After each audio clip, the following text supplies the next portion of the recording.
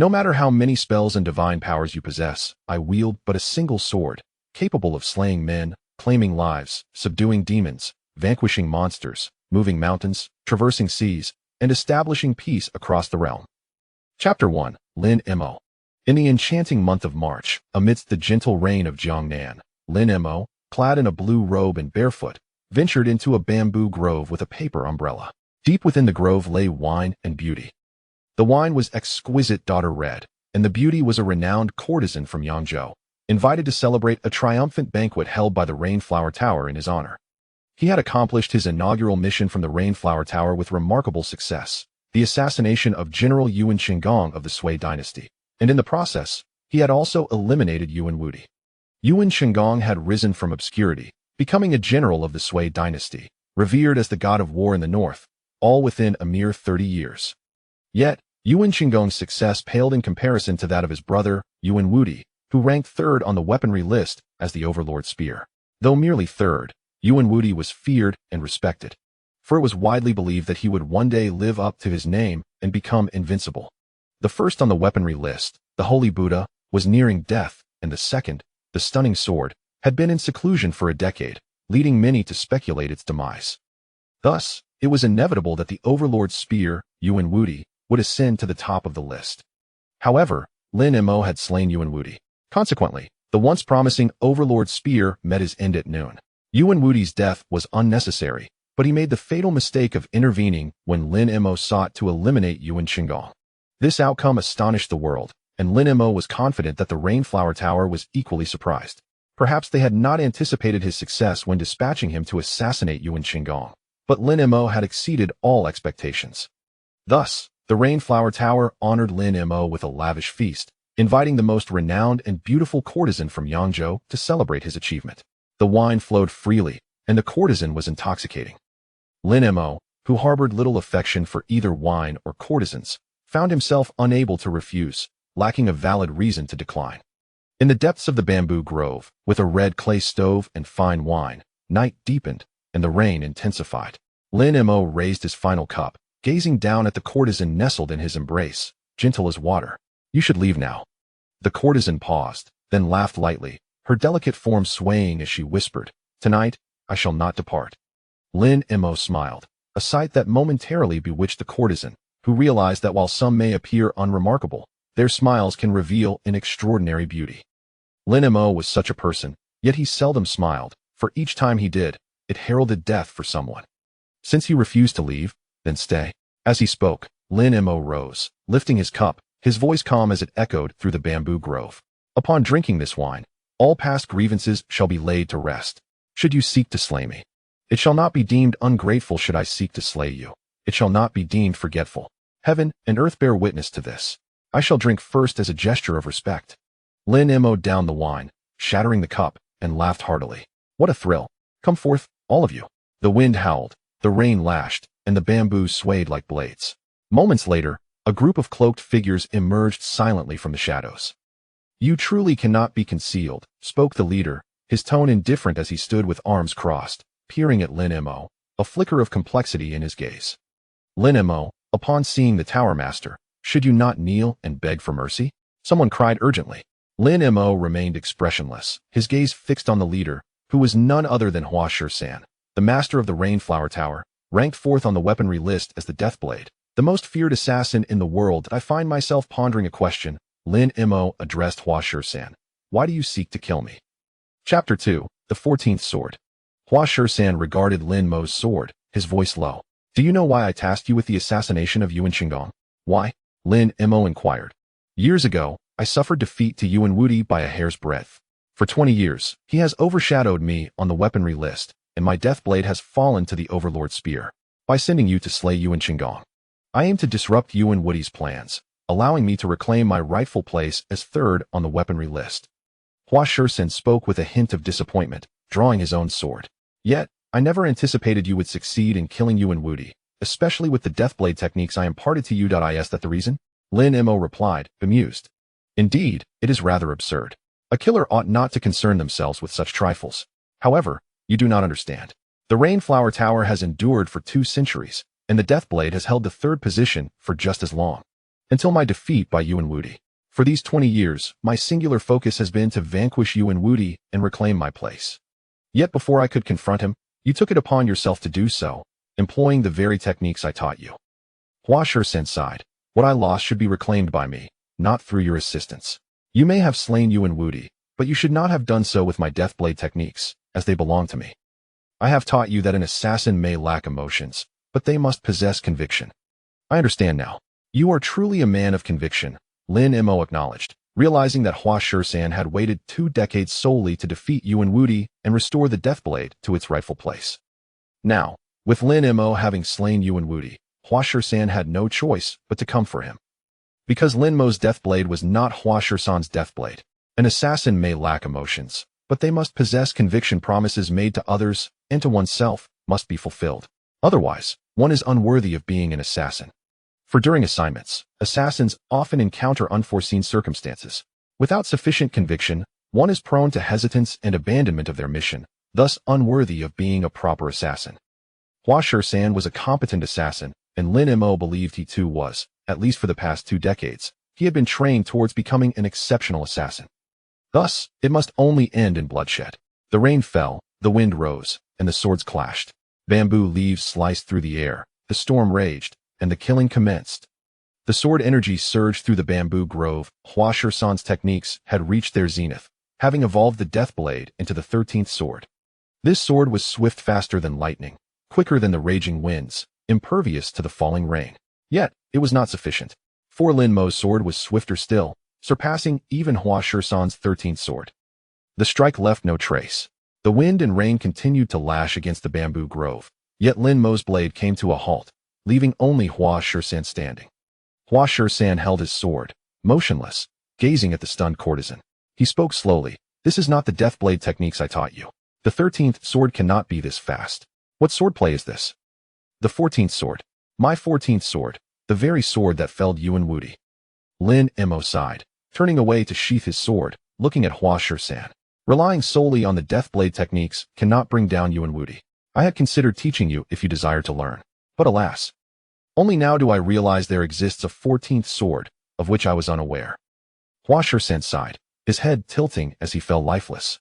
Lin Mo regarded the fallen Hua Shisan with a distant gaze, his expression unchanged. Of course, you were unaware, for your eyes were set solely on the 3rd position of the weaponry list. I, however, am different. Chapter 3. Invincible in the Mortal Realm. Hua Shisan has perished. The once renowned #1 assassin, who taught Lin Mo the 13 swords of fatality, has succumbed to Lin Mo's unfathomable 14th sword, just as the formidable Yuan Wudi could not fathom his own demise at Lin Mo's hands. One reinvented the art of killing, creating the 13th sword from the impossible, while the other dominated the northern lands for 30 years without rival, yet both met their end at Lin Mo's hands. Their defeat was not due to lack of strength. They were merely confined to the horizon visible to all. While Lin Mo had already gazed upon the realms beyond mortal sight, some lift their heads to behold the starry sky, never contemplating its vastness or the enormity of the world. Thus they merely walk with bowed heads. Yet, there are those who, upon gazing at the celestial expanse, embrace it within their hearts and yearn to venture to the farthest reaches of the earth, wishing to scale the highest peaks to behold the stars. Their pursuit is not merely for the sake of experiencing the breadth of heaven and earth, but to ponder how one might grasp the stars and seize the sun and moon. Lin Mo was of the latter kind, which is why Hua Shisan could not conceive the unimaginable 14th sword that was birthed in Lin Mo's hands. And so, the Grand Yuhua Tower, weathered by 2 centuries of storms, undefeated by time or the martial world, ultimately fell to Lin Mo. I must take my leave. Lin Mo sheathed his sword and gazed at the petrified courtesan.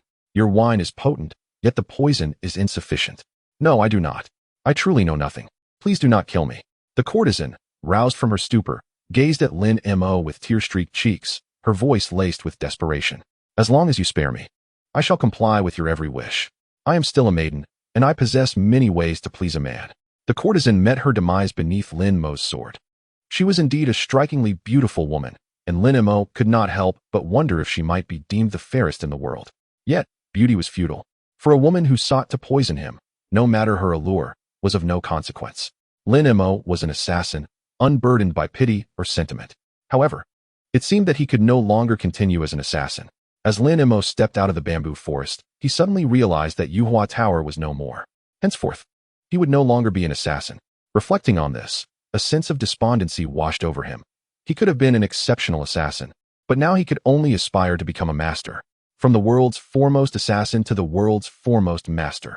A transformation that, upon consideration, held a certain allure. Thus, he resolved to take the lives of a couple more individuals. With this thought, Lin Mo smiled, raising his umbrella, barefoot in his azure robe. He ventured into the martial world alone. Half a year later, in the western desert, at the Great Snow Mountain, stood the Bulala Palace. This was the sacred ground for the people of the western desert, for it housed the Saint Buddha, who presided over the entire snowy expanse. The Saint Buddha was a master, unparalleled for 3 centuries. It was not that the Saint Buddha had lived for 300 years, rather, each generation of the Saint Buddha had been the greatest in the world for the past 300 years. It was said that the Saint Buddha possessed a secret technique, allowing for reincarnation. Thus, each Saint Buddha was a reincarnation of the last. In a certain sense, the Saint Buddha could be viewed as the embodiment of 300 years of unmatched mastery. At this moment, Bulala Palace was ablaze with lights. Some wept, some laughed. Yet many knelt in fear, trembling. Below the mountain lay the Golden Wolf Riders, once feared by the Central Plains. They had pursued enemies beyond the Great Snow Mountain, breaching another vast continent to establish an unprecedented empire spanning east and west. They were the guardians of the Great Snow Mountain, the undefeated Iron Cavalry sung of for 3 centuries. But now, the Golden Wolf Riders had vanished, their indomitable military spirit shattered. A single sword had cleaved through the military soul of the Golden Wolf Riders, severing their undefeated banner. Chapter 4. Invincible in the Mortal Realm.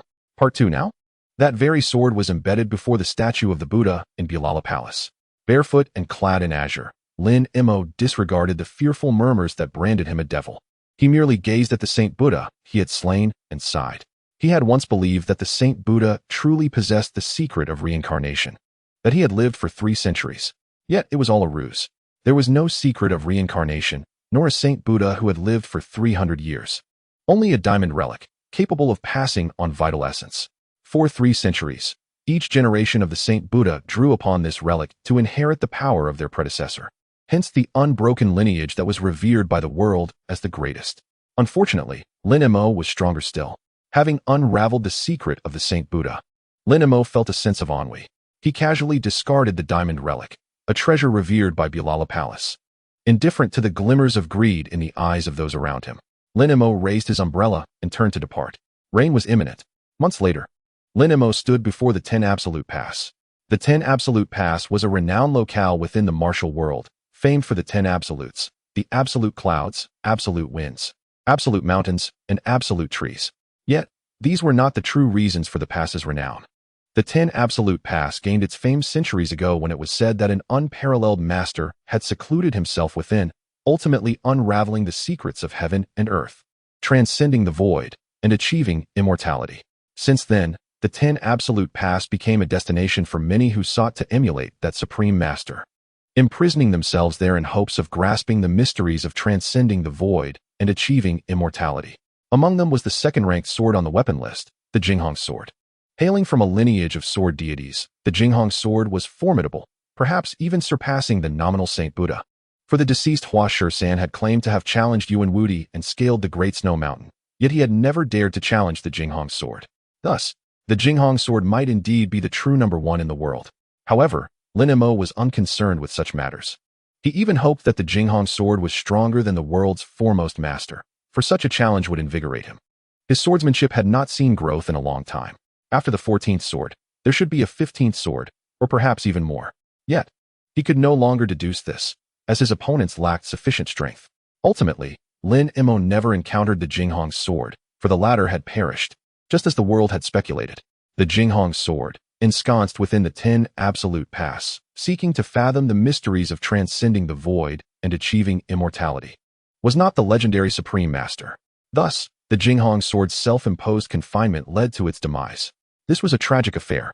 More sorrowful still was the sight that greeted Lin Mo upon entering the Jinghong sword's seclusion, an expanse of desiccated bones, with the stone walls inscribed with sword energy, repeating but one word: hatred, hatred, hatred. The 3 great hatreds of life: hatred of heaven, hatred of earth, and hatred of oneself.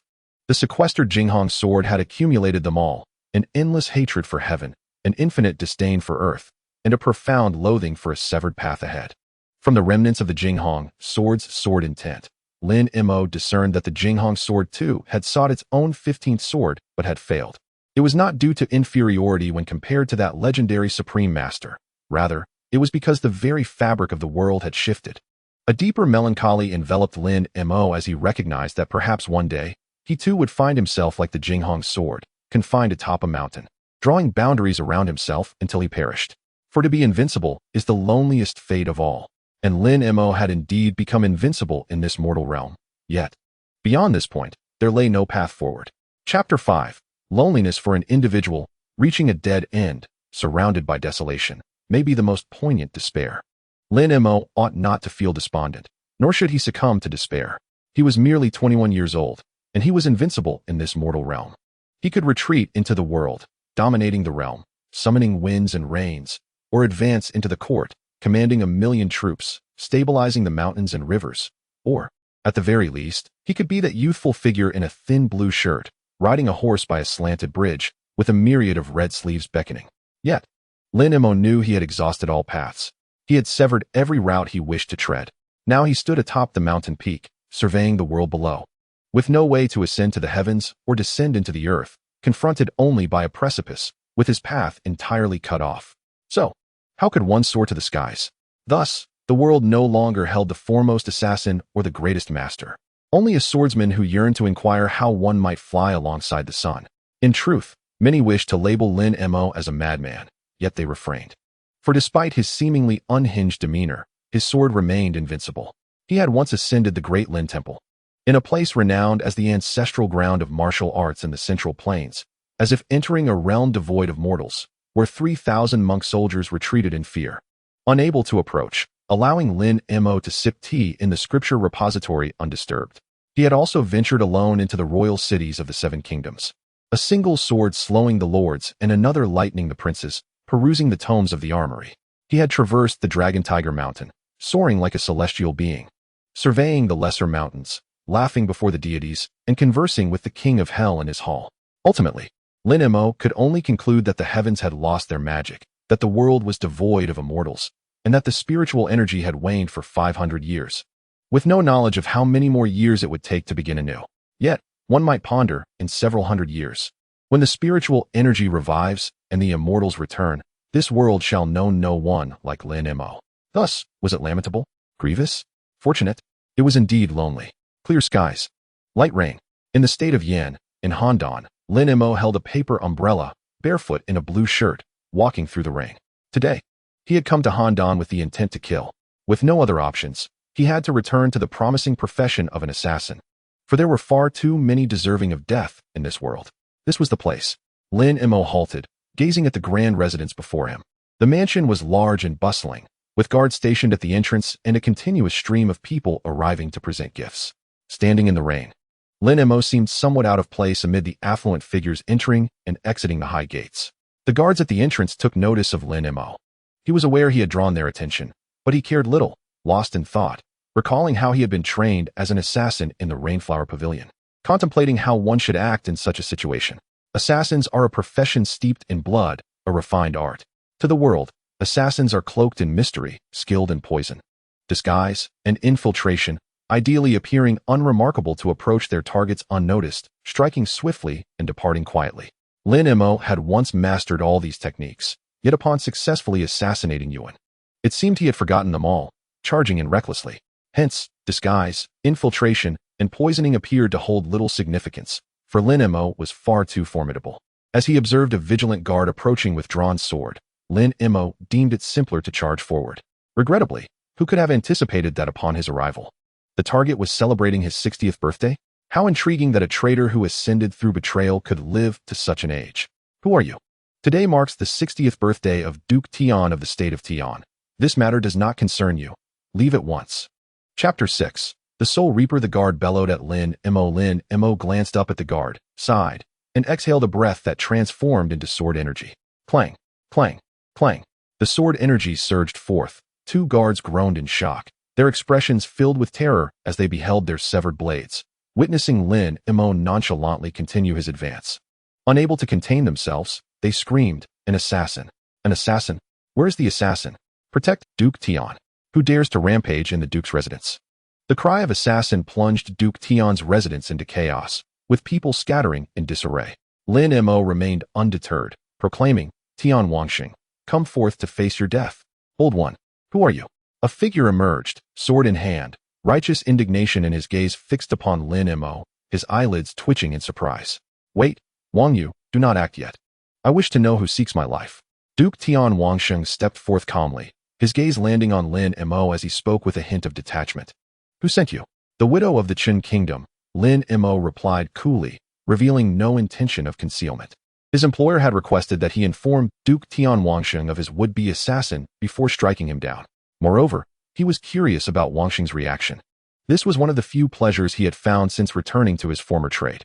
After all, as the saying goes, when a man is about to die, his words carry weight. He rather enjoyed hearing some kind words. The widow of the Qin kingdom? Duke Tian Wangsheng's pupils constricted, momentarily lost in thought. Those 5 words dredged up painful memories. Some had passed away, while others were conferred titles and honors. The Duke of Tian, who had risen through betrayal, could not easily forget certain things, even after 20 years. Yet, while some felt regret, others were filled with indignation. Duke Tian Wangsheng belonged to the latter, for he knew he had no right to regret, nor could he afford to. So he merely cast a scornful glance at Lin Mo, chuckling derisively. "Wang Yu, kill him. As you command." Wang Yu responded loudly, without hesitation, taking a swift step, turning and leaping over the wall without a backward glance. He recognized Lin Mo, the sword demon, the undefeated Lin Mo. Thus, Wang Yu fled, for he understood that no one in this realm could triumph over Lin Mo, no one. Duke Tian Wangsheng was taken aback to find that the swordsman he relied upon lacked even the courage to draw his sword, turning to abandon him. Shocked and incredulous, he called out, "Wang Yu, where are you going? You are the foremost swordsman of Yin. How can you flee like a lost dog?" Swish. Duke Tian Wangsheng's voice was abruptly silenced as a sword pierced through his throat. Lin Mo casually withdrew his blade, nodding slightly to the stunned guests in the hall, wiping the blood from his sword, and turning to leave. As the saying goes, one kills a man every 10 paces, leaving no trace for 1,000 miles. Once the deed is done, he departs, concealing his achievements and name. Is that him? It must be. On the city wall, 2 figures with indifferent gazes observed Lin Mo ride away, exchanging glances before leaping down from the wall and hastily pursuing him. As Lin Mo galloped, he suddenly sensed something amiss, halting his horse and glancing back. Pursuing him were 2 men clad in black and white, wearing peculiar masks. Lin Mo, the last innate master of the Central Plains. Truly, the generations grow weaker. "Come with us," the 2 men, starkly contrasting in color, spoke coldly, one after the other, as if they were conjoined twins. "I know you. Why should I follow you?" "You certainly have the audacity," Lin Mo replied, puzzled. "Tianguan, Soul Reapers." The 2 continued their terse, icy dialogue, their figures shifting with an almost ethereal grace, encircling Lin Mo. Chapter 7. Setting sail. Tianguan, Soul Reapers? Lin Mo pondered for a moment, suddenly recalling something, astonished. "I've remembered. I know you." The 2 Tianguan Soul Reapers remained silent, merely watching Lin Mo. "In my past at Yuhua Tower, I once heard Hua Shisan mention an organization known as Tian Men, which sends forth 2 individuals, self-proclaimed as Soul Reapers, every 60 years to secretly apprehend all innate masters within the martial world. It seems the first master of the tower was indeed taken by your kind. I had thought it merely a boast, but it turns out such an organization truly exists." "So, you are Haiwachang and Baichang?" Lin Mo inquired, intrigued. He had heard tales of Tian Men and the Soul Reapers not only at Yuhua Tower, but throughout his travels across the martial world, having encountered references to them in numerous sect texts. Initially, he had believed them to be mere folklore, yet he now stood before living embodiments of the Soul Reapers. Indeed, they were alive. Lin Mo could distinctly sense the vibrant life force emanating from the 2 Soul Reapers, a vitality potent and intense, characteristic of innate masters. It had been long since he had encountered such prowess. He felt an overwhelming urge to either slay them or be slain by them. Lin Mo was nearly overwhelmed with joy, suppressing laughter, yet his curiosity about the true nature of Tian Men eclipsed his exhilaration. "Come with us, or die." The 2 Soul Reapers intoned coldly, radiating an imposing aura that suggested they would strike at the slightest provocation. Lin Mo nodded decisively. "Very well." The Soul Reapers were taken aback by Lin Mo's unexpected acquiescence. They had anticipated defiance from someone of his stature, the sole innate master known in the Central Plains. Such individuals are typically proud and defiant, yet Lin Mo's compliance was entirely unforeseen. "Let us depart," Lin Mo stated, dismounting his horse. "Stop dawdling. Lead the way." "Very well. Heaven has a path you refuse to tread. Hell has no gates, yet you intrude. Lin Mo, having decided to accompany us, there is no turning back," they admonished, suppressing their surprise. "Quickly, let us go," Lin Mo urged. The two Soul Reapers exchanged glances, each reflecting confusion and astonishment. "Old hey, this is not what I envisioned." "Old bye, neither is this what I anticipated." Lin Mo followed the two Soul Reapers with delight, refraining from inquiring about their destination or the nature of Tianmin. Uninterested in their motives for seeking him, he simply enjoyed the journey, traversing mountains and rivers, until they boarded a vessel and sailed from the Yangtze River to the open sea. "Do you not have any questions?" As they set sail, the Black Soul Reaper finally broke the silence, observing Lin Mo's serene gaze upon the sea. "Questions? About what? Where we are going? What we will do? Is it necessary?" "I know you will divulge it in due time," Lin Mo replied. "Are you not afraid we might lead you to the underworld, to take your life and judge your sins?" The White Soul Reaper retorted coldly. "Is it entertaining to feign the supernatural? You are living beings, you know well, and so do I. If you can indeed take me to the underworld, I would welcome it." Chapter 8. Spirit Island. Lin Mo chuckled, gazing at the sword resting on his lap.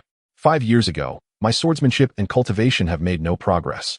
I can sense that something is amiss in this world, as if it conspires to hinder my growth." The expressions of the Black and White Soul Reapers shifted, disbelief etched on their faces as they exclaimed in unison. "You have entered the realm of severance? How is that possible?" "Severance? The broken state?" Lin Mo smiled knowingly. "So, you indeed possess some knowledge. You refer to this condition as severance? Quite intriguing, it resonates with my experience. A path obstructed. I once believed there was no path ahead. Yet your words reveal that it is merely severed. Do you possess a means to reconnect this severed path? Or do you require my assistance in finding a way to restore it?" "You will know when you arrive," the White Soul Reaper scoffed, unwilling to divulge further. Turning to leave, the Black Soul Reaper cast a lingering glance at Lin Mo before following suit. "Truly tedious individuals," Lin Mo mused, smiling as he gazed into the depths of the sea, eagerly anticipating what lay beyond, for if no surprises awaited him, he would have no choice but to eliminate them. The vessel sailed for 2.5 months. Lin Mo had not anticipated Tianmen's distance from the Central Plains, yet this only heightened his anticipation.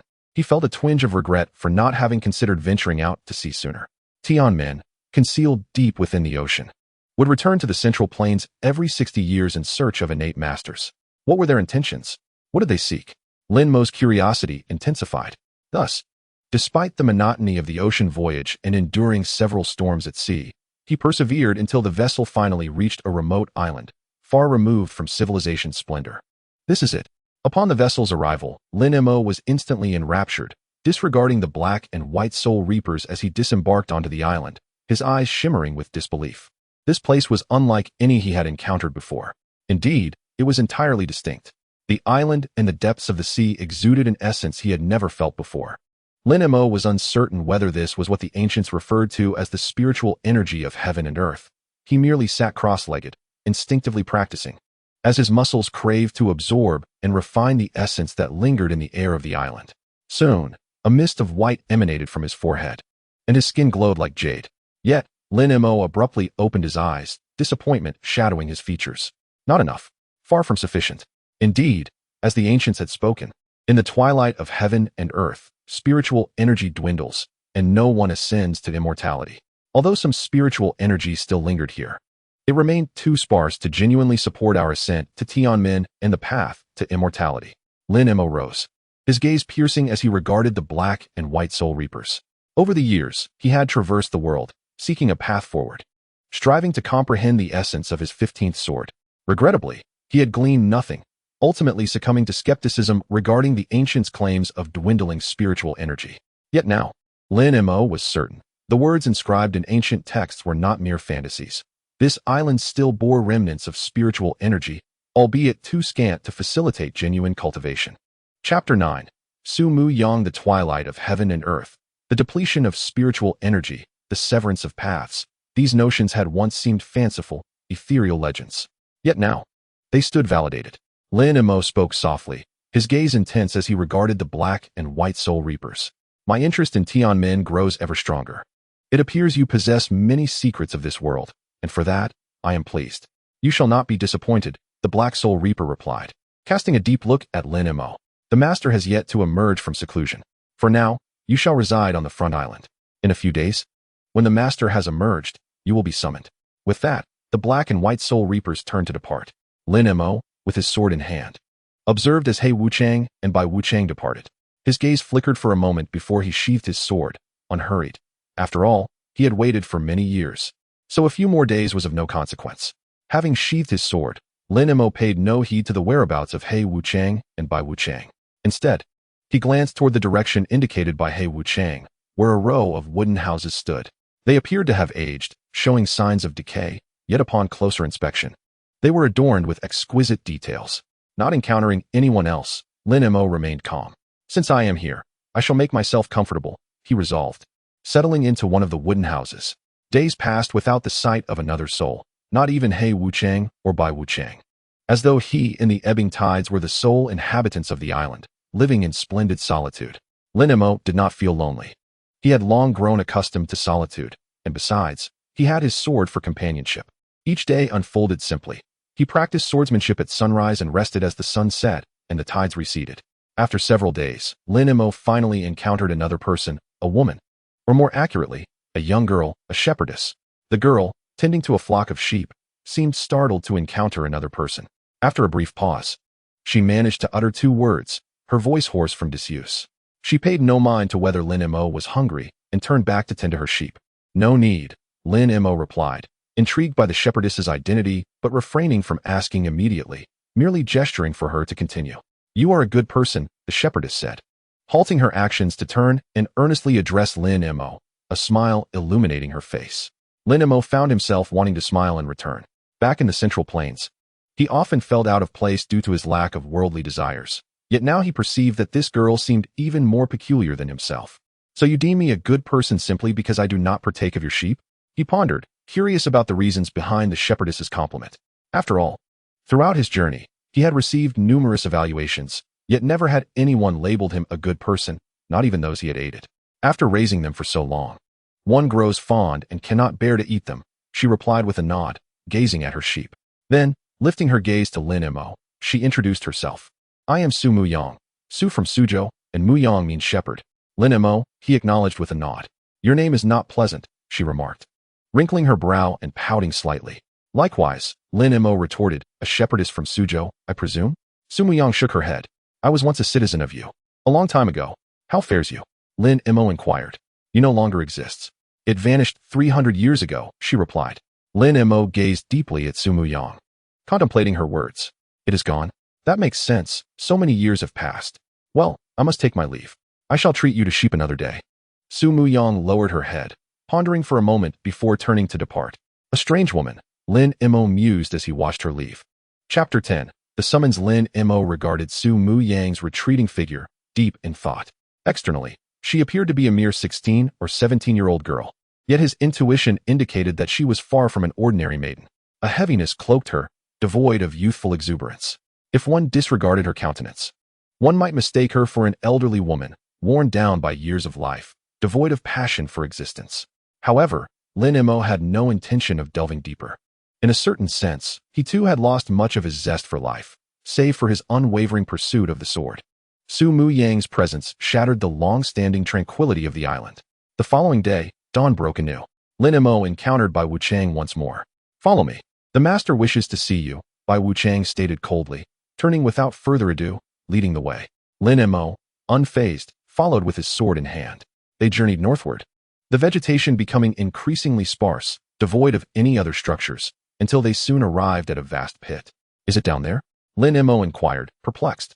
He had envisioned what this enigmatic celestial gateway might resemble, yet never anticipated it to be situated within such a dark, profound chasm. Are you afraid? Bai Wuchang mocked, raising an eyebrow. I wield a sword, Lin Mo replied, lifting his blade. With a sword in hand, he felt unfazed by any malevolent entity. Bai Wuchang understood the sentiment, letting out a huff of indifference, and as he stepped into the abyss, he suddenly asked, Have you met the young lady? You mean Su Muyang? Lin Mo responded. Surprised, as he leaped after him, employing his lightness skill. How dare you address her by name? Bai Wuchang erupted in fury, his form twisting in the air like a hawk, fierce and menacing, as he charged at Lin Mo. How absurd, Lin Mo thought, flicking his sword. The sword energy surged forth, swift and precise. Although the blade remained sheathed, an invisible power cut through Bai Wuchang's grasp, the scabbard aiming directly at his heart. Bai Wuchang stifled a grunt, his expression darkening as he glanced down at his garment, now marred by the sword's energy. With a cold snort, he landed on the ground. Fixing a fierce gaze upon Lin Mo. Enough, old Bai, interrupted He Wuchang, who appeared seemingly from nowhere, halting Bai Wuchang's advance. His gaze shifted to Lin Mo. Come, the master awaits you. Should you disrespect the young lady again, I will end you. Bai Wuchang shot Lin Mo a chilling glare before turning away. Lin Mo remained unfazed, casually retorting, you too, there won't be a next time. Oomph. The guide changed to He Wuchang, and the atmosphere grew silent.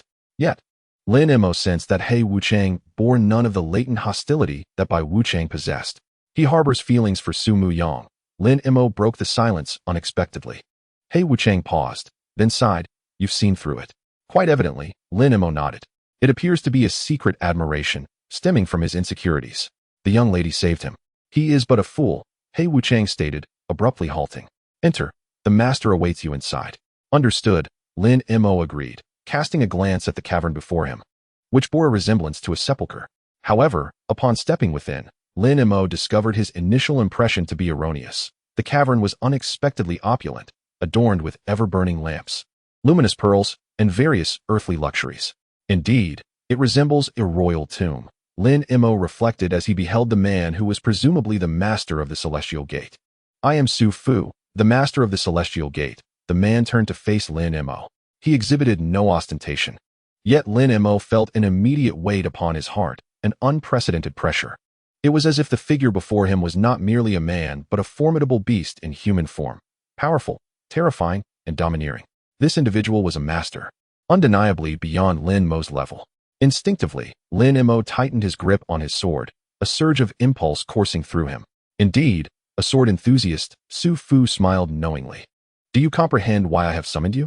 You require my assistance, Lin Mo replied, tempering his emotions and responding with nonchalance. Correct, Su Fu nodded. In truth, it is not only you. We have many like-minded individuals. What would you like to inquire about? Is there a path forward? Lin Mo's eyes sparkled with curiosity as he asked. There is no path ahead. Su Fu shook his head, and Lin Mo furrowed his brow. Something was amiss. He sensed that Su Fu had found a path, albeit just one step further than them. Yet it too had led to a dead end. Su Fu spoke calmly. 500 years ago, during the calamity of the deities, the path to immortality was severed, and no one could achieve eternal life. In this age of decline, no one can advance any further, not now, at least. Then what? Lin Mo was unfazed by Su Fu's revelation. He cared little for the reasoning behind it, and only sought a solution. Yet, there will come a day when spiritual energy revives, and deities will return to their rightful place. What we can do is find a way to survive until that time, Su Fu continued, gazing at Lin Mo. I have lived for 5 centuries, yet I am nearing death. Therefore, I need you and everyone else to continue living. You've lived for 500 years? Lin Mo finally showed some emotion, pondering for a moment. As far as I know, the Heavenly Gate has indeed existed for many years. If it has not changed hands, it is conceivable that you could have lived for 5 centuries. How have you survived? I discovered the elixir of immortality. Su Fu replied with a smile that seemed to mask a poor joke. 5 centuries ago, I set sail in search of the elixir. You may have heard of it. And I found it. You are that Su Fu. Lin Mo's pupils constricted as he recalled where he had encountered the name Su Fu. 5 centuries ago. The kingdom of Yu dominated the Central Plains, sending the sorcerer Su Fu to sea in search of the elixir of immortality, only for him to never return. The king of Yu did not receive the elixir, and the kingdom did not survive for 500 years. Yet, Su Fu lived on because he consumed the very elixir he sought for the king. You consumed the elixir but still cannot achieve immortality? Lin Mo seized upon the inconsistency in Su Fu's words, questioning him. I have said that in this age of decline, no one can achieve eternal life. Even the elixir cannot grant immortality now. I need a new elixir, and so do you. Su Fu replied calmly. I know where another elixir exists, or rather, something that could extend our lives by several centuries. Are you certain it concerns us? Lin Mo chuckled. The elixir, even if it could only extend life for a few centuries, should be quite rare. Indeed, It is not a true elixir of immortality. However, I am confident that this substance can produce effects akin to that of the elixir, and there is enough for all of us to share. Chapter 12, Secrets.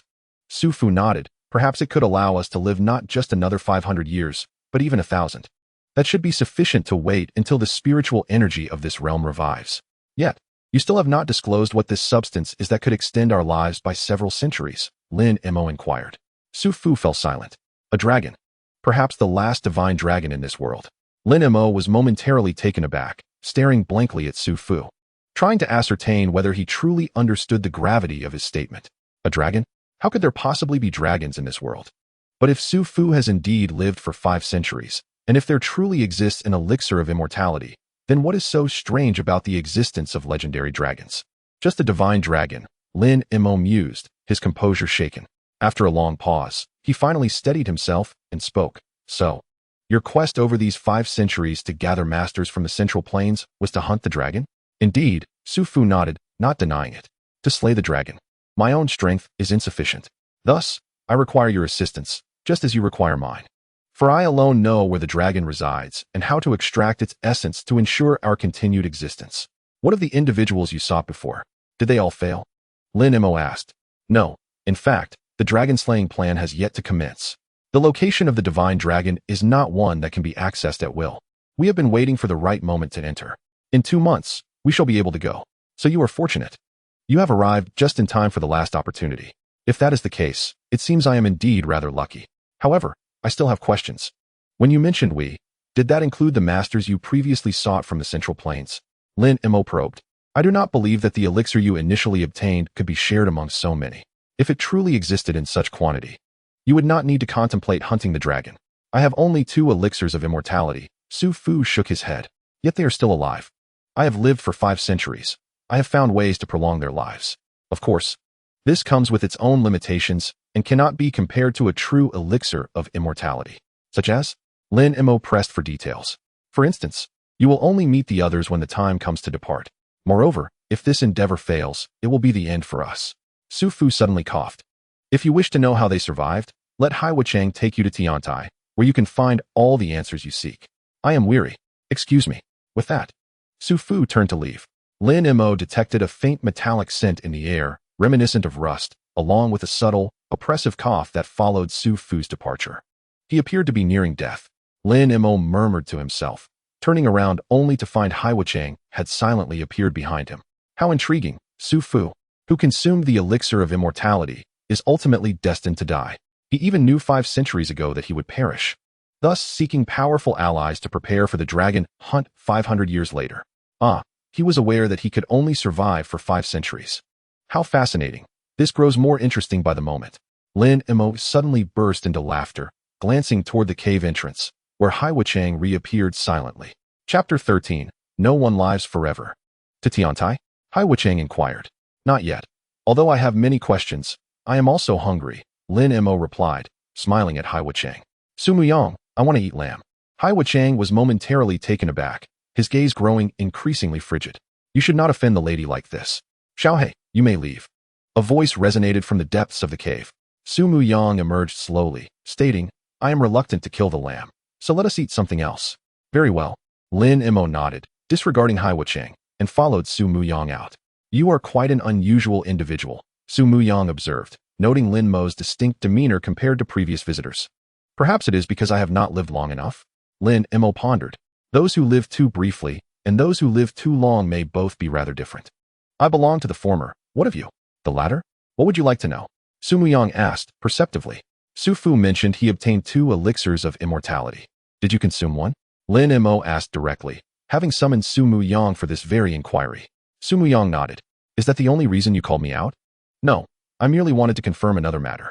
Lin Mo suddenly leaned closer to Su Muyang, inhaling deeply before retracting his movement, contemplatively. Indeed, it is different. Thus, Su Fu did not consume the other elixir, or perhaps only half of it. Su Muyang was momentarily stunned, then nodded. You are the first to notice. You are quite astute. How intriguing. He sought the elixir with great difficulty, yet he did not consume it himself, instead giving it to you? No.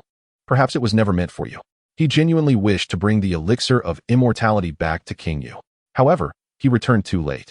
The king had already passed away.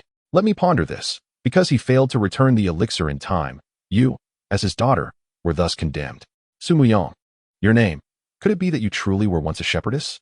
Condemned, yet ordered to tend sheep? Lin Mo endeavored to reconstruct Su Fu's past experiences. You are quite astute. Su Muyang cast a deep glance at Lin Mo, her gaze dimmed. Indeed, he had returned too late. Had he arrived sooner, perhaps everything would have been different. If I were in his position, I might have chosen never to return. Lin Mo contemplated before responding earnestly. Why? Su Muyang furrowed her brow in inquiry. If immortality were attainable, surely there is nothing one could not relinquish, right? Bringing back the elixir of immortality is far more arduous than consuming it. Lin Mo's words left Su Muyang somewhat dazed. After a long pause, she nodded. Indeed, when reflecting upon it, he truly should not have returned. I am more curious as to why he did not consume the other elixir of immortality, Lin Mo questioned. That was reserved for my mother. Yet, in the end, he could not keep it for her. Su Muyang gazed at Lin Mo, lamenting the absence of the elixir. The last one, he had vowed not to consume it. But to survive all these years, he ultimately did. The promises he made to my mother, he ultimately failed to fulfill. What he could not provide for her, he at least granted to you, did he not? Lin Mo remarked nonchalantly, you have no right to blame him. I do not blame him. I simply do not know how to forgive him. Su Muyang sighed, her gaze sorrowful. He could have returned sooner. Yet, he hesitated for a long time. Caught between longevity and promises. Anyone would hesitate. Lin Mo had no doubt that Su Fu must have struggled and wavered at that time, faced with the temptation of immortality. No one could remain calm and unhesitant. Chapter 14. No one lives forever. 2. Upon hearing Lin Mo's words, Su Muyang was momentarily taken aback, then fell silent. Lin Mo refrained from elaborating further. He was not here to defend Su Fu, for he believed that anyone would waver. He even surmised that Su Fu struggled for several years, torn between choosing his own immortality or returning to fulfill the promise he made when he departed. Lin Mo could envision the spirited Su Fu embarking on his voyage, making promises to his wife and daughter, as well as to King Yu. Ultimately, he kept his promise, but missed the expiration of the vow. So, if it were you, would you also forsake your promises for the sake of immortality? Su Muyang gazed at Lin Mo, posing the question. Some things must surely hold greater significance than mere existence. Lin Mo contemplated before responding. Such as? Su Muyang's eyes brightened with curiosity. Such as the path of the sword. Lin Mo smiled, looking at Su Muyang. Has anyone ever told you that you look lovely when you smile? Su Muyang was taken aback, not expecting Lin Mo's compliment. Lin Mo then retracted his smile, stating, had you known the reason for my laughter earlier, you would not feel that way. Then what made you laugh? Su Muyang inquired, intrigued. Lin Mo met her gaze and answered candidly. I was contemplating whether I should kill you. Why the sudden thought? Su Muyang blinked, unafraid and not calling for help. She simply regarded him, finding his calm demeanor oddly reassuring. Because Su Fu mentioned he was nearing death, Lin Mo narrowed his eyes slightly, studying Su Muyang, his voice lowering. Yet you are not. That doesn't seem right. So what? Su Muyang continued to ask, like an inquisitive child. Thus, I just stated. I suspect that Su Fu did not consume the elixir of immortality, or perhaps he only ingested half, at least not the entirety. Hence, he is dying. Yet you remain unharmed. Lin Mo shared his conjecture, leading to another thought. If consuming the complete elixir ensures immortality, then you, if I were to slay you, would you consume me in return? Su Muyang chuckled, seemingly unfazed by the implication. No. Lin Mo shook his head, reiterating. I previously mentioned that I have not lived long enough to fear death, nor do I urgently yearn for immortality. I merely wish to ascertain whether the elixir truly grants eternal life. Thus, if I were to pierce your heart with my sword, would you still survive? I wish to discover if immortality truly exists. Thank you. Su Muyang pondered for a moment before suddenly expressing her gratitude to Lin Mo. You wish to kill me, yet you thank me? Lin Mo regarded Su Muyang with a curious expression, finding her to be quite an eccentric individual. Although I ultimately abandoned the thought of killing you, believe me, there was indeed a moment when I contemplated it. Truly, I am aware. But I still wish to thank you, because you did not consider consuming me. As for killing me, I too am curious whether I can indeed be killed. Su Muyang spoke with a wistful tone. Lin Mo fell silent, merely observing her eyes, suddenly finding fate intriguing. Some individuals yearn for life, while others do not wish to live. Chapter 15. The Celestial Inquiry Platform. The Celestial Inquiry Platform. Its name exudes grandeur. Yet it merely serves as a repository for various martial arts scriptures. As Lin Mo stepped inside, he was reminded of the sutra repository at Daling Temple. There was once a saying in the martial world, all martial arts emanate from Daling. Lin Mo had visited Daling Temple, yet it left him somewhat disappointed, for the repository, which claimed to house the martial arts of the world, contained mostly Buddhist texts. Moreover, the monks at Daling Temple were not particularly formidable, and there was no true Buddha to speak of. Perhaps, as Su Fu remarked, the world has entered an age of decline, where the celestial beings face calamity, and all that once flourished in legend has become a mere remnant of the past. The items stored within the Celestial Inquiry platform seem to reflect this sentiment. After all, theoretically, the world should perpetually progress, akin to the surging waves of the Yangtze River, unless under extraordinary circumstances, one would expect each generation to surpass the last. Lin Mo spent a month within the Celestial Inquiry platform, poring over many ancient texts that sounded formidable, yet regrettably, they proved futile. The times had changed, and these martial arts scriptures had become obsolete. The sole gain from this experience was that Lin Mo finally comprehended what a complete cultivation path entailed: innate chi training, spirit transformation, void return, and unity with the Tao. It dawned on him that there remained a significant gap between himself and the celestial beings. Lin Mo felt astonished. He had initially believed himself quite powerful, only to discover that his current cultivation was merely the first step on the true path of cultivation. Thus, Su Fu was currently at the chi training stage. However, with the depletion of spiritual energy, he can progress no further. Lin Mo closed one of the scriptures and turned, hearing footsteps approaching. With the spiritual energy exhausted, no one can continue onward. Su Mu Yang approached, casually retrieving a weathered manuscript and presenting it to Lin Mo, stating that most of the content was outdated and devoid of spiritual energy, all mere illusions. Yet this book might be of use to you. What is this? Lin Mo took the book, curious, and glanced inside. Dragon-slaying technique? Are there indeed secret tomes that instruct one on how to slay dragons in this world? Naturally, such tomes exist. Su Mu Yang nodded, remarking that for true immortals, dragon liver and phoenix marrow might well be akin to our culinary delights of lamb and beef. Well, should the opportunity arise, I would indeed be curious to sample the taste of dragon liver and phoenix marrow. Lin Mo smiled, deciding to delve into this book thoroughly later, not necessarily to master any dragon-slaying techniques, but to ascertain the dragon's weaknesses, which was imperative. After all, they were to embark on a dragon-slaying quest. Furthermore, Su Mu Yang handed Lin Mo another tome. I have compared them. This innate One Chi Great Tao Golden Book, though somewhat unremarkable, is the most adept at elucidating the essentials of cultivation, directly pointing to the Great Tao. Should you truly succeed in the end, you might find it useful. Upon finishing her words, Su Mu Yang glanced at the myriad of books in the Wentian Terrace, her gaze indifferent, deeming the rest unnecessary to peruse. So, you have read all the books here? Lin Mo inquired. Reading can indeed occupy much idle time, Su Mu Yang replied with a smile, noting that the others were on the verge of revival. Your time is limited. Well, I must tend to the sheep now. Excuse me. Lin Mo did not detain her. Watching Su Mu Yang depart, he then looked down at the two books in his hands, uncertain of the veracity of Su Mu Yang's recommendations. Yet, he felt the urgency in her words. Time was not on his side. The departure was imminent. Chapter 16, The Dragon Slayer. The moment of departure arrived sooner than Lin Mo had anticipated. After jotting down the contents of the dragon-slaying techniques and the innate One Chi Great Tao Golden Book, he barely had time to explore more secret arts before he encountered the first Dragon Slayer. Dragon Slayer.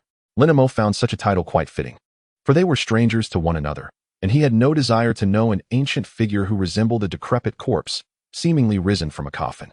Your condition appears rather dire, Lin Mo observed, his gaze calm and unflinching as he regarded the person who had appeared in the Wentian Terrace without warning.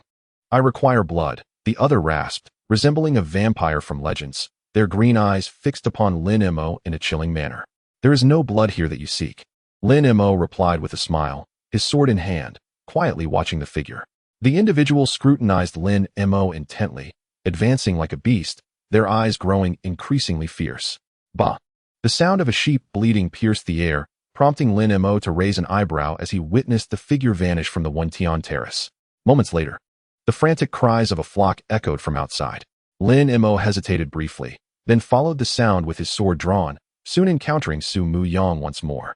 Her complexion had paled, and the ominous figures of the black and white impermanence loomed beside her, eyeing the one who had pounced upon a lamb, greedily drinking its blood. Lin Mo halted, nodding at Su Mu Yang, then observed with keen interest the bloodsucker feasting upon the sheep. This is the secret to their survival thus far. Su Muyang noted, watching the terrified sheep scatter in vain, their escape routes blocked. To survive, people can truly sacrifice much. I see that now, Lin Mo replied, turning his attention to the sound of more suppressed, beast-like running, akin to a swarm of bats taking flight. He leapt onto a raised platform. Su Muyang, escorted by the black and white impermanents, joined him on the platform. Neither spoke further, merely gazing down at the throng below, devouring sheep. So your sheep are intended for them? Lin Mo inquired. I simply cannot prevent them from consuming my sheep, Su Muyang replied, her expression somewhat forlorn as she turned to Lin Mo. If it were you, would you choose to become like this? I do not know, Lin Mo pondered, contemplating his answer to such a question. He looked upon the dragon slayers below, or so they could be deemed. The first to feast upon the sheep had regained some color, their form no longer withered, as if revived. Wiping the blood from the corner of their mouth, they raised their head and smiled at them.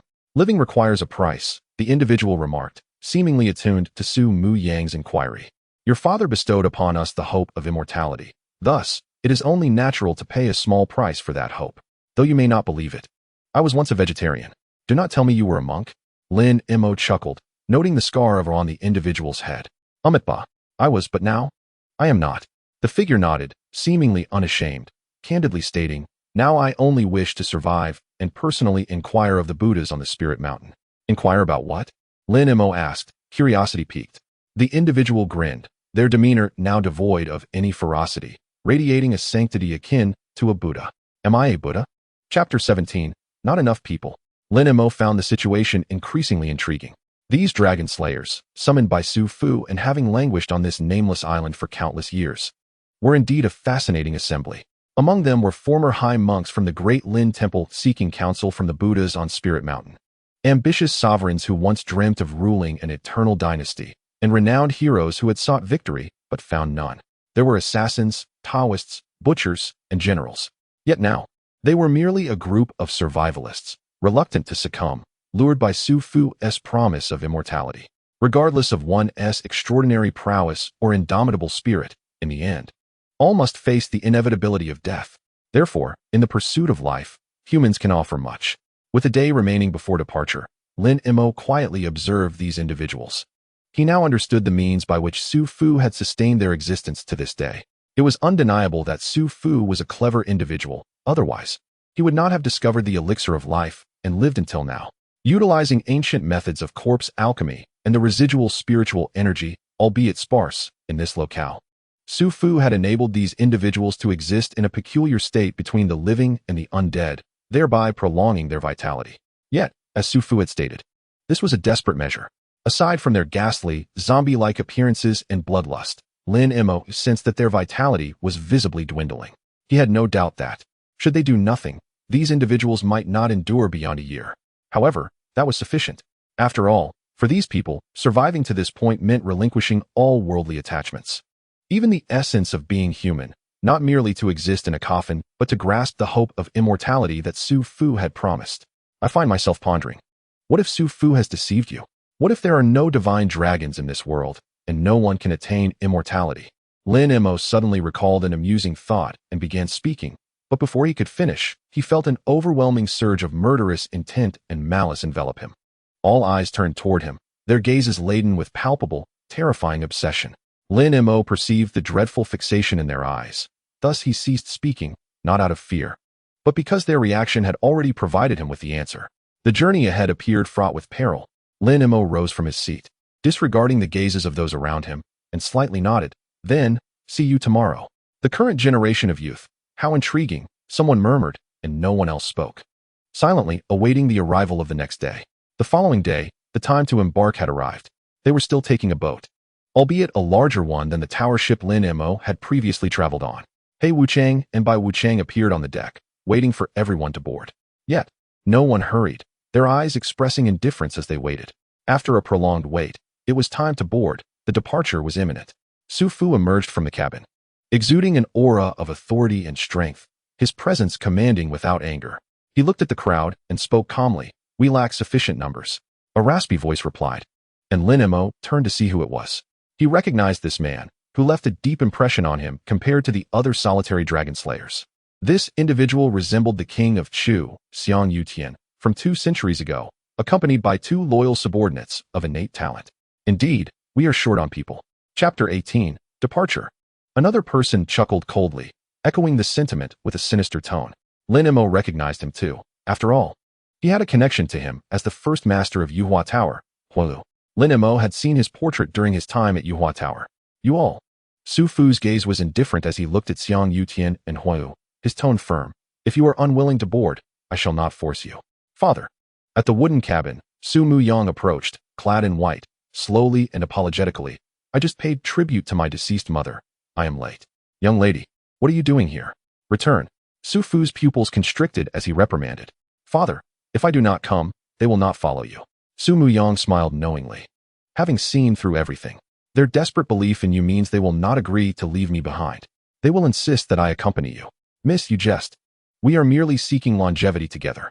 Would it not be a pity if you do not come? I believe Master does not wish to seek immortality alone, without family by his side. Someone laughed, alleviating the tense atmosphere. Lin Mo remained silent, ignoring the underlying scheming, yet he understood Su Muyang was right. If she did not go, none would feel at ease following Su Fu, including himself. They had all abandoned everything to seek longevity. In the end, however, Su Fu had left his daughter behind, making it difficult for others to believe he truly intended to lead them in dragon slaying for the sake of longevity. Su Fu understood this reasoning as well, hence his silence. After a moment, he calmly instructed Bai Wuchang, go and invite the young lady aboard. Bai Wuchang did not move, his masked face betraying no emotion, but one could sense his reluctance.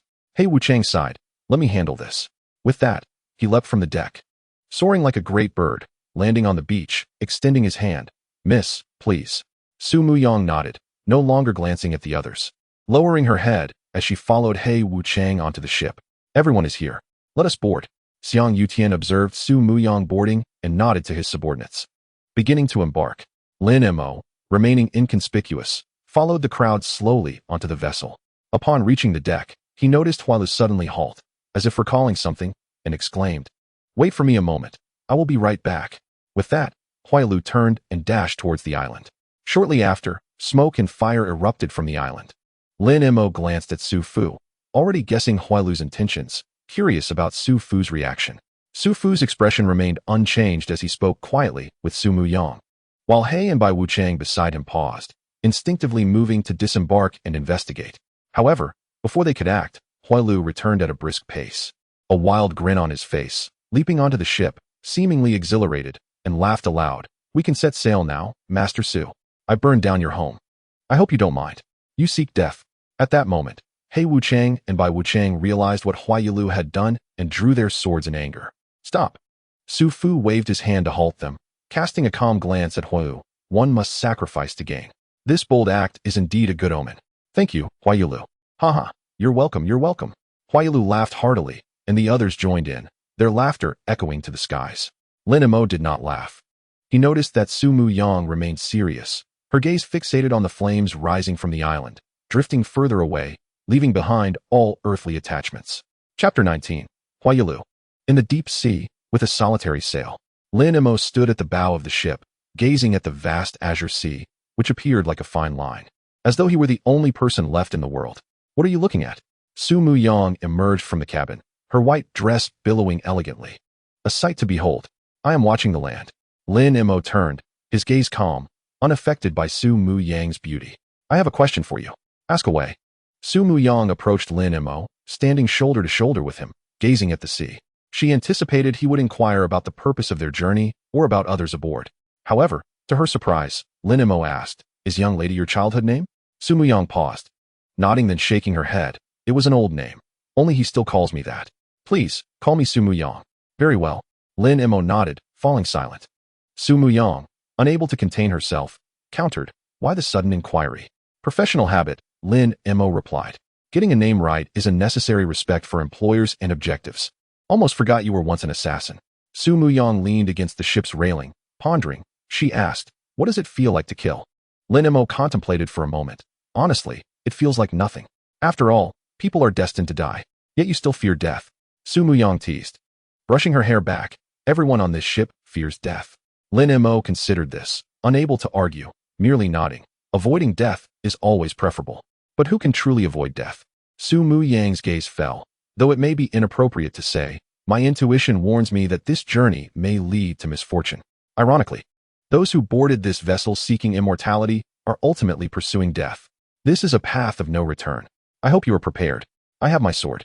Lin Mo chuckled, patting his weapon. Yet you could have chosen not to go. With Su Fu's capabilities, even if we are dissatisfied. If he is resolute in not allowing you to accompany us, I believe we would have no choice but to yield. He has abandoned me once before. Su Muyang spoke softly. I will not allow him to abandon me a second time. It looks like it might rain. You should return to the cabin and rest. Don't catch a cold. No one will look after you. Lin Mo watched as Su Muyang walked back to the cabin, nodding in acknowledgement, finding her intriguing. You seem to enjoy conversing with her. What? Are you interested in her? Laughter followed. Haha. Don't be deceived by her appearance. She could be your grandmother's grandmother. Upon returning to the cabin, Lin Mo had not yet reached his own room when he was intercepted by Huailu. Looking for me? Lin Mo asked directly, not responding to Huailu's unspoken words. I have heard you are the assassin from Yualu. Huailu looked at Lin Mo, noticing his uncertainty, and frowned. You must have heard of me. I am Huailu, the founder of Yualu. So, you have come to seek revenge against me. Lin Mo suddenly understood and spoke. Revenge? What revenge? Young man, do not feign ignorance. Huailu scoffed, his tone laced with dissatisfaction. Even in our line of work, we are cold-blooded creatures. Yet one should at least show a modicum of respect to one's predecessors. I harbor no disrespect towards you. Lin Mo pondered for a moment and added, I merely thought you were aware that I had annihilated Yualu, hence your pursuit of vengeance. It seems that is not the case. What is it you wish to convey? You destroyed Yualu.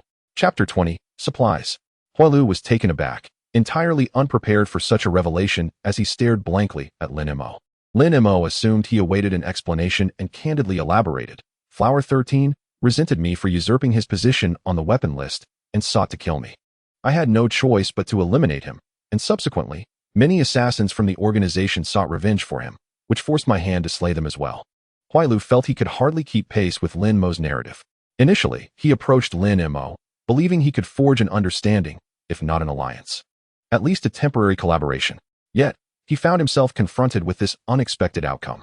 Though Huailu had effectively abandoned the Yualu he had once founded upon choosing to remain with Tianmin, the knowledge that his creation had faded into history stirred resentment within him. However, he ultimately suppressed his inner turmoil and simply regarded Lin Mo with a deep gaze, concluding that there was little left to discuss between them. Such a pity. Lin Mo nodded in agreement, observing as Huailu coldly departed. He turned to find the high monk from Daling Temple, whom he had encountered previously, standing at the entrance, seemingly named Fahai or Fashion. Master, do you seek me for something? Lin Mo inquired. You possess great confidence. Fahai regarded Lin Mo, interpreting Huailu's intention towards you. I believe you are not oblivious to it, yet you declined. Therefore, I see no necessity to speak further. Lin Mo chuckled, recognizing that the master, a monk destined to meet the true Buddha in Lingshan, possessed boundless magical powers and wisdom as vast as the ocean. He surely understood that their journey ahead was a one-way road, and that each of them was preoccupied with their own fates. The notion of unity or alliance was merely a farce. In the face of life and death, familial ties fade, let alone the secrets of immortality. It suffices for each to ensure their own well-being. Amitba, you perceive things with remarkable clarity. Although we are all on the same vessel, Fahai continued, halting mid-sentence. He nodded slightly to Lin Mo before turning away. Lin Mo paid him no mind. After all, they all understood the unspoken truth that this dilapidated ship, sought by Su Fu, would inevitably fall apart. The uncertainty lay in how long this irreversible journey would last. In truth, it was not long. A month later, Lin Mo beheld land. Have we arrived? Lin Mo ascended the deck and saw everyone present, including Su Fu, who had remained silent since boarding. The final supply point. Once we leave here, there will be no turning back. Su Muxiang spoke softly. Gazing into the depths of the ocean, Lin Mo nodded, losing interest, and was about to turn away when Su Fu rasped, We will set sail in 3 days. After that, we will enter the endless sea. Enjoy your last moments in the realm of mortals. Once we enter the endless sea, it will be a true separation of heaven and man. The endless sea? Lin Mo paused, looking to Su Muxiang for clarification. Local legends suggest that continuing south leads to a mysterious sea, a place of ingress but no egress, where the ocean is boundless, devoid of sky and land, and no one has ever returned alive.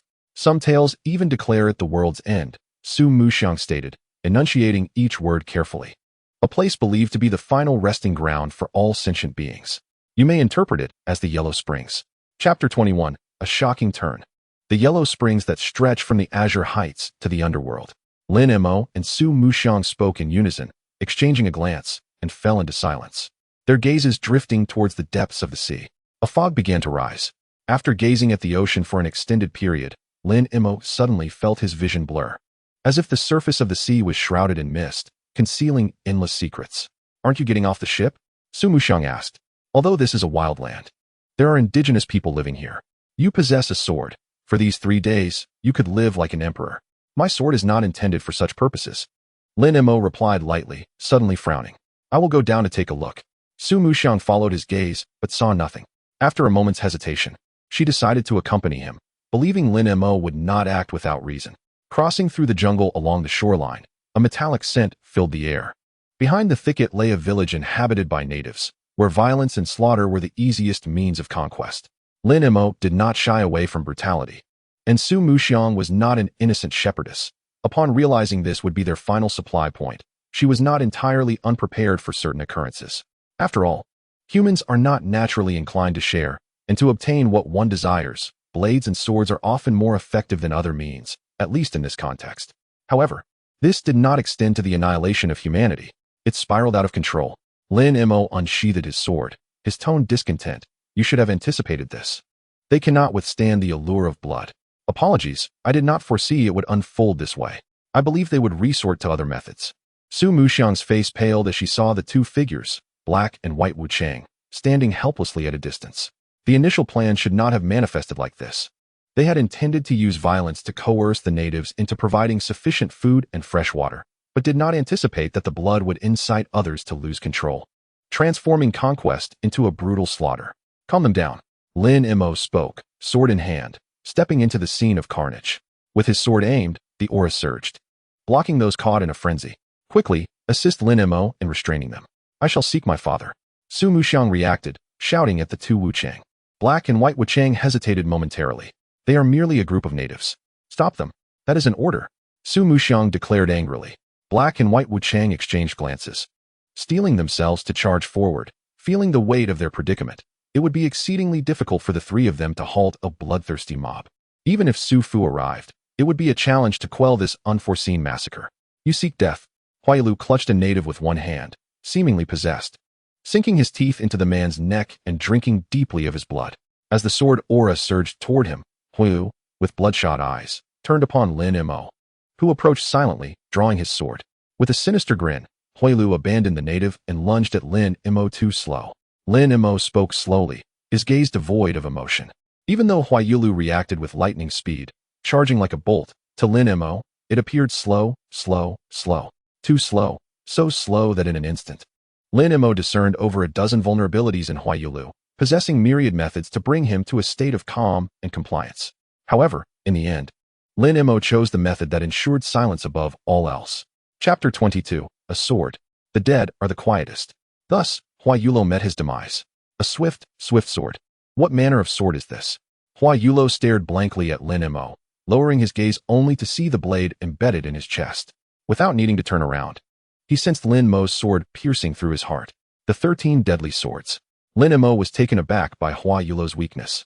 He hadn't even employed his self-created 14th sword. 13 deadly swords? What nonsense. Is it not the 9 deadly swords? Huailu coughed up blood. Astonishment etched on his face. Lin Mo pondered. Perhaps you have misremembered, or perhaps you have fallen out of date? I fallen out of date? Huailu could scarcely believe it. He had taken many lives and had countless enemies. Yet he had managed to survive until now. Yet here he was, at the very threshold of eternal life, meeting his end. How ironic. I have yet to see the dragon. I have yet to attain immortality. How is it that I perish here? Huailu's voice ceased abruptly, his breath escaping him. Lin Mo, expressionless, withdrew his sword, noting that everyone else had halted, gazing at him. Move again, and you shall die. Lin Mo's gaze was indifferent. With sword in hand, he remained unafraid, even in the face of a multitude. Black impermanence and white impermanence stood frozen, their backs chilling. They had not expected Lin Mo to be so ruthless, so fierce. He had refrained from striking until now. But the moment he did, he had slain Huailu. You killed him? Xiang Yutian's pupils constricted. Though they all appeared to be allies, none truly considered the others as companions. Yet Hua Yulo was still part of their group, and to perish before their mission even began left them momentarily stunned. You killed him for a bunch of natives? Someone bellowed, their gaze hostile as they turned toward Lin Mo. Not just him. Should any of you move again, I will slay you. Lin Mo spoke coolly. As a human, one must have boundaries. You have crossed the line. Are you teaching us how to behave? Outrageous. You killed him. Xiang Yutian scoffed, raising his chin slightly. Stand down. Su Fu arrived, his presence formidable, akin to a palpable force that stilled the air. Instantly dominating the scene, his aura vast like the Yangtze River and the sea. Glancing at the deceased Hua Yulo and then at the tense standoff, Su Fu regarded Lin Mo deeply. Since everyone still had the energy for infighting, let us set sail. Those unwilling to accompany us may remain here as local tyrants. With that, Su Fu turned and left. Lin Mo, his gaze unfeeling, sheathed his sword and addressed the others with indifference. My apologies for the disturbance. I shall remember you. Humph. We depart. Xiang Yutian contemplated for a moment, but ultimately chose not to engage Lin Mo further, leading his people away. Others smirked, gradually departing as well. Lin Mo remained unperturbed, observing the remaining Fa Shan. Would the master assist him in avenging? Amitba. Since they had shared this journey, the monk would recite a passage for him. Fa Shan shook his head and began chanting scripture. Lin Mo disregarded him, focusing on digging a grave to bury Hua Yulo. You could have spared him. Su Muyang found Lin Mo increasingly inscrutable. If Lin Mo could slay Hua Yulo with a single sword, surely he possessed the means to calm Hua Yulo without killing him. Yet Lin Mo had chosen to take his life, only to assist in retrieving his body. Alas, his fate was unfortunate. But death is akin to extinguishing a lamp. Returning to the earth brings peace. Lin Mo spoke softly. Would you care to assist? You are indeed an odd individual. Su Muyang shook his head, hesitating before stepping forward to help Lin Mo lay Hua Yulo to rest. Chapter 23. The Endless Sea. Boarding the vessel, setting sail, ahead lies the boundless sea. Lin Mo maintained an indifferent demeanor, ignoring the palpable hostility and derision from those aboard as he walked directly out of the cabin to find Su Fu at the helm. Sit. Su Fu did not look up, his hands deftly adjusting the golden compass, navigating the ship's course. After a considerable time, once the ship had steadied, Su Fu finally lifted his gaze to Lin Mo. You should not have killed Hua Manlu, even if he was somewhat bothersome. When I was a killer, I once encountered 3 brothers. They were bandits, pledging to share both adversity and fortune, not seeking to be born on the same day, but rather to die together. Lin Mo replied coolly. And then what do you suppose happened? Su Fu chuckled knowingly. It was clear they could share hardship, but not prosperity. Indeed, eventually, the eldest and the youngest killed the second and presented his head as a token of loyalty, aligning themselves with the court to become officials. Lin Mo nodded and said, Do you not think the people aboard the ship bear some resemblance to those 3 brothers? Oh, who is the eldest, who the second, and who the youngest? Su Fu inquired, observing Lin Mo. Lin Mo rose, a smile gracing his lips, yet he did not respond to Su Fu's question. It matters not who is the eldest, who the second, or who the youngest. Ultimately, this tale teaches me not to be the second, for the eldest will always guard against the second, and the youngest will never ally with the second. Thus, being the second is a perilous endeavor. If we follow your reasoning, it is indeed a dangerous situation. Su Fu nodded, watching as Lin Mo smiled and turned to leave. He frowned slightly and murmured, The young are formidable. Master, what does he truly mean? Black Impermanence could not restrain himself from asking. He wishes to convey that, in the absence of the ability to be the eldest, he shall settle for being the youngest. Su Fu replied thoughtfully, Enough. Go fetch the young lady. We are about to enter the endless sea. She must remain by my side. Lin Mo exited Su Fu's quarters, acutely aware of the subtle shift in the gazes directed at him. It seemed they were speculating whether Su Fu had secretly orchestrated Hua Yulo's death. Lin Mo welcomed such thoughts. Although he was confident in his sword, it did not imply he would act recklessly. There were too many people aboard, each with their own motives. Before slaying the dragon, they might maintain calm unity, but once the dragon was slain, Lin Mo had no doubt that most would choose to turn against him. Some things are exceedingly difficult to share, such as the nature of power. And so it is with immortality. To put it plainly, what is the fundamental purpose for each individual here in seeking immortality? Is it not a lingering attachment to earthly power? Beneath the facade of relinquishing worldly matters lies the desire to borrow another 500 years from heaven, to continue ruling over mortals. Otherwise, what is the point of seeking immortality, only to await death? Lin Mo harbored no desire for earthly dominion or to cling to power and wealth. His aspirations were grander. He sought to challenge fate itself, wielding his sword to sever all that sought to bind his destiny, be it the will of heaven, fate, or even life and death. The reason he sought Su Fu was that Lin Mo needed him. He could afford to disregard the opinions of others regarding Hua Yulo's death, but could not ignore Su Fu's perspective. Lin Mo did not mind if Su Fu perceived him as seeking favor. It was far preferable to being seen as someone who could be easily discarded. Lin Mo had experienced such a situation before, back at the Rainflower Pavilion. He pondered later why, when Hua Shisan decided to come for his life. In the vast Rainflower Pavilion, no one chose to stand by his side. Eventually, he understood that it was because he had placed himself in a misguided position. He became the second among the three brothers, thus the eldest perceived him as a threat, while the youngest believed that aiding the eldest in eliminating him would be far simpler. This time, he vowed not to repeat his past mistakes. Chapter 24. The Endless Sea.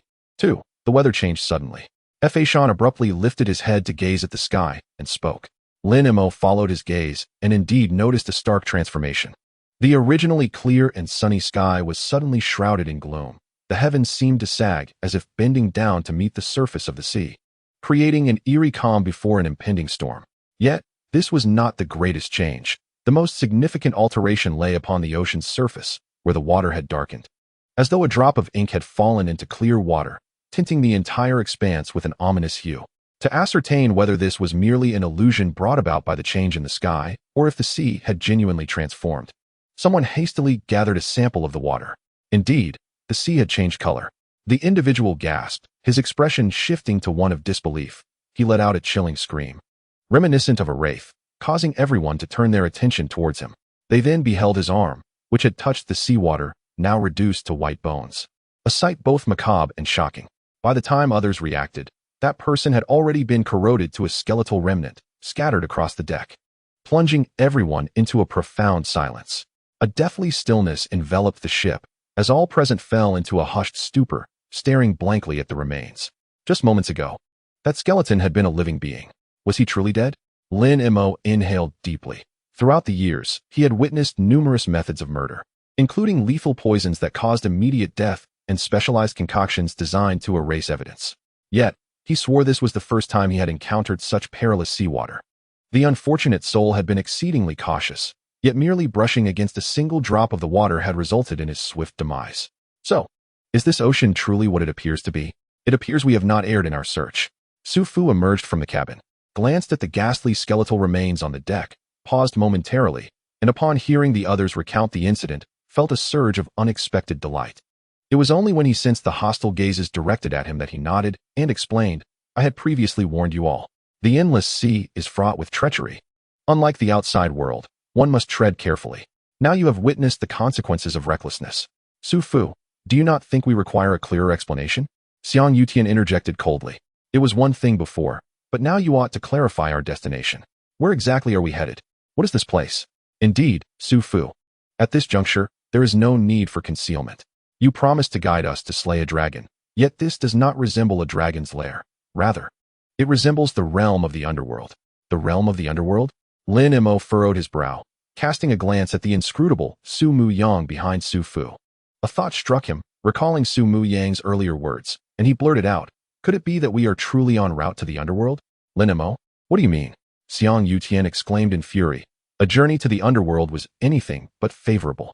Su Fu regarded Lin Mo momentarily, contemplated, then nodded, recognizing that there was indeed no reason to withhold the truth any longer. Yes, the place we are headed is indeed the fabled realm of the underworld. What? Everyone was taken aback. Chapter 25.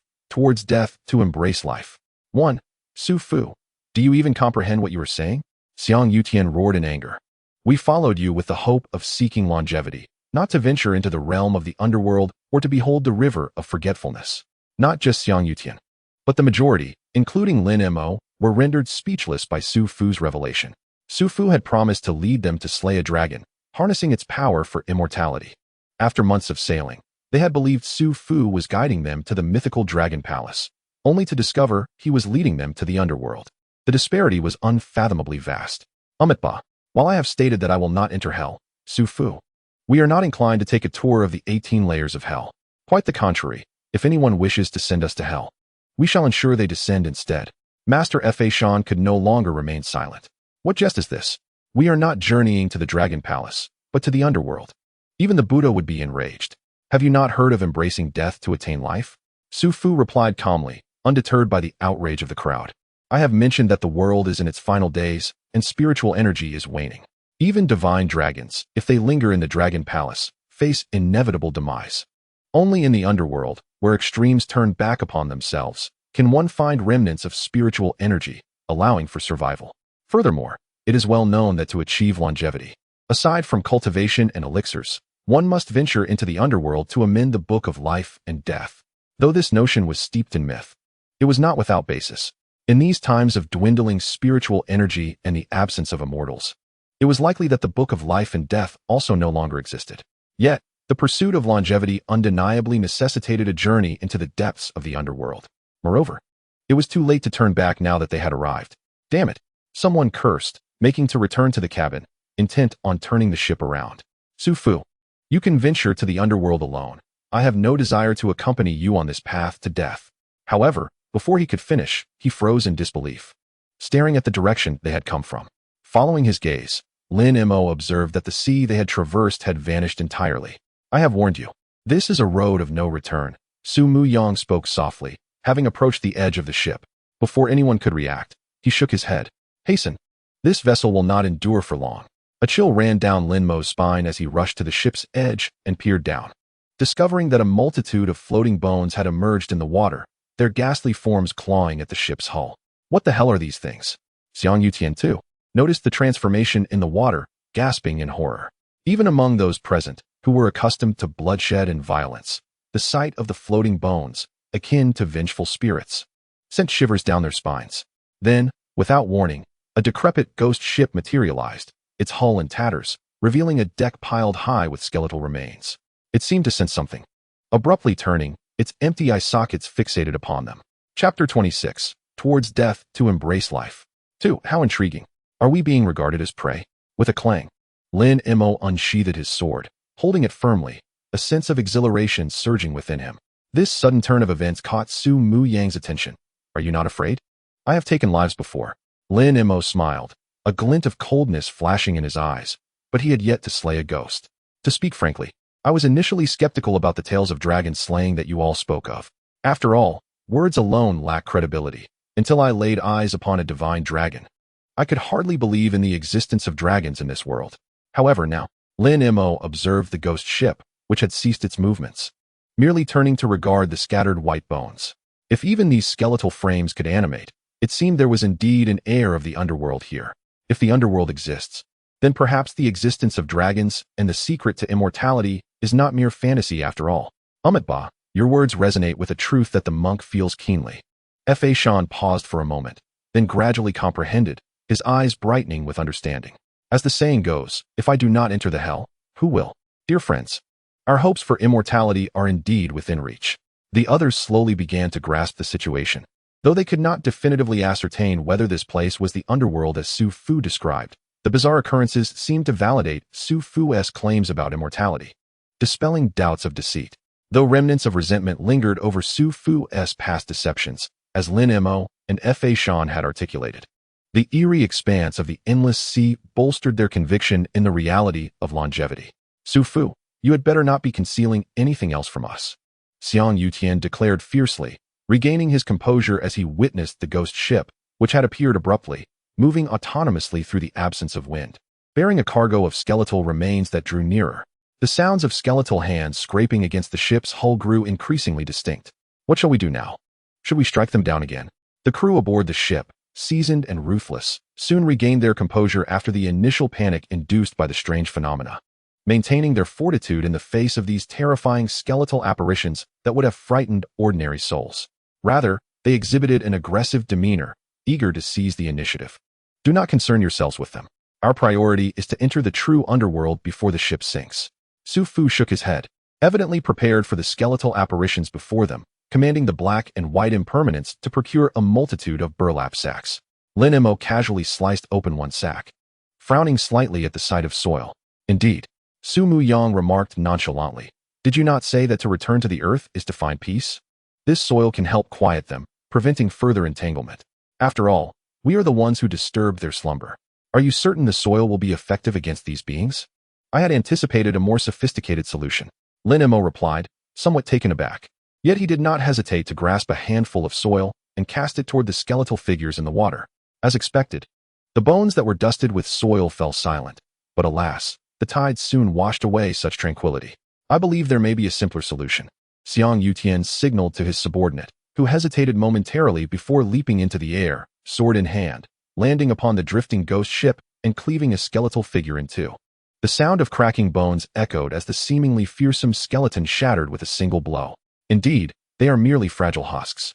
Witnessing the ease with which their companion dispatched a skeleton, the crowd let out a collective sigh of relief. Why must one court death? Chapter 27. The Ends of Heaven and Earth. 1. Su Muyang sighed, turning away. Lin Mo's pupils constricted as he quickly glanced at that individual. Discovering that there was no ghost ship, only endless bones floating in the water.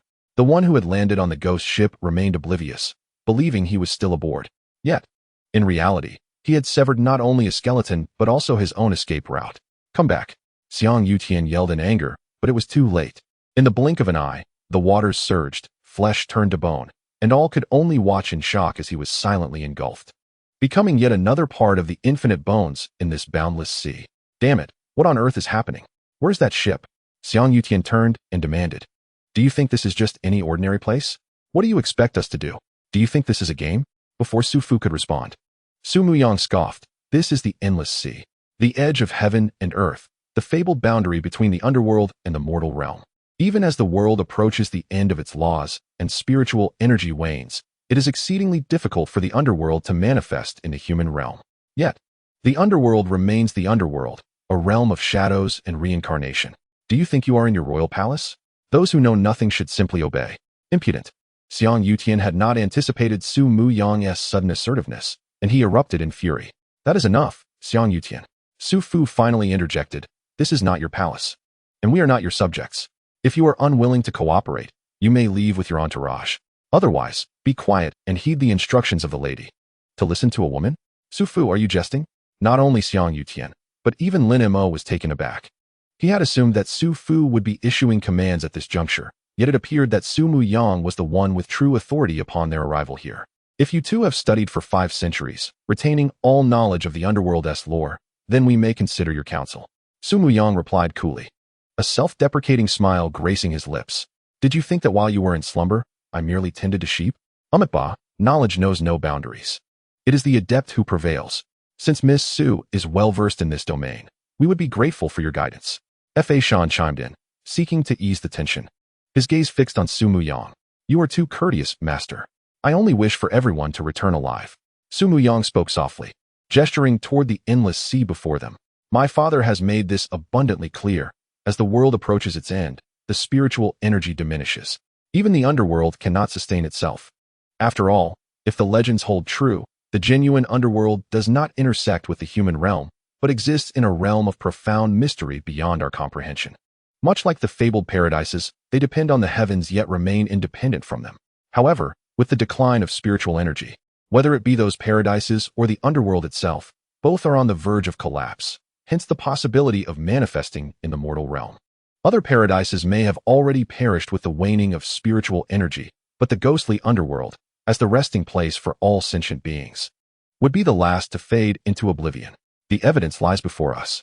This endless sea is not the true underworld. It is merely the boundary where the underworld cannot sustain itself, existing within the human realm. Chapter 28. The Ends of Heaven and Earth.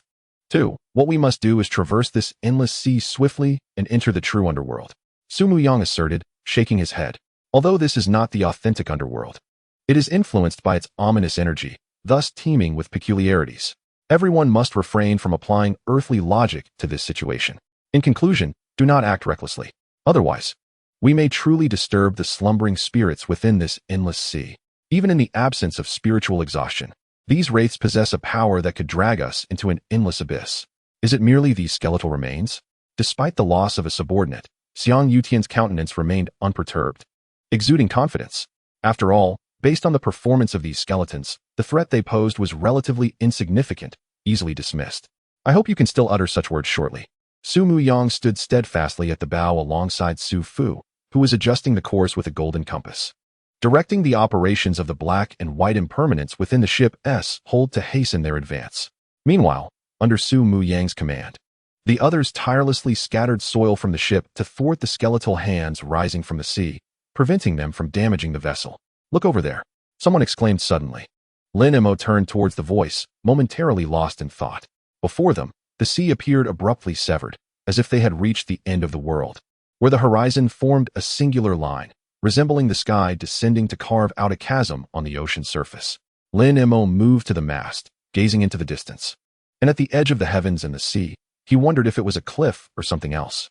He turned to Su Mu Yang and inquired. This scene was overwhelmingly shocking. Their ship seemed to navigate a boundless precipice, where advancing further would plunge them into an endless abyss. Strangely, upon closer inspection of the water's flow, it became evident that the currents did not lead towards the chasm. Rather, the inky waters surged upward from it. "We are almost there." Su Mu Yang, rather pleased than alarmed, asserted that this must be the entrance to the underworld. "Are you sure?" the others questioned, as that place appeared more akin to a consuming abyss. "There's no mistake," Su Mu Yang replied confidently, about to instruct the black and white impermanents to increase their speed when his pupils suddenly constricted, noticing changes in the water. "Be careful," he cried out, startling the others, who, confused, followed his gaze to find the previously floating skeletons had vanished without a trace. In their place, blood-red human skins drifted upon the surface, a jarring sight that sent chills down spines. "What is that?" someone murmured, and without warning, one individual leapt into the water. "Don't look," Su Mu Yang shouted. But it was too late. Several people, having glimpsed the blood-red skins, frantically jumped into the sea. Lin Mo fell to daze as the floating human skins morphed into faces and scenes of things he had once known. Was this an illusion? Instinctively gripping his sword tighter, Lin Mo struggled to discern whether he was aboard a vessel heading to the underworld or still in the central plains. "Quick, awaken the spirit incense." Chapter 29, Illusions. A massive incense burner shaped like a dragon's plate was lifted from the hold by the black and white impermanents. Without hesitation, like concocting a potion, they added a copious amount of prepared dragon's saliva incense. Once ignited, the dragon head of the burner exhaled a swirling mist reminiscent of mercury.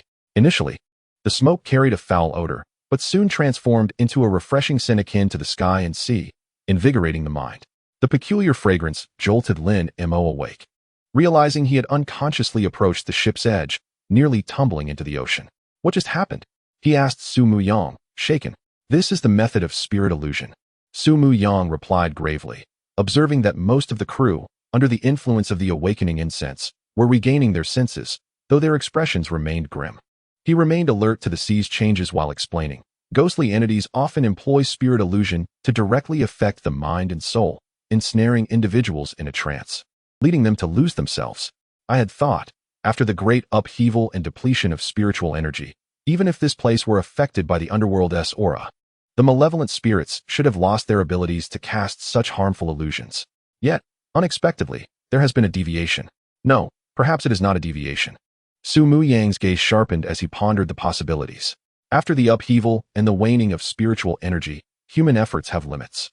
All manner of phantoms and specters, devoid of human intervention, have become mere memories, just as Lin Mo and his companions are trapped in their innate realm, unable to advance further. The legendary techniques and supernatural powers of the past have also faded without the support of the world's spiritual energy. The skeletal remains they encountered earlier, reliant on the residual aura of the underworld, could still manifest, but lack the potency to pose a genuine threat. Yet now, the blood-red human skins, upon their emergence, nearly ensnared everyone in illusion. Had it not been for Su Mu Yang's timely response with the awakening incense, they might have faced total annihilation.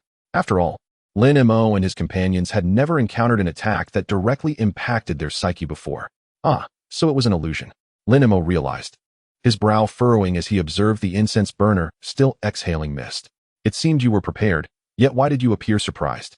"Because the awakening incense was not meant for this moment," Su Mu Yang explained.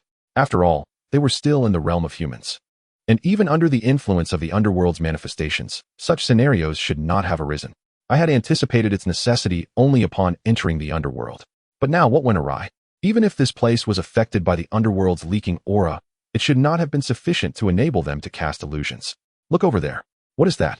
someone suddenly exclaimed, pointing towards the area where the sea was flowing backward, the entrance to the underworld that Su Mu Yang had indicated, where a shocking shadow flickered in the water. Chapter 30. The Human Skin Buddha. 1. It was enormous, truly beyond imagination. Beneath the surface of the sea, an immense creature seemed to materialize. Like sailors discovering a whale swimming to the surface, a colossal, chilling shadow emerged in the water. There was no need for any other action. Merely gliding alongside the ship, its presence was enough to paralyze those aboard, leaving them apprehensive about when that immense shadow might consume everything. What is that? A sea monster? Someone instinctively licked their lips, gripping their weapons, feeling at a loss. For those who had lived their lives on the mainland, and even those born by the sea, facing this boundless ocean could provoke an involuntary sense of insignificance and fear. Especially in moments like this, when a colossal shadow larger than any vessel emerges beneath the sea, it is enough to evoke an exquisite terror deep within one's soul. Even the most skilled among them, like Lin Mo and his companions, are not exempt from this dread. The most terrifying experiences often stem from the unknown. At this moment, the immense shadow lurking in the water instills in them a palpable fear of the unfamiliar. The sudden appearance of blood-red human skins seems to have fallen from this enigmatic figure. Some discover an even more horrifying truth. Despite the calming effects of the fragrant incense, their minds waver uncontrollably, leaving them yearning to flee. Steer the ship. Turn the helm immediately, Su Fu shouted sternly, signaling Black Wuchang and White Wuchang to return to the cabin and redirect the vessel to avoid a collision with the unknown shadow. At the same time, Su Fu's aura surged as he turned to Su Mu Yang and the young girl. Do you know what that is? I am uncertain, Su Mu Yang replied. But I can assure you, if those blood-red skins are truly connected to it. Her words trailed off, as suddenly, a voice resonated in everyone's ears. Initially faint, it seemed like a whisper, but soon it crescendoed into a grand sound, echoing in each person's mind, rendering them nearly deaf to all else. In that moment, it felt as if only this voice remained in the universe, reciting an incomprehensible scripture, one after the other. Lin Mo felt as though he were in the great Buddha hall of a grand temple, surrounded by monks incessantly chanting sutras. Amitba, Master Fashion suddenly groaned, blood streaming from his orifices, and struck the deck with a palm, unleashing a roar using the lion's roar technique of Buddhism, ringing in everyone's ears and causing them to instinctively glance at him. It is the Sanskrit scripture of rebirth, Master Fashion exclaimed, blood continuing to flow from him. Appearing gravely afflicted, yet he seemed indifferent, staggering to the ship's edge with a sorrowful gaze. In the astonished eyes of the crowd, he suddenly sat cross-legged and began reciting the sutras. Master, what are you doing? Lin Mo couldn't help but inquire, but before he could finish, he saw that the massive shadow submerged in the sea seemed to have heard Master Fashion's chants. Suddenly, tumultuous waves surged.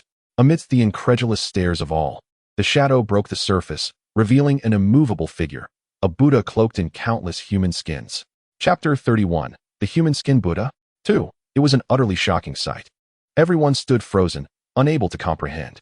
Lin Mo had imagined that the shadow beneath the sea could be a sea monster or a malevolent spirit, various ghastly entities. Yet, he never anticipated that the shadow would reveal itself as a Buddha. Even shrouded in blood-red human skins, resembling a burial shroud, all recognized it as a genuine Buddha. Not a mere statue worshipped in temples, but a true divine being, existing solely within myth and legend. Is that truly a Buddha? Lin Mo turned to Su Mu Yang, his expression one of disbelief. A real Buddha? Su Mu Yang also stood in shock, instinctively nodding before shaking her head.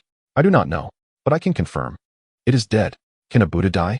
Xiang Yutian questioned incredulously, glancing at Master Fashion, who was seated at the ship's edge, tears streaming down his face, seemingly devastated. Muttering the sutras. Aren't Buddhas supposed to achieve nirvana, to transcend mortality? What is this corpse? And what of the blood-red human skins? What in the world is this place? And what is that thing? Everyone struggled to accept this reality. Yes, Lin Mo and the others had learned from Su Fu about the current calamity, the depletion of spiritual energy and the absence of deities. But even in their most pessimistic imaginings, they had only considered that the past immortals had departed due to the waning of spiritual energy, leaving this realm for somewhere else, perhaps the heavens or the sacred mountains, the realms where divine beings resided. The celestial beings, at most, could no longer manifest in the mortal realm, severing their ties to humanity. Yet, no one had ever envisioned that the immortal, the eternal, could indeed perish. A dead Buddha now appeared before them, floating in the inky waters, draped in countless blood-red human skins, wandering aimlessly like a malevolent spirit. How could the legendary celestial being have come to this? In the age of declining dharma, with deities facing calamity, was this truly its meaning? Lin Mo sighed, gazing at the human skin Buddha, stripped of all its divine radiance and sanctity. The Buddha enveloped in blood-red skins became indistinguishable from the celestial beings that were once thought to dwell in bliss atop sacred mountains. Yet, it was evident to all that it was no longer a Buddha. Just as a human transforms into a ghost upon death, what becomes of a Buddha when it dies? No one knew, not even Su Mu Yang, who had read extensively about the secrets of celestial beings. Yet, no book had ever revealed what the corpse of a dead Buddha truly represented. It is extremely dangerous. Terrifying, Su Mu Yang murmured. Those blood-red human skins. I cannot ascertain if they are its doing. But evidently, if it was indeed a Buddha in life, even in death, its residual power could still manifest through those skins, allowing them to wield formidable powers. We must evade it, otherwise, we shall perish. Chapter 32. The Human Skin Buddha. 3. Will we die? Lin Mo inclined his head slightly, harboring little doubt regarding Su Mu Yang's words. Although he was proud, he did not believe he could truly contend with a genuine Buddha, even one that was deceased.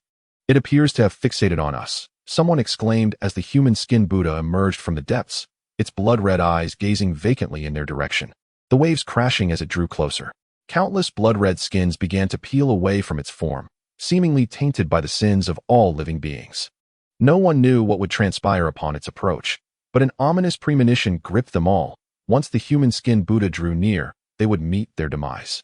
Quickly, we must evade it. We cannot allow it to approach. It cannot be done. It is too swift. We have no hope of escape.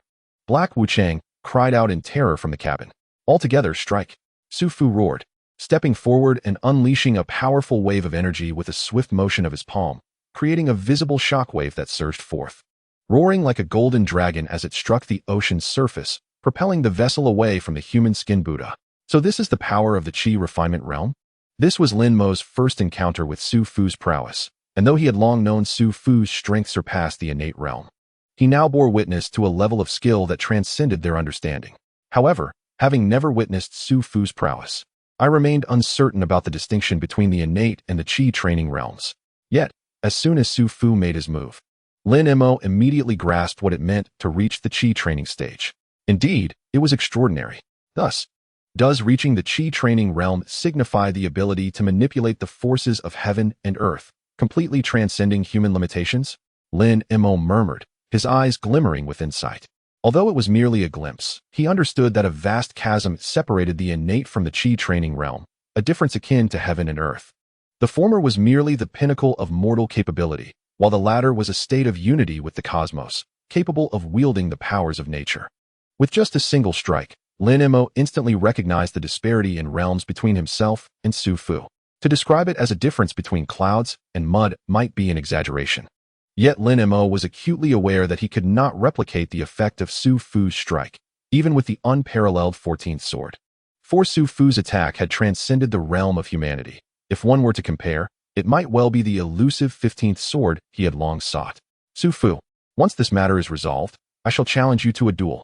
Upon witnessing the gap between himself and Su Fu, Lin Mo felt a surge of excitement and spoke up. Su Fu ignored him, his expression grave as he repeatedly struck out with his hands, sending waves of energy across the air, crashing against the sea's surface. With his strength alone, he propelled the ship forward with increasing speed, its sails billowing as they rode the winds and waves. However, soon, the expressions of everyone turned dark, for despite the ship's acceleration, the distance to the human skin Buddha did not diminish. Instead, it seemed to close in more rapidly. There was no escape. Let us confront it. Indeed, even against a Buddha, should it seek to take my life, I shall ensure it meets its demise once more. A living Buddha may possess vast powers and boundless magic, but I refuse to believe that a deceased Buddha retains such abilities. Let us strike together. As the human skin Buddha drew closer to the ship, the blood-colored skins that fell from it began to adhere to the vessel, causing it to decelerate. Everyone steeled themselves, unwilling to sit idly by. Even if facing the remnants of a true Buddha, they were prepared to fight back. Chapter 33. He is Buddha. 1. Lin Mo was no different, gripping his sword tightly. His expression stoic, he shook off the initial shock brought on by the human-skinned Buddha. With his sword in hand, even before the Buddha, to demand his death was merely to unsheath his blade and engage in battle. Suddenly, without waiting for Lin Mo to act, Su Fu, who had been striving to propel the ship, emitted a muffled groan and coughed blood, staggering onto the deck. "Father!" Su Muyang exclaimed. Noticing that several blood-colored skins had inexplicably adhered to Su Fu's back, his face turning pale with alarm. "Do not approach me," Su Fu roared, his hair standing on end, his breath fiery. The blood-colored skins on his back instantly ignited in black smoke, consumed by Su Fu's true energy. Having dealt with the skins on his back, Su Fu's face grew ashen, his energy severely depleted. Seeing the gazes of the others upon him, he coughed once more. "Be cautious. These skins can drain your vital essence. Do not let them touch you." "I see," Lin Mo nodded, pointing his sword towards a blood-colored skin that suddenly leaped from the ship's edge. With a slash, the sword's energy tore through the air, capable of cleaving through steel, yet it met the skin with no resistance. Lin Mo's mind raced, and he adjusted his swordplay, performing a series of deft movements. The sword danced like willow catkins, narrowly evading the encroaching blood-colored skin before retreating just in time to avoid its deadly grasp. "Ah!" A scream pierced the air as someone failed to dodge, becoming ensnared by the skin, which wrapped around him like a living entity, swiftly engulfing him like a carnivorous flower ready to strike. "Save him!" Lin Mo's expression shifted, and with a flick of his sword, he unleashed a fierce wave of energy towards the person ensnared by the blood-colored skin. The sword's trajectory roared with power, Lin Mo's technique exquisite, precisely severing the skin. Strangely, the skin, which had previously disregarded his sword's assault, seemed to burst like a blister upon contact, instantly tearing apart. Lin Mo had cleaved through the blood-colored skin. But before he could revel in his success, he was met with a horrifying sight. Where the person had been, only a pool of blood remained. A sight that struck terror into all present. This scene left everyone in shock. Previously, when they had seen Su Fu calmly dispatch a few blood-colored skins, though pale and gravely injured, they had not anticipated such a horrific fate befalling anyone else. Yet here, another had merely been ensnared by the skin, and in the blink of an eye, had been reduced to a pool of viscous fluid. Such malice was truly spine-chilling. Amitabha, since the human-skinned Buddha's appearance, Master Hua Shisan had been seated on the ground, reciting scriptures. Suddenly, he rose, casting a glance at the pool of gore, his expression impassive as he murmured a prayer. "Damn it, Hua Shisan, this is your fault. That ghastly entity was not initially aware of us. It was your chanting that drew it here." Someone could not contain their anger, glaring at Master Hua Shisan, blaming him for attracting the human-skinned Buddha. "Amitabha, benefactor, you are mistaken. That is not a monster." Master Hua Shisan's gaze remained indifferent, ignoring the accusations directed at him, instead lifting his head to behold the increasingly distinct figure of the human-skinned Buddha, as if it would board the ship in the next moment, turning all aboard into vengeful spirits of the sea. "What is it if not a monster?" Someone shouted in fury. "He is Buddha," Master Hua Shisan sighed, his voice resonating with a profound sense of acceptance. "He is Buddha." Chapter 34. He is Buddha. To Buddha? Even if he was once truly a Buddha, he is dead now, dead. A deceased Buddha ceases to be a Buddha and transforms into merely a murderous monster. Xiang Yutian scoffed, losing interest in further discourse with Master Hua Shisan. He turned to Su Fu. "If you have any means left, now is the time to use them. If we cannot drive back this monster, we are all doomed." Lin Mo too turned his gaze towards Su Fu. Clearly, facing a deceased Buddha, they could not rely solely on earthly tactics to defeat him. Among them, perhaps only Su Fu possessed the means to contend with the looming threat of the human-skinned Buddha. Su Fu remained silent, his eyes fixed on Su Muyang. With a bitter smile, she too refrained from speaking. Thus, despair enveloped everyone, as they realized that despite the Su family having prepared for 500 years to slay the dragon, they had not anticipated that before even entering the legendary underworld and facing the dragon they sought to slay, they would face annihilation at the hands of a deceased Buddha. "There is no way out. Everything we prepared was for slaying the dragon." Su Fu finally spoke, his voice heavy with resignation. "This human-skinned Buddha was not within our expectations." "I understand. Then let each of us wield our abilities, relying on our own strengths." Lin Mo nodded, relinquishing any hope of relying on the Su family for assistance. With a glint in his eye, he grasped his sword, ready to fight with all his might. "Amitabha." Master Hua Shisan joined his hands in prayer, sighing softly. After a moment of flickering thoughts, he suddenly laughed aloud. "Indeed, if I do not enter hell, who will? Buddha, I have attained understanding." "Master." Lin Mo looked towards Master Hua Shisan, sensing a change within him since the emergence of the human-skinned Buddha. "Esteemed benefactors." Hua Shisan gazed at Lin Mo and the others, his hands clasped together, as he once again settled into a meditative posture, seemingly enlightened. For decades, this humble monk had devoted himself to the study of Buddhist teachings, yet he found himself unable to comprehend the inevitable cycle of life and death, unable to achieve the state of emptiness. His lifelong aspiration had been to behold the Buddha upon Mount Ling. Now, in the presence of the Buddha, his heart's desire was fulfilled, and he could not accompany them any further. Thus, he bid them farewell. Amitabha, chanting the name of Amitabha, Fa Shan, with his hands joined, stepped forward, undeterred by the astonished gazes of Lin Mo and the others, toward the blood-red human skin that had already soared over the ship's railing and landed on the deck. Master, please do not give up, Lin Mo urged, brandishing his sword to block Fa Shan's path. Your good intentions are noted, but I have no need for concern as I approach the Buddha. Fa Shan replied with a smile, preempting their protest that the being was not a Buddha, but a monster. Suddenly, Fa Shan leaped into the air, advancing toward the skin of the Buddha. As the Bodhisattva Avalokiteshvara engages deeply in the perfection of wisdom, he perceives the emptiness of the five aggregates, transcending all suffering. Form is not different from emptiness. Emptiness is not different from form. Form is precisely emptiness, and emptiness is precisely form. Master, Lin Mo's expression shifted as he witnessed Fa Shan reciting the Heart Sutra, stepping toward the blood-red Buddha skin. As the echo of the Heart Sutra resonated through the air, the blood-red Buddha suddenly halted, its eyes dripping blood, and the swirling human skin grew eerily still. Everyone was astonished by the unfolding events, some unable to grasp what had transpired. Finally, when Fa Shan alighted in the outstretched palm of the blood-red Buddha, the skin enveloped him completely, rolling back in a heavy cascade, shrouding Fa Shan entirely. The sea surged, and the blood-red Buddha slowly lowered its head, gazing down at Fa Shan, now ensconced in countless layers of human skin, silently sinking back into the depths of the ocean.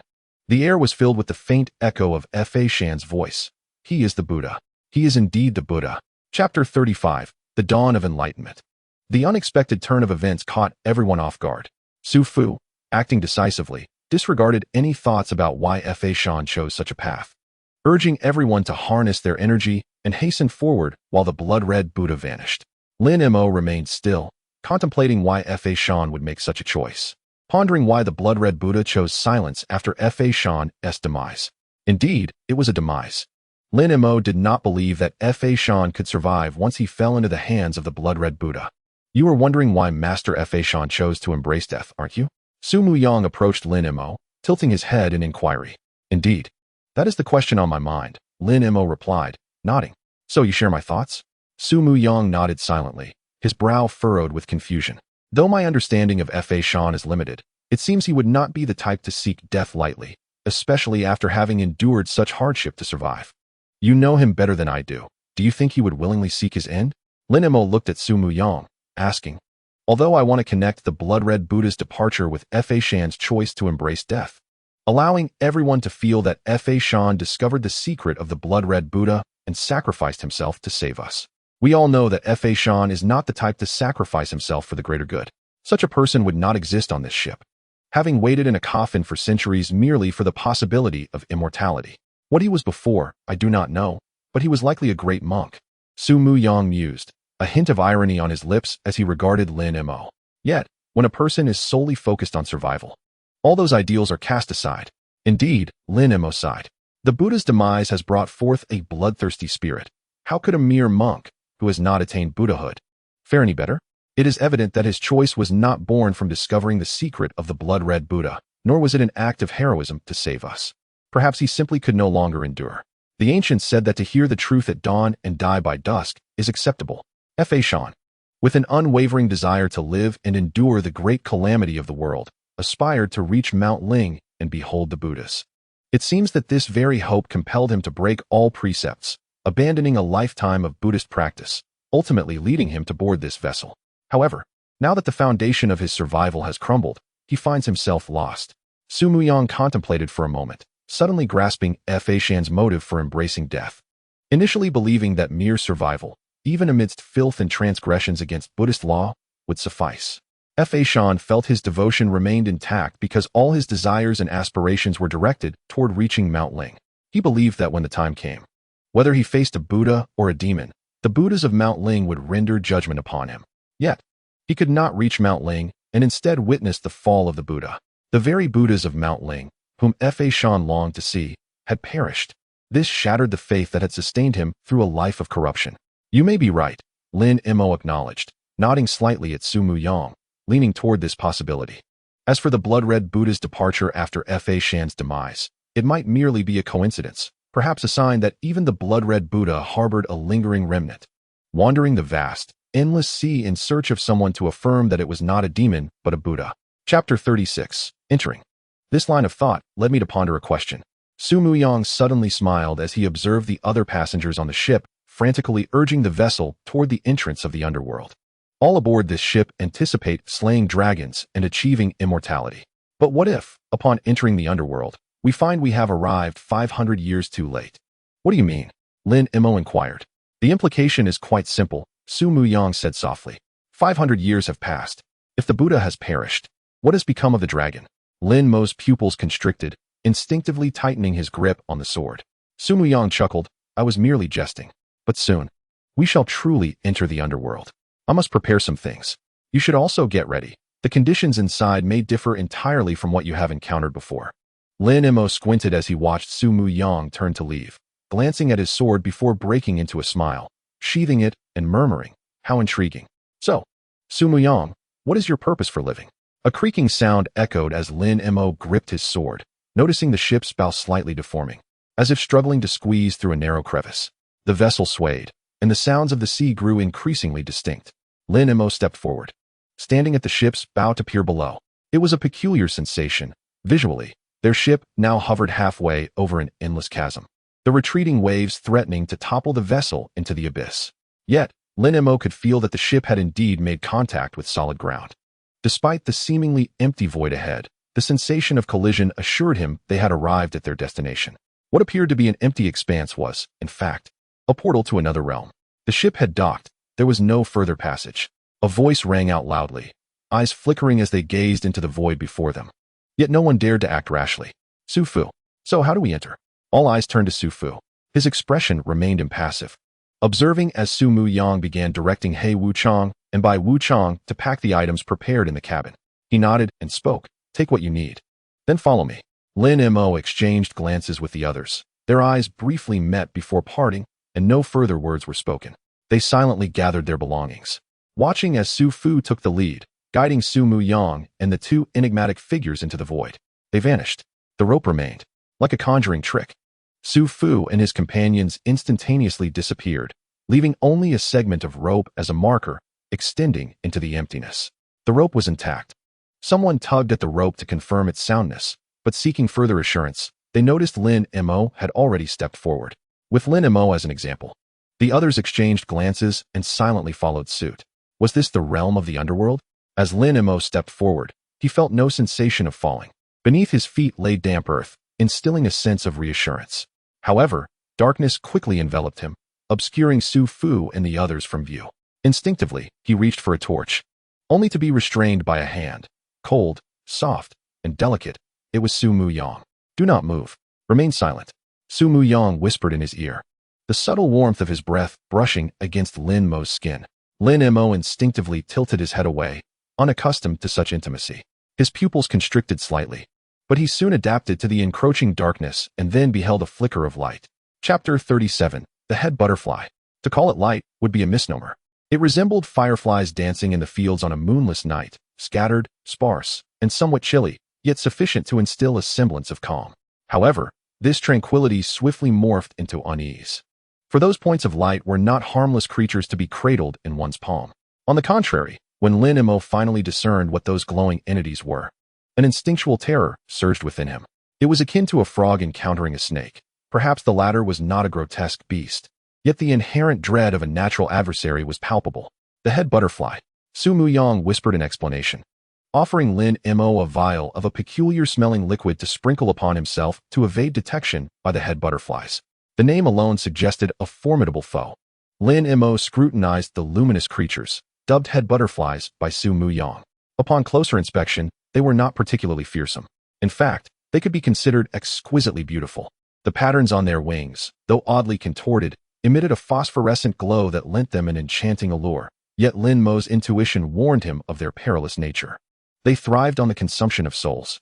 As Su Muyang gestured for He Wu Chang and Bai Wu Chang to distribute the protective substances to the others entering behind them, he elaborated on the origin of the head butterflies. According to legend, souls burdened by unfulfilled desires would be submerged in the river of the underworld, where the waters would wash away their obsessions. To prevent their desires from being washed away, these submerged souls would struggle to surface, revealing only their heads. In those moments, the head butterflies would alight upon the exposed heads, akin to bees collecting nectar, feeding on the desires until they dissipated, causing the souls to sink back into the river. The substance I had you apply is made from sheep dung. It will convince them that we are not human, thus rendering us unnoticed.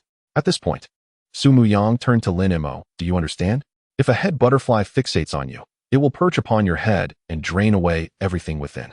Lin Mo regarded Su Muyang. While the creature certainly sounded terrifying, he found it difficult to feel fear given Su Muyang's demeanor. Su Muyang chuckled, observing that everyone had assembled, and he inclined his head slightly towards Su Fu before continuing onward. As they passed a head butterfly, Lin Mo paused momentarily, gazing at the glowing creature against the darkness. If one could overlook the skull beneath the head butterfly, it was indeed a beautiful organism. Truly, beautiful things often possess thorns. Lin Mo's gaze lingered on the head butterfly's long proboscis piercing the skull, prompting a thought. I find it curious. I recall tales suggesting that by drinking Mengpo's soup, one could forget the past and relinquish all attachments. Lin Mo suddenly recalled and looked at Su Muyang ahead. So, is the head butterfly merely a fabrication to deceive us? Su Muyang turned to Lin Mo. Not everyone is granted the opportunity for reincarnation. Humanity exists in a hierarchy. Do you believe death eradicates all among us? Perhaps none possess the right to drink Mengpo's soup. Chapter 38. The Pitiful Bones by the River of Uncertainty. What do you mean?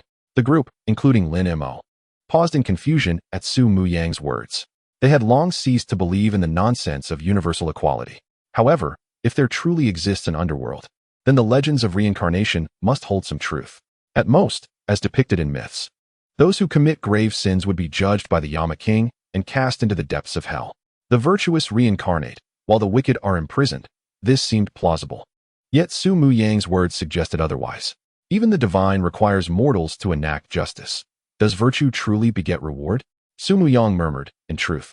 Whether condemned to the 18 layers of hell or reborn after drinking Mengpo's soup, or even those who ascend to ghostly immortality and receive celestial recognition, these are favorable outcomes.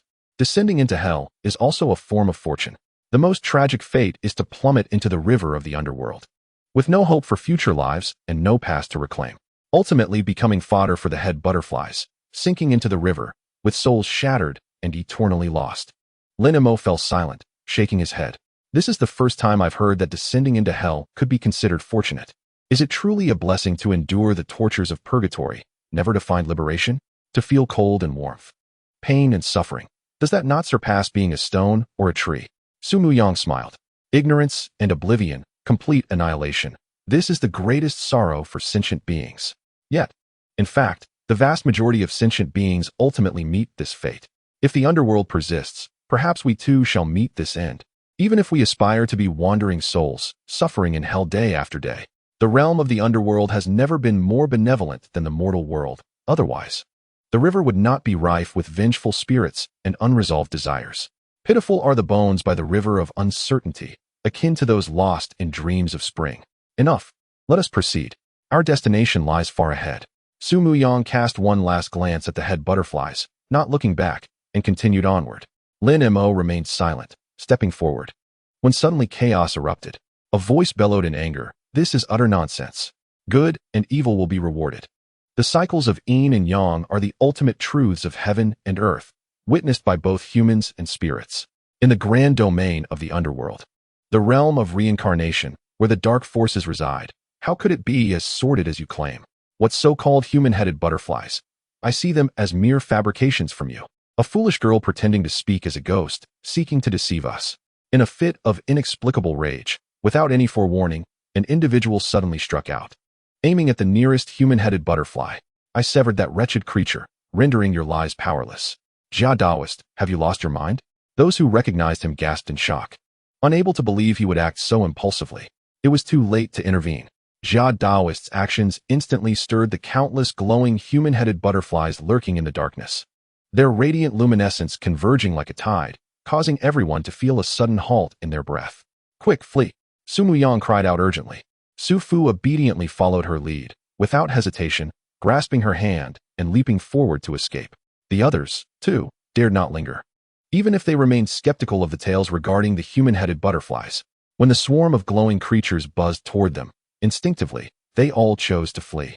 As for Jia Daoist, he ran faster than anyone, vanishing into the shadows in the blink of an eye, leaving his whereabouts unknown. Chapter 39. A Flickering Lamp. Buzz, buzz, buzz. As the startled human-headed butterflies swept across the night sky, their glow flickering like a myriad of cold, green eyes fixated on Lin Mo and his companions. Lin Mo's pupils constricted, and a chill ran down his spine. He disregarded the suddenly deranged Jia Daoist, focusing instead on sprinting through the darkness, closely tailing Su Fu. Glancing back, he saw others racing even faster, some exuding an ominous aura, their murderous intent not directed at the pursuing butterflies but, rather, at their companions. As the saying goes, one need not outrun the bear. It suffices to outpace one's companions, given the treacherous nature of their group.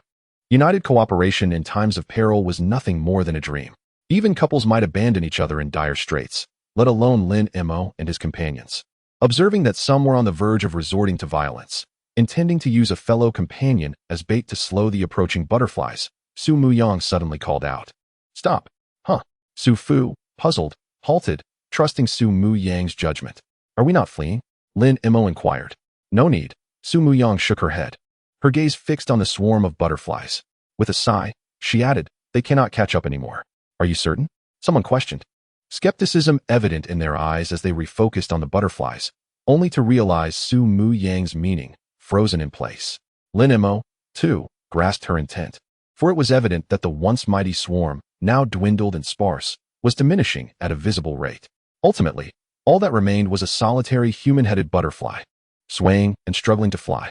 Just before it could reach the last person, it suddenly plummeted, its glow extinguished, plunging them back into darkness. Looking toward the direction they had come, the area that should have been teeming with butterflies had lost all its luminescence, as if devoured silently by the abyss. Su Muyang took a deep breath, approaching the fallen, now dim butterfly. She crouched down, observing it in silence before turning to Lin Mo, saying, "May I borrow your sword? My sword is not for lending. However, you may tell me your intentions," Lin Mo replied, shaking his head as he walked over. "Help me ascertain whether it is dead." Su Muyang stood up and stated. Lin Mo frowned, drawing his sword. However, before the blade could touch the lifeless butterfly, it disintegrated into ash at the mere breath of the sword's wind. "That must count as dead, wouldn't you agree?" Lin Mo paused, turning to ask, "And what do you think?" Su Muyang shot him a glance, crossing her arms, suddenly feeling a chill. "Let us go, it is dead. What is the meaning of this? You spoke of them so terrifyingly, yet we did not act, and they simply perished? What is this? A mere scare tactic?" One individual expressed discontent, feeling that Su Muyang should provide an explanation for the earlier terror that had driven them to flee, only for the butterflies to inexplicably die. But soon, that person sensed a shift in the atmosphere. The expressions of those around him darkened as they gazed at the shadowy void that had lost its glow. And he too grew grim, understanding the gravity of the situation. Chapter 40. The Collapsing Mountain Gate. "Where is Jia Daoist?" Lin Mo suddenly broke the suffocating silence. "It seems one person has fled," someone replied, exhaling heavily as they recalled Jia Daoist's actions that had incited their frantic escape. "So, he did not merely lose his mind, but sought to slip away amidst the chaos? If we were to be picked off by those butterflies, it would only serve his interests." Indeed, Jia Daoist is an authentic practitioner, a direct descendant of Longhu Mountain. He must possess some knowledge of this underworld. Realizing they were indeed in the underworld, he could not wait to abandon us and explore alone. Someone scoffed, deciphering Jia Daoist's intent. Jia Daoist did not suddenly go mad. He merely sought to escape in the turmoil, perhaps hoping to eliminate a few companions in the process. As for his desire to venture alone, it seemed tied to his background, suggesting he believed he understood the underworld well enough to see some advantage for himself. "Su Fu, it appears the vessel you procured is destined to sink before reaching its destination."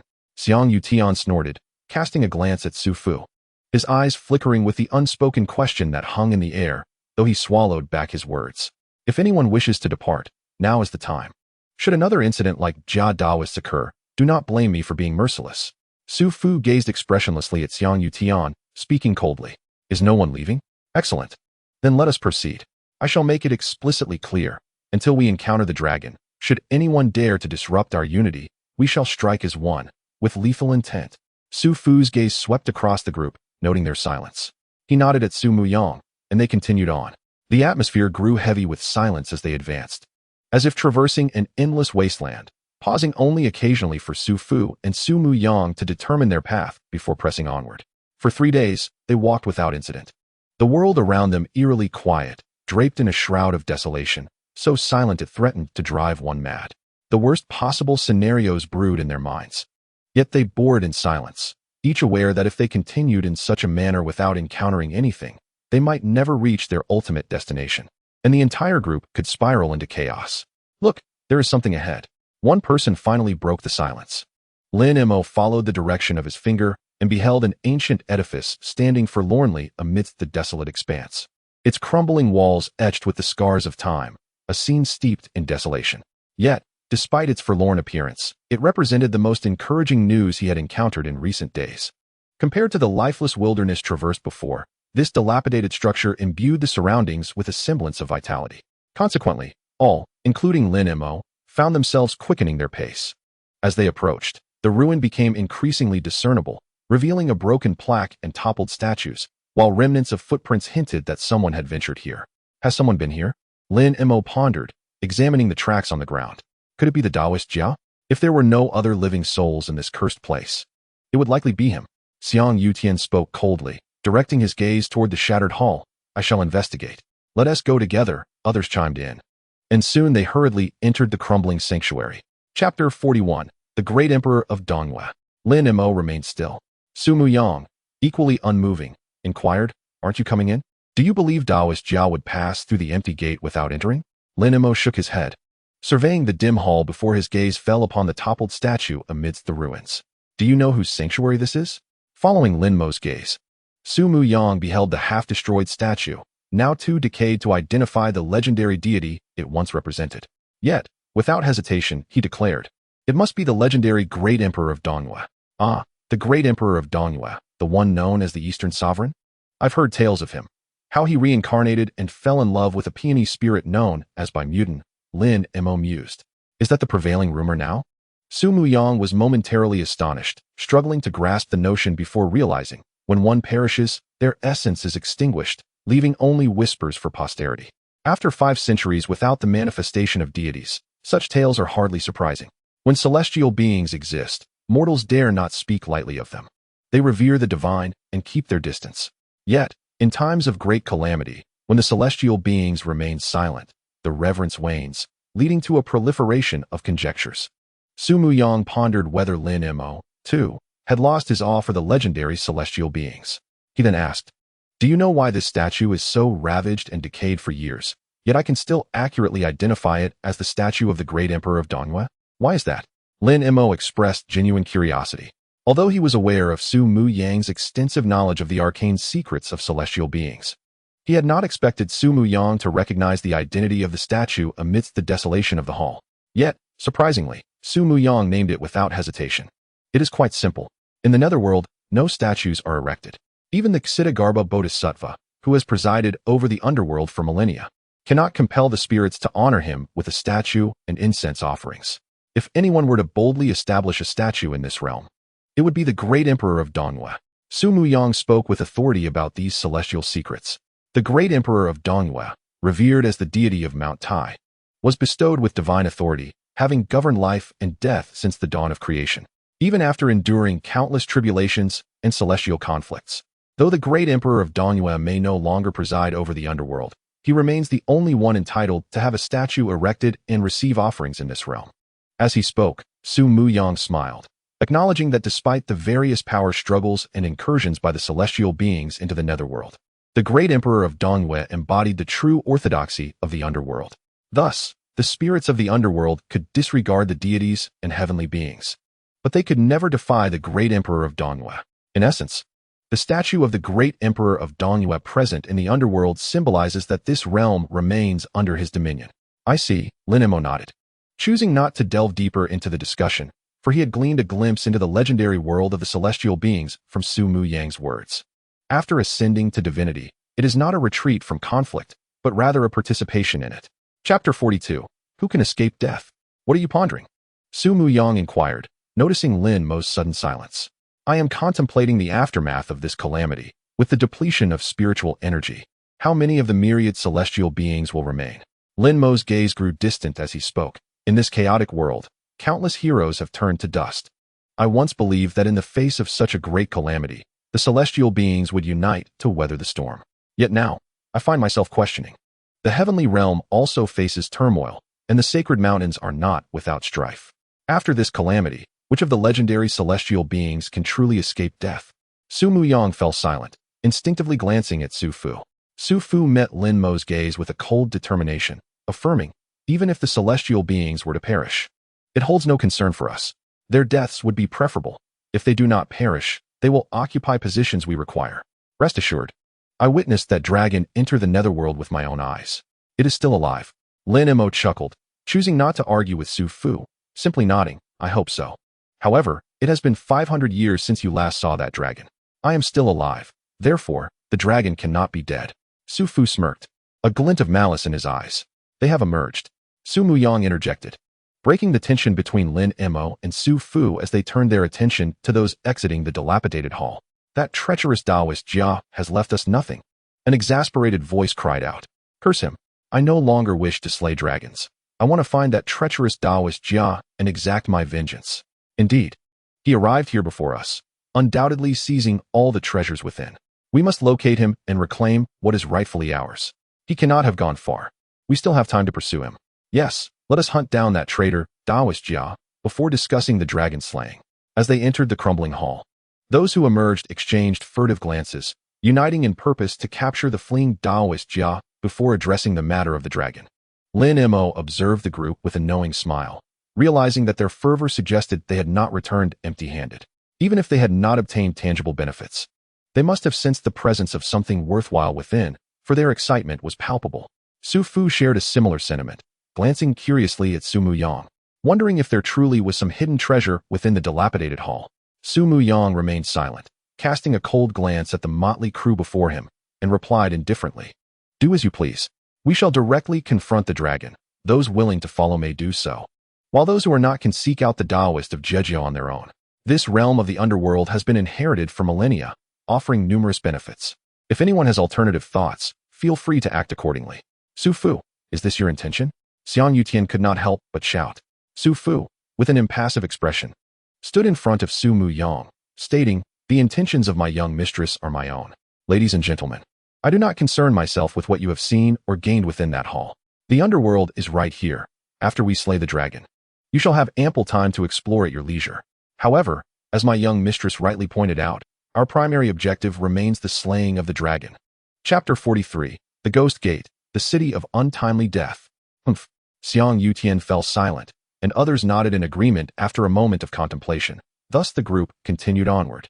Yet, Lin Mo could distinctly sense a discordant atmosphere within the ranks. The hearts of the people were scattered. Lin Mo shook his head, not truly caring about what these individuals had discovered within that hall. It was not that he was indifferent to external matters or potential fortuitous encounters. Rather, his resolve was unwavering, for he understood that the most crucial task at hand was to slay the dragon. Only upon achieving immortality would the other pursuits hold significance. Otherwise, even the most extraordinary encounters and benefits would merely be ephemeral illusions, akin to grasping at the moon's reflection in water. However, with such a demeanor towards slaying the dragon, Lin Mo furrowed his brow, harboring doubts. After 500 years of waiting, Su Fu had gathered this ragtag group, claiming they would slay the dragon.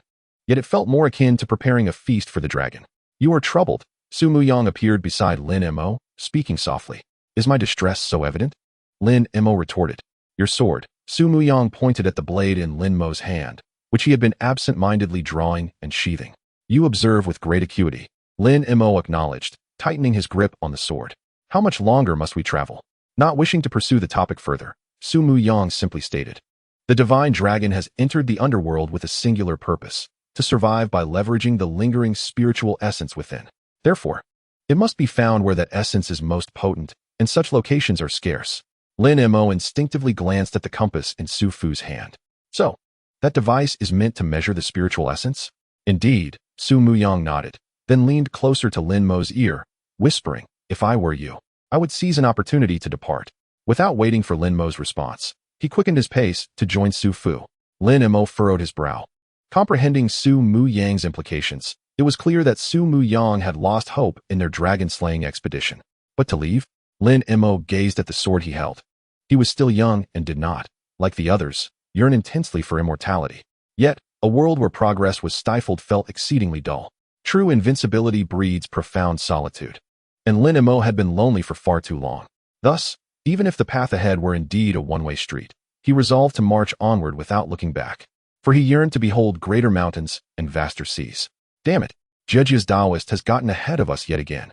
That scoundrel, how is he still alive? Days later, Lin Mo and the others beheld a dilapidated city, an astonishing sight. Compared to the previous crumbling hall, this city, rising abruptly from desolation, though reduced to ruins and forsaken by time, still evoked a sense of awe. However, the footprints left before the crumbling city gate made it clear to everyone that they had once again arrived too late. "Shall we enter?" Lin Mo inquired upon seeing Su Muyang scrutinizing the decaying inscriptions on the city gate. "Do you know where this place is?" Su Muyang withdrew his gaze, observing someone impatiently rushing inside, scoffing. If they truly knew where this was, they would not be so eager to enter. Su Muyang shook his head, vexed by the ignorance of the group. Perhaps they are indeed the pinnacle of human strength, yet they know far too little about legends, myths, and deities. "I have never seen anyone so eager to charge into the Ghost Gate," Su Muyang lamented. "To enlighten you, this is the fabled Ghost Gate. And this city is the legendary city of untimely death, the first stop for all souls departing this life." Chapter 44. A Sigh of Regret on the Bridge of Sighs. The Ghost Gate, the city of untimely death. Lin Mo raised his gaze towards the forsaken city before him, somewhat lost in thought. Even in a world devoid of divine beings and celestial manifestations, the legends of the Ghost Gate and the city of untimely death still resonate among mortals. Lin Mo had certainly heard of them, although the true appearance of the Ghost Gate is shrouded in mystery, often muddled by hearsay. The mere mention of it conjures vague imagery, as in the Cold Pavilion, which speaks of the Ghost Gate in scant phrases. At the Ghost Gate, the frost entraps the lifeless forms. The meaning eludes comprehension, leaving one baffled. As for the folktales claiming that beneath the Ghost Gate lie 18 ghost kings and minor gatekeepers who inspect souls and demand travel permits, Lin Mo had previously regarded such notions as baseless fabrications, mere projections of human understanding onto the ethereal realm of the underworld. At this moment, standing before the Ghost Gate, he saw no ghost kings, nor any gatekeepers, only a half-collapsed archway, barely legible, that once bore the grand characters spelling out Ghost Gate of the underworld. Thus, if this truly is the Ghost Gate, the boundary between the mortal realm and the underworld, does it not imply that we have now truly entered the realm of the underworld? Lin Mo turned to Su Muyang and asked. "Indeed, the underworld exists only after the emergence of the ethereal. We have merely reached the ethereal. Now we have encountered the underworld," Su Muyang confirmed, observing as others eagerly crossed the Ghost Gate into the city of untimely death. He warned Lin Mo, the journey ahead may prove perilous. As the heart of the underworld, there may still be lingering spirits. Exercise caution. Lin Mo nodded slightly and inquired. "I have heard that the city of untimely death harbors the souls of those who have died unjustly, unable to move on due to unfulfilled lifespans. They linger here until their destined time is up. Only then can they reincarnate. Is this true? What if it is true? What if it is false? Ultimately, all has faded into oblivion. Even the king of hell, who supposedly established this city of untimely death, has long since vanished, lost to the passage of time. Why should we dwell on such matters?" Su Muyang replied, his tone indifferent, showing little inclination to delve deeply into the affairs of the underworld. Whether it be the Ghost Gate, the city of untimely death, or the Bridge of Sighs, or even the ancient blood-soaked realms, they are but remnants of the past. To pursue them further would only invite unnecessary lamentation. As they crossed the Ghost Gate and entered the domain of the underworld, remnants of those who came before may indeed be encountered along the way. However, do not be greedy. Remember, this is the underworld, not the heavenly realms. Even if true treasures or fortuitous encounters await, they are ultimately mere phantoms. Acquiring them would be a double-edged sword, harming both oneself and others. The paths of humans and spirits are distinct. Do not become enamored with the ghostly entities of the underworld. Yet, should you encounter any divine artifacts or sacred treasures from the Buddhist realms, do not hesitate. Take them freely. However, as Su Muyang spoke. He suddenly shook his head and said to Lin Mo, after the cataclysm, everything has been rejuvenated. All things start anew. Yet, the glories of the past. If they wish to rise again, it seems a daunting task indeed. The world has changed. Lin Mo spoke softly, reminiscent of the deceased Hua Yulu. His deadly 9 swords, once unrivaled in his era, have now become obsolete. Su Muyang cast a glance of admiration at Lin Mo, remaining silent as he and Su Fu walked one behind the other toward the city of Wangxicheng. Upon entering Wangxicheng, they found the place desolate and eerily quiet, devoid of even a shadow of a ghost. The group paid little heed to the emptiness, their gazes flitting to the unique architecture of Wangxicheng, stirring their curiosity. Su Fu recognized that if they allowed the group to roam freely within Wangxicheng without seeking supposed adventures, the team would likely disband immediately. Thus, without a moment's hesitation, he decisively declared, 1 hour. You all have 1 hour to explore and then gather here. Once the time is up, we shall depart without waiting for anyone. The group turned to follow the direction Su Fu pointed, soon coming upon a broken bridge. The bridge featured 3 layers. The uppermost gleamed like gold. The middle shone like jade, while the lowest appeared as stone, submerged in mud, severed in the middle, spanning a dried riverbed. Even in its dilapidated state, its remnants evoked vivid imaginations. One could almost envision, many years ago, when the underworld still thrived, the ghostly emissaries traversing the bridge, escorting countless souls, bustling upon that structure. The souls on the upper tier walked the golden path with heads held high. Those on the middle tier trod the jade-paved ground, finding some measure of stability. Meanwhile, the souls on the lowest tier struggled, merely crossing half a river, beset by the murky waters filled with venomous creatures, dragged down by the current, unable to transcend. This was the Naihe Bridge. This time, there was no need for Su Muyang to explain. Lin Mo, with a sudden epiphany, recognized the bridge's origin. Indeed, this must be the Naihe Bridge, and the dried riverbed was the fabled Nai River. Often likened to the blood-soaked realm in Buddhist lore, it was said that what flowed within was not mere water but blood, nourishing myriad vile creatures, intent on tearing apart and devouring malevolent souls. Su Muyang nodded, stating that they would reconvene at the Naihe Bridge in an hour. Mind the time.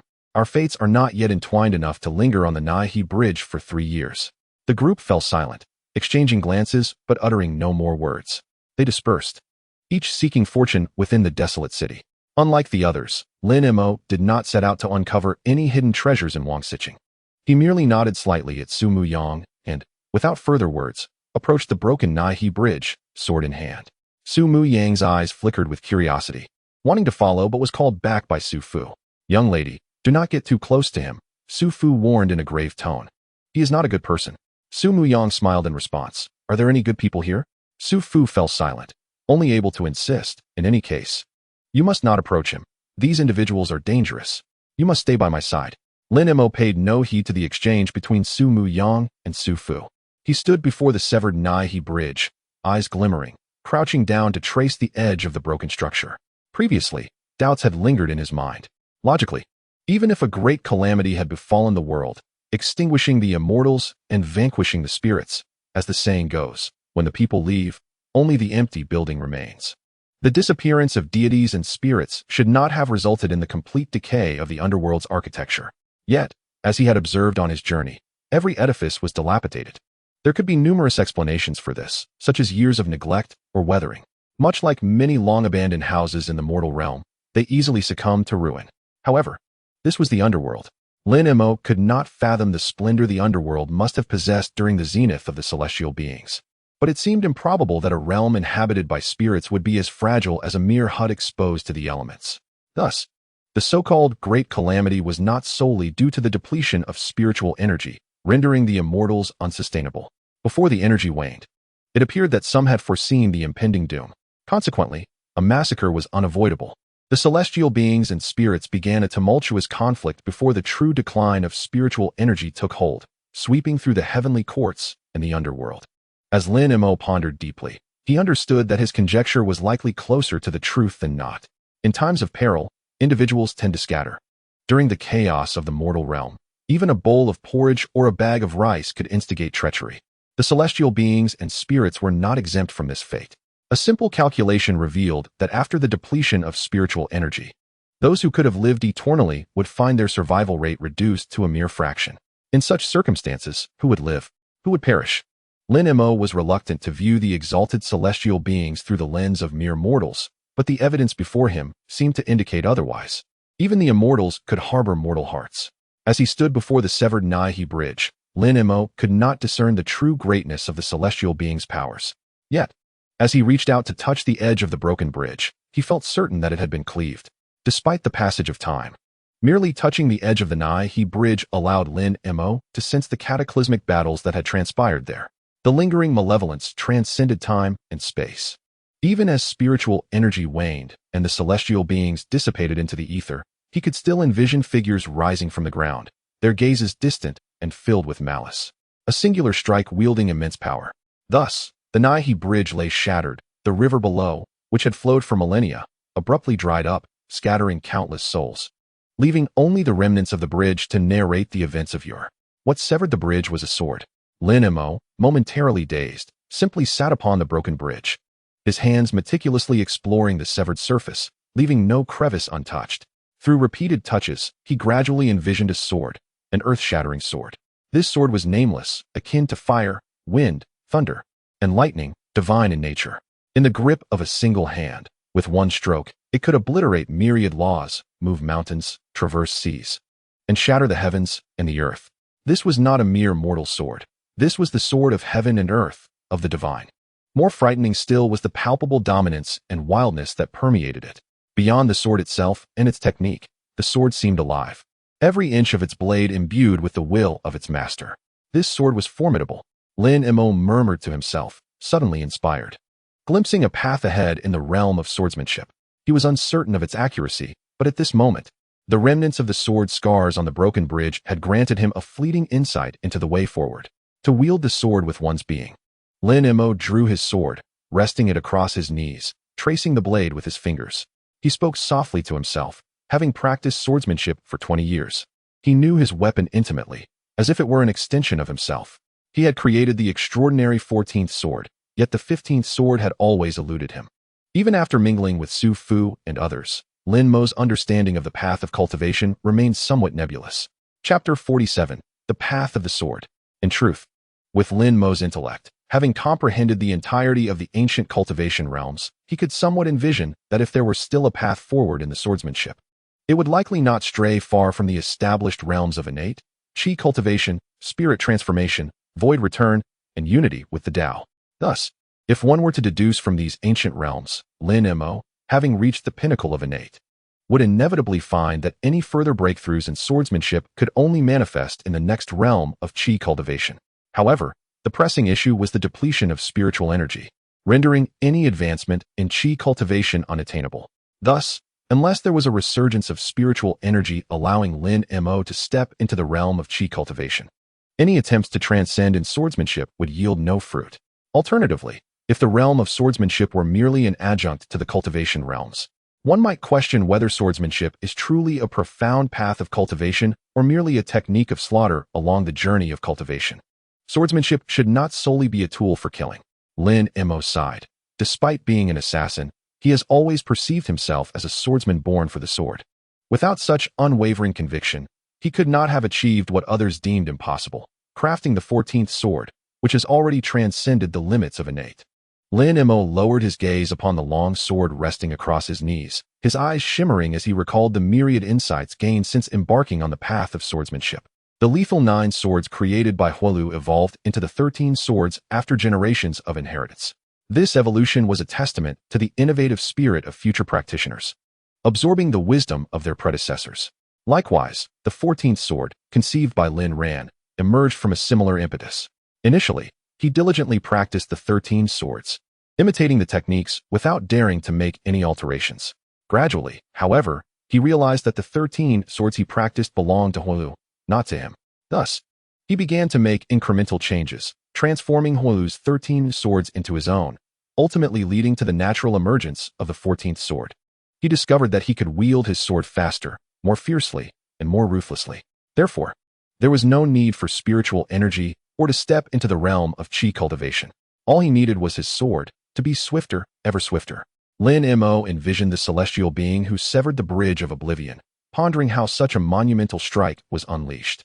setting aside the discourse on realms and divine abilities. Could it not be that the strength to sever mountains and seas stemmed merely from being stronger and faster? Lin Mo was uncertain. He grasped little about the path of cultivation that lay ahead, having never experienced it firsthand. Yet, from his prior experiences in swordsmanship, he posited that perhaps speed alone could render the wind, the rain, and the light mere subservience to his sword, captured within its arc. Did this imply that even in the absence of so-called spiritual energy, his sword could command the wind, the rain, and the light, thereby unleashing an astounding strike? Some adhere rigidly to tradition, while others dare to innovate boldly.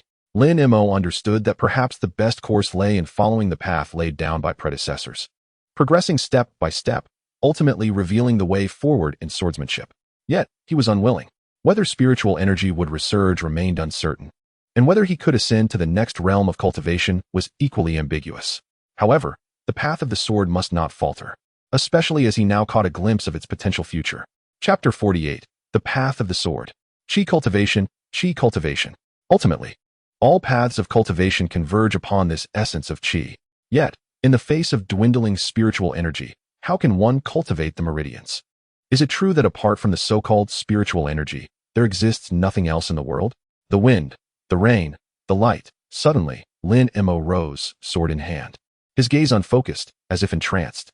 Harness the sword with Qi. Harness the sword with Qi. I understand now. The next step in the path of the sword must be to wield the sword through Qi, then through spirit and Tao. Lin Mo's heart illuminated with clarity. Though he could not ascertain whether his newfound realization constituted the true path of swordsmanship, he felt he had finally unlocked the shackles that had long hindered his advancement. Thus, under the astonished gaze of Su Mu Yang, Lin Mo stood upon the shattered bridge, practicing his swordplay. Su Fu also noticed Lin Mo's movement. Slightly moved. Had he attained enlightenment? It seemed he was indeed a genius. However, Su Fu did not dwell on it. Anyone chosen to be part of this team had once been a remarkable talent. Ultimately, they all faced the same fate, ensnared by the depletion of spiritual energy. Unable to break free from the innate realm, Lin Mo would not be an exception, even if he had experienced a moment of clarity, without the support of spiritual energy. All was but a sapling without roots, a stream without a source. Thus, Su Fu quickly averted his gaze from Lin Mo, focusing intently on the depths of the city of the dead, sensing an unsettling disturbance.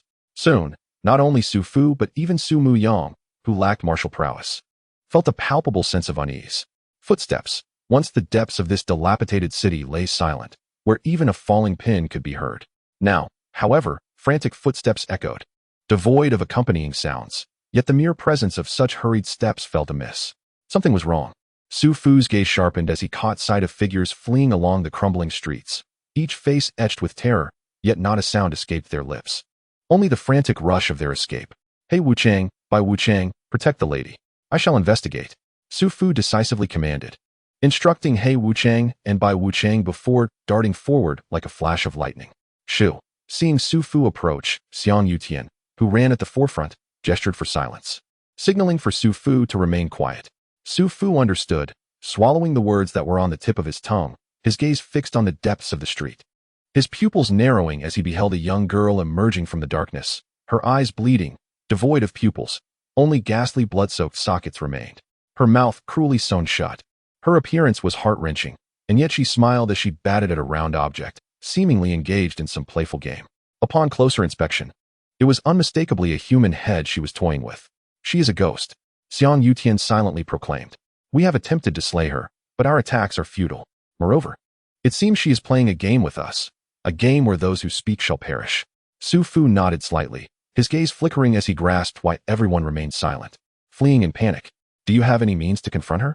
Xiang Yutian continued to inquire silently. Forget it. Regardless of your ability to face her, we must leave post-haste.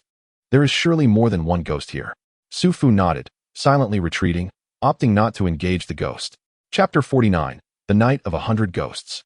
Xiang Yutian was correct. The emergence of one ghost implied that the restless spirits in this city of the dead had not all scattered into oblivion. If one were to provoke the other lingering spirits in the city of the dead while attempting to deal with a single ghost, it would be the most unfortunate outcome.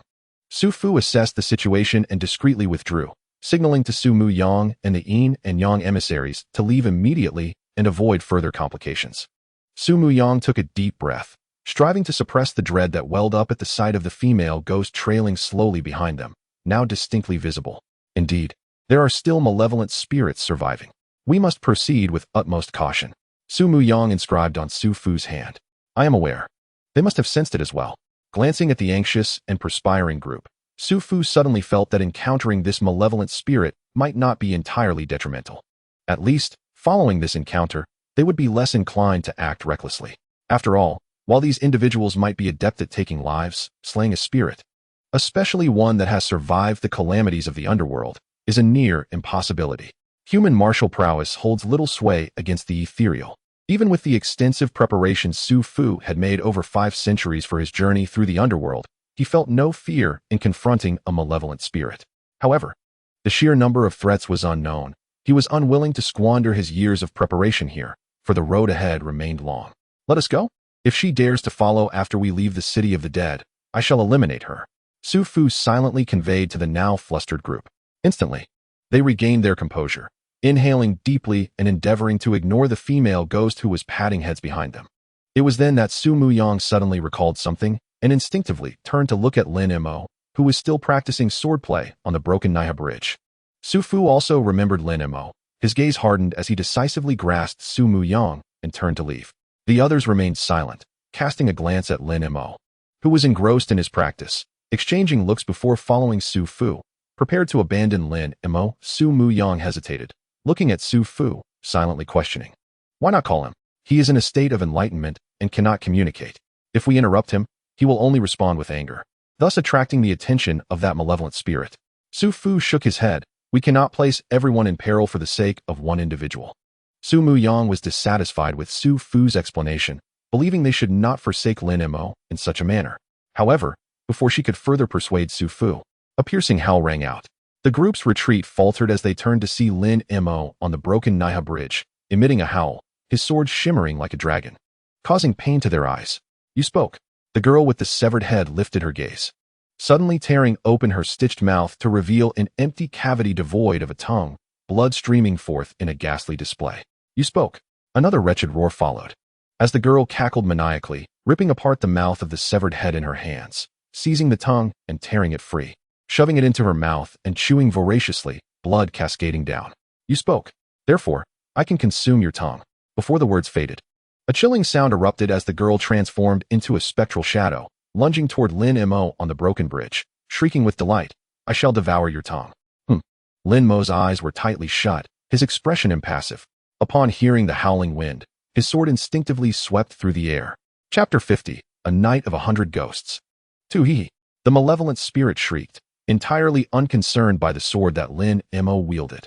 With a leap, her claws elongated, blood red as if drenched in crimson, reaching for Lin Mo's mouth, intent on tearing it open to extract his tongue and consume it. For without a tongue, one could no longer speak. Just as she could not, everyone must be silenced like her. He is doomed. Xiang Yutian chuckled coldly, understanding the nature of the wretched girl-like spirit. When they first encountered this spirit, they had believed they could easily dispatch her, for it is said that even malevolent spirits fear wicked souls.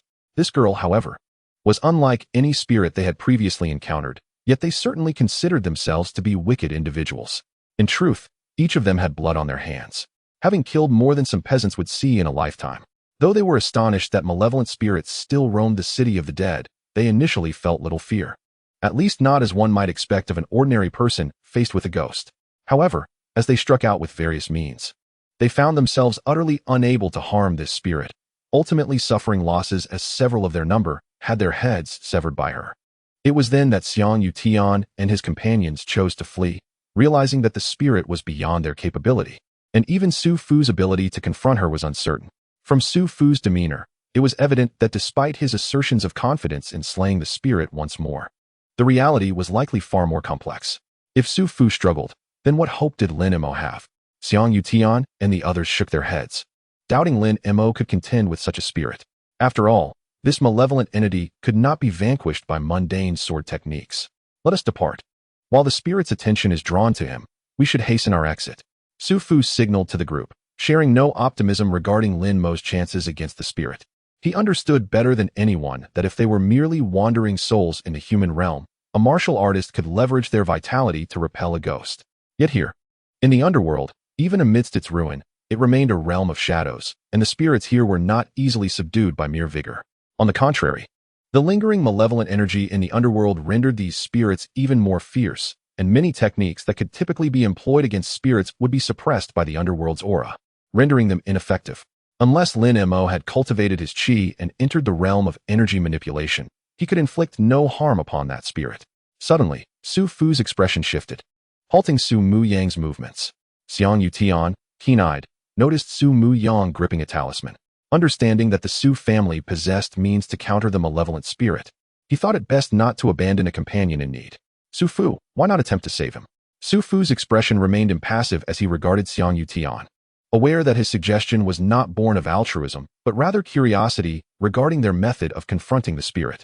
Su Fu was not swayed, signaling for Xiang Yutian to remain silent, and then took Su Mu Yang to leave. Suddenly, a piercing scream erupted, so haunting that all instinctively turned to look, shocked at the sight of the girl-like spirit, now severed and bleeding profusely. Chapter 51, A Night of 100 Ghosts. 3. My hand, my leg, I will consume you. Consume you. Consume you. The female ghost's wailing echoed throughout the city of the dead, shattering the stillness of the realm. Lin Mo's gaze remained vacant, expressionless, his eyes hollow as if oblivious to the chaos around him, wholly absorbed in the interpretation of his 15th sword technique. Beneath the shattered bridge, the lingering sword marks seemed to transcend the barriers of time, evoking the moment when a sword had severed the bridge of no return.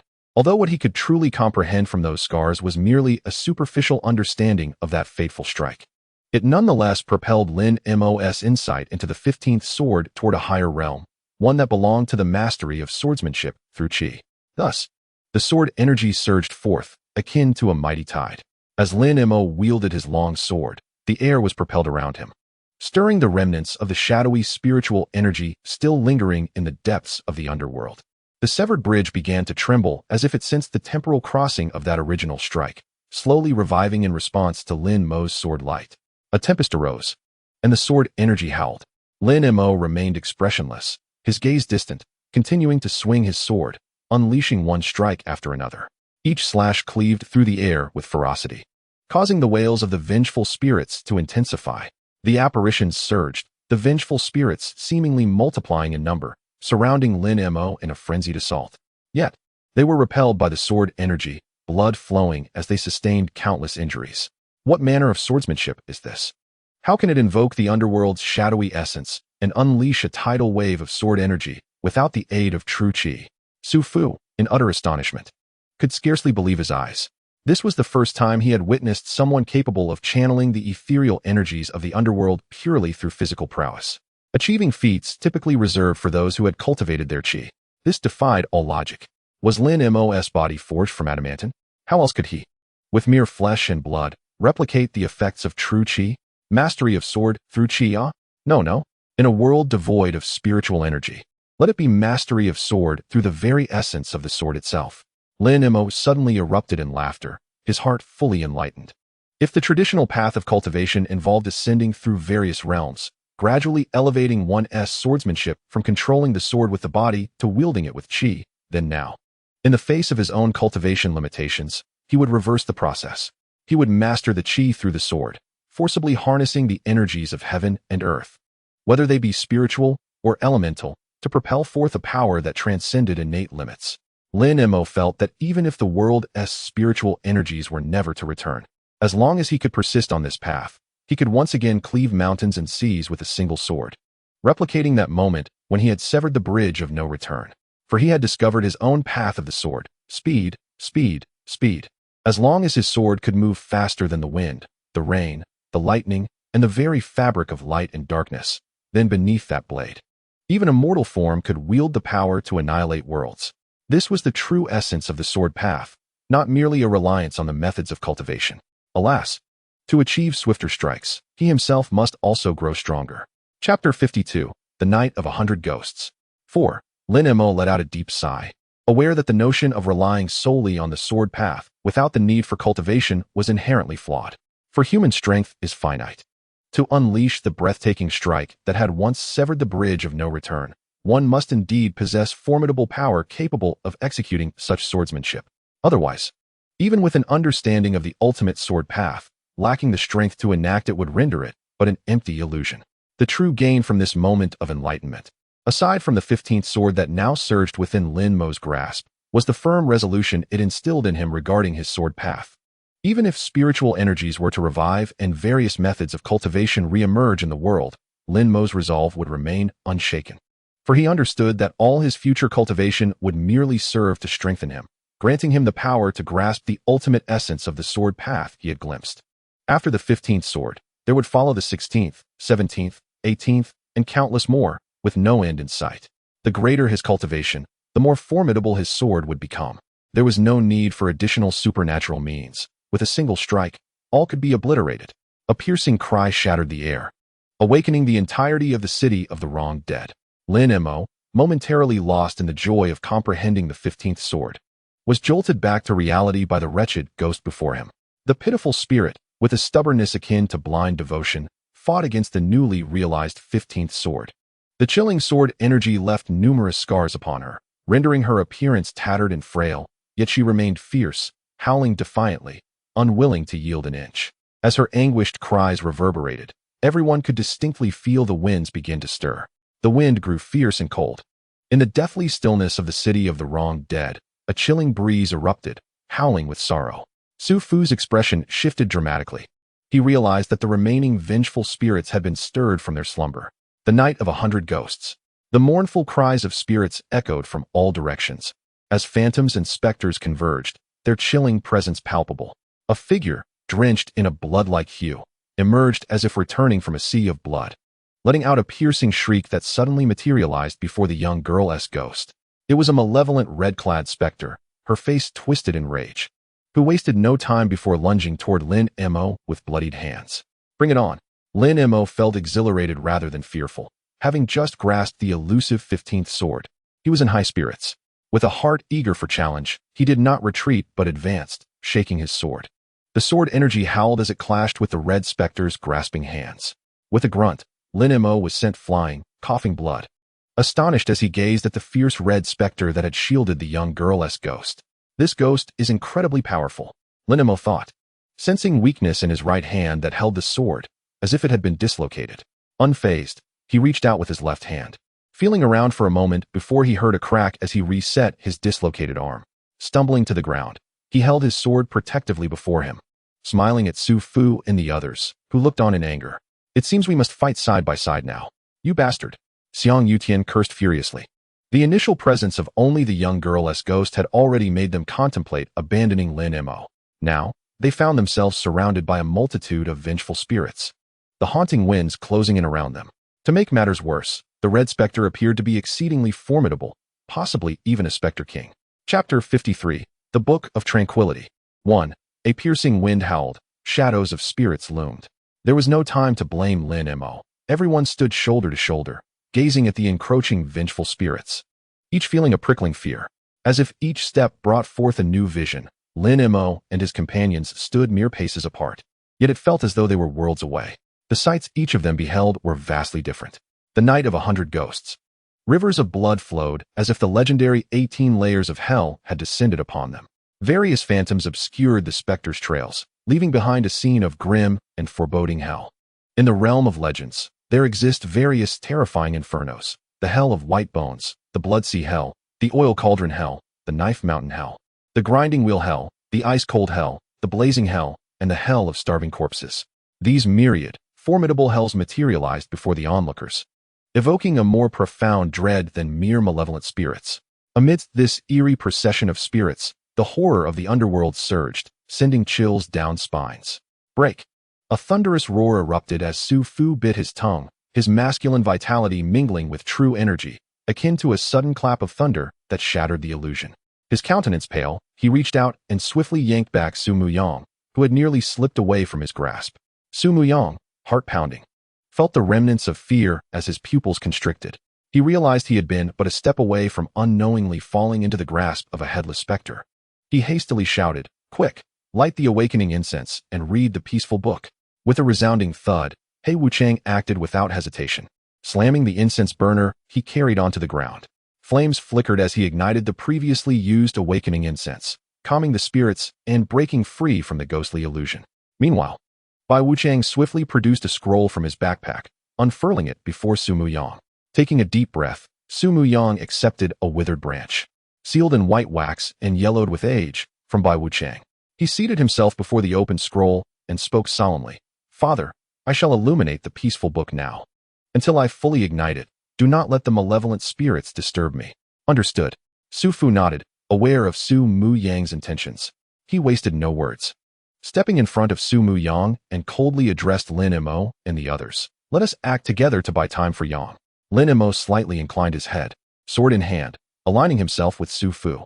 Damn it, Xiang Yutian cursed, casting a doubtful glance at Su Muyang, who was seated and seemingly on the verge of breaking the frail branch while concentrating on the scroll. Su Fu, are you certain that this so-called peaceful book can contend with these malevolent spirits? Su Fu offered no reply, and Su Muyang remained focused, not lifting his head. Frustrated, Xiang Yutian gritted his teeth. Yet he understood that he had no choice but to trust the preparations made by the Su family for this venture into the realm of the dead. If I had known we were coming to this underworld, Su Fu, I would never have believed your deception. Some among them vented their frustrations, regretting their earlier decisions. When Su Fu had lured them, he had not disclosed that their final destination was this ghostly underworld, though they had been deceived. Who could resist the allure of eternal life following the dragon slaying? Yet the crux of the matter lay in the contradiction. It was said that the world had changed. Spiritual energy had waned, and deities no longer existed. How, then, were there still so many malevolent spirits lingering in the city of the wronged dead? Lin Mo had no time to ponder these contradictions. He gripped his sword tightly, awaiting Su Fu's signal to strike. Can you still employ that sword technique from earlier? Su Fu suddenly inquired, scanning the group. Of course, Lin Mo replied calmly. Excellent. You shall hold off these malevolent spirits and prevent them from disturbing Yang while I engage that red-clad ghost. Su Fu decisively commanded, knowing he could not rely on others to face the red-clad specter, as it was clear that only he could contend with her. Lin Mo nodded, refraining from questioning Su Fu's insistence on confronting the red-clad ghost. After all, she had ceased her aggression after targeting him and was now silently guarding the little girl ghost, observing them without any intent to attack. With no time for further explanations, Su Fu acted decisively, launching himself forward with a long howl, radiating an imposing aura as he struck out with a palm, creating a torrent of energy that surged toward the red-clad ghost. The red-clad ghost remained expressionless, coldly watching Su Fu's advance. As her red garments swirled, a surge of malevolence erupted, and more spirits emerged from the shadows, howling as they rushed towards Lin Mo and the others. Lin Mo's pupils narrowed as realization dawned upon him. He understood why Su Fu had chosen to confront the red-clad ghost. The truth was that this was not a genuine procession of spirits. Aside from the initial little girl ghost and the red-clad specter, the others were mere illusions conjured from the ghostly energy. With this revelation, Lin Mo's sword erupted with renewed ferocity as he unleashed his 15th strike, clashing against the advancing spirits. With a single stroke, shadows danced, winds howled, and amidst the cacophony of anguished cries, his sword energy surged forth, sweeping away the encircling spirits, who dissipated into ethereal smoke. The others were taken aback. Disbelief etched on their faces as they struggled to comprehend how Lin Mo could dispatch several malevolent spirits with a single strike, shattering their previous notions. Was it that Lin Mo's newfound sword technique was overwhelmingly powerful, or were they simply too weak? Indeed, do not stand there in shock. Strike together. These spirits are not genuine. They are mere illusions summoned by the red-clad ghost, Lin Mo declared, having discerned the truth behind the spectral procession. The others, invigorated by his words, sprang into action, discovering that they could easily vanquish the spirits surrounding them. These apparitions, while fearsome in appearance, were not true malevolent beings. We have merely encountered two ghosts, someone exhaled in relief, their demeanor calming. Do not let your guard down, Bai Wuchang interjected, standing vigilantly beside Su Muyang. Alongside He Wuchang, they followed Su Muyang's instructions, retrieving various items from their bags: rice, chicken feet, and dog blood, traditional talismans said to ward off spirits. They arranged these items in peculiar formations around Su Muyang as Bai Wuchang remained attentive, focused on the fragile branch in Su Muyang's grasp. The little ghost posed little threat, as the master could subdue it without the aid of the peaceful book. However, the red-clad ghost, possessing the power to conjure 100 spirits, was undoubtedly formidable, a ghostly sovereign. Even in this dilapidated realm of the dead, she exuded a terrifying presence that could spell disaster for them all. Their only hope lay in Su Mu Yang igniting the peaceful book, praying it would suppress and expel her. Peaceful book? Lin Mo caught a glimpse of the ancient, yellowed scroll before Su Mu Yang. Inscribed with arcane characters he could not decipher. It appeared to be an artifact, akin to the fragile branch in Su Mu Yang's hand. A treasure passed down from ancient times. Yet he wondered how much power it could wield in this age of waning spiritual energy. If they were to confront the red-clad ghost, Lin Mo furrowed his brow, his gaze shifting to Su Fu, who was locked in a fierce battle with the specter. Su Fu was clearly at a disadvantage, and Lin Mo sensed that the red-clad ghost was toying with him, not fully exerting her strength. Should she unleash her full power? Even the strongest among them, Su Fu, would surely falter. The Taiping book appears to be a treasure, and that withered branch seems to possess extraordinary qualities as well. Unable to contain their curiosity, some individuals cast a covetous glance at the Taiping book before Su Mu Yang. In the late Eastern Han Dynasty, a great calamity loomed. Spiritual energy waned, the celestial realm fell, Mount Tai collapsed, the gates of the underworld opened, and demons roamed freely. The Buddhas and celestial beings united to compose the Taiping book, securing Mount Tai and sealing the gates of the underworld. Decades later, the Taoist Zhang Jiao acquired the Taiping book on Mount Tai, mastering its profound techniques to summon the winds and rain, commanding spirits and demons, and establishing the invincible Yellow Turban Army, sweeping across the land. Suddenly, Su Mu Yang spoke, his words flowing effortlessly as he fixated on the withered branch in his hand. Legend has it that Zhang Jiao nearly fulfilled the vow of heaven is dead, the yellow sky shall rise, leading the Yellow Turban Army to seize the fallen celestial realm, inaugurating the yellow sky to protect all cultivators. Unfortunately, his efforts were ultimately in vain. The demons retaliated, Zhang Jiao perished, the yellow sky crumbled, and the whereabouts of the Taiping book became a mystery. The Taiping book in my possession may not be the very one that nearly aided Zhang Jiao in his rebellion, but it surely bears great power, for how else could it endure 5 centuries of waning spiritual energy? Now, I shall ignite the Taiping book with the thunderous might of a millennium-old thunderstruck wood. Beware! Just as Su Mu Yang's voice faded, the withered branch in his grasp seemingly succumbed to the encroaching power, snapping with a crack, disintegrating into ash. In the midst of this dissolution, a spark of thunderous dust illuminated the dust-laden Taiping book before him. The moment the Taiping book was ignited by the thunder, it erupted into a brilliant radiance without warning. Countless enigmatic symbols rising from its pages, each as large as a grinding stone, akin to moons that instantaneously dispelled the darkness of the city of the wronged. Lin Mo's eyes widened in astonishment, yet before he could recover from the brilliance emanating from the Taiping book, he heard a piercing scream. With a resounding crash, Su Fu, entangled with the red-clad female ghost, gasped, coughing blood, grievously wounded by her. "Father!" Su Mu Yang cried out, but before he could activate the lit Taiping book, the red-clad ghost let out another chilling shriek, darting towards Su Mu Yang, clutching the small girl-like specter. "Be careful!" Su Fu shouted in urgency.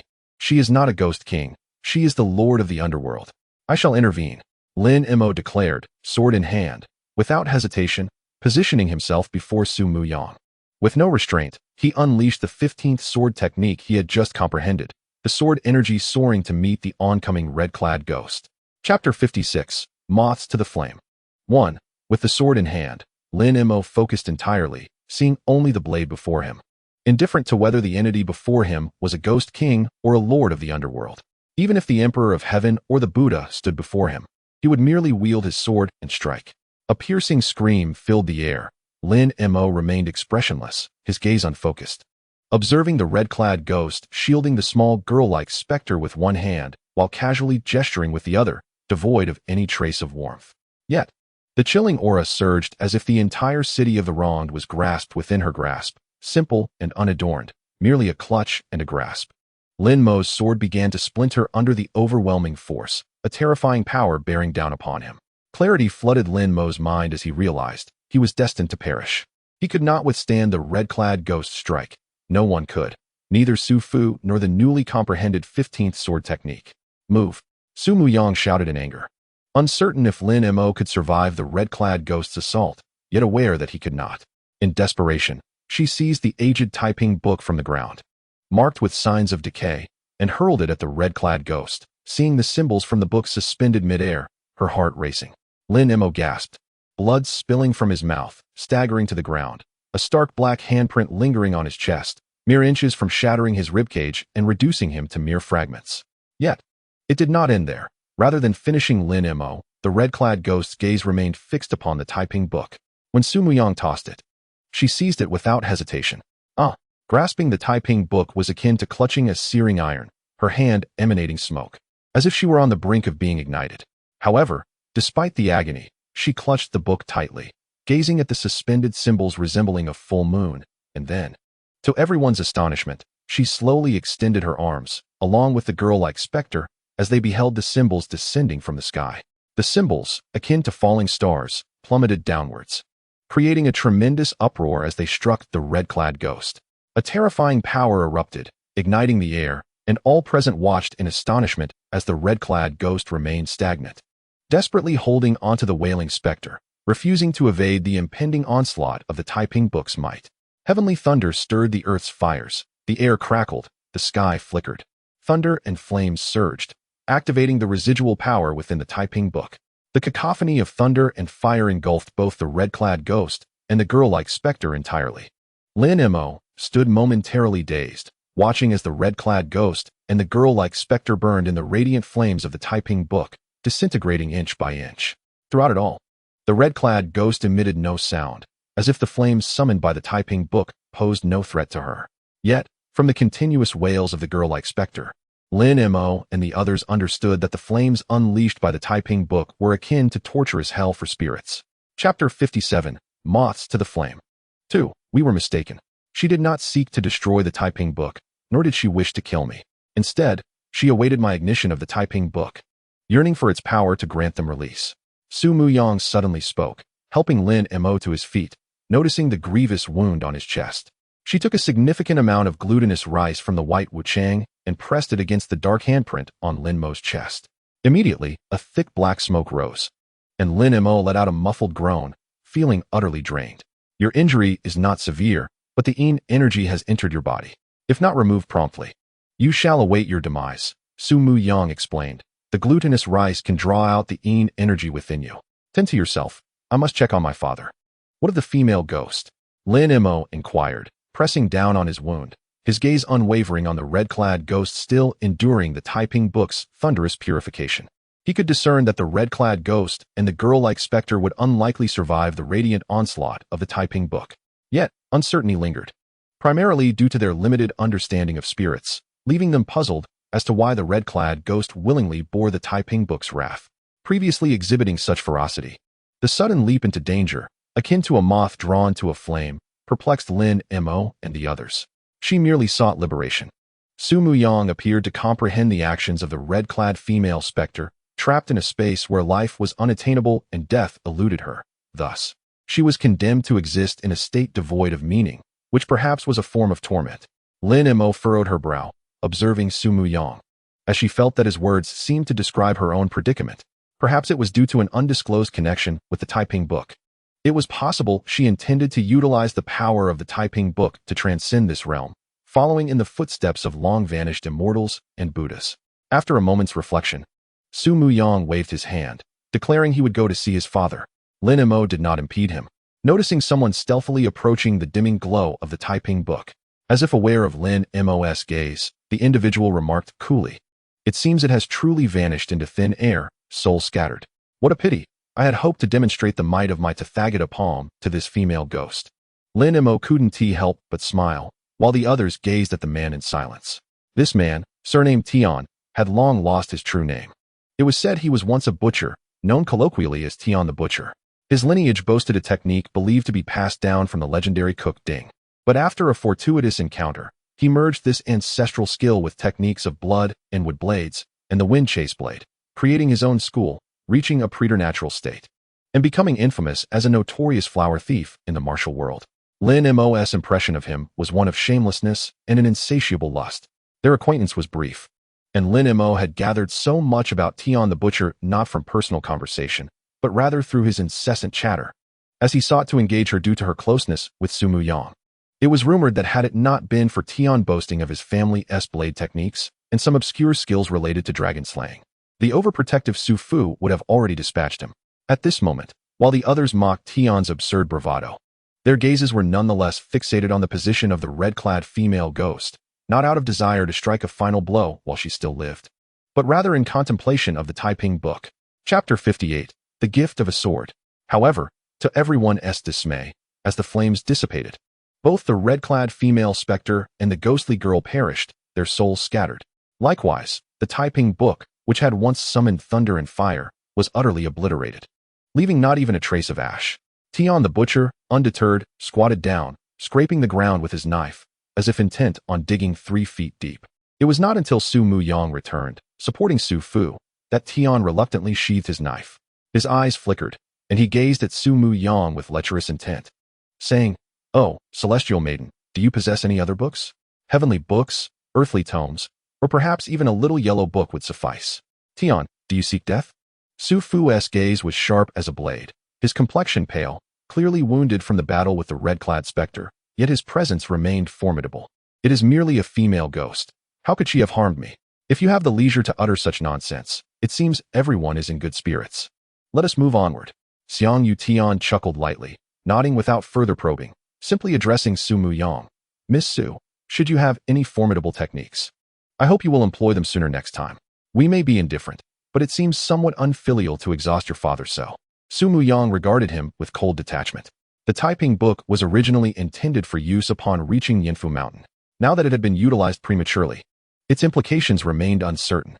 However, if you possess the confidence to navigate Yinfu Mountain with ease, then we are prepared to unveil our myriad strategies, allowing you to witness them firsthand. Xiang Yu Tian, having been rebuffed, smiled and fell silent. The others exchanged glances, remaining quiet, harboring some dissatisfaction regarding the Su family's reticence to reveal their methods. Yet, understanding that this was merely the initial stage of their journey into the underworld, with unknown perils ahead, they chose to tolerate it.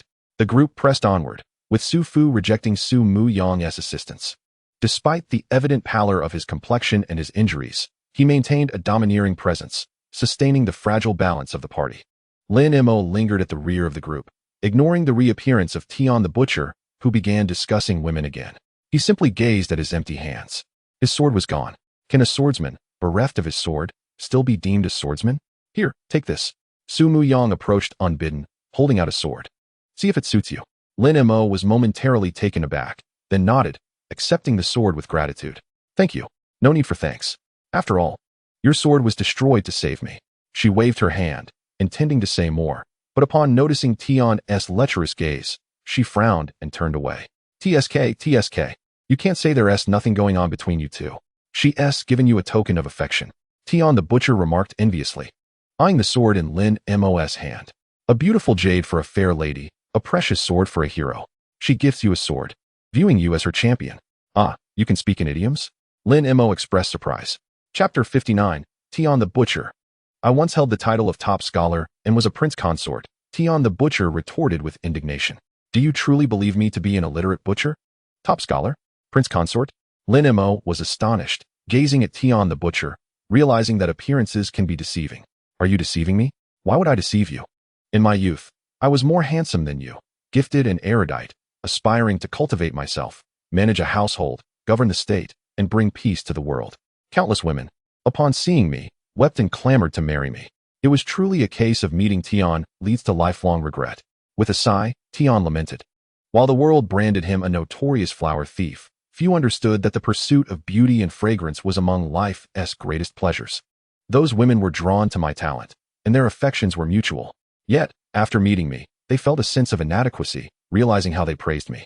As he spoke, Tian's expression darkened, recalling some unpleasant memories that rendered his already unattractive face even more so. "How did they praise you?" Lin Mo inquired idly. "They praised me for my grand ambitions, likening me to a toad yearning for swan meat." Tian the butcher responded, casting a glance at Lin Mo's visage. "Thus, I harbor the deepest resentment for young fops like you and those superficial female deceivers. So, it began with talent and ended in vanity?" Lin Mo smiled, discreetly drawing the sword in his hand and flicking it lightly, producing a clear, melodious sound.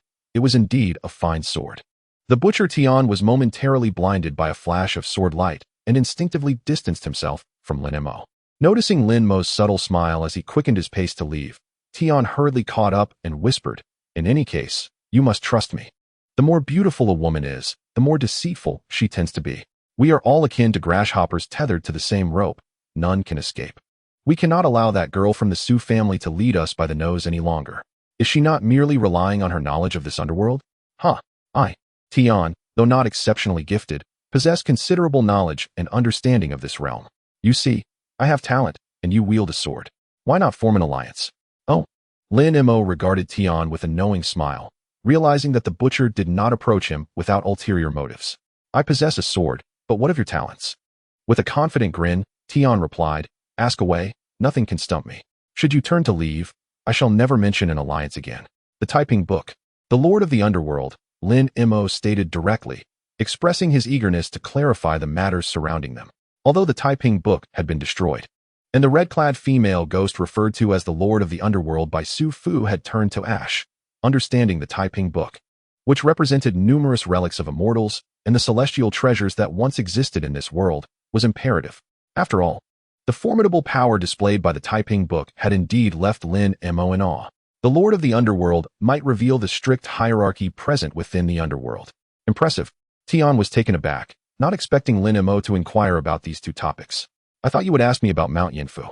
Once I ascertain your talents, I shall surely inquire further, Lin Mo replied nonchalantly. The landscape of Mount Yinfu was still unknown, yet Lin Mo was more interested in understanding past events. Very well. I shall not beat around the bush. Let us begin with the typing book, Tian nodded, launching into his account. Chapter 60. The Old Tales of Immortals and Buddhas. The origin of the typing book, as the girl from the Su family mentioned, is indeed the collective work of the immortals, known as the Taiping Scroll, intended to suppress Mount Tai, seal the gates of the underworld, and ensure peace in the mortal realm. Your inquiry regarding the Taiping book is not merely about its origins, but rather its role in historical events. Tian spoke eloquently. A millennium ago, when calamity first arose, the celestial court fell, and the spirit mountain was silenced. The immortals united to carve a path to the outer realms, seeking to escape this world. Yet, even among the immortals, not all were entitled to embark on this journey, nor were they solitary beings. The young acolytes tending the fire and the fairies playing flutes would certainly be included. However, amidst such a catastrophe, everyone was akin to a clay statue crossing a river, struggling for survival. There was no power left to protect their disciples. In light of this, to prevent unnecessary strife among the immortals, the Celestial Court and Spirit Mountain resolved to reactivate the divine mandate to instigate another calamity. Those who had achieved the status of the great Luo Golden Immortal would be exempt, while the other immortals, along with their disciples and countless cultivators, would be compelled to endure this trial. Those who survived would join the great Luo Golden Immortals in seeking new realms beyond. Those who could not would enter the divine mandate, their primordial spirits resting in slumber, awaiting the revival of spiritual energy and the return of the immortals to resume their cultivation journey. However, the issue lay with the divine mandate itself. Just as the Celestial Court and Spirit Mountain were set to establish the divine mandate and reenact the old tales, it vanished. No one knew how it was lost. It simply disappeared. This cut off the path for the disciples of those immortals, for they had forsaken their physical forms, leaving only a fragment of their true spirits, unable to accompany the others to the outer realms. Thus, chaos ensued in the mortal realm, the Celestial Court and Spirit Mountain, spiraling into irreparable turmoil. With calamity sweeping through the three realms, demons rampaged and malevolent spirits reigned, nearly plunging the mortal world into oblivion. Even Mount Tai was shattered. One can only imagine the horror of it. In such dire circumstances, the multitude of immortals could only unite to leave behind the typing book, to maintain peace in the mortal world. Alas, it merely provided protection for a few decades. After several decades, someone incited Zhang Jiao to steal the typing book from the peak of Mount Tai, using its power to seal the bloodlines of demons, merging them into humanity. At this point, Tian lowered his voice, stating bluntly, in essence, the demon race sought to forcibly taint humanity with their bloodlines, severing any possibility of the immortals returning in the future. Do not heed the girl from the Su family who claims Zhang Jiao sought to establish a new order and protect the cultivators. In truth, it was the immortals who deceived the demon race, never intending to take them along. Consider it. During the calamity, the immortals, having found a difficult path to escape to the outer realms and to create a new world, had previously spoken of subduing demons and vanquishing evil when all was well. In this great calamity, where every cultivator's existence hung by a thread, How could they allow demons to infiltrate the realms they had painstakingly established? Naturally, the demons would not acquiesce. Thus they sought to manipulate Zhang Jiao, attempting to use the Taiping book to infuse their bloodlines into humanity. This way, even if the demons were extinguished, once spiritual energy revived and the immortals returned, should demons no longer exist in the world, the very bloodlines of humanity would be tainted with demon essence. If the day of revival truly came, one must ponder, to whom would this world belong? The humans or the demons? Such is the nature of it. Even among the immortals, deities, and spirits, treachery and cunning abound, Lin Mo mused, losing interest in the ancient tales. He had initially sought to learn from Tian whether there were other treasures capable of unleashing great power in this era aside from the Taiping book. However, he found himself instead learning of the betrayals among the immortals during calamity. Chapter 61. The Lord of the Underworld. Lin Mo shook his head, indicating that there was no need to dwell on these ancient matters. I ask you, what does the title Lord of the Underworld signify? Heh. The Lord of the Underworld is quite literally as it sounds, Tian chuckled. You have likely heard tales of the East Emperor from that girl of the Su family. Indeed, if this underworld were to have a master, it would undoubtedly be the East Emperor. Alas, even the mighty East Emperor is unable to contend against the greater powers. The underworld governs the cycle of life and death. How could the Celestial Court and Spirit Mountain allow such control to rest in the hands of a single individual, even one as powerful as the East Emperor? After all, unless one attains the everlasting state of the great Luo Golden Immortal, even celestial beings face tribulations and tribulations. Should one falter, their physical form may decay, compelling them to reincarnate. To reincarnate, one must traverse the river of oblivion and enter the cycle of rebirth. Thus, the Celestial Court and Spirit Mountain concocted an excuse to lure the East Emperor to take a position within the Celestial Court. Of course, given the East Emperor's wisdom, he likely understood he could not overpower the alliance of the Celestial Court and Spirit Mountain, and therefore willingly accepted the position, relinquishing control over the cycle of life and death. However, with the East Emperor in the Celestial Court, the underworld could not be left without a guiding force. Consequently, the Celestial Court and Spirit Mountain, in a show of camaraderie, appointed 10 Yama kings to oversee the underworld. Even then, Spirit Mountain deemed it insufficient and sent the Ksitigarbha Bodhisattva down as well. Seeing this, the Celestial Court realized they too needed an equally formidable figure to oversee the underworld. But after extensive searching, the only one willing to accompany the Ksitigarbha Bodhisattva in the underworld was none other than the East Emperor himself. After all, the Ksitigarbha Bodhisattva's presence in the underworld aligned perfectly with his path of cultivation, yet the Celestial Court could find no other celestial beings who practiced similar disciplines. There is no way to avoid it. The Heavenly Court, under the guise of the East Emperor, has begun to create a number of Een Lords among the spirits and demons. Individually, these Een Lords may not possess the strength of the King of Ksitigarbha, but their numbers are overwhelming, establishing dominions and holding a status equivalent to the 10 Yama kings. The legitimate lineage of the Heavenly Court naturally looks down upon them, yet they have garnered considerable attention.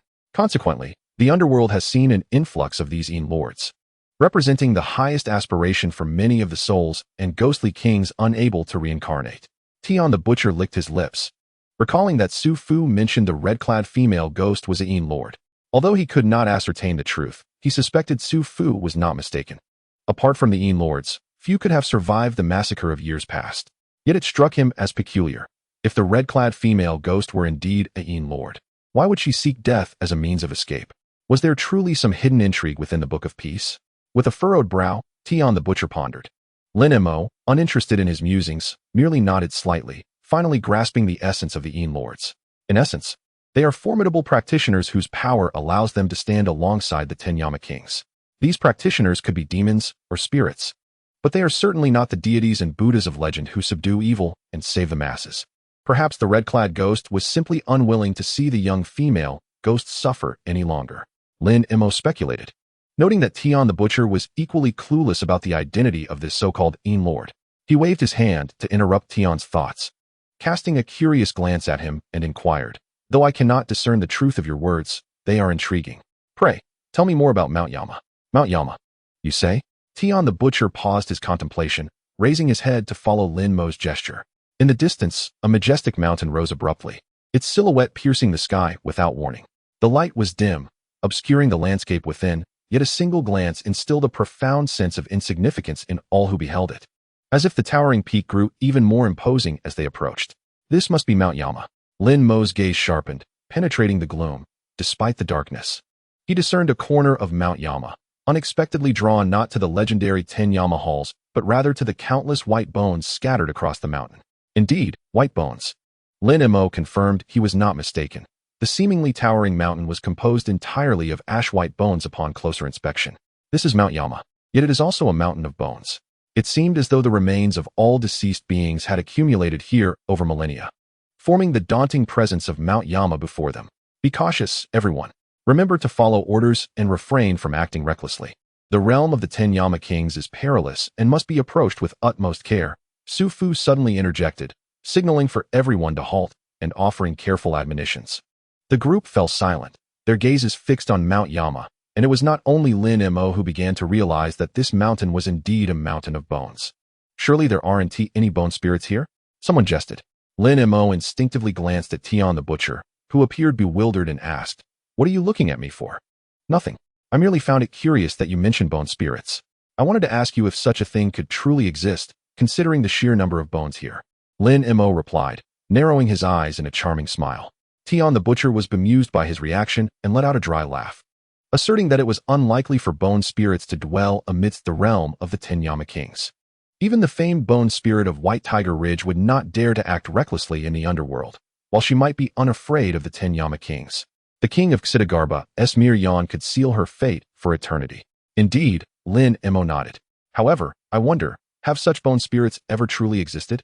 How could a mere skeleton cultivate and absorb the essence of the sun and moon to become a demon?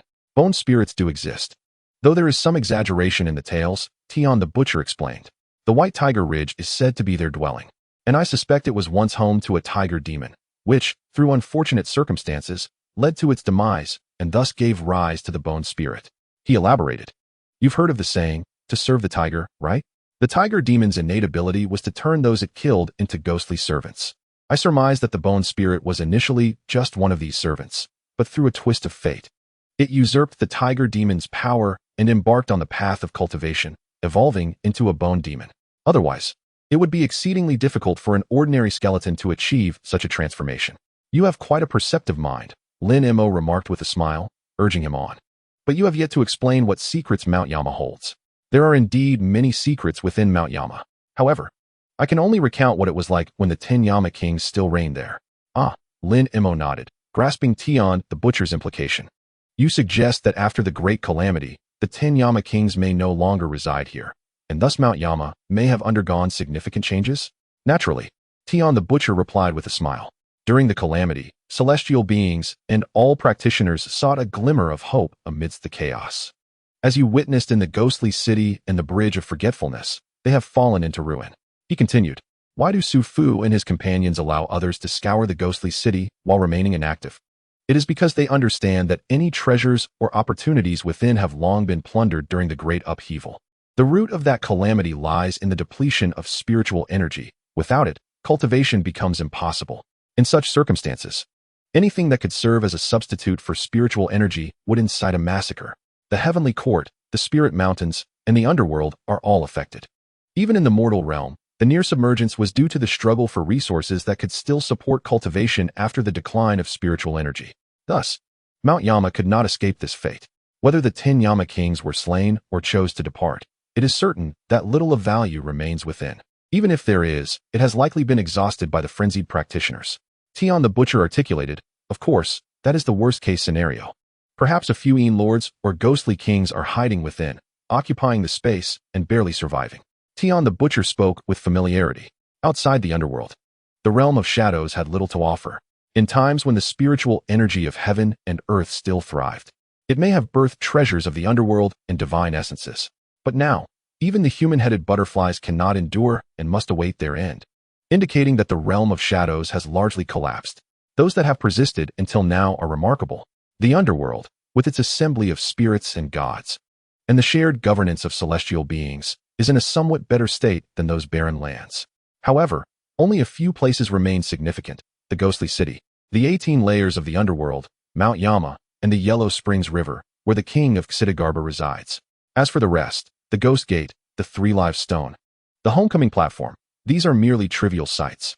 For the souls of the departed, they may be regarded as critical realms, yet in reality, they are little more than historical landmarks.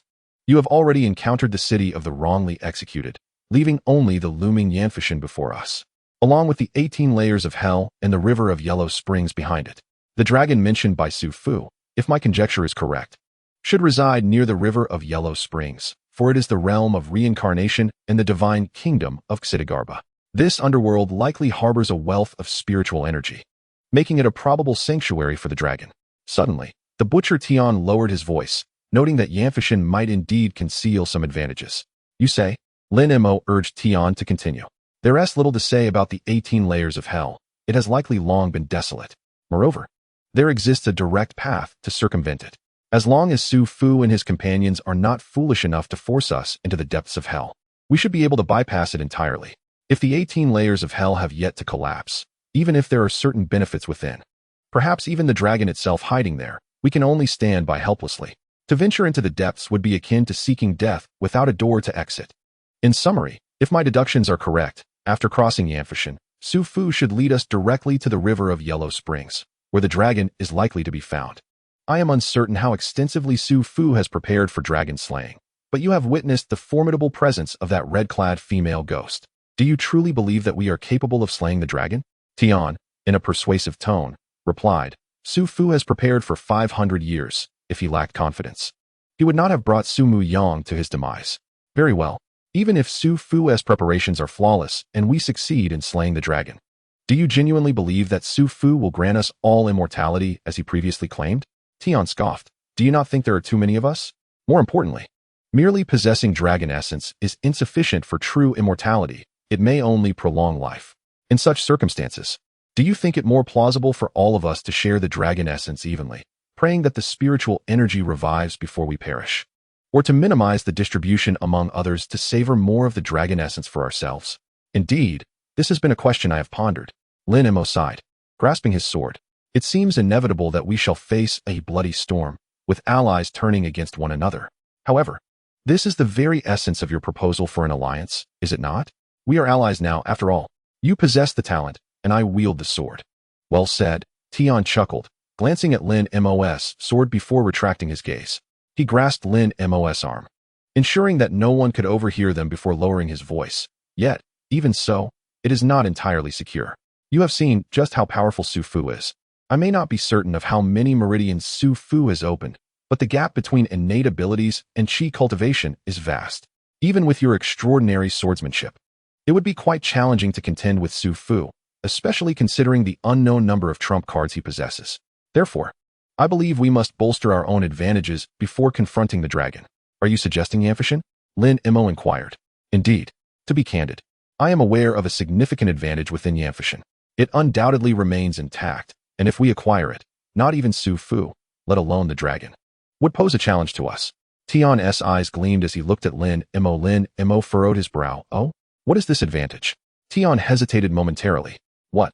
Are you reluctant to disclose it? How can I trust you to collaborate with me under such circumstances? Lin Mo smiled wryly. Since we are to form an alliance, we must establish a foundation of trust. Otherwise, even if we succeed in obtaining this advantage, how can I be sure you won't betray me at the last moment? What do you take me for, Tian? Tian feigned displeasure, gritting his teeth. Fine. I entrust my life to you. Listen closely.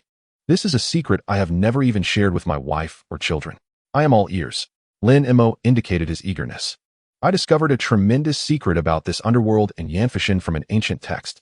Before the 10 Yama kings departed the underworld, they left behind a treasure to suppress the river of yellow springs, ensuring that the depletion of spiritual energy would not lead to the cessation of reincarnation and the emergence of new life. Tian whispered, enunciating each word carefully. This treasure is none other than the Book of Life and Death from the 3 records of heaven, earth, and humanity. The Book of Life and Death? Lin Mo's pupils constricted, nearly gasping in astonishment. Suppressing the tumult within, he fixed his penetrating gaze upon Tian, his voice hoarse. Are you certain? Absolutely. Tian nodded with a smile, clearly pleased with Lin Mo's reaction. Lin Mo fell silent, his fingers tracing the scabbard of his sword, his expression contemplative. After a moment, he met Tian's gaze. I did not anticipate your depth of concealment. Tian, I have revealed to you even the secrets I reserve for my coffin. Now, Give me a straightforward answer. Will we proceed or not? Tian scrutinized Lin Mo's eyes, seemingly attempting to pierce the depths of his thoughts. Then let us enjoy this collaboration. From this moment forth, my sword shall be your sword, Lin Mo affirmed, acknowledging that despite the many considerations ahead, the secret Tian offered was indeed irresistible. Even though Lin Mo was unfamiliar with the matters of deities and spirits, he certainly recognized the significance of the Book of Life and Death. It is unlikely that anyone in this world is unaware of what the Book of Life and Death entails. A legendary treasure that governs the life and death of all beings, making it an enticing prospect, even if it means courting danger. Lin Mo wished to inquire further about the details of the Book of Life and Death when he suddenly heard footsteps approaching. Turning to see Su Muyang, he remarked, "We are soon entering Yanfushan. Take this." Su Muyang approached, handing a talisman to Lin Mo. "This is a protective charm. It will serve as a warning in case of any anomalies. Surely that little fairy has not been omitted from my share." Tian snatched the talisman eagerly. His expression lewd as he addressed Su Muyang, barely able to contain himself. Su Muyang shot a look of disgust at Tian, then handed Lin Mo another talisman, eyeing him curiously, as if questioning why Lin Mo would associate with someone like Tian. "Thank you." Lin Mo accepted the protective charm, brushing his fingertip lightly against Su Muyang's palm. Su Muyang paused briefly, then resumed his indifferent demeanor, nodding before turning away. "This little lady is rather haughty. Once Su Fu is dead, haha," Tian chuckled darkly. Lin Mo cast a dispassionate glance at him, and Tian quickly added, "Of course, between brothers, everything can be discussed. If you desire her, I will not vie with you for her. There's no need to let a woman sow discord between us. You talk too much." Lin Mo remarked coolly, "When are we setting off?" "There's no rush. We shall simply follow Su Fu and the others for now. Once we arrive, I will signal you." Tian whispered, then declared, "All right, I will scout ahead to avoid arousing suspicion." With that, Tian stepped away. Lin Mo observed as he slipped into the front of the line. His gaze lowered. After a moment of contemplation, a sudden smile graced his lips, and he ceased his thoughts. With his sword in hand, he moved forward slowly. After distributing the protective talismans, Su Muyang returned to Su Fu's side, glancing down at her palm. She recalled the mark that Lin Mo had traced across her hand and furrowed her brow. Was it false? What did it mean? As Su Muyang pondered, she instinctively turned to look at Lin Mo, only to hear Su Fu's solemn voice beside her. "We are about to enter Yanfu Mountain. Young lady, stick close to me and be extremely cautious." "I understand," Su Muyang replied, suppressing her curiosity. She nodded to Su Fu and turned her gaze forward, where the path of bones blossomed with flesh-like flowers, eerie and terrifying. The flowers, scattered among the countless bones, resembled carnivorous blooms, eager to devour. Chapter 66, The Sixth Hall. Be careful. These are corrupted bone flowers, highly toxic, turning blood into flesh. They are cultivated in the underworld to cleanse decaying bodies, Su Muyang warned quietly, advising everyone to be wary of the corrupted bone flowers along the path. The group nodded slightly, carefully circumventing the flowers, which, upon closer inspection, bore a certain opulence akin to peonies. They entered Yanfu Mountain, beginning their ascent. Look there. Upon entering Yanfu Mountain, although the sights were filled with heaps of bones and some seemingly beautiful yet deadly plants, they encountered little danger, perhaps due to not yet venturing deep into the mountain's core. However, as they progressed, an unexplainable tension began to rise among the group. It was not the appearance of fearsome monsters that caused this, but rather the increasingly apparent signs of past battles, many areas teetering on the brink of collapse. The path ahead grew ever more arduous, and as their route became increasingly obscured, the group finally beheld a dilapidated hall. Its identity as one of the 10 halls of Yama unclear. The path is blocked. How do we ascend? The sudden emergence of the ruined hall did not bring joy, as everyone noticed that the route ahead had caved in. The bridge of bones, which should have led to the hall, had been severed, leaving only a chasm that resembled the gaping maw of a monstrous beast, obstructing their way. Black and white impermanence, Su Fu spoke calmly. The two figures immediately stepped forward, exchanging glances before retrieving their grappling claws from their packs, swiftly constructing a rudimentary rope bridge. "Continue onward," Su Fu said matter-of-factly, taking the lead. He pulled Su Muyang along, deftly stepping onto the rope and quickly reaching the opposite side. The others exchanged glances, remaining silent, hastily following so as not to be outpaced by Su Fu in entering the hall. This should be the residence of the 6th Hall Yama, king of Biancheng. Su Muyang's gaze swept over the crumbling hall, observing the half-destroyed plaque, realizing which Yama's abode this was among the 10 halls of Yama. The 6th Hall Yama. king of Biancheng, presides over the great crying hell and the city of wronged souls, and governs 16 lesser hells. Those who are disobedient and unfilial, who blame heaven and others, upon death, are sent to the 6th hall. After judgment by King Biancheng, they first endure the torment of being sawed by 2 little demons, followed by punishment with iron spikes and the burning of their tongues.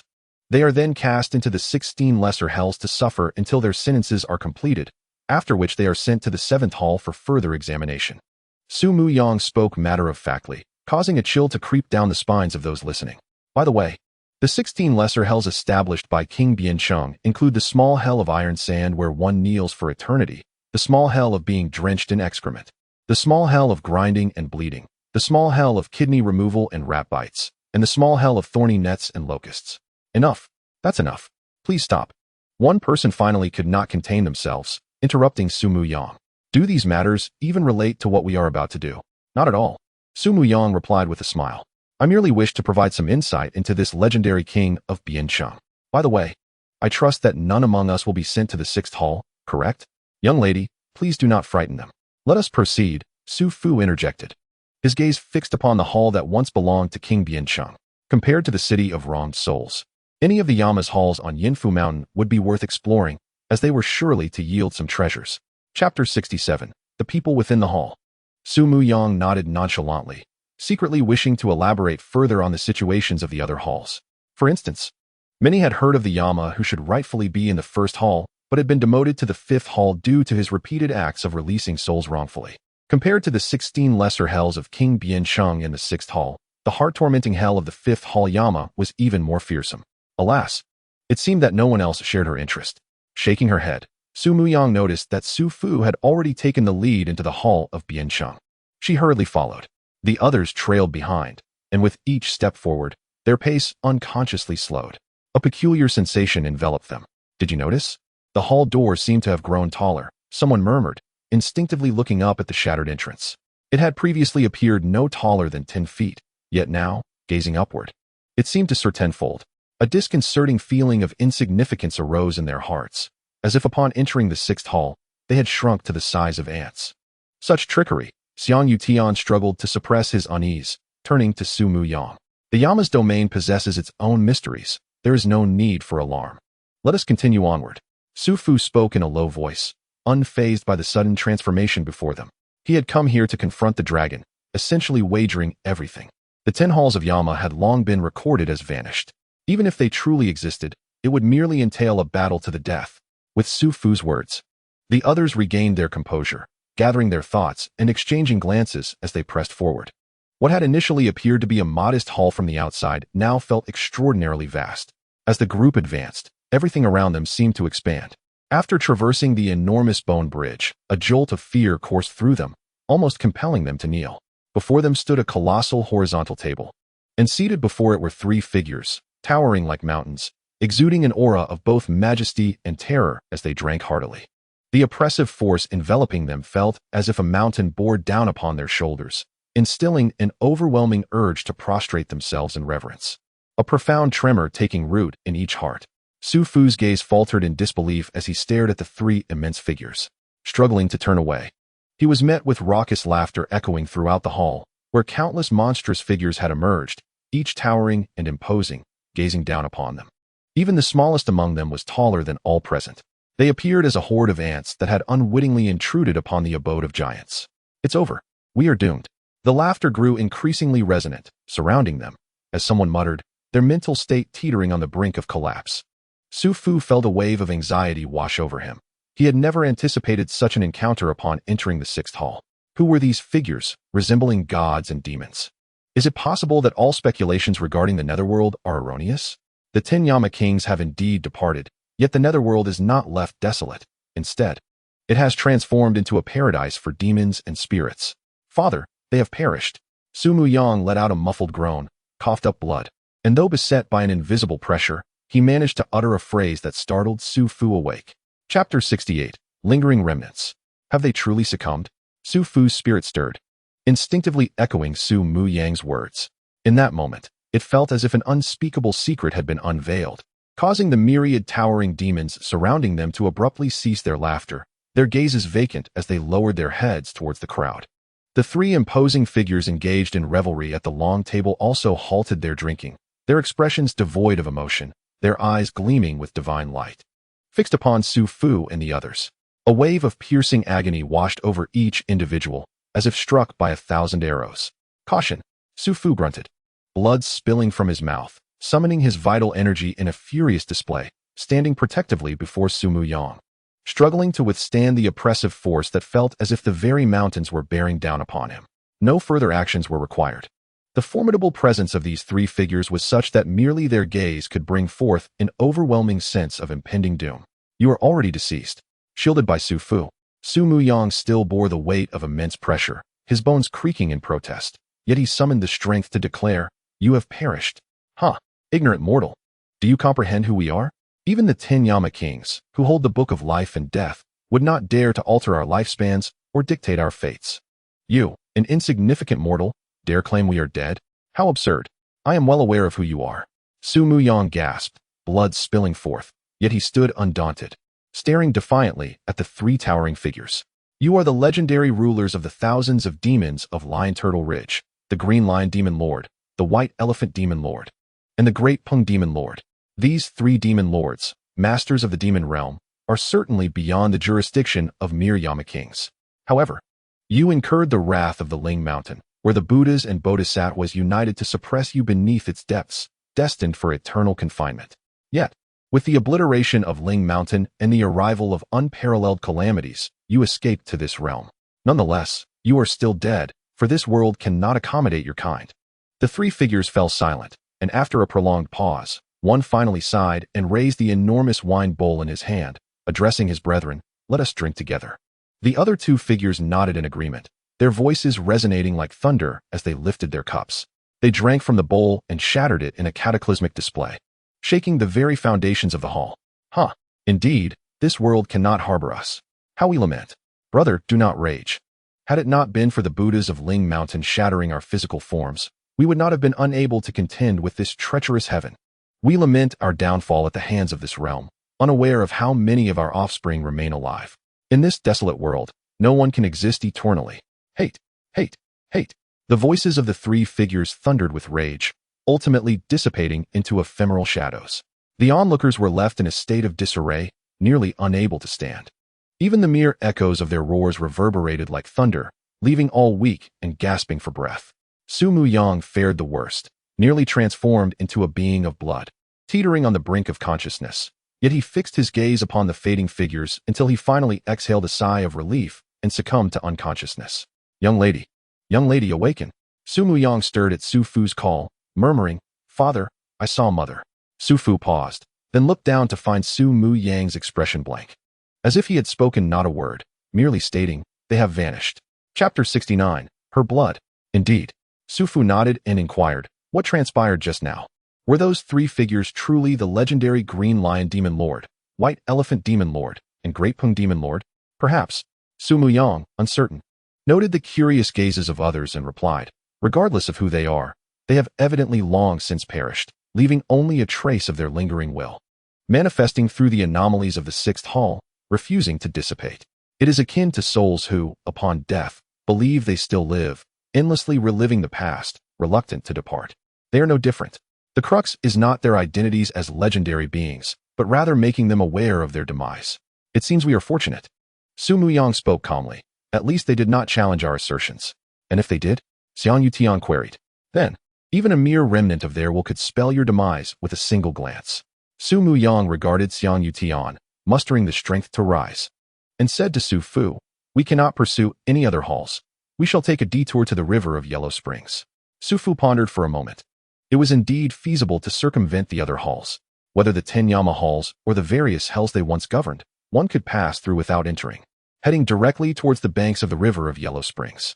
Yet, there was a lingering reluctance. After all, not everyone could traverse the treasure mountain without entering. Even Su Fu found it challenging to resist the temptation of the potential treasures left by the 10 Yama kings. However, having barely entered the sixth hall and nearly facing total annihilation, the prospect of exploring the remaining 9 halls filled him with dread. Just recalling the previous encounter in the sixth hall was enough to instill a sense of impending peril. Thus, After a brief contemplation, Su Fu swiftly reached a decision. Very well. We shall take a detour to the river of Yellow Springs and slay the dragon. As for everything else, we shall defer until later. Xiang Yutian and the others exchanged glances, a flicker of discontent evident, yet recalling the immense terror they had recently encountered. They recognized the wisdom of Su Fu's choice and could only sigh in agreement. We need not visit the other halls, but this place should pose no danger, right? Someone's eyes gleamed as they spoke up, and suddenly, the others darted forward with the speed of lightning into the depths of the hall. Su Fu felt a stir within himself, but glanced at the injured Su Mu Yang and instructed He Wuchang and Bai Wuchang. You two should investigate as well. If there is indeed something to be gained, anyone who dares to seize it shall meet their end. Understood. He Wuchang and Bai Wuchang nodded and swiftly pursued the others. You need not concern yourself with me. Su Mu Yang rose, noticing the bloodstains on his garments, and his gaze flickered. I shall take a bath. Very well. Su Fu nodded, then reached out, breaking a stone pillar, his fingers deftly shaping it into a bucket, pouring in the water he had brought. There is no one nearby. Make haste. Su Mu Yang silently nodded, and after Su Fu departed, he took his clothes and began to wash away the blood with the clear water, which quickly turned crimson from the stains. Su Mu Yang gazed at the water, now tainted by his own blood. Young lady, are you well? I am ready. Su Mu Yang soon emerged, freshly attired, and upon seeing Su Fu waiting outside, his heart fluttered, and he hurried out, requesting, please draw the water for me. I apologize for the trouble. No trouble at all. Chapter 70, Dragon Lice. As the words left his lips, Su Fu's figure vanished like lightning before Su Mu Yang. Su Mu Yang's expression was blank as she slowly moved forward, tears trickling down her face, yet she remained oblivious to her sorrow. She walked to the bone bridge, standing in a daze, staring into the seemingly endless abyss. Time slipped away until she was jolted by the sound of footsteps, and she hastily wiped her tears away. You've been crying, my dear, Su Fu remarked, his gaze intense, instinctively reaching out to brush away the tear stains at the corners of her eyes. Don't touch me. Su Mu Yang screamed, as if struck by lightning. Dear one, Su Fu fell silent, retracting his hand slowly. I thought you understood. I would never harm you. I'm sorry. Father, I just can't forget. Su Mu Yang took a deep breath, striving to regain her composure. Make sure it's all cleaned up. Don't let anyone else see. Yes, I've handled it quite well. Su Fu nodded, his voice tinged with bitterness. I apologize for frightening you. It's nothing. I trust you won't harm me. It's just that I can't forget. Su Mu Yang looked at Su Fu, aware of his love for her. Yet the memory of that monster, who had licked the blood she had carelessly spilled, haunted her. Lin Mo, you were right. Aside from me, indeed, no one can achieve immortality.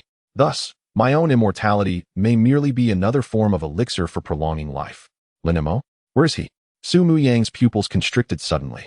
Father, have you seen Lin Mo? No. What is the matter? Su Fu pondered briefly and shook his head. What about the butcher? Su Mu Yang pressed on. Neither. What is happening? Have they both run off? Su Fu frowned, just as a figure, previously deep within the hall, rushed out like a madman. Run. There's a monstrous insect. Someone shouted. Su Fu and Su Mu Yang's pupils dilated in unison as they gazed into the depths of the hall, where countless fist-sized black beetles poured forth like a tidal wave.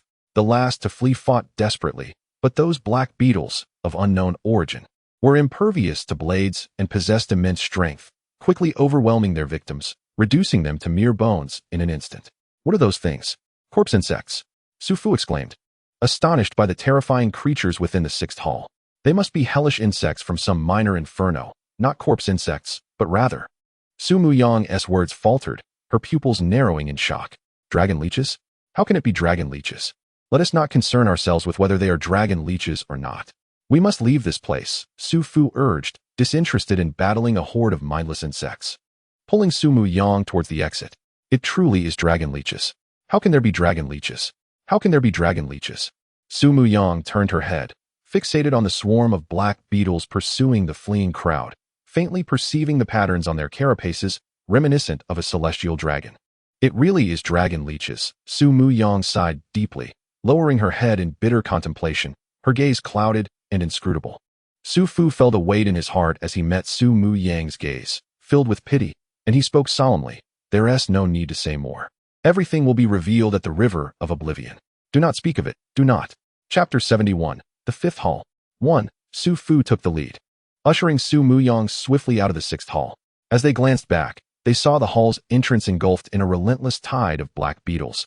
causing the entire sixth hall to collapse. Without daring to linger, they hurriedly crossed the broken bridge, returning to the other side of the cliff. We must go. Su Fu's expression darkened as he surveyed the continuous wave of insects, finally pausing before the broken bridge. His eyes scanned the fleeing crowd, noting the significant reduction in numbers, indicating that many had perished in the onslaught of the insects. Is that it? We are just leaving? Xiang Yutian roared. Anger etched across his face.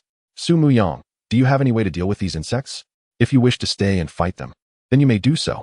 We will take a detour, traverse Yinfu Mountain, and head to the River of Oblivion. Those willing to follow may do so. Su Fu replied coldly, turning without hesitation. The others exchanged glances, reluctant, but ultimately following suit. Once I have slain the dragon, I will ensure that every last insect is exterminated, not one will remain. Xiang Yutian shouted defiantly, casting a lingering glance at the black beetles halting at the broken bridge. Sensing that the insects were attempting to find a way across and pursue them, he quickly caught up with Su Fu and the others. That sounds like Xiang Yutian. They must be in trouble. On the path of Whitebone Mountain, not too far from the sixth hall, two figures suddenly halted, listening intently for a moment, before one of them spoke. These two figures were none other than Lin Mo and the butcher. After witnessing the sixth hall, they had seized the opportunity while others were distracted, stealthily leaving the group under the butcher's lead, bypassing the sixth hall to continue upward. By now, they must have noticed our departure. Let us hasten our pace. Butcher, how far is the place you mentioned? Lin Mo asked, peering down but unable to discern the happenings below. Though the commotion suggested that Su Fu and the others had likely evacuated from the sixth hall. Not far now, the butcher replied confidently, looking ahead on the path. That was the sixth hall, and our destination is the fifth hall, which is not too far apart. They won't catch up anytime soon. Besides, judging by the earlier commotion, Su Fu, with his timid nature, will likely abandon further exploration of the other halls and choose to detour to the River of Oblivion. Oh, you seem to know Su Fu well. But timid, really? That's an interesting assessment. Lin Mo was somewhat surprised by the butcher's view of Su Fu. After all, he hardly deserved to be described as timid. Isn't it? Living for 500 years, merely to linger as a living corpse within the heavenly gate. Appearing to accomplish much, yet ultimately just biding his time. The butcher scoffed, expressing disdain for Su Fu's actions over the years. If it were me, with his strength and 5 centuries of preparation, undertaking a mere dragon-slaying endeavor would not require risking my life. The butcher shook his head, mockingly reflecting on Su Fu's strategies and schemes, declaring that he had wasted his years. Speaking of it, he truly is a dodger. Not the kind that is worse than a pig or dog, but one that merely survives. Perhaps he has his reasons, Lin Ran replied mildly. But it is indeed strange that, after 5 centuries of establishing the heavenly gate, he only has 2 subordinates, black impermanence and white impermanence. Chapter 72, The Fifth Hall. 2. This is precisely where I find him lacking. 500 years have passed, and even a dog could build an unimaginable empire. Yet he plays tricks and schemes, but remains utterly mediocre in planning. Let alone, if it were me, I would never seek the assistance of a group with ulterior motives for a grand endeavor like dragon slaying. How absurd it is to attempt great ambitions with a divided heart.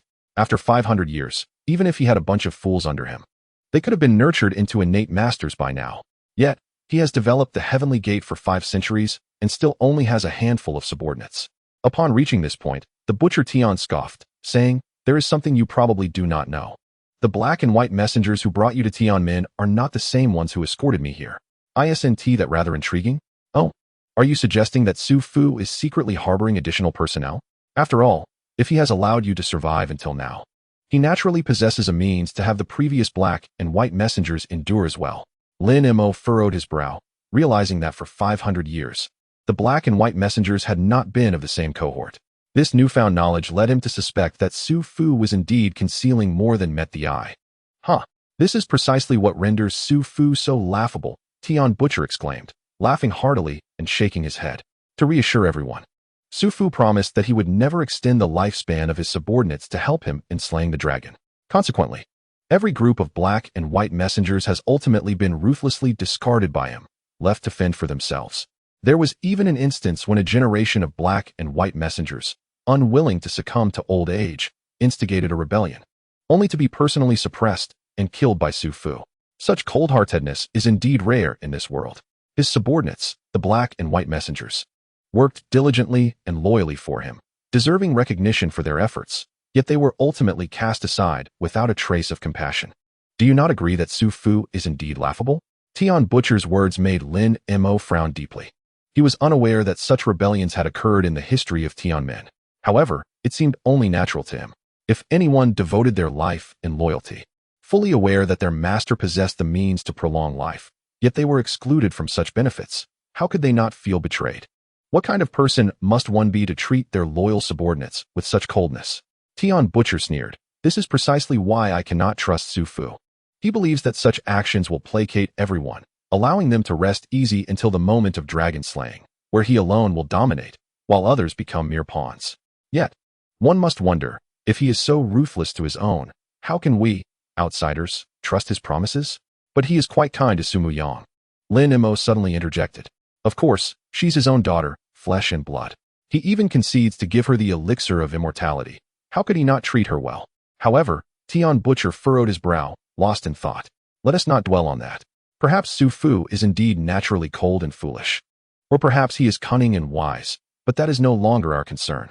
Look, is that not the fifth hall you mentioned? Lin Mo interrupted Tian Butcher's musings, pointing towards the grand hall that had suddenly appeared before them. Compared to the dilapidated sixth hall, this one appeared remarkably intact, exuding an indescribable aura of solemnity and sanctity even from a distance. The fifth hall, Tian Butcher exclaimed, raising his gaze, no longer contemplating Su Fu. His eyes sparkled with excitement as he nodded. Indeed, it is the fifth hall, the legendary abode of King Yanluo.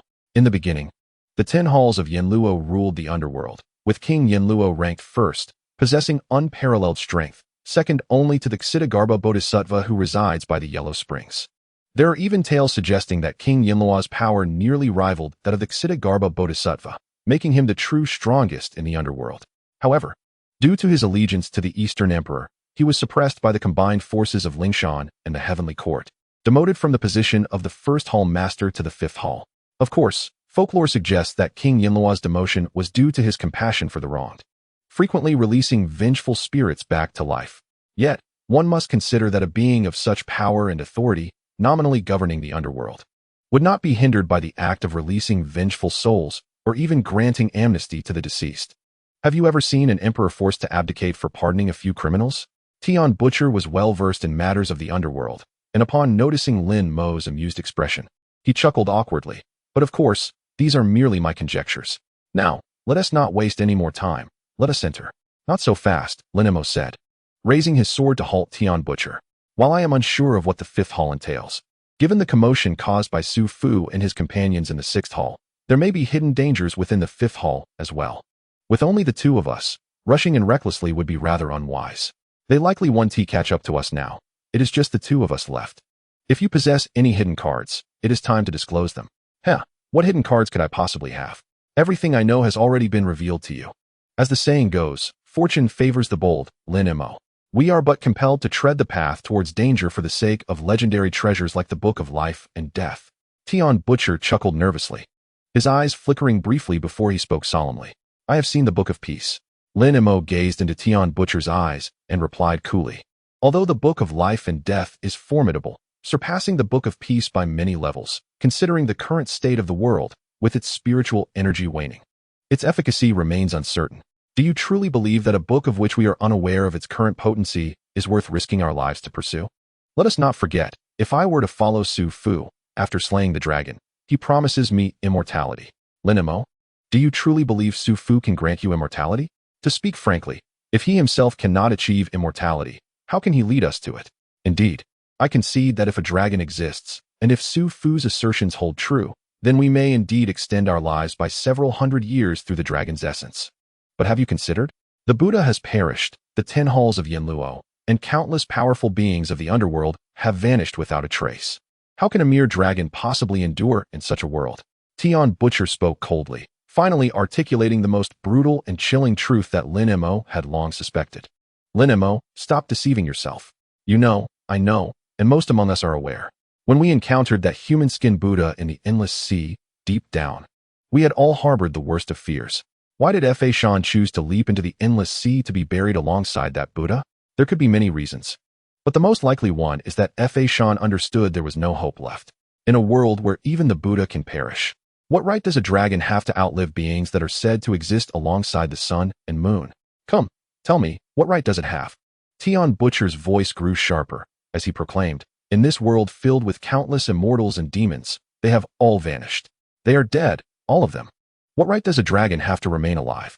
Indeed, perhaps 500 years ago, Su Fu did witness the divine dragon descend into the sea, entering the realm of the underworld, but 500 years have passed, a full 500 years. A dragon in this underworld may have long since turned into a ghost. Of course, you may not believe my words. You could turn and seek out Su Fu and the others. Truly, I will not hinder you. Yet, my reason tells me. Lin Mo, the very fact that you have accompanied me here indicates that you have an inkling of the truth, that Su Fu's side is unreliable. The notion of slaying dragons is utterly futile, which is why you, like me, are contemplating alternative paths. After all, our true objective is not to accompany Su Fu in a futile dragon-slaying dream. Our sole purpose in coming here is to survive, to endure this cataclysmic upheaval. When the spiritual energy revives, we shall ascend to celestial ranks, transcending existence, remaining eternal even as the heavens and earth perish, and the sun and moon decay. Tian the Butcher exhaled a long breath of foul air. Therefore, Lin Mo, at this juncture, we have no retreat. I can assure you. Whether that dragon still exists remains uncertain. However, the Book of Life and Death is undoubtedly here. Moreover, should we acquire the Book of Life and Death, you, I, and perhaps even a few women, could together attain immortality and witness the day of spiritual revival. I truly wish to refute your claims. Lin Mo spoke softly, gripping his sword. I did not come to Tianmen for the sake of immortality. However, upon reflection, it seems there is little merit in such thoughts. You are correct. In this great calamity, this world, this realm, is profoundly unremarkable. Thus, I indeed yearn to behold the legendary world where deities, demons, and spirits coexist, to see if my sword can sever celestial beings beyond mere mortal lives. Haha. Indeed, such ambition and lofty aspirations. Lin Mo, I admire you. You possess far more ambition than we do. Now, let us proceed to the fifth hall in search of the Book of Life and Death. Tian the Butcher flattered Lin Mo, urging him onward. There is no rush. You still have not revealed to me what secrets you harbor. Lin Mo smiled. His long sword pointed before Tian the Butcher. You, Tian the Butcher exclaimed in frustration. What is the matter with you? What secrets could I possibly have? I am merely a butcher, a flower thief. The fact that I know about the Book of Life and Death from books is already quite scholarly. Do you think I could prepare meticulously for 500 years like the Su Fu family for an ephemeral legend? Besides, what could I prepare? I only know how to handle women. Chapter 75, The Truth. 2.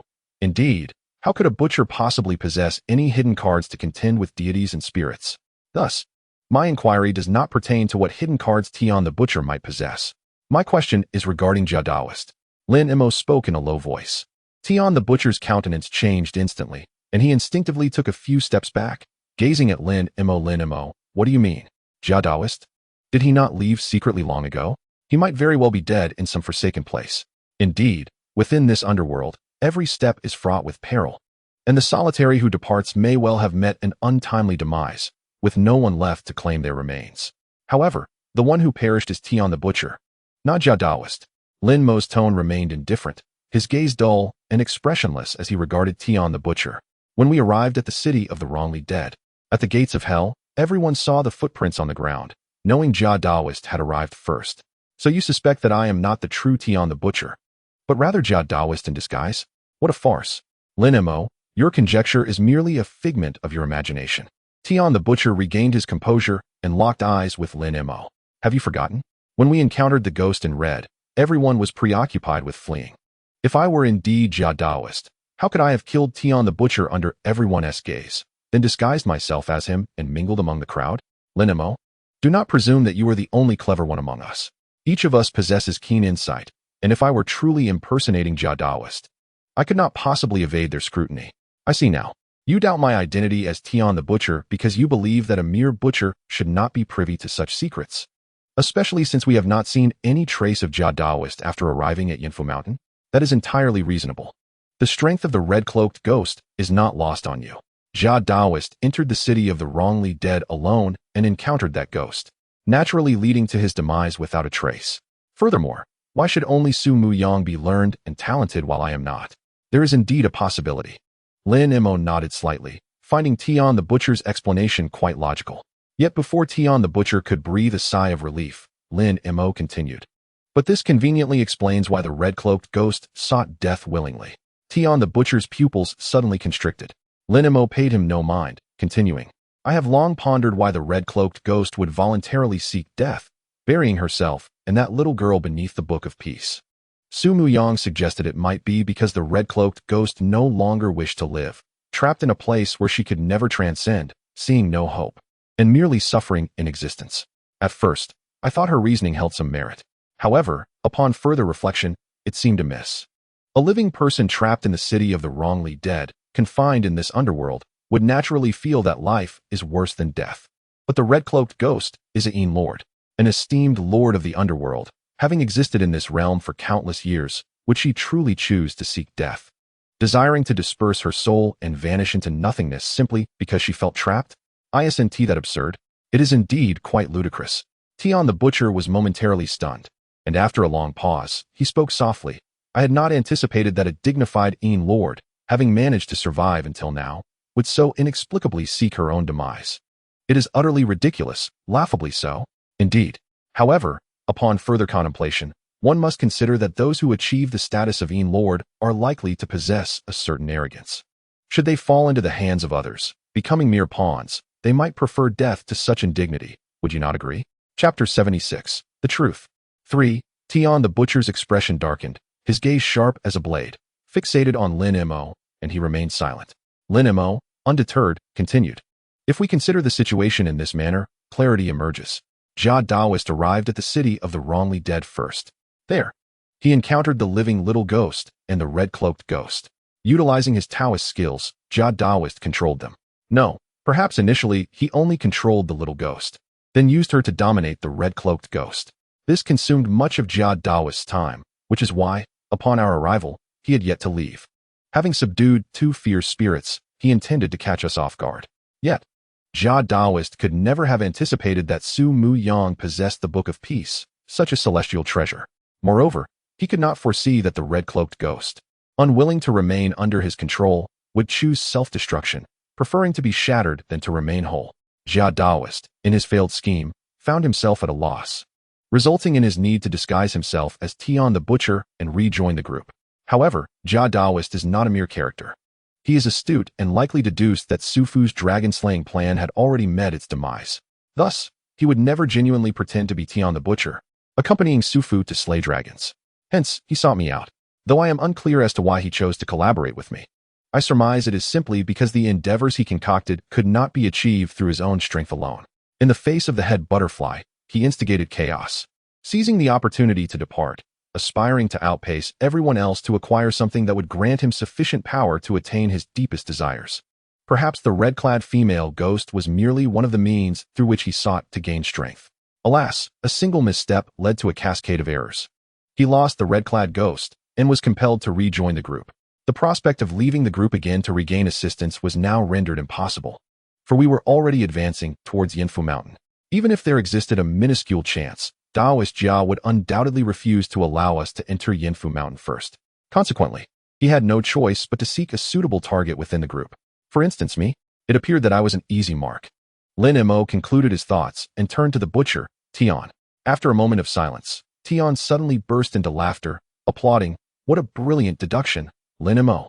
After your words, I almost believe I am indeed a mere fade of Daoist Jia. However, you possess one major flaw. Lin Mo gazed at the butcher. Oh, I am all ears. Tian chuckled nonchalantly. You may think I suspect you because of my cunning intellect. Yet, you are mistaken. My suspicion arises not from my cleverness, but rather from your foolishness. Lin Mo regarded Tian. Although Daoist Jia bore the surname Jia, he was a true Daoist. Thus, he surely had never set foot in a brothel, nor harbored any earthly desires or truly befriended a woman. He truly did not comprehend what a genuine lecher was like. No matter how hard you might imitate the butcher, your gaze upon Su Muyang could never emulate the demeanor of a true libertine, regardless of your mimicry. A man whose heart is tranquil and who bears no interest in women can never portray himself as a debauchee. Tian was momentarily taken aback, staring at Lin Mo, wishing to retort, but upon reflection, he found himself unable to counter, sighing deeply. Despite all his calculations, he had failed to account for this detail. Had he known, he would have chosen a different guise. Chapter 77. The Painted Skin. Tian shook his head, ceasing to conceal himself, and reached up to his face, tearing it away with a horrifying sound reminiscent of a serpent shedding its skin. The butcher's visage cracked open, the unattractive, diminutive, dark skin that belonged to him was swiftly ripped away by Taoist Jia, flesh and skin tearing apart, as if Jia had literally split Tian in two from behind. No, it was even more chilling. It resembled Jia tearing through Tian's chest from within. The surreal horror caused Lin Mo's pupils to constrict, instinctively stepping back in disbelief. He had initially thought Tian merely employed a technique of disguise to masquerade as the butcher. Yet, he was astounded to discover that Jia's methods were far more bizarre than he had anticipated. Disguise? Huh. If it were merely a simple technique of disguise, how could it possibly deceive those who are cunning and shrewd? Taoist Jia's gaze was icy, his voice sharp as a knife. Observing the human skin on the ground, he grasped it in his hand, declaring, "This is the art of painted skin. Should you wish to learn, I can teach you. To paint a tiger or a skin is easier than to paint a bone. Taoist Jia, your skill in the art of painted skin has indeed opened my eyes. But alas, the false will forever remain false and cannot attain truth. As for your teachings, I am not interested. Rather, I wish to ascertain whether this butcher's skin was painted or if it truly belonged to Tian." Lin Mo tightened his grip on the sword, his gaze indifferent as he regarded Taoist Jia. Whether it is painted or the genuine skin of the butcher, does it truly make a difference? Taoist Jia scoffed, a hint of regret lacing his words as he tossed the human skin aside. Lin Mo, I must concede that you are indeed an astute individual. Since you have discerned my true identity, pursuing this matter further is futile. I have but one question for you. Will you accompany me to seek the Book of Life and Death? You deem it futile. On the contrary, I find it exceedingly significant. Lin Mo replied in a low voice, his sword unwavering, pointing towards Taoist Jia. If this skin was painted by you, it implies that there remains some semblance of moral integrity within you. However, if you killed the butcher and then skinned him, then Taoist Jia, do you believe I could collaborate with a malicious individual capable of murder and skinning? Taoist Jia paused, glancing down at the human skin on the ground, contemplating. He then grinned. What you say holds some truth. Were I to learn that my potential partner was a murderer and skinner, I too would find it rather difficult to accept. Yet, even if I claimed this skin was painted, I doubt you would believe me. Lin Mo chuckled, indeed. The abyss is empty, and demons walk the earth. Where would one conveniently find human skin for you to use? It appears I need not offer further explanations. Taoist Jia spoke darkly, and before his words had fully escaped his lips, he abruptly struck out. Clang! Lin Mo's sword quivered, its light like a dragon. The sword's energy howling with a powerful force aimed at Taoist Jia. Clang! Taoist Jia countered with a swift motion, a sheet of yellow paper instantly adhering to his right hand. As the yellow paper vanished, a golden light flashed, and Taoist Jia's hand became as hard as adamantine, unwavering as he reached out to grasp Lin Mo's sword. Lin Mo's pupils constricted, the sword tip shifting, moving with the swiftness of lightning, unleashing multiple forms of attack, thrusts, slashes, stabs, and pulls. In the blink of an eye, Lin Mo's swordplay transformed like wind and thunder, clashing with Taoist Jia's right hand several times before he withdrew his sword, bowing his head to inspect it. Chapter 78. The Art of Talismans. Impressive. What manner of technique is this? Lin Mo's face could not conceal his astonishment as he observed his finely crafted steel sword, which had merely collided with Taoist Jia's hand a few times, showing signs of dullness, even the tip exhibiting minor chips. This was difficult for Lin Mo to accept. Though this sword was not the one he had previously wielded, after receiving it from Su Muyang, he had scrutinized it thoroughly, recognizing it as a truly exceptional blade, even superior to his former sword, a genuine treasure worthy of legacy.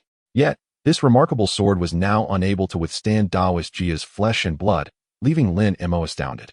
It seems your sword is lacking, Taoist Jia remarked with a cold smile.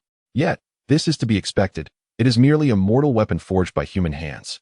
How could it possibly compare to the marvel of the adamantine talisman? The adamantine talisman? The legendary art of talismans? Lin Mo's expression remained impassive, his gaze steady on Taoist Jia. Initially, he had assumed that Jia's knowledge of celestial, Buddhist, and supernatural matters stemmed solely from his Taoist background, akin to the martial practitioners he had encountered at Longhu Mountain who lacked comprehension of true Taoist magic. However, it was now evident that Taoist Jia was indeed a genuine Taoist. At this juncture, I shall not conceal the truth from you. Lin Mo, allow me to be forthright. While others were invited to join the Heavenly Gate by Su Fu, remaining oblivious to his intentions and whereabouts, I was precisely drawn to the Heavenly Gate and to Su Fu from the beginning. I had long been aware of Su Fu's plans to come to this underworld to slay dragons. Taoist Jia suddenly spoke, revealing a hidden secret. Su Fu believed that he was the only one aware of the dragon's descent into the underworld, but to remain unknown, one must act without wrongdoing. He was not the only one who witnessed the divine dragon's entrance into the underworld. Do not tell me that you have lived for 500 years as well. Lin Mo was genuinely astonished. He had not anticipated that Taoist Jia had known from the very beginning that Su Fu's plot to establish the Dragon Slayer's domain lay within the depths of the underworld. However, upon reflection, Taoist Jia's actions upon entering the underworld indeed suggested a long-conceived plan. If Taoist Jia had been oblivious to the destination being the underworld, it would seem implausible. I am not as fortunate as Su Fu, who could drain the blood of his companions to survive for 5 centuries. Taoist Jia snorted coldly, saying, "There is no need for you to feign ignorance. Since I have brought it up, I shall clarify it for you. 500 years ago, King Yu sought immortality and commissioned Su Fu to venture across the seas in search of the elixir of life. Yet, Su Fu was merely a martial man, utterly ignorant of matters concerning gods and spirits. What qualifications did he possess to assist King Yu in locating the elixir? In truth, the reason Su Fu was able to lead the expedition was due solely to his sycophancy before King Yu.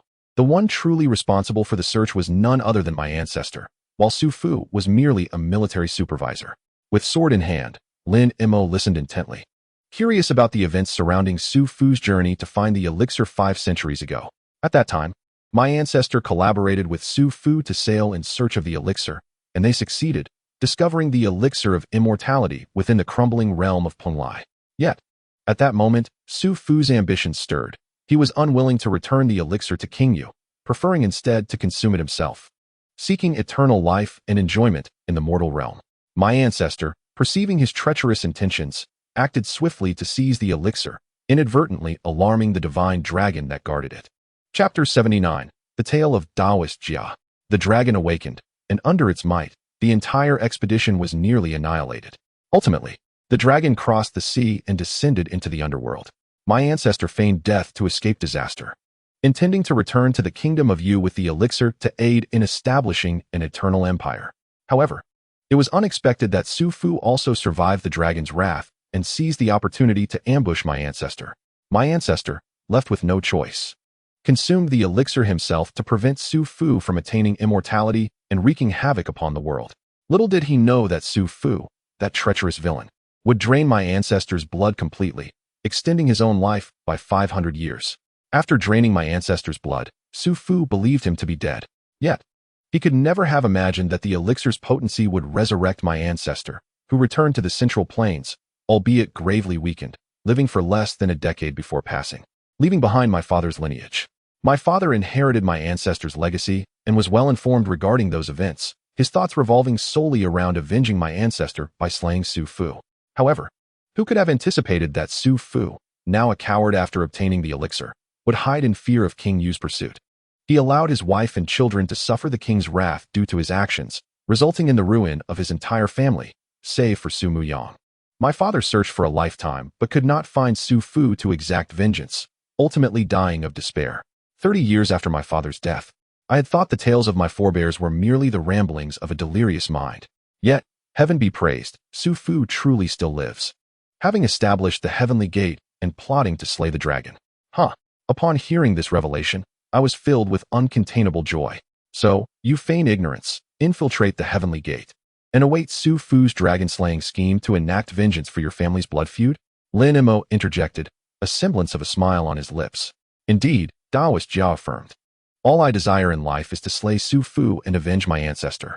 My search for the Book of Life and Death is merely because Su Fu, having attained his energy pulse, cannot be dealt with by innate power alone, requiring the aid of artifacts. Taoist Jia gazed at Lin Mo, stating, thus, you need not worry that I would bring you harm. Since joining the heavenly gate, I have cast aside my life and my thoughts are solely focused on revenge. Once I obtain the Book of Life and Death, you may use it for your longevity, while I can utilize it for my vengeance. Lin Mo chuckled softly. Your tale is captivating, nearly devoid of significant flaws. Yet, there exists but one. What is that? Taoist Jia's eyes glinted with menace as he glared at Lin Mo. It is not that I do not trust you. Rather, your story fails to explain how Su Muyang has survived to this day. Lin Mo sighed. In your narrative, Your ancestor is portrayed as a loyal minister to King Yu, while Su Fu is depicted as a treacherous rogue. Yet therein lies the problem. If Su Fu is indeed a villain of great malevolence, I find it perplexing that in your account, he would rather drain your ancestor's blood than consume another elixir of life, instead giving it to Su Muyang. Chapter 80. I am a killer. 1. Daoist Jia's expression darkened instantly. Of course, perhaps the story you know is indeed true. There could be many interpretations, such as Su Fu, filled with remorse after losing his family, offering the last elixir to Su Muyang as a means of atonement. However, rather than believe that a tiger would graze on grass or that a villain would repent, I would prefer to assume that your tale is fabricated. Lin Mo spoke softly. I apologize if my words seem disrespectful toward your ancestor, yet these are matters of the past. Pursuing who is right or wrong holds no significance now. I truly believe you seek vengeance against Su Fu, and I genuinely wish to believe that all your actions are solely for the purpose of avenging him. This would simplify our future collaboration. What do you mean? Daoist Jia asked coldly. You see, I am a killer, or rather, I once was, Lin Mo smiled. Thus, the matter becomes quite straightforward. You wish to avenge Su Fu, yet cannot kill him yourself. Therefore, you would entrust me with the Book of Life and Death as compensation, allowing me to assist you in your quest for vengeance. In this manner, we establish a foundation of trust and cooperation. Daoist Jia's demeanor softened, and he smiled. You finally comprehend. Indeed, that is why I sought you out. You are a killer, and I shall pay you for your services in slaying Su Fu. It is a fair arrangement. Then please, Lin Mo pointed his sword towards the 5th hall. I shall await you here. Once you acquire the Book of Life and Death and present it to me, I will assist you in eliminating Su Fu. Daoist Jia was momentarily taken aback, then erupted in fury. What nonsense is this? If I could obtain the Book of Life and Death on my own, what need would I have for you? Indeed, you cannot obtain the Book of Life and Death alone, Lin Mo replied. Thus, this transforms into 2 separate transactions, acquiring the Book of Life and Death, and then eliminating Su Fu. So, what shall my compensation be? Lin Mo spread his hands. You possess knowledge of skin-changing techniques and have artifacts like the Diamond Talisman. I am not greedy. Simply provide me with talismans akin to the Diamond Talisman as payment for retrieving the Book of Life and Death. Rest assured, once you have secured the book, I will honor my promise and assist in slaying Su Fu. Haha, Lin Mo, do you take me for a fool? Daoist Jia could no longer contain his laughter, his gaze icy and filled with murderous intent. No, it is you who first took me for a fool. Lin Mo shook his head, contemplating the notion of not exposing the truth just yet. He thought it prudent to wait until they entered the 5th hall and obtained the Book of Life and Death before confronting his adversary. However, he recalled the moment when the Lord of Yuhua Tower turned against him. The man had been so confident in his own swordsmanship, believing he knew Lin Mo inside and out, that he never considered the possibility of being outmatched. Consequently, he met his demise. Although Lin Mo harbored a certain pride in his own swordsmanship, the realization that he knew nothing of his opponent tempered his arrogance.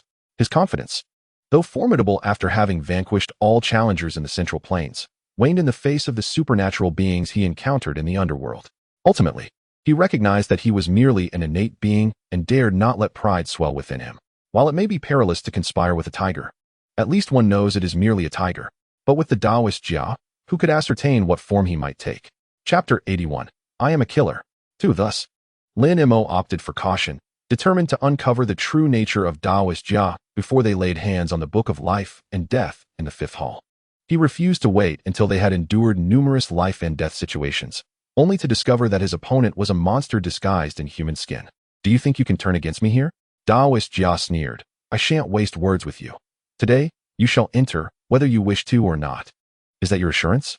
Lin Mo's pupils constricted as he witnessed the talismans in Daoist Jia's hands swirling. In an instant, several mysterious talismans were reduced to ashes, creating a radiant aura around him. Without hesitation, Lin Mo brandished his sword, letting out a fierce shout before turning to flee. Where do you think you're going? Stay? Daoist Jia let out a sinister laugh, throwing caution to the wind. Ignoring the pain, he activated the Diamond Talisman and the Divine Power Talisman. Then, with a swift motion, he summoned a Speed Talisman, his speed erupting like lightning as he aimed to capture Lin Mo Rainstorm Needle. Lin Mo roared, channeling the sword energy of his 15th strike, which surged forth like a tidal wave towards Daoist Jia.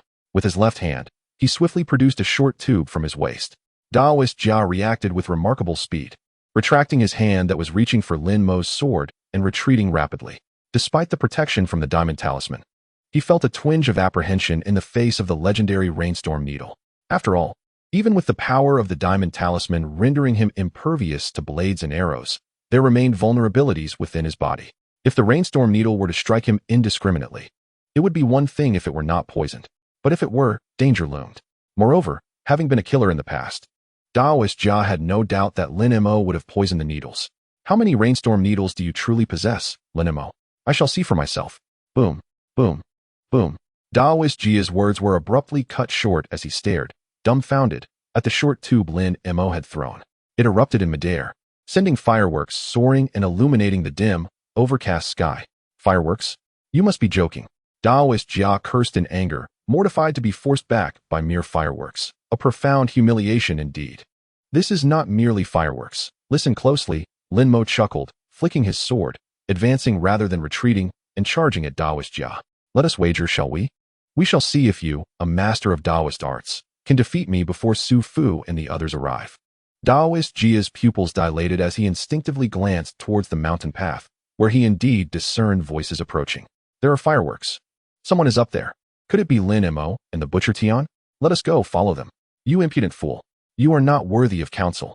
Daoist Jia cried out in despair, never having anticipated Lin Mo's decisiveness. His choice to alert Su Fu and the others was utterly shameless. Lin Mo remained expressionless, his gaze indifferent as he flicked his sword. You do not understand killers. While I may act recklessly, my foundational skills as a killer are sound. Chapter 82. Enter. A killer does not adhere to the codes of honorable combat. If one approach fails, poison is the recourse, and if that fails, one calls for aid or retreats. A single miss can result in a swift escape, an understanding to be acknowledged. Lin Mo was uncertain of the hidden cards Daoist Jia held. Yet the latter's confidence after witnessing Lin Mo's 15th sword strike gave him pause. The Book of Life and Death was enticing, as were the secrets surrounding Daoist Jia. Yet, that which one acquires is what truly belongs to them. What remains unattainable belongs to others. Lin Mo had no inclination to jeopardize himself for the possessions of another. Lin Mo, I shall remember you. Daoist Jia glared at Lin Mo with venomous eyes, noticing Su Fu and his companions appearing on the path of the White Bone Mountain. Without hesitation, he abandoned the confrontation, gritting his teeth as he charged towards the fifth hall. Lin Mo sheathed his sword, a slight frown creasing his brow. As Daoist Jia retreated towards the fifth hall, Lin Mo lunged with his sword, striking at him, only to feel as if he had struck iron. Indeed, he possessed considerable skill. Lin Mo's gaze flickered as he observed Daoist Jia fleeing towards the fifth hall, thoughts racing through his mind like lightning. He glanced at Su Fu and the others, who were still some distance away, and hastened to follow Daoist Jia. It was essential to first entangle Daoist Jia. Although he had repeatedly stated that a single individual could not obtain the Book of Life and Death, it was wise not to let one's guard down entirely.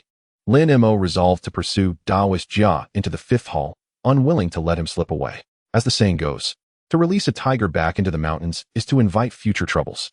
Daoist Jia, with his profound knowledge of the underworld and myriad strange techniques, could summon talismans to command spirits. If he were not dealt with decisively, who could predict what further schemes he might conjure? The notion of regrouping with Su Fu and then entering the fifth hall together was dismissed by Lin Mo. Simply explaining the situation could allow Daoist Jia to vanish without a trace. Indeed, it is Lin Mo, but who is that other figure? They do not resemble the Butcher Tian. Su Fu and his companions, having observed the fireworks Lin Mo set off, arrived quickly, halting in their tracks as they witnessed Lin Mo pursuing Daoist Jia into the fifth hall, their hearts filled with trepidation as they refrained from entering recklessly. It is Daoist Jia. Su Muyang's gaze fell upon the discarded human skin on the ground, recalling Lin Mo's earlier hint. What? Daoist Jia? What is happening? Did we not hear that Lin Mo was secretly following the Butcher Tian? Where did Daoist Jia come from? A chorus of astonishment erupted among them. The Butcher Tian had already perished in the city of wrongful deaths. The one accompanying us was Daoist Jia in disguise. Su Muyang's quick wit soon unraveled the sequence of events as she gazed at the human skin on the ground, recognizing it as the fabled art of skin painting. It appeared that Daoist Jia was even more unfathomable than they had imagined. I am eager to know what we should do now.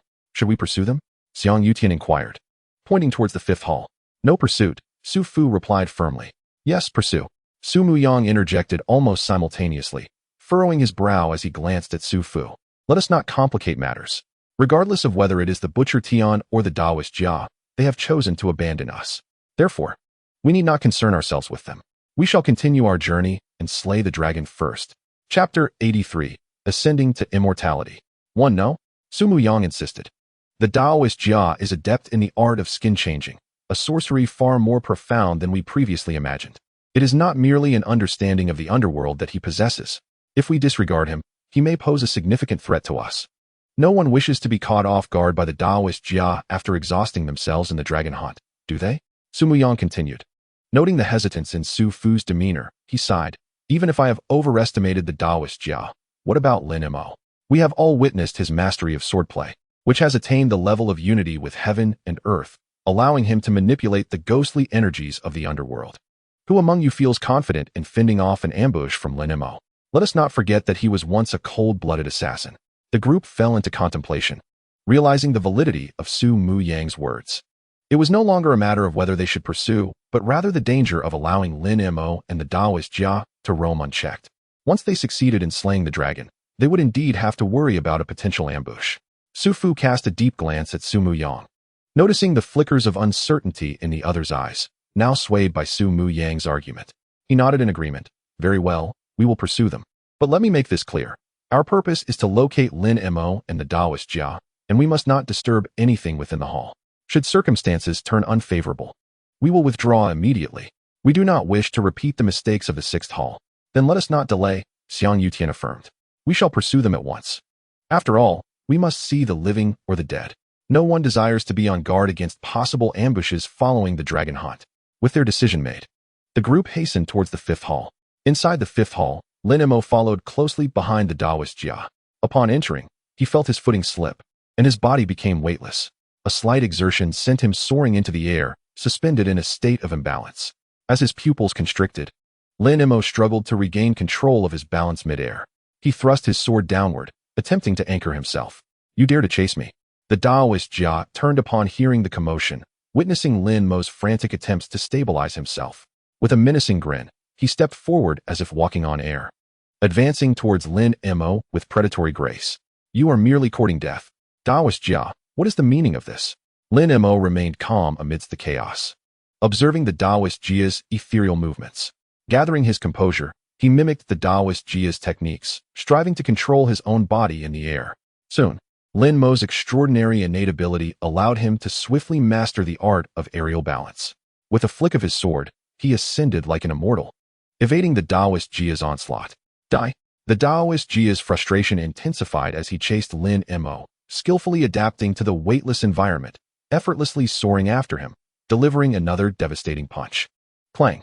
Lin Mo parried with his sword, feeling the impact leave a mark upon it. His body was hurled away like a cannonball, tumbling hundreds of meters before he barely regained his balance. Looking down, he was met with a shocking sight.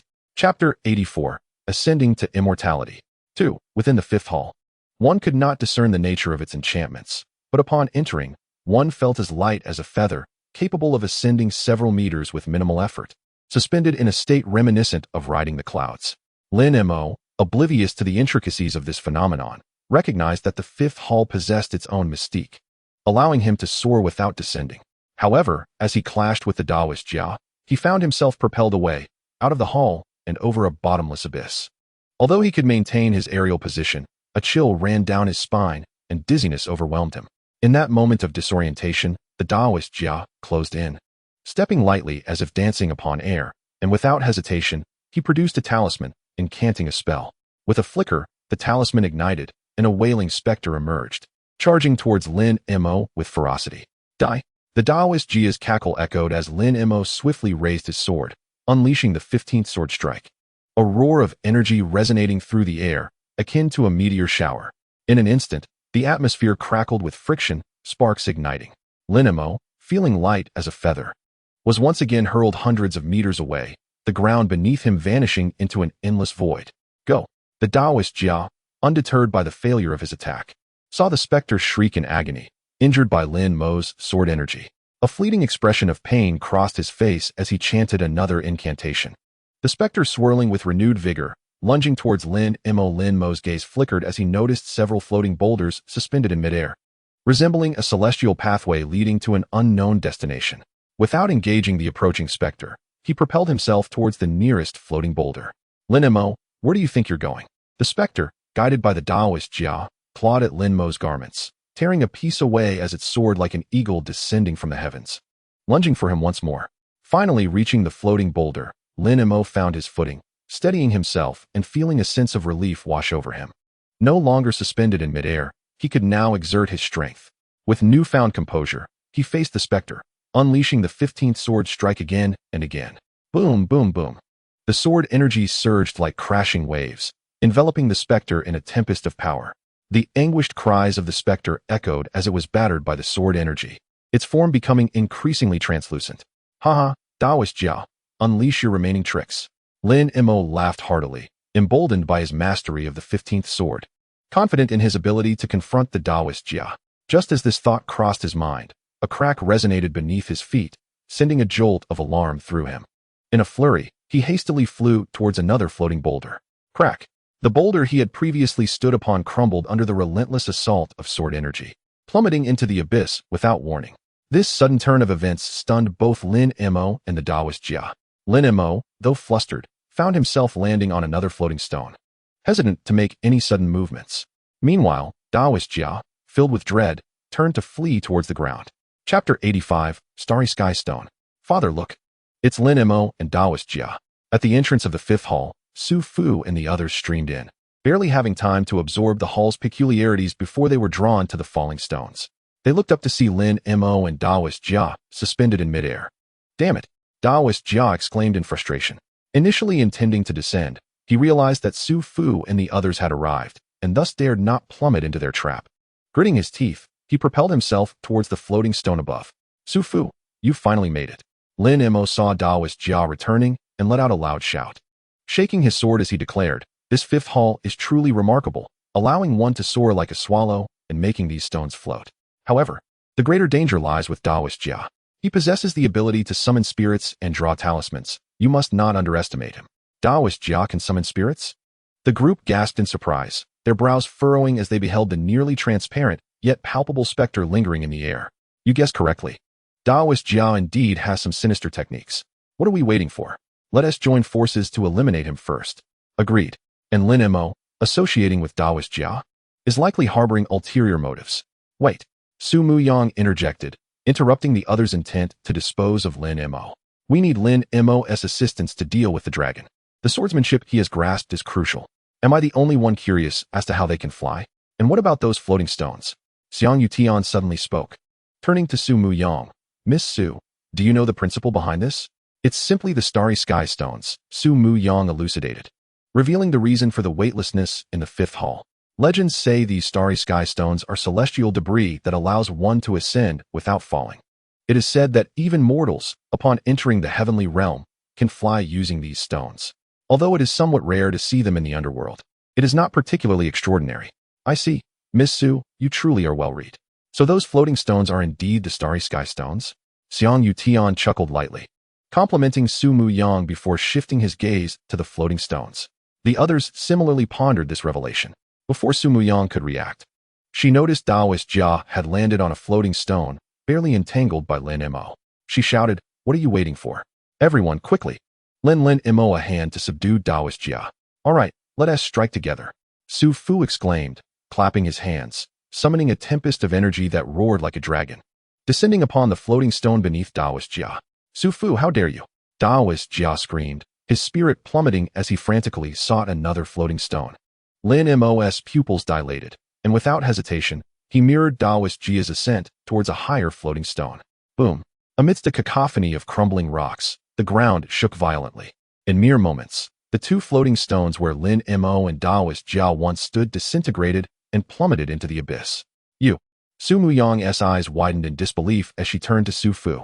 Unfazed, Su Fu replied coolly, continue attacking those starry sky stones. Once they fall into the abyss, we will depart and pursue the dragon. Chapter 86, The Fall. Father, Su Muyang's expression darkened as she scrutinized Su Fu, struggling to accept their course of action. They intended to obliterate the starry sky stones, causing the floating Lin Mo and Taoist Jia to plummet into the depths without a fight. Lin Mo, you must come down. If the starry sky stones are destroyed, you will fall. Su Muyang shouted urgently to Lin Mo above, but he did not respond, showing no inclination to descend, instead ascending higher alongside Taoist Jia. Lin Mo, come down. Staying up there will lead to your demise. Su Muyang was taken aback, unable to comprehend Lin Mo's refusal to descend, despite her warning of impending doom. Enough, young lady. If he refuses to come down, your pleas are futile. If you do not wish to witness this, you should step outside and wait for us, Su Fu stated, his expression impassive as he cast a cold glance at Su Muyang. Or do you think you can trust me to ascend? Silenced, Su Muyang gazed at Lin Mo, who preferred to soar upwards rather than return to safety. A bitter smile crept upon her face as she sighed and shook her head, speechless. Perhaps she should have anticipated this outcome from the beginning. Feeling despondent, Su Muyang recognized Lin Mo's unwillingness to trust them. He did not believe in her. Sighing, she turned to leave the hall. Lin Mo, I curse your ancestors.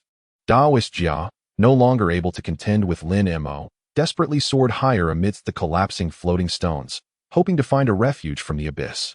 Seeing Lin Mo's grim expression, he could not help but mock. Huh? You are truly foolish. I once thought you clever. But now it seems you are the most foolish of all. You thought Su Fu would come to your aid? Huh. They only wish to see us both perish. Indeed. Indeed. I see now you believe Su Muyang will rescue you? What a joke. After 500 years, do you really think she is a naive girl? You deserve to be deceived by women. You deserve to die. But why must you drag me down with you?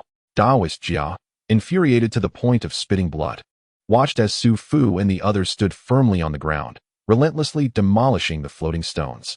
As the stones fell, the pressure became palpable, causing both Taoist Jia and Lin Mo to feel increasingly weighed down. Lin Mo remained expressionless, uncertain of Taoist Jia's words. He was not surprised by Su Fu's choice. If he were in their position, he would undoubtedly opt for the most secure method. Destroying the floating stones to send Taoist Jia into the abyss was certainly a safer approach than engaging him directly. As for why he would not descend, Lin Mo could not say. Perhaps when Su Fu chose to destroy the floating stones, the fragile foundation of trust between them had irrevocably shattered. Even if he descended, it might only lead to a bloody confrontation. Rather than that, Lin Mo lowered his gaze, discreetly glancing at Taoist Jia as he accelerated, unconsciously drawing closer to him. Together, they continued their ascent. Boom. As the final floating stone collapsed, Lin Mo and Taoist Jia found themselves with no ground beneath their feet, plummeting into the abyss in a flash, under the indifferent gazes of Su Fu and the others. TSK, that fall will likely shatter them to pieces. Chapter 87, The Schemes of the Clever. Xiang Yutian let out a light chuckle, peering at Lin Mo and the Taoist Jia as they plummeted into the abyss. His gaze flickered momentarily towards Su Fu, and he mused, but Su Fu, you are indeed ruthless. In the presence of your daughter, you executed her former lover. Are you not afraid of inciting her hatred? He made his own choice. Moreover, if you dare utter another word to tarnish my daughter's reputation, I will not hesitate to end your life, Su Fu retorted coldly, casting a fleeting glance at Xiang Yutian. He furrowed his brow, sensing the tremors that coursed through the fifth hall as the floating boulders were shattered. Without hesitation, he withdrew. The others, feeling the ground shake beneath them, dared not linger and hurriedly followed Su Fu out of the fifth hall. With a thunderous roar, Su Muyang stood outside the hall, witnessing Su Fu and the others retreating in disarray. As they exited, the once intact fifth hall began to sway precariously, culminating in a resounding collapse, as if everything had been buried alongside Lin Mo and the Taoist Jia, who had fallen into the unfathomable depths. It seemed they were truly doomed. What a pity. Xiang Yutian noticed Su Muyang's despondent expression and feigned a sigh. Su Fu, his face devoid of emotion, glanced at Xiang Yutian and grasped Su Muyang's hand, urging, we must leave. Su Muyang remained still, her gaze fixed on the crumbling fifth hall. Su Fu spoke softly, he chose this fate himself. We bear no blame. A smirk played at the corners of Su Muyang's mouth as she regarded Su Fu. Xiang Yutian chuckled. Indeed, it was entirely his own decision. We merely intended to eliminate Taoist Jia. We never sought his demise. He refused to descend and join us, which only indicates his guilty conscience. How can we be held accountable? Had he chosen to join us, would we have attacked him? Furthermore, you called out to him. He chose not to descend, preferring to perish alongside Taoist Jia. Can we be blamed for that? Su Muyang fell into silence, contemplating why Lin Mo had chosen not to return to the ground. Was it because he believed we would betray him? Uncertain, she could only offer a bitter smile, realizing there was no need for self-reproach. After all, they were merely transient acquaintances, fleeting passers-by in each other's lives. In the depths of the abyss, Lin Mo and Taoist Jia plummeted rapidly, engulfed in an impenetrable darkness. the bottomless chasm below them stretching into oblivion.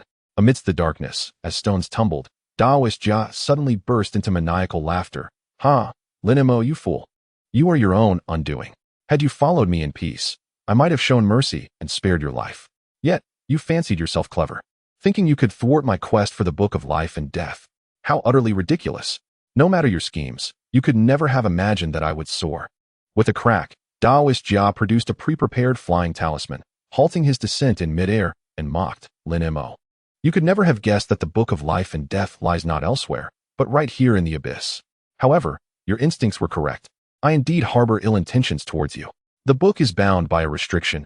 Only when both life and death grasp it simultaneously can one remain unscathed. Otherwise, the restriction will retaliate. Daoist Jia's words were abruptly cut off, disbelief washing over him as he felt a chilling blade pressed against his neck. Speak. Continue. A haunting voice whispered in his ear. Lin Mo, Daoist Jia hissed, gritting his teeth. Why have you not yet fallen? Because I have flown higher than you. Lin Mo replied quietly, pressing his sword firmly against Daoist Jia's neck. Do not move. Surrender all your talismans, and once we land, we can converse at leisure. Lin Mo, do not push me too far. If provoked, we will perish together. Daoist Jia forced back his shock, his voice rising in anger. Very well. Lin Mo nodded.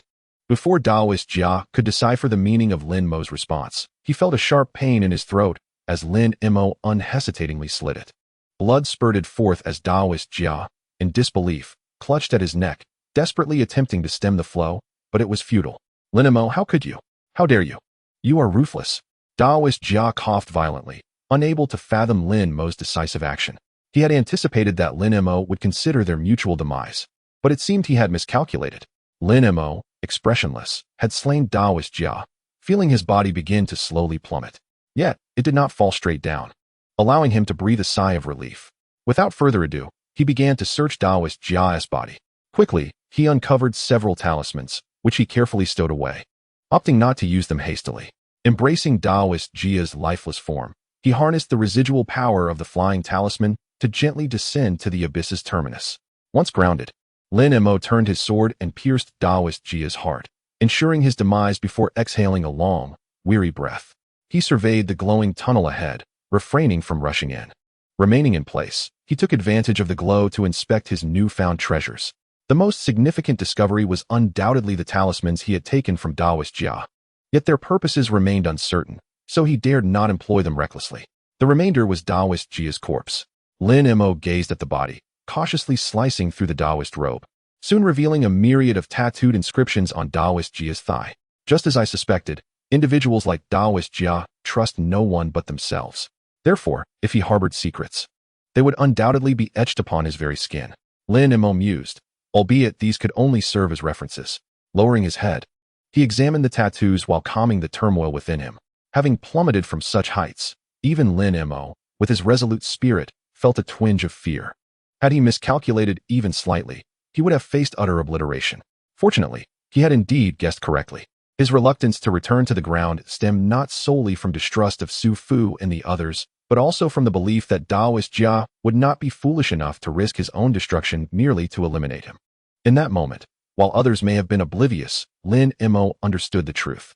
Daoist Jia, fully aware that Su Fu and the others could arrive at any moment, chose not to flee but instead appeared intent on exacting revenge. This was not right. In Lin Mo's estimation, Daoist Jia's final gamble to enter the fifth hall was fueled by his desperation to possess the Book of Life and Death, perhaps even intending to lure him within. Thus, while he pursued Daoist Jia, he had never contemplated attacking him. At most, he merely sought to keep Daoist Jia in sight, preventing him from vanishing completely. Yet, Daoist Jia had reacted violently upon Lin Mo's entrance into the fifth hall, as if he were determined to eliminate him at all costs. This was not normal.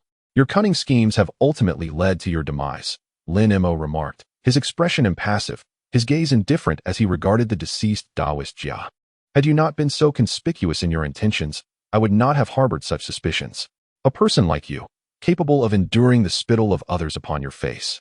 How could you possibly harbor a mindset of mutual destruction simply because you wish to end my life? Although I remain oblivious to your true intentions, I am acutely aware that you possess the extraordinary ability to emerge from dire straits. I have wagered correctly. Thus, you should harbor no grievances in death. For I too have staked my life in this gamble. Lin Mo spoke with a calmness that enveloped him, choosing not to dwell on the catastrophic consequences of a potential miscalculation. It resembled a simple psychological test. Two choices, one offering a guaranteed million, the other a 50% chance at a billion. What would your choice be? For the average individual, the former would be the obvious selection, yet a person like Lin Mo, destined to be the greatest, would invariably opt for the latter. Ordinary people are defined by their need for certainty, requiring 100% assurance before they dare to act. In contrast, those destined for greatness, even when faced with a mere 30% chance, are willing to embrace the risk. To put it bluntly, if you cannot even muster the courage to pursue a 50% success rate, you are fated to remain an ordinary person throughout your life. Lin Mo, unwilling to accept such a fate, ascended to greatness, arriving here with aspirations to glimpse a higher sky and a broader world, even at the cost of his own life. At this moment, Lin Mo recognized two advantageous opportunities. He rose, gazing into the fluorescent tunnel before him. One was the chance to touch the book of life and death, and the other was the possibility of evading the dangers that would arise after the dragon-slaying plan commenced. Su Fu and his companions likely believed that both he and Daoist Jia had perished, rendering them unguarded against him. His current objective was to ascertain the whereabouts of the book of life and death, and then covertly observe the situation. Lin Mo meticulously devised his plans, resolving to rely on his intellect rather than brute force. The book of life and death. His gaze flickered momentarily, and without further hesitation, he grasped Daoist Jia's lifeless body and proceeded toward the tunnel. As he walked, Lin Mo pondered the tattooed inscriptions on Daoist Jia's corpse, suspecting that the man's origins were far more complex than merely being a descendant who once sailed with Su Fu in search of the elixir of immortality. The map inscribed upon his skin hinted at a deeper mystery. Upon closer inspection of the tattoos, Lin Mo was astonished to discover that they formed a detailed map of the underworld. He could not decipher the inscriptions, yet the patterns were unmistakable, revealing a comprehensive depiction of the nether realm. It was unclear where Daoist Jia had acquired such knowledge, but the tattoo on his thigh undeniably represented a map of the underworld, complete with specific routes marked. Lin Mo even identified a point labeled within the City of Misfortune, which, if correct, was likely the domain of the vengeful female ghost in red. If Daoist Jia's tale held any truth, perhaps the map was left behind after his grandfather miraculously escaped, opting not to return directly to the Central Plains as claimed, but rather tracking the divine dragon into the depths of the netherworld. Chapter 90. The Path to Hell. Lin Mo endeavored to unravel the mystery of how Daoist Jia came into possession of the underworld map, but the clues were scant, and Daoist Jia's sudden demise left many questions unanswered. Shaking his head, he chose to dismiss those thoughts and cautiously entered the tunnel, soon feeling an overwhelming sense of dread.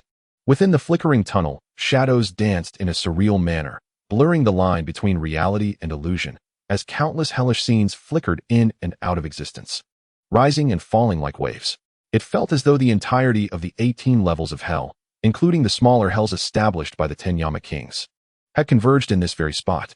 At the center, the legendary book of life and death lay silent like a stone tablet, an eternal enigma. Rebellious and unfilial individuals, cast into the blood pool hell.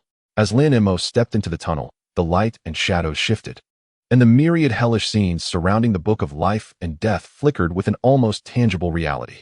The 10 Yama kings presided in their grand halls, the judges standing vigil, as souls were summoned for judgment, their sins evaluated before being cast into various hells. Lin Mo's gaze darted toward one of the most recent hells, the infamous blood pool hell, where those who defy filial piety and engage in wickedness are condemned to suffer the torment of serpents and insects after death. Corrupt officials, cast into the stone mill hell. Another soul was thrust into the depths, destined for the stone mill hell, where the condemned would be ground into paste, only to be reformed and ground again, endlessly. Killers, cast into the blade mountain hell. Liars, cast into the tongue-ripping hell. Oppressors of the weak, cast into the oil pot hell. Boom, boom, boom. The 10 Yama kings loomed above, their judgment mirrors reflecting the pre-birth sins of countless souls, casting them into various hells. In an instant, Lin Mo's complexion paled as the legendary 18 levels of hell materialized before him. In the Blade Mountain hell, the condemned must crawl barefoot up a mountain of blades. In the tongue-ripping hell, they endure the torturous extraction of their tongues, elongated and twisted before being sent to the finger-cutting hell, followed by the Iron Tree hell, where they are impaled and hung from iron trees. A gruesome trifecta of torment. The oil pot hell requires no explanation. Those who once fried shrimp, pork chops, chicken cutlets, and skewers in life would meet the same fate in death. Except they would not be dipped in egg wash or coated in breadcrumbs. There were also the Ice Mountain Hell, Steamer Hell, Copper Pillar Hell, Bull Pit Hell, and Volcano Hell. The vividness was almost overwhelming, prompting Lin Mo to desperately convince himself that these horrors were mere fabrications. After all, if they were real, not even 10 Taoist jias could traverse this hellish path, let alone lay a finger on the book of life and death. Yet, Lin Mo hesitated at the tunnel's entrance, reluctant to proceed through this treacherous passage. Had he known better, he would not have dispatched Taoist jia so swiftly. Lin Mo sighed, lingering in indecision as he regarded the now cold body of Taoist jia, regretting his hasty actions. However, given Taoist jia's cunning nature, Lin Mo felt compelled to ensure he was eliminated. Who could say what hidden trump cards the man possessed? In the end, he did not dwell on his regrets for long, quickly regaining his composure as he focused on the silent and inscrutable book of life and death, bowing his head to recall every word spoken by Taoist jia. Chapter 91. The Illusion of the Forest of Death. The book of life and death was shrouded in restrictions. Only by simultaneously grasping the book with both life and death could one avoid triggering its prohibitions. Taoist jia's final words echoed in Lin Mo's mind, prompting deep reflection. Suddenly, he lifted his head, exerting force as he hurled Taoist jia's corpse forward. Like a stone cast into water, light and shadows shattered, rippling outward as countless hellish scenes disintegrated, leaving only an increasingly clear and imposing figure seated in the hall, flanked by the judges, as a soul was escorted into the chamber. Upon closer inspection, Lin Mo recognized the soul. It was none other than Taoist jia himself. Indeed, it was as he suspected. Upon witnessing the ghostly figure resembling the Taoist jia materialize within the halls of Yama, Lin Mo exhaled deeply. Choosing to disregard the impending judgment that awaited jia and the depths of hell he would be cast into. Swiftly, he made his way towards the book of life and death. How audacious, daring to intrude upon the realm of the dead. Seize him, roared the king of hell, his fury palpable, as spectral enforcers lunged towards Lin Mo. With an impassive countenance, Lin Mo pressed on, his sword whistling through the air. As he unleashed his 15th strike, he simultaneously discharged the talismans acquired from Taoist jia, unperturbed by their potential efficacy, his sole focus on reaching the book of life and death. Jia's spirit knelt in the hall, his gaze vacant. It was only upon Lin Mo's intrusion that a flicker of clarity returned to him. Observing the specters charging at Lin Mo, he erupted into maniacal laughter. Lin Mo, you cannot escape. Await your fate among the 18 tiers of hell, condemned to suffer eternally. Even if that vile dragon has forcibly extracted the power of the book, rendering most of the seals ineffective, you, a mere mortal, stand no chance against the specters.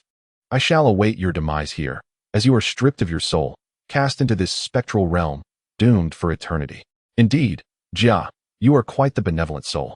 Lin Mo retorted inwardly, not glancing back, his expression grave. With his sword drawn, he executed the 15th strike, generating a tempest of sword energy, recklessly clashing with the pursuing specters. He stifled a groan as blood spilled from his lips, yet he pressed forward, utilizing the chaos to hasten his advance, ultimately reaching the book of life and death. The specter pursuing Lin Mo faltered, momentarily bewildered, as it arrived before the book, seemingly unable to perceive Lin Mo. It turned and retreated back to the hall. Jia's spirit, too, fell back into a state of confusion. Lin Mo coughed violently, regaining his composure, refraining from touching the book. Instead, he turned to observe Jia's spirit being judged for its sins within the spectral realm, subsequently condemned to the depths of hell. With a sigh of relief, Lin Mo watched Jia endure various tortures, aware that, despite being an illusion, for Jia's spirit, it was indeed a true hell. This was a treacherous domain, where one misstep could lead to eternal damnation. Lin Mo spoke softly, reflecting that had he believed Jia's final words, thinking that merely bringing Jia's corpse would suffice to retrieve the book, he would likely share Jia's fate, his soul extracted and trapped within the spectral realm for eternity. While there remained much he did not comprehend, he recognized he had made the right choice. Lin Mo expelled a breath, navigating the spectral realm with caution, convinced that he could not fully trust Jia's words, even if they were spoken in a moment of triumph. Thus, he discarded Jia's corpse. A simple act of trial and error. If it worked, he would proceed. If not, he would retreat rather than risk his own safety. Unexpectedly, it appeared he had inadvertently discovered the soul, means to traverse the spectral realm and reach the book of life and death. The remaining challenge lay in how to unlock the book. Lin Mo steadied his tumultuous spirit, rising to face the petrified book. He had initially assumed it to be a tome, yet it resembled a stone instead. Jia's spirit had mentioned that the vile dragon had extracted the book's power, dismantling many of its seals, which Lin Mo believed to be true. Otherwise, Jia would not have dared to covet the book. Wisdom gleamed in Lin Mo's eyes. He did not take Jia's words at face value, but rather analyzed the situation rationally. If even a mere inheritor like Jia dared to pursue the book, it was absurd to think that the dragon, now in the underworld, had not considered scheming after it. The spectral realm itself attested to this notion. Lin Mo did not believe that the 10 Yama Kings and the celestial beings would leave such a treasure unguarded, merely waiting for someone to exploit its defenses. If those celestial beings truly wished to pass the book to future generations, they would not have hidden it in the underworld. They could have entrusted it to an individual in the mortal realm for greater security.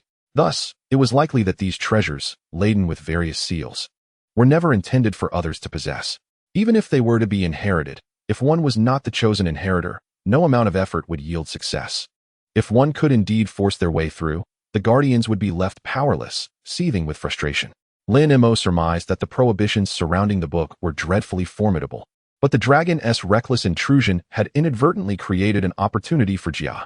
Regrettably for Jia, he had encountered Lin Mo theoretically. The book should pose no danger now. Lin Mo contemplated. If his method of approach mirrored Jia's intentions, then only Jia would remain before the book. The notion that the book required both a life and a death to unlock was surely false. Furthermore, why should the book be off limits to him simply because the dragon had touched it? A multitude of thoughts raced through Lin Mo's mind as he cautiously extended his left hand towards the book, his right hand gripping his sword, prepared for the worst. Should danger arise, he would sever his own arm to survive. After all, it was better to be a one-armed hero than to stand before the book, paralyzed by fear. With this grim resolve, Lin Mo's left hand steadily and decisively landed upon the book. Crack! Stone chips flew as the book erupted with brilliance, causing Lin Mo to tremble, nearly losing control and severing his own hand in the process.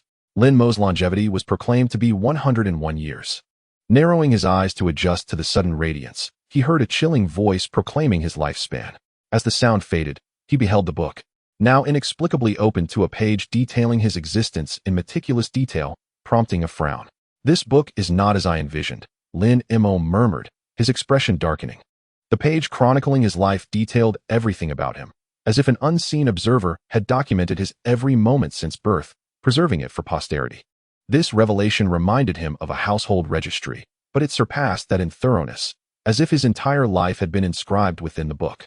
More alarmingly, upon touching a passage about his life, a vision materialized, depicting a scene from his battle with Yuan Wu Di. Lin Mo inhaled sharply, disbelief washing over him as he instinctively took a few steps back, sensing something amiss. The legendary book of life and death should not manifest in such a manner. It resembled more an instrument of surveillance over all beings, capable of tracing the entirety of one's life. Lin Mo's gaze flickered. He had previously failed to comprehend why the celestial beings and spirits would leave such a treasure behind, but now, a glimmer of understanding began to dawn upon him. If the revival of spiritual energy were to occur, and the deities were to return, those resurrected celestial entities would merely need to reclaim the book of life and death to scrutinize the past and present of all beings, perceiving everything that transpired in the universe and the myriad lives after their departure. Although Lin Mo could not fathom the consequences of the countless experiences of sentient beings throughout the past, present, and future being freely examined by these celestial beings, he instinctively wished for his own secrets to remain concealed within this tome, untouched by unknown entities that could peruse his every detail, unraveling the tapestry of his past and present. Such exposure would render him devoid of any secrets, as if he were laid bare before the world. Even more terrifying was the possibility that the book's utility extended beyond mere judgment of life and death, possessing a mortal's life in its entirety. Who could say whether it could also manipulate their fate? If the book had always functioned in this manner, it was no wonder that the legendary celestial beings, upon attaining great powers, sought to erase their names from its pages. No one would willingly accept a fate where their deepest secrets lay exposed to others. To transcend the three realms and exist beyond the five elements. I now truly grasped the essence of this phrase. So it was. Lin Mo exhaled a breath of frustration. The situation had escalated beyond the question of whether the book could spare him from the cycle of reincarnation or grant him immortality. He simply yearned to expunge all records of himself from its pages. But how could one erase their own entries from the book of life and death? Furrowing his brow, Lin Mo recalled the scant legends surrounding the tome, which suggested that only the judge's pen could amend its records. The judge's pen, the judge's pen. Could this be it? Lin Mo began rummaging through the items acquired from the Taoist Jia, eventually finding the object that most resembled a pen and tentatively drew it across the book of life and death. Chapter 94, The Dragon. 1. Had he succeeded? Lin Mo watched as the page chronicling his life suddenly tore away and fell to the ground, a sigh of relief escaping him, only for his expression to shift as the book of life and death began to react violently. The entire cavern trembled, and the illusory realm behind him, which continuously replayed scenes of hell, began to contract violently, an unseen force shaking the very foundations. Was it collapsing? Lin Mo's expression changed dramatically. He had not anticipated such a turn of events. After successfully erasing his page from the book, the cavern was on the verge of collapse. Without a moment's hesitation, Lin Mo instinctively reached for the book, but it was immovable, petrified once more. The ground beneath him began to sink, as if the heavens and earth were splitting apart, compelling him to act without delay as he fled towards the direction marked on the map. Did you hear that noise? Having traversed Yinfu Mountain and taking a detour, Su Fu and his companions, wary of exploring other Yama halls, had just descended the mountain when they felt the ground begin to tremble. Turning back, they beheld Yinfu shaking as if the world were ending. Their faces paled, and they dared not linger, hastening their escape. Crack, crack. The upheaval within Yinfu Mountain was earth-shattering, causing the once tranquil Yellow Springs River to churn violently, waves crashing against the banks and instilling fear in their hearts. Be cautious. Do not touch the waters of the Yellow Springs, or you shall immediately perish. Su Fu shouted, urging everyone to remain vigilant. The others remained silent, their gazes transfixed on the Yellow Springs River before them. This river had no discernible source or destination. Flowing with a relentless force akin to the Yellow River of the mortal realm, its tumultuous waves evoking dread in all who beheld it. Within the Yellow Springs, no bones or vengeful spirits were visible. The water appeared murky, resembling an ordinary river. Yet, all could sense an inexplicable allure emanating from it, as if it sought to draw their very souls away. Look, that is a dragon, someone exclaimed in astonishment, pointing at a massive golden lotus that had risen abruptly from the Yellow Springs. Though the lotus was decayed, it likely once shone with resplendent gold, standing majestically upon the river. The legendary K. Itagarba Bodhisattva was said to have sat atop that golden lotus, reciting scriptures to guide the countless souls within the Yellow Springs to salvation. However, the K. Itagarba Bodhisattva had long since vanished, leaving behind a withered lotus that was not empty. A dragon, a mythical dragon, coiled atop the golden lotus, its tail to the east and its head to the west, spanning the surface of the Yellow Springs like a colossal mountain. The dragon. Everyone's breath quickened, and their expressions darkened as they looked to Su Fu. Is this the dragon you spoke of in your plan to slay it? Are you jesting? Xiang Yutian gasped, unable to restrain an expletive. Disregarding his former regal demeanor as he pointed at the dragon, his frustration boiling over. That dragon appeared as massive as Yinfu Mountain itself. How could they possibly slay it? The faces of the crowd darkened, their gazes fixed on Su Fu, awaiting an explanation. In their minds, they envisioned a dragon as such, a fearsome beast roaring. Yet now, the dragon was like this, a fearsome beast roaring defiantly. Chapter 95, The Dragon. 2. The dragon, the leader of scaled creatures, possesses a form that resembles 9 distinct aspects. Its head like a camel, horns akin to a deer, eyes resembling a rabbit, ears like an ox, neck resembling a serpent, abdomen like a clam, scales akin to a carp, claws like an eagle, and paws like a tiger. Its back is adorned with 81 scales, a number that symbolizes the utmost yang. Its roar resonates like the clash of bronze, with whiskers at its mouth, a luminous pearl beneath its chin, reverse scales in its throat, and a bow shone atop its head. It can expand or contract, ascend or conceal itself. When grand, it stirs clouds and exhales mist. And when small, it hides its form. It soars amidst the cosmos or lurks beneath the waves. Su Muyang spoke calmly, disregarding the emotional turmoil of the crowd upon sighting the dragon, his gaze fixed on the majestic serpent coiled upon the golden lotus, spanning the Yellow Springs. The Shuyi Ji mentions, a snake transforms into a flood dragon after 500 years, a flood dragon becomes a dragon after 1,000 years. A dragon becomes a horned dragon after 500 years, and after 1,000 years. At this point, Su Muyang's eyes glimmered as he endeavored to discern and contemplate, noting the presence of horns upon its head, suggesting it was a horned dragon. Yet, he could not be certain, for there existed a type of dragon born with horns, yet inferior to the horned dragon. Additionally, there were hornless dragons that also rivaled the horned dragon. So, what exactly are you trying to convey? Xiang Yutian's gaze was cold as he regarded Su Muyang, his inner turmoil reaching a boiling point, utterly disinterested in the scholarly references and analyses. What use is such analysis? The dragon, sprawling upon the golden lotus and spanning the yellow springs, possessed scales larger than any of them. How could they combat or slay it?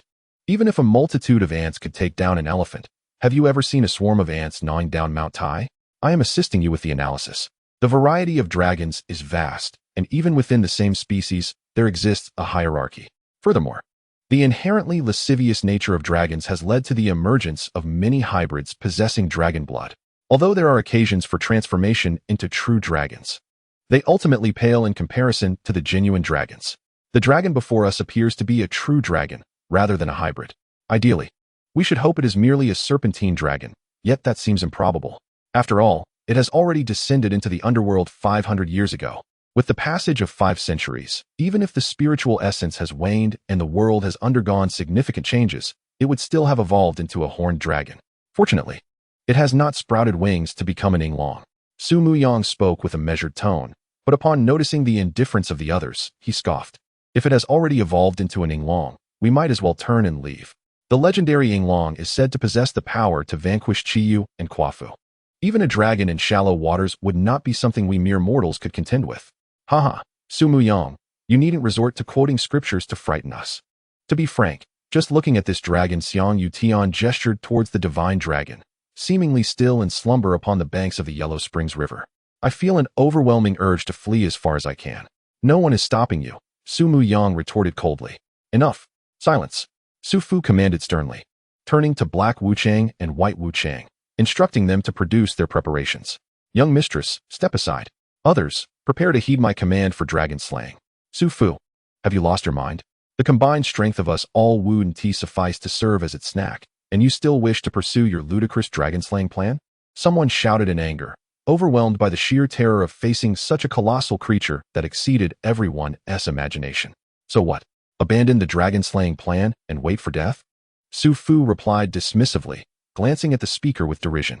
The crowd fell silent, and after a moment, Xiang Yutian took a deep breath, resolved. Indeed, we have come this far. Leaving is not an option. We have spent so many years as living dead in that coffin for this very day.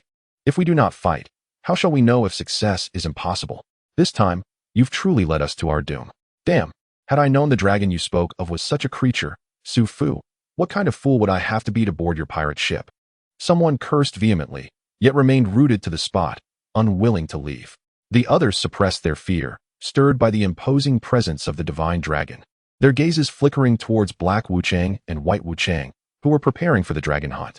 They realized it was futile to leave. Returning would only lead to certain death. Better to pursue a single path to the end, for while the dragon appeared formidable, many celestial beings and deities had met their demise. Before them lay a divine dragon, seemingly sacred and inviolable, instilling fear, yet who could truly ascertain its remaining strength? It might very well be a hollow shell, vulnerable to a single blow. Clinging to this hope, the crowd watched as Black Wuchang and White Wuchang swiftly unveiled the myriad of deadly contraptions Su Fu had meticulously prepared over the past 500 years for the purpose of slaying dragons.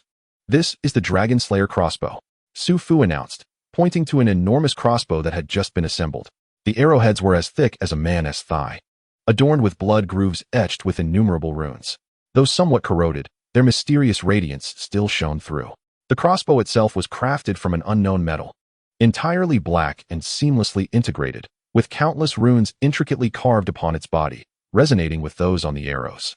As the arrows were drawn, a palpable aura of murderous intent emanated from the Dragon Slayer crossbow. This was fashioned by Gongsun Mo, based on the legendary artifact, the Qian Kuan Bao. Do not doubt the power of this Dragon Slayer crossbow. I assure you, after creating this god-slaying crossbow, Gongsun Mo immediately fell into exhaustion and perished beneath the thunder. After recounting the origins of the Dragon Slayer crossbow, Su Fu cautiously retrieved a vial of poison, applying it to the arrowheads. This venom, derived from the poison dragon grass, could corrode the dragon's true energy and essence.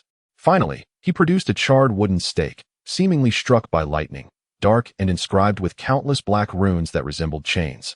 Designed to bind and suppress dragons.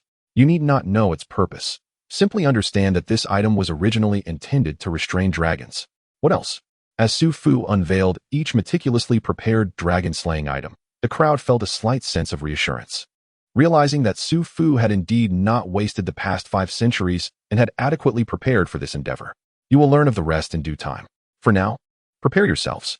Su Fu refrained from revealing more dragon-slaying apparatuses, his gaze unwavering as he focused on the divine dragon, still reclining upon the golden lotus without any sign of movement. He took a deep breath, noticing Su Muyang's worried expression, and smiled, gesturing to Black Wuchang. Take the young mistress to safety. Father. Su Muyang could not help but exclaim. No need for further words. I have waited 500 years for this opportunity. No one shall compel me to abandon it.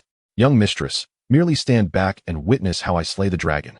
Su Fu declared with lofty ambition, his resolve unshakable.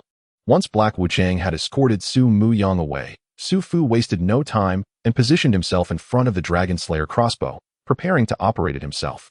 When I strike the dragon with this crossbow, you all must attack together, restraining it to allow me another chance to draw the bow.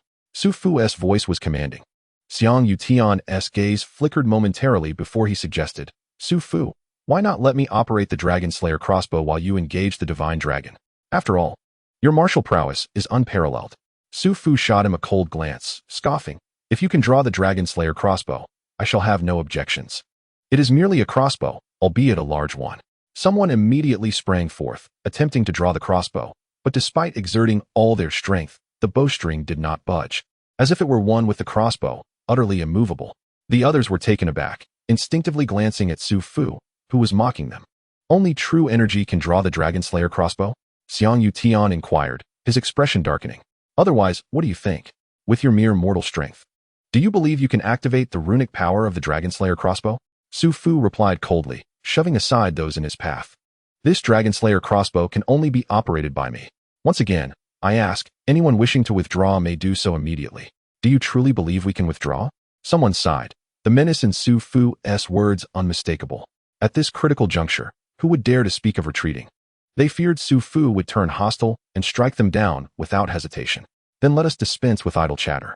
Su Fu snorted, disregarding the others as he took control of the Dragon Slayer crossbow. Channeling his true energy, he felt his hair stand on end as the crossbow began to radiate brilliance. Illuminating inch by inch, countless intricate runes flickered as the bowstring was drawn taut, growing ever more magnificent. Buzz, the sound of vibrating air resonated, reminiscent of countless bees buzzing about, prompting everyone to instinctively cover their ears. They beheld Su Fu, his face ashen, channeling his vital energy like a mighty river into the dragon-slaying crossbow. Dimly, the sound of a dragon's lament echoed, as if the heavens were upheaved, the clouds roiled, and with a thunderous clap, a bolt of lightning struck the dragon-slaying crossbow with pinpoint accuracy. In that fleeting moment, electric sparks danced upon the crossbow, rippling like water. Seemingly infused with the power of the thunderous realm, the entire weapon transformed into a radiant azure. The rust upon its fearsome arrowhead peeling away to reveal countless shimmering runes that glimmered with a chilling light. The blood reservoir turned a vivid crimson, while the dragon-binding stake, bound to the arrowhead by Su Fu, lost its charred hue, sending forth solid black runes that vibrated with a sound akin to clashing metal. Amidst the roar of dragons and tigers, another clap of thunder reverberated. Once more, a streak of lightning plummeted from the sky, and in an instant, the dragon-slaying crossbow released its bolt, shooting forth like a thunderclap towards the divine dragon lying across the river of oblivion. Boom! The lightning cleaved through the night. And in this realm of the dead, thunder erupted and rain lashed down, as all gazed in astonishment at the crossbow transformed into a streak of white light, piercing the divine dragon. Chapter 98. The Hollow Art of Dragon Slaying. They struck true. The crowd erupted in joyous exclamations, witnessing the bolt, akin to a spear of thunder, successfully strike the divine dragon over the river of oblivion, causing a cacophony of thunder and the scattering of dragon scales. Amidst the violent explosion, all could see the dragon's ethereal form shatter, a massive hole torn through its body. Then, an eerie silence enveloped them. The anticipated spectacle of the dragon awakening in fury, its might overwhelming the heavens and earth, did not manifest. Instead, tranquility reigned. The waters of the river of oblivion continued their serene flow. And within the tempest of wind and rain, the divine dragon lay undisturbed, seemingly oblivious to the gaping wound inflicted upon it. Had the dragon succumbed to slumber? Or had it grown so feeble that the dragon-slaying crossbow had finished it off? Some murmured, seeking a rational explanation. Yin Yutian, prepared to confront the dragon's inevitable retaliation, felt rage boiling within as he stared at the gaping wound on the dragon's body, too fearful to glance back at Su Fu's expression. His gaze remained fixated. Boom. Another clap of thunder echoed, and amidst the intensifying storm, all fell into a hushed silence, watching the dragon. It stirred. Suddenly, someone cried out, noticing the dragon's subtle movements, exclaiming in uncontainable joy, "Listen, there is sound. The dragon is alive, it stirs." Boom.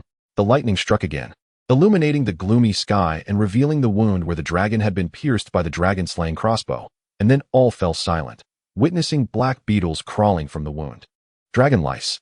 Su Muyang, standing afar amidst the tempest, observed as everyone stood frozen, eyes wide in disbelief, watching a tide of dragon lice emerge from the dragon's injury, only to be swept away by the waters of the river of oblivion, vanishing without a trace.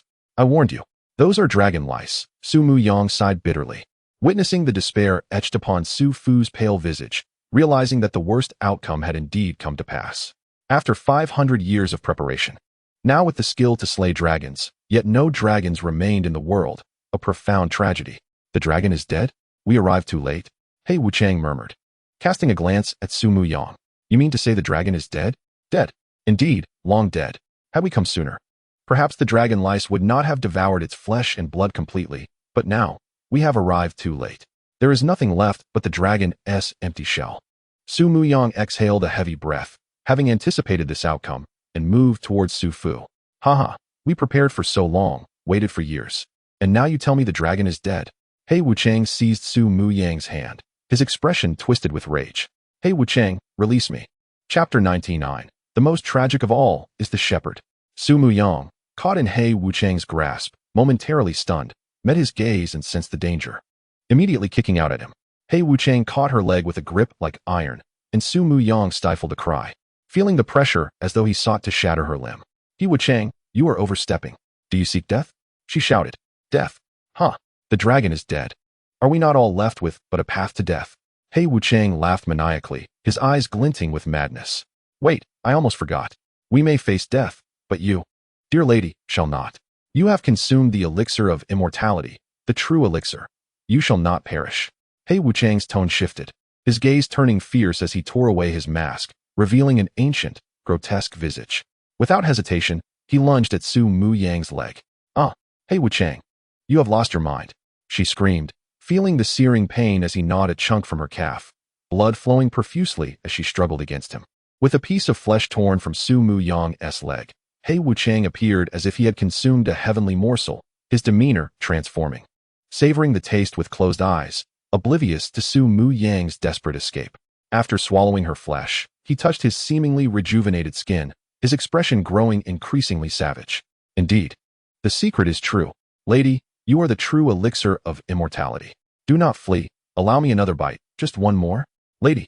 Bai Wuchang, alerted by the commotion, rushed over, seeing Su Muyang limping, blood streaming from her leg. He paused, then hastened to assist her. "Do not touch me. He Wuchang has gone mad. Kill him. Kill him." Su Muyang shrieked, evading Bai Wuchang's grasp like a startled bird. Initially intending to seek Su Fu, she hesitated upon seeing the blood cascading from her wound. "He Wuchang, you dare to harm the lady? I will kill you." The white impermanence was bewildered by the unfolding events, yet upon witnessing the black impermanence's frenzied pursuit, he harbored no hesitation and immediately charged at him. "Ah, old Bai, you've arrived just in time. Do you know? That secret is indeed true. The young lady is the elixir of immortality. If we consume her, we shall all attain eternal life." Upon seeing the advancing white impermanence, the black impermanence erupted into laughter, eager to share this astonishing revelation. "You've truly lost your mind." The white impermanence initially paused in disbelief, but then fury consumed him, and he launched an all-out assault against the black impermanence. "I am not mad. Old Bai, have you forgotten? You've forgotten the secret we uncovered before.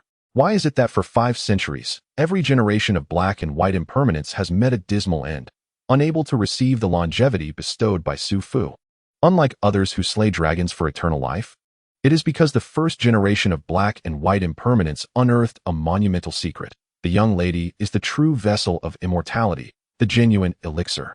Her blood, her flesh, everything about her can grant us eternal life. We must consume her. The black impermanence laughed maniacally. Isn't that what Su Fu has been doing? He made us collect the young lady's fallen hair and skin flakes. It is through this that he has survived for 5 centuries. Dragons, in their essence, are mere illusions. The young lady is the real elixir of immortality. Silence. The white impermanence bellowed. You have lost your sanity. The black impermanence, having taken a blow to the chest from the white impermanence, spat blood, his murky eyes locking onto the furious, bloodthirsty countenance of the white impermanence. Before erupting into laughter again, I am not mad.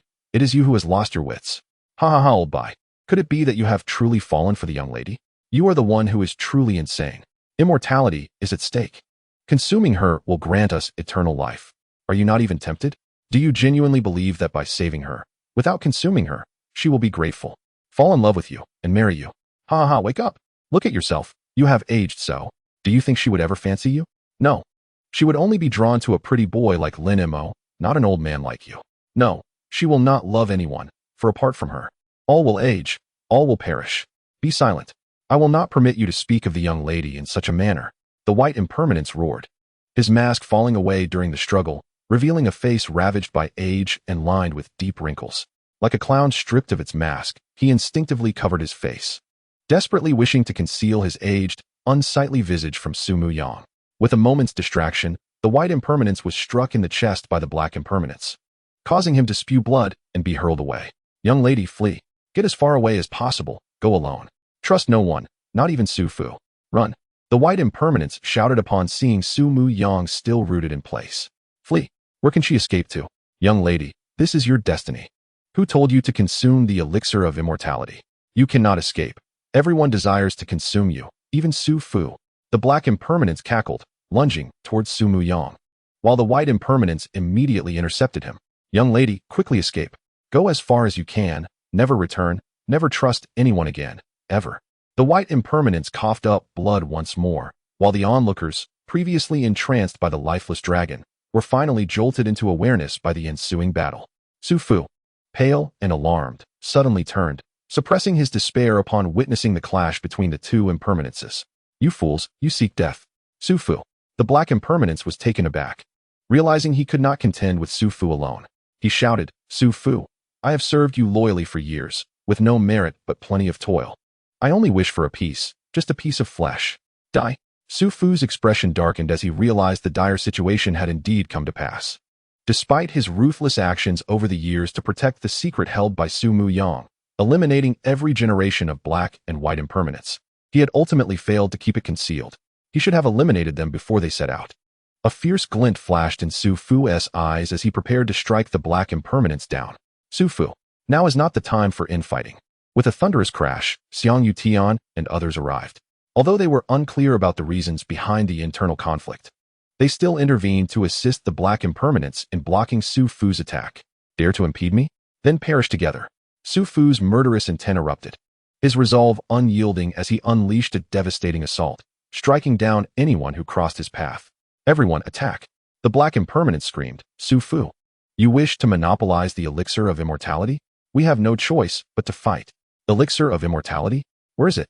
The crowd erupted into chaos, shocked by the black impermanence's revelation. Su Mu Yang is the elixir of immortality. Su Fu made her consume the elixir, waiting for the dragon slaying to fail, so he could consume Su Mu Yang for eternal life. That is why Su Fu seeks my demise. For all these years we have been assisting him in extracting blood and flesh from Su Mu Yang to prolong his own life. What? The crowd gasped in disbelief, instinctively glancing at Su Mu Yang.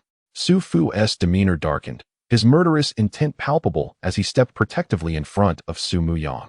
Child, stay close to me. I will take you away. His words faltered as he stared blankly at Su Mu Yang, evading his grasp, momentarily stunned before regaining composure. Very well. Just watch, child. I will eliminate them all. Before he could finish, Su Fu let out a long howl, channeling his energy, unleashing a tempestuous storm that surged toward the crowd. So it is. I always felt something was amiss. Su Fu, you claimed both you and Su Mu Yang consumed the elixir.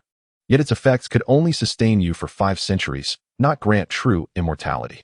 But Su Muyang does not appear to be on the brink of death. Indeed, it was all a deception. The one who consumed the elixir of immortality is not you, but Su Muyang. Ha! Su Fu, you have hidden your secret well. I previously thought you foolish for eliminating your own loyal subordinates. It turns out it was because they uncovered your secret. Xiang Yutian sneered, undeterred by Su Fu's assault. His gaze swept over Su Muyang before he rallied the others. Let us unite and slay Su Fu. We shall share the elixir of immortality. You seek death. Su Fu's rage erupted, his killing intent boiling as he unleashed a devastating wave of power that sent several individuals crashing into the abyss. Onward. Do not hold back. If we cannot slay Su Fu today, we shall all perish. Xiang Yutian roared, his eyes ablaze. The dragon was dead. Apart from slaying Su Fu and sharing Su Muyang, they faced only the path of death. Do not hold back. It is but a fight to the death.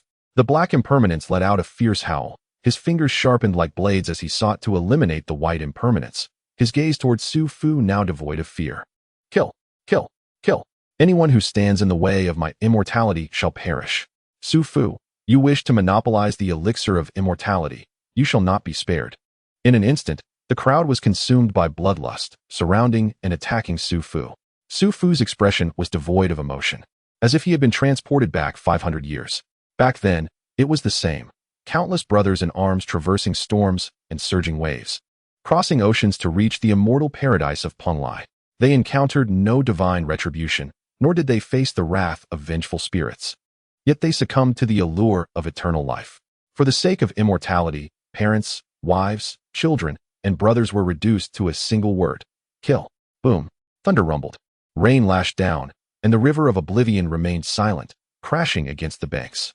On the shore, countless souls fell in battle amidst a flurry of blades. A vivid tableau of blood and chaos. Su Muyang stood amidst this tempest, feeling utterly alone, gazing blankly at the carnage around her, as if resigned to fate. Awaiting the victor of this brutal conflict to approach her, drenched in blood and bones, to kill her, then drink her blood and consume her flesh. Such an ending felt familiar, as if it had appeared in her dreams countless times before. She was reminded of events long past when Su Fu was dispatched to sea in search of the elixir of life, returning after a decade. King Yu held the Su family accountable, condemning them all to imprisonment and execution. She believed she would perish, yet she did not. Her mother, sacrificing everything a mother could, secured her freedom, sending her out of prison to take the place of another prisoner, destined to shepherd sheep in the North Sea. She still remembered that fateful night when her mother held her close, whispering that in this life, the most wretched existence was that of a shepherd. But as long as one lived, there remained hope. Chapter 102. You are most precious. 1. She vowed to live well, no matter the circumstances. The winds of the North Sea were bitter, the waters briny. For 3 long years, she tended her sheep in the North Sea, evading the harassment of soldiers and enduring the harsh cold of the north. Waiting 3 more years until she finally heard her mother's words of hope before her passing. Su Fu has returned. Su Muyang vividly recalled the moment she first laid eyes on Su Fu. This man, whom she was supposed to call father, appeared just as foreign to her as he had when he departed. It was challenging to accept this man, who had not been part of her life for the past 20 years, as her father. Yet, when Su Fu, clad in snow and wielding a blade, took her hand and traversed from the south to the north, vanquishing all those who had tormented her and her mother, though she loathed, he became her protector. Standing atop the towering city walls, he ignored the rivers of blood pooling around them, kneeling in the direction of her mother's grave. He placed a candy in her mouth, declaring that he was giving her the most precious thing he possessed to ensure her mother's journey was smooth. She had always believed it was merely a piece of candy, sweet and reminiscent of the candied hawthorn her mother had once shared with her. She thought this represented the hope her mother had spoken of. Shepherding might be harsh and challenging, but one day, someone would offer her a piece of candy, instilling hope in her life. Thus, everything seemed to fall into place. She followed this man, her father, no longer needing to herd sheep. Su Fu wielded his sword to construct a palace that shielded her from the storms, sparing her from fear, suffering, and a life of wandering. But when did she begin tending sheep again? Was it when Su Fu took her to a deserted island, leaving her alone to shepherd and stave off loneliness? Or was it when she first realized she would not age, discovering someone was secretly collecting her fallen hair and skin flakes, witnessing the man she called father, surreptitiously licking the blood she had accidentally spilled while paying homage to her mother? She had forgotten. Suddenly, she grasped a profound truth. That day, standing on the city tower, Su Fu had sworn before her mother's spirit that he would give her the most precious thing in his life. Yet to him, neither she nor her mother were the most precious. No, from that day forth, she had become the most valuable treasure of Su Fu's life. For what he held dear had melded into her very being, transforming into blood and flesh. So, would he consume her? Su Muyang recalled the calm question she had posed to Lin Mo. In truth, it was a question she wished to ask Su Fu. Yet, for all these years, it had remained buried deep in her heart, rusting with time, never able to be voiced. But now, it seemed the moment had finally arrived. Thus, Su Muyang smiled. Amidst the tempest by the river of oblivion, watching Su Fu approach as he had when he first came to retrieve her, drenched in blood, traversing the storm. A river of blood trailing behind him, a ground littered with bones. She then inquired, "So, will you consume me?" Su Fu's face turned pale and his expression disheveled. Despite the chaos of battle, he ultimately emerged victorious. Upon hearing Su Muyang's words, he momentarily froze, intending to embrace her and reassure her not to fear. For he was there. However, he could only stand still, separated from Su Muyang by the distance of an embrace, quietly observing her. As he reached out, he watched her instinctively retreat, and he could no longer contain his laughter. Chapter 103. You are most precious. 2. Su Fu's laughter echoed wildly through the storm, a blend of madness and sorrow. He merely wished to touch her hair, just as he had in the past. Yet, it seemed impossible now. "I am your father," Su Fu said with a smile, though he felt he had never fulfilled the role of a father adequately. "I once believed that over the years, I had compensated for the shortcomings of a father. Yet it appears, despite all I have done, I have still fallen short. Do you remember when you asked me why I took so long to return? Why I came back only after causing so many deaths? I never answered you then, and I will not answer now. However, I can tell you this. I, Su Fu, have lived my life without shame before heaven or earth. The only ones I have wronged are you and your mother. I have sought to make amends. Truly, I have longed to make it right. And I believe that by being with you, waiting for the day when the spiritual energy would return, perhaps there would be a chance to reunite with your mother. But it seems you have grown up, and it is time for me to let go." Su Muyang simply gazed at him, silent. Su Fu smiled bitterly.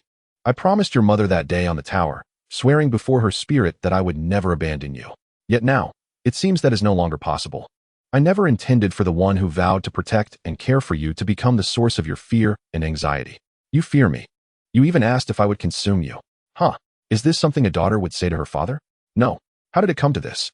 Su Fu murmured, gazing at Su Muyang, before suddenly smiling tenderly. "You need not fear me. I am your father, and you will forever be my daughter." Boom! Thunder roared, illuminating the gentle smile on Su Fu's face. Su Muyang's pupils constricted in shock as she cried out, "Father!" With a swift motion, Su Fu struck the top of his head with his palm, coughing up blood. Upon seeing Su Muyang approach him, tears in her eyes, filled with regret, he gently extended his hand to caress her hair, feeling a deep sense of fulfillment. It had been so long since he had ruffled her hair like this. It reminded him of the time when he held her in his arms, playfully disheveling the hair that her mother had painstakingly arranged. Her mother had scolded him while she laughed in his embrace. It had been so long that he could scarcely remember. Back then, her mother was truly beautiful. Back then, she would call him daddy. At that moment, I sincerely apologize. I should not have doubted you. Hush now, do not cry. Do you see? Your mother has been waiting for me at the bridge of helplessness for quite some time. I truly regret making her wait so long. But I cannot let go of you. You are my sole companion. Without me, how would you survive alone?" Su Fu murmured, reflecting on the past, gazing at Su Muyang, wiping away her tears. "Yet, I must release you now. I cannot allow your mother to wait any longer. My dear, from now on, live well on your own. If one day you find it unbearable, seek someone who loves you and spend a simple life together until the end. Perhaps that is not so bad after all. I am sorry. I believe that immortality would bring you joy. However, it seems that, like me, you never wished for eternal life." Su Muyang was rendered speechless by tears. She had never realized that Su Fu had never intended to harm her. He merely believed he was offering her the most precious thing he had in this life. Thunder rumbled fiercely, and the rain poured down in torrents. The most wretched was Muyang. At least death offered hope. Yet, this immortality ultimately paled in comparison to you. Chapter 104. All of it was exceedingly good. 1. With a deafening roar, the storm intensified. Su Muyang clutched Su Fu's lifeless body, weeping until her tears ran dry, her heart aching with despair. Even as Lin Mo held a sword, treading through rivers of blood, offering her an umbrella by the banks of the river of helplessness, Su Muyang remained unresponsive. Lin Mo remained silent, holding the umbrella amidst the storm, fully aware of the tragedy that had unfolded. However, he had not anticipated that Su Fu would perish, leaving Su Muyang as the last survivor. Time passed, and as the thunder diminished and the rain subsided, Lin Mo closed the umbrella, shaking off the droplets. The cold rain fell upon Su Muyang's face as she lifted her head, her gaze vacant, fixed on Lin Mo. They are all gone. Lin Mo slightly nodded, thinking she would first inquire how he was still alive or ask about the umbrella. Su Muyang merely repeated, "They are all gone.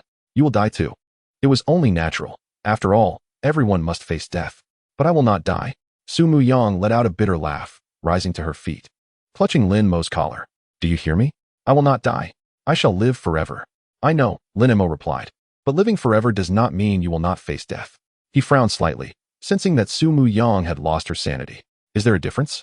I have consumed the elixir of immortality, the true elixir of immortality. Come, kill me, consume me, and you shall live forever. Come eat me."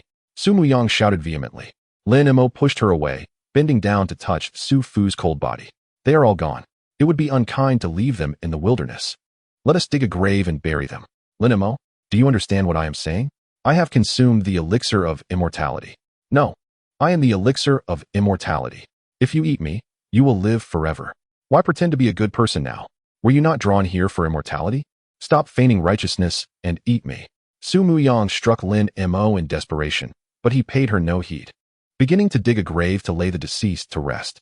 "Why won't you consume me? Why won't you eat me?" Su Muyang collapsed to the ground, murmuring in anguish, her gaze fixed on Su Fu's body, which Lin Mo was preparing to bury. Like a madwoman, she scrambled up, pushing Lin Mo aside, shouting at Su Fu's corpse, "Get up! Why won't you consume me? Get up and eat me." Lin Mo shook his head, stepping aside to observe Su Muyang's descent into madness. After a considerable time, seeing Su Muyang lying on Su Fu's body, weeping, he approached, pulling her away. "Enough of this madness. It is time for them to rest in peace." Su Muyang fell back to the ground, extending her hand helplessly as she watched Lin Mo bury Su Fu with soil, ultimately rendered voiceless. Lin Mo continued to bury the others, then walked to the riverbank, circling the empty dragon carcass before returning slowly, finding Su Muyang still lost in her stupor. Lin Mo shook his head, kindling a fire and preparing rations to roast. Once cooked, he offered some to Su Muyang. She ignored him. Lin Mo forcefully placed the food in her mouth, calmly stating, "You must grieve for 7 days after losing a father.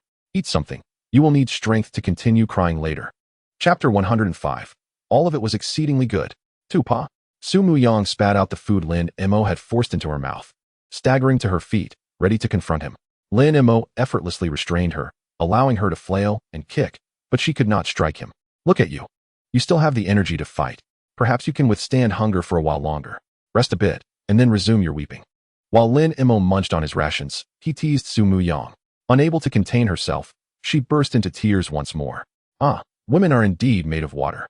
I thought you had cried all your tears dry, but after a brief respite, more have come forth." Lin Mo marveled, continuing to eat while observing Su Muyang's tears. "Lin Mo, you scoundrel. You wretched beast. I will fight you." Su Muyang could no longer endure it. "Can you imagine crying in sorrow while a man over there roasts food and observes your weeping?" Lin Mo did not indulge her, swiftly pinning her down again, disregarding her frantic protests as she flailed like a madwoman. "You cannot defeat me.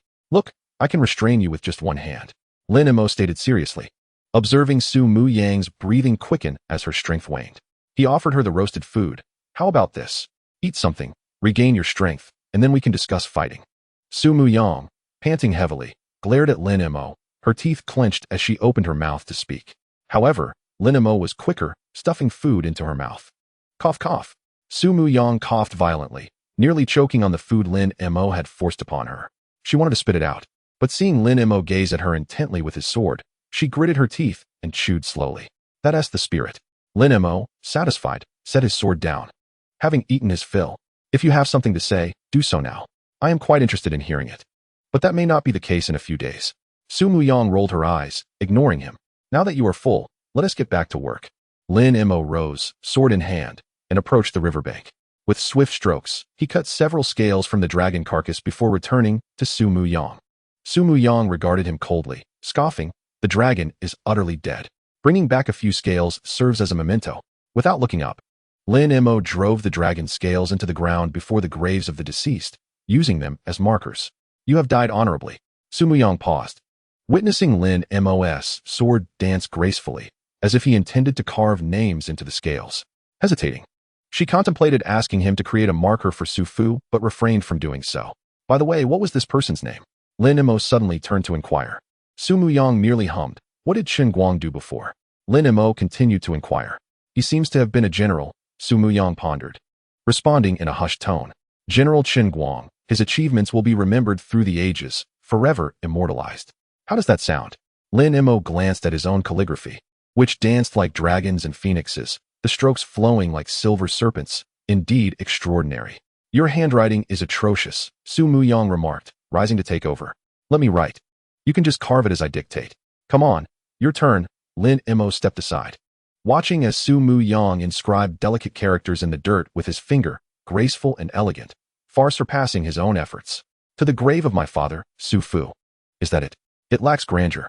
As he wrote Su Fu's name, Lin Mo shook his head at the inscription, noting that others bore titles of generals, emperors, and renowned swordsmen. He is my father, Su Muyang murmured. Perhaps he once dreamed of being a general, an emperor, or the greatest in the world. Those titles were indeed splendid, but for 5 centuries, he was simply my father, the best father in the world. Lin Mo, my father, the best father in the world, the only one who treated me well, has died. He has gone. Su Muyang sobbed uncontrollably, grasping Lin Mo's garment. I caused his death. I should never have doubted him. How could I ever suspect him? He is my father. I doubted him. It should be me who deserves to die? Lin Mo listened quietly as she recounted the tale of Su Fu's tragic end, sharing the story of their bond. In this narrative, neither had erred. One was reluctant to let go, while the other no longer wished to remain. Such is human nature. Only upon losing do we comprehend the meaning of eternal loss, of a child wishing to care for a parent who has departed. Lin Mo found little to say. Ultimately, the tale between Su Muyang and Su Fu was but a reflection of the common human experience. There are many splendid things in this world, yet none can compare to the presence of someone who will cherish you unconditionally throughout a lifetime. Thus, he allowed Su Muyang to weep, to sleep, to wake and continue weeping. This continued through the 7 days of mourning for Su Fu, as Lin Mo kept vigil with Su Muyang throughout the night, yet no miracle unfolded. Even in this shadowy underworld, the notion of a soul returning on the 7th day was merely an ancient legend. We must depart, Lin Mo said softly, observing Su Muyang lingering by the grave. Unwilling to leave, Su Muyang forced a bitter smile. Leave? Where to? I have nowhere to go. You may go. I will remain here, accompanying him. Lin Mo frowned, gazing at her. Su Muyang seemed to grasp something, self-deprecatingly smiling. I almost forgot. How could you allow me to stay here alone? You still wish to possess me, just like everyone else in this world. In your eyes, I am merely a walking elixir of immortality. Aside from my father, no one has ever truly cared for me.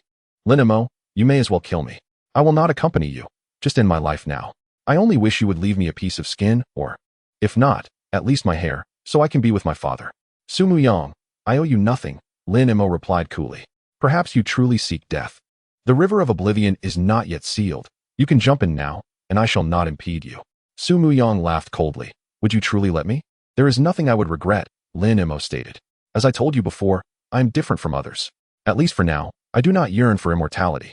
Lin Mo's gaze was distant as he regarded Su Muyang, contemplating that perhaps one day, when he became too old to wield a sword, he might resemble those who sought immortality. But for now, should you wish to die, feel free. I will not stop you, nor will I desire to consume you. Even if regret follows, that is a matter for another time. However, at this moment, more than consuming you for the sake of immortality, I require your wisdom to help me navigate this underworld. What is there to explore in this desolate realm? Su Muyang scoffed. Oh, I recall. You fell over the cliff with Daoist Jia, yet here you are alive. So, did you encounter some fortuitous event? Su Muyang mocked. But what does that matter to me? If you wish to kill me, do so. If not, leave. I intend to remain here. I have seen the Book of Life and Death, Lin Mo stated quietly. So what of it? Su Muyang asked, momentarily taken aback before responding calmly. In the Book of Life and Death, I saw the names of all who have left their mark on this world. Lin Mo spoke softly, recounting the cycles of reincarnation documented in the book. Su Muyang remained silent, merely gazing at Lin Mo, who smiled faintly. And I struck through the page that bore my name. Congratulations, then. To be nameless in the book of life and death is to leap beyond the 3 realms and escape the 5 elements. You may consider yourself immortal. Su Mu Yang's words did not elicit laughter from Lin Mo. Instead, she sighed. Do you truly believe that striking through the book grants you immortality? Or do you think consuming an elixir will bestow eternal life? Su Mu Yang remained silent. Lin Mo pointed at the dragon's remains by the river of oblivion. Do you see that dragon? It lies dead there. Does that not speak volumes? Times have changed. All the so-called paths to longevity are no longer valid. I may have crossed through the book of life and death, and you may have consumed the elixir, but one day, we will still perish. This universe does not permit eternal life. Lin Mo's gaze burned with intensity, as if she had pierced the truth of existence. Why the immortals and deities must depart this realm. Why a great calamity swept through heaven and earth. The reason is simple. After the depletion of spiritual energy, even the deities become vulnerable. No one can truly live forever. It seems you understand more than I anticipated. Yes, even the immortals and deities must choose to leave this realm to survive. We mere mortals have merely acquired what the deities discarded. How could we ever hope for true immortality? Alas, realizing this truth now feels somewhat belated. Su Muyang murmured, lowering her gaze to Su Fu's grave, feeling that this journey to the underworld had been utterly pointless. They failed to grasp this truth, neither did Su Fu. But Daoist Jia. Lin Mo interjected gently, you may not fully understand. Daoist Jia is a descendant of one who originally set sail with Su Fu to seek the elixir of immortality. His objective has always been clear, the book of life and death. Yet ultimately, he perished. I have seen the book of life and death. I struck through my name. But now, I need your assistance to analyze what to do next. What do you mean? Su Muyang furrowed her brow, looking at Lin Mo. I have considered that if you and I have reached this understanding, that neither the elixir of immortality nor the book of life and death can truly save us from this great calamity, then it is obvious that Daoist Jia, who knows even more secrets, cannot be unaware of this. Yet he still pursued the book of life and death, but it must be for more than just that. I seek your assistance in unraveling the subsequent actions he must undertake after striking his name from the book of life and death, much like I have done. Lin Mo's gaze sharpened, intelligence glimmering within. Erasing one's name from the ledger was merely the initial step. The remaining half perhaps held the true key to transcending the calamities of existence and surviving until the day of spiritual revival. I implore you to assist me in this endeavor. Su Muyang paused momentarily, lowering his head. I shall not seek it out. If you wish to find it, do so yourself. At worst, you may kill me. Su Muyang, if you truly desire death, then it should not be Su Fu who perishes, Lin Mo retorted coldly. Chapter 108, The 7-Star Furnace. You scoundrel. Su Muyang's eyes reddened with fury, fixated on Lin Mo. Have I spoken incorrectly? If you wish for death, you should be swift about it, rather than lingering here after Su Fu chose to sacrifice himself for your survival. What you said earlier is indeed correct. You are the cause of Su Fu's demise. Had he known it was you who sought death, he would have surely granted your wish. He sacrificed himself for you, not for you to linger in this state. I shall not waste more words. Either you assist me, or I shall slay you this instant. With sword in hand. Lin Mo expressed his disinterest in further banter. I have tolerated your capriciousness for 7 days, yet my patience has worn thin. Su Muyang gazed intently at Lin Mo, ultimately rising in silence. Upon witnessing Lin Mo sheath his sword with satisfaction, she coldly declared, Lin Mo, do not presume I fear death. I merely believe that if I must die, it shall not be at the hands of another. Otherwise, he would be heartbroken. As long as you find joy in that. Lin Mo replied indifferently, guiding Su Muyang directly towards the deceased divine dragon, commencing their search. My intuition suggests that this dragon's choice to enter the realm of the underworld may be related to the ancestor of the Daoist Jia. Surely you do not naively believe that the ancestor of Daoist Jia forged some pact with this divine dragon? If that ancestor truly possessed such abilities. Let me tell you, Su Muyang's voice abruptly ceased as she and Lin Mo entered the dragon's carcass, treading over the sparse dragon lice, only to behold a furnace nestled within the dragon's maw. How could this be? Su Muyang was momentarily entranced, though she could not discern the contents of the furnace. Its mere sight was akin to a sudden revelation. How can there be a furnace? How can there be a furnace? Lin Mo's gaze flickered, comprehending the complexity of Su Muyang's emotions. Had Su Fu and the others not been preoccupied with battle, meticulously searching, they would undoubtedly have uncovered this furnace, potentially averting their disastrous fate. Fascinating. I previously examined this dragon's body and did not encounter this furnace. Lin Mo soon furrowed his brow again, recalling that during his prior inspection of the dragon's corpse, He had indeed failed to notice the furnace. This is the 7-star furnace, a vessel for refining elixirs with the power of the 7 stars. When concocting an elixir, it cloaks itself with the might of the 7 stars, becoming invisible. Only when the elixir is complete does it emerge from obscurity, allowing one to retrieve it. This way, one can evade the tribulations that accompany the alchemical process. Lin Mo instantly understood. Utilizing this 7-star furnace for alchemical endeavors would render one impervious to potential calamities during the process.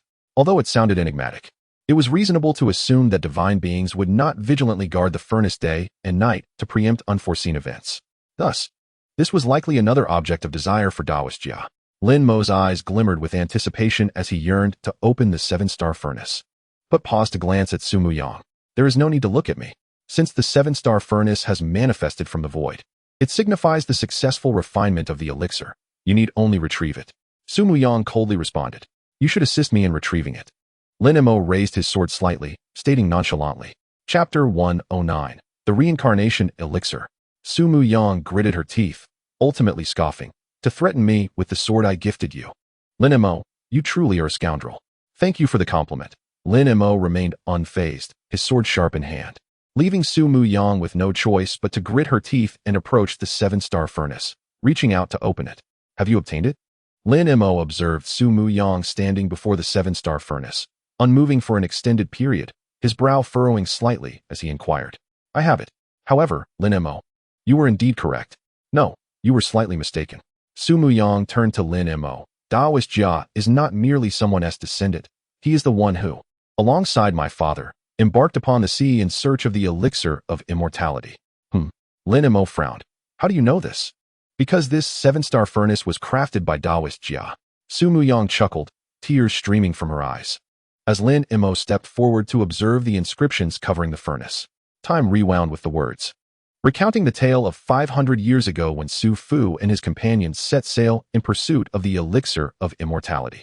They encountered the divine dragon tasked with guarding the elixir, which had been concocted by an immortal. The dragon was bound by the immortal's command to safeguard the elixir until its completion. However, a great calamity swept through heaven and earth, causing deities and Buddhas to depart, and the realm of Penglai to collapse, leaving the dragon forgotten in the impending destruction. Left isolated in the crumbling paradise, the elixir was successfully refined, and the dragon's duty fulfilled, yet all was rendered meaningless. Informed by Su Fu and Taoist Jia of the turmoil outside, the dragon became enraged, intent on destroying the elixir and slaying Taoist Jia and Su Fu. Ultimately, however, the unfortunate dragon was persuaded by Taoist Jia to assist him in alchemical endeavors once more. The records etched upon the furnace were somewhat hasty and fragmented, many details left to conjecture, yet the general outline remained clear, allowing Lin Mo and Su Muyang to grasp the events of that time. In summary, it remained a mystery how Taoist Jia convinced the dragon, which had been forgotten due to its assistance in alchemy, to assist him once again. Subsequently, Taoist Jia consumed an elixir of immortality, feigning death with Su Fu's aid, and entered the realm of the underworld to reunite with the dragon. Lin Mo furrowed his brow. This segment contained scant details, making it challenging to reconstruct the truth of that time. Essentially, it seemed to be mere internal strife. It was understandable, after all. Regardless of how Taoist Jia persuaded the dragon to assist him, one could surmise that no one would willingly accept the fate of becoming a furnace for others. Su Muyang remarked coolly, noticing Lin Mo's gaze, and pointed toward the luminous golden elixirs within the furnace, one large and one small, resembling the sun and moon, rotating in harmony. Do you know what elixirs they crafted? Lin Mo gazed at the 2 golden elixirs, momentarily lost in thought, instinctively asking, what kind of elixir? The reincarnation elixir, Su Muyang pronounced deliberately. They refined the reincarnation elixir, seeking to navigate the cycle of reincarnation and achieve rebirth. Confronted with this grand calamity, they could not pursue the footsteps of the departed deities and spirits, nor could they endure the tribulation. Thus they aspired to utilize the power of reincarnation to seek a new life. Chapter 110. The Reincarnation Elixir. It seems like a plausible solution. Lin Mo was momentarily taken aback, pondering for a while. He found the actions of the Taoist Jia and his associates rather audacious, yet they seemed somewhat plausible. But is there truly such a thing as reincarnation? Especially in this era of great calamity. Moreover, even if it exists, will the person in the next life truly be the same as oneself? The notion of spiritual dissolution and reincarnation was indeed a common method in the past. Many immortals and deities, faced with discrepancies in their cultivation during this life, had no choice but to opt for spiritual dissolution and reincarnation, re-entering the cycle of life. However, there lies a crucial question. After reincarnation, even for immortals, there remains the mystery of the womb, the need for assistance to recall one's past life and truly understand oneself. Otherwise, even if one were to achieve immortality once more, they would merely be another unrelated individual. Su Muyang spoke in a calm tone, gazing at Lin Mo. You must have heard similar legendary tales. I have. Lin Mo nodded slightly. Many tales concerning immortals indeed speak of such matters. There are stories of immortals who, having violated heavenly laws, are cast into reincarnation, only to have their past mentors or friends come to aid them in their rebirth, restoring their celestial status. There are countless variations of such narratives. Among the most renowned is the tale of the 8 immortals crossing the sea, where those 8 figures invariably receive assistance from celestial beings. Thus, they could not anticipate anyone to guide them in the next life, to help them recall their past and present selves, and to rediscover their true essence. Instead, they chose to concoct the reincarnation elixir. This elixir could aid them in preserving their memories, shielding them from the enigma of the womb. Lin Mo astutely grasped the essence of this reincarnation elixir. To be precise, it was not about them, but rather him. Su Muyang continued. Reincarnation is the ultimate cycle of heaven and earth, impervious to interference, eternal and unyielding. As long as there is death, there is rebirth. Reincarnation persists. Even amidst this great calamity, immortals on earth cannot disrupt the cycle. If there truly existed a method to ensure the immortality of one's spirit, free from the mystery of the womb, those past immortals and deities would not have needed to wait for others to guide them. A single golden elixir swallowed would suffice. In truth, they were merely seeking a shortcut, taking advantage of the current calamity when the cycle of reincarnation was unguarded. They devised a method where one person would serve as the vessel, evading the mystery of the womb. Simply put, one among them could preserve their spirit and memories during reincarnation, while the other would act as the vessel, assisting the former in eluding the cycle. This process would continue until spiritual energy was revived and the celestial beings returned to the world.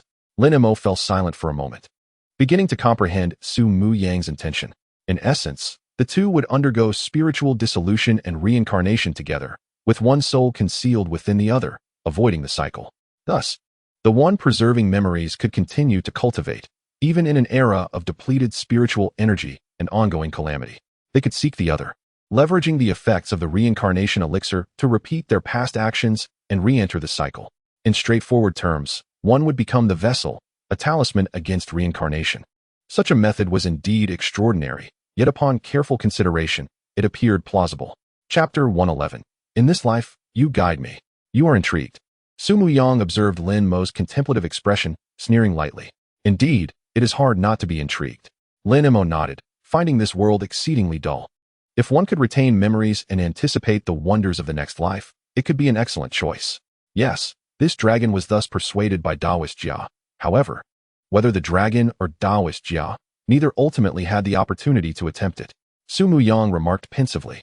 It is astonishing that it would trust Taoist Jia to willingly serve as its vessel, sacrificing its countless lifetimes to await the revival of the world and the reopening of the immortal gates. A single lifetime is hardly trustworthy, let alone countless lifetimes. If I... Lin Mo glanced at the 2 reincarnation elixirs in the cauldron, his gaze shifting to Su Muyang. You need not continue. I will not be your vessel. Su Muyang mocked. Do not even entertain the thought that you can coerce me into consuming the reincarnation elixir. It is futile.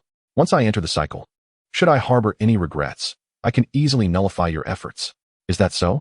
Then, according to your reasoning, how could this divine dragon possibly trust Taoist Jia? Lin Mo inquired with a frown. Perhaps it has promised Taoist Jia something. For instance, if spiritual energy truly revives, it would release Taoist Jia from the vessel role and assist him in awakening his past lives. Su Muyang casually suggested. A simple promise, is it not? Yet, regrettably, Taoist Jia does not trust it. Thus he is consumed with thoughts of erasing his name from the ledger of life and death, waiting for its demise to take control. But Taoist Jia ultimately still requires a vessel. Lin Mo sensed a flaw in this operation. While erasing one's name from the ledger of life and death might be conceivable, it could be inferred that the ledger relates to reincarnation. A name on that ledger could not easily elude the cycle. However, This reincarnation still necessitated another individual willing to serve as a vessel, yet who would genuinely be inclined to sacrifice their own future lives, even multiple lifetimes, to facilitate another's path to immortality. One could simply find an ignorant woman. Su Muyang remarked nonchalantly. You may do so. Take these 2 reincarnation elixirs and seek out a woman to deceive into becoming your vessel, pursuing your desire for longevity. Are you unwilling? Lin Mo gazed at Su Muyang, his tone contemplative. Lin Mo, on what basis do you presume I would willingly become your vessel? Do you consider me a fool? Su Muyang scoffed, turning to leave. Take your belongings and depart. Do not disturb me again. Su Muyang, if I promise you that if the world revives and the immortal gates reopen, I will assist you in awakening your past lives, today you guide me. And in the next life, I shall guide you. Lin Mo suddenly spoke. Lin Mo, do you not comprehend human language? On what grounds do you believe I would trust you? Even if I did, what significance would it hold if I were to reach that day, cultivating to immortality? Su Muyang laughed loudly. It is meaningless. That is your desire, not mine. And what of your father and mother? If there is a next life, would you not wish for them to reunite? Lin Mo replied softly. Even if they may no longer remember each other by then, do you not long to see them meet again in the next life? Even if only once, it would at least compensate for the regrets of this life. Su Muyang paused momentarily. They were merely mortals, and after several cycles of reincarnation, it would be impossible for them to remember the events of this life. Yet you remember, do you not? You remember that they once existed. Chapter 112. In this life, you guide me. Su Muyang murmured, throughout history, the only true hardship is death. How many are enamored with this mortal realm, unable to depart? How many yearn to be immortalized in history? All for the sake of being remembered? Lin Mo, when you speak to me, it seems your intent is merely to make me your furnace for alchemy. No, you simply wish to prove that I have not deceived you. Only when I willingly consume this reincarnation pill and become your furnace can you truly commit. Lin Mo fell silent, wanting to refute, yet he recognized the truth in Su Muyang's words. Even if the furnace had been inscribed, even if Su Muyang had elucidated everything, the gravity of the matter remained. The one destined to be the furnace was not Su Muyang. It was inconceivable for Lin Mo to calmly ingest the reincarnation pill and undergo the cycle of death and rebirth. Doubts lingered in his heart. The reincarnation pill awaits you. With your abilities, you could easily find someone outside who would wholeheartedly become your furnace. Yet, you insist on me. Lin Mo, you truly are a small-minded individual. Su Muyang mocked, gazing at Lin Mo. A petty man before a noble one. Lin Mo replied, you may think that way. However, I am indifferent to your perceptions. I shall wait 3 days. When you have made your decision, come find me. And if I do not come? Su Muyang retorted coldly. Then before I depart, I shall take your life, Lin Mo stated, his gaze indifferent as he sat cross-legged before the alchemical furnace, ceasing further dialogue. Quite the choice, Su Muyang remarked icily, casting one last glance at Lin Mo before exiting. Lin Mo ignored him, closing his eyes to patiently await Su Muyang's decision. Emerging from the dragon's corpse, Su Muyang found himself before the grave of Su Fu, staring blankly at the solitary burial ground, whispering softly, Lin Mo has given me a choice. Yet, regardless of my decision, I shall not be able to visit you in 3 days. I long to refuse him, I do not trust him. But the thought of rejecting him leads to the despair of you and mother being eternally distant, alone, without anyone to remember you. Not even someone to tend to your grave. Tears streamed down Su Muyang's face. To live an entire life, only to die with no one to mourn. How tragic that is. If I could, I would forever cherish your memory. If I could, I would always remember you, that you existed, that you loved, that you once loved me so dearly. Thus, perhaps I should trust him, to believe he can ferry me through the cycles of reincarnation, to trust that he will seek me in the next life, to trust that for the next 10,000 years, I may still remember you.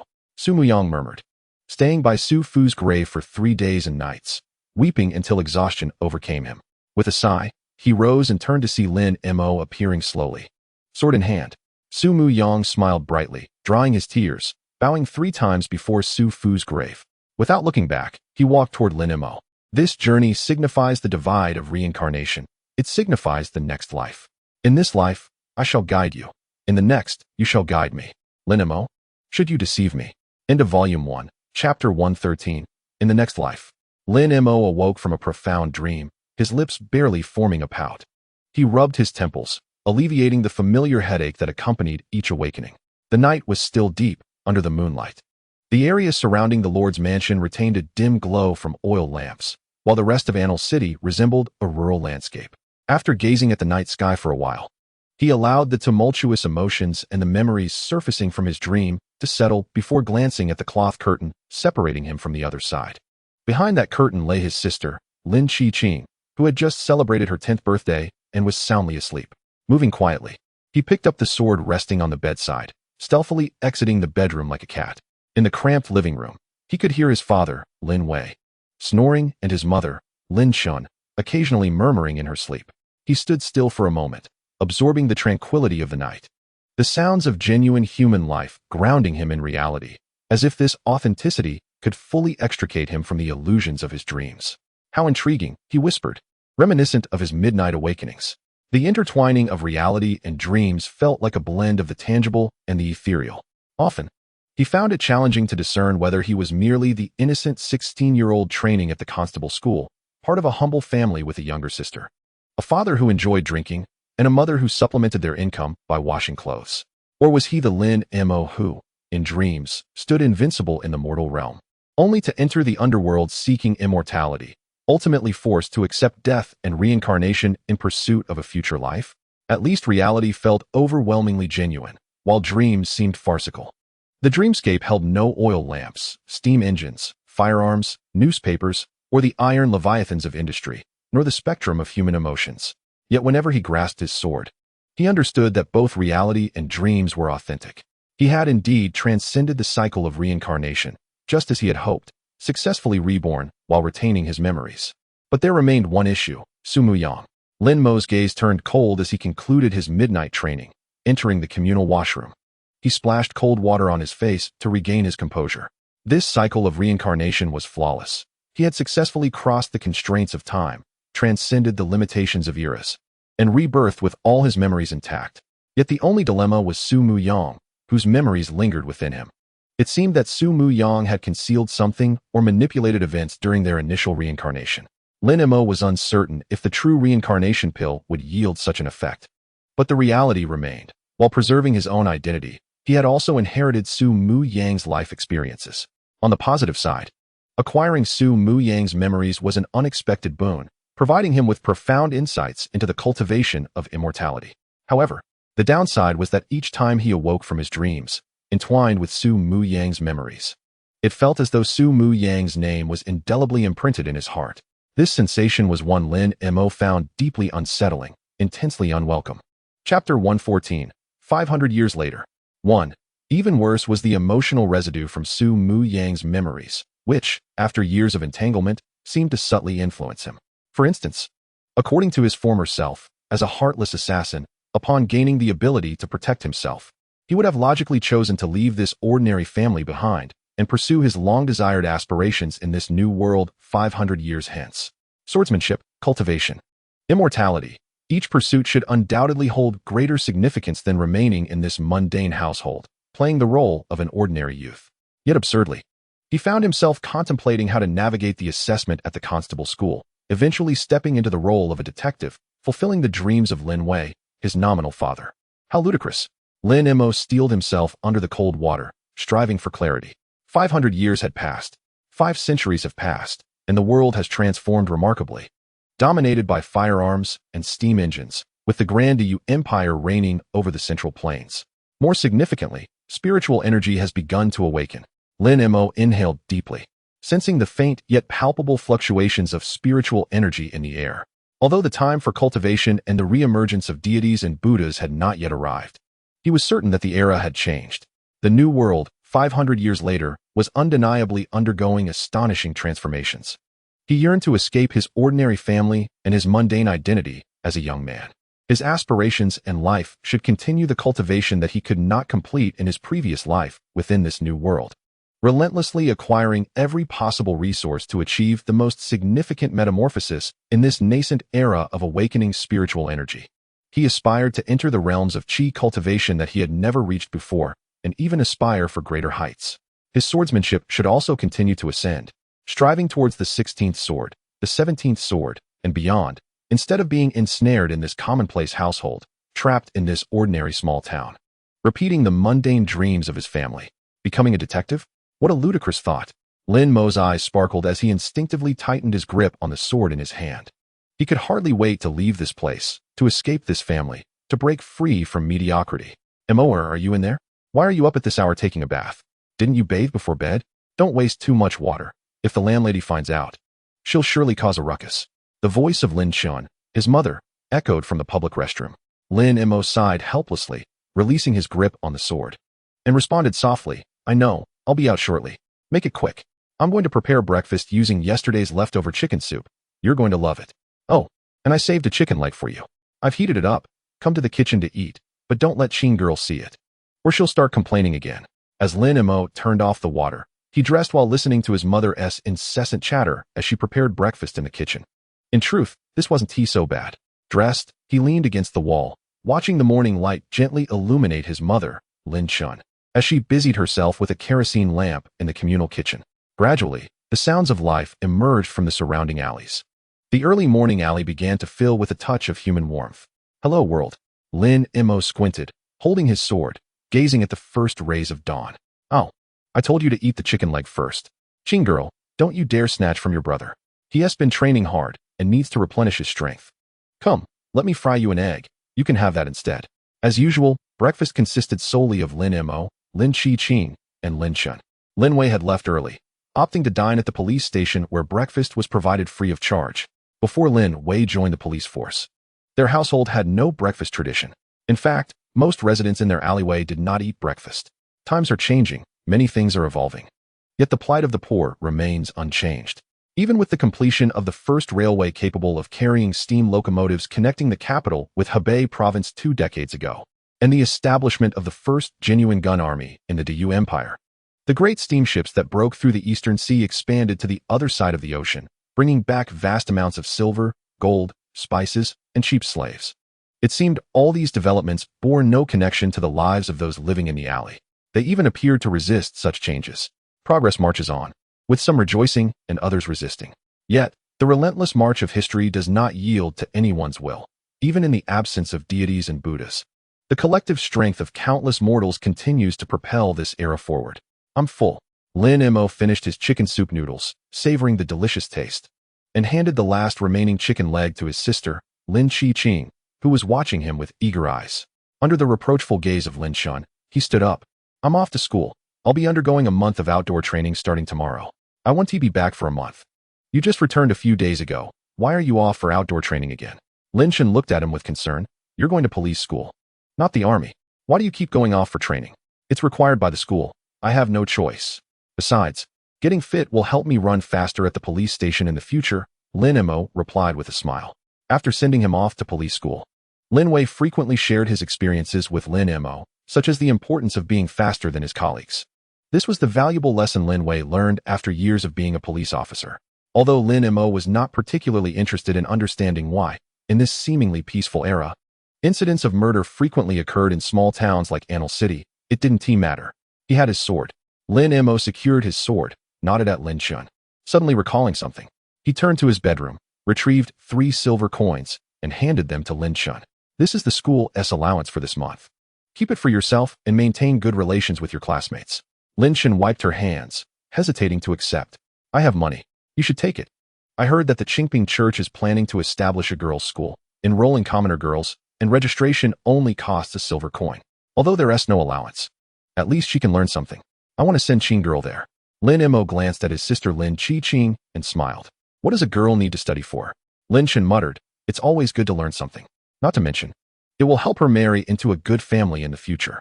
Lin Mo ruffled Lin Qing's hair as she nibbled on her chicken leg. All right, I'm leaving. Okay, I understand. Be careful and don't get hurt. Is it really all right for Qing girl to go to school?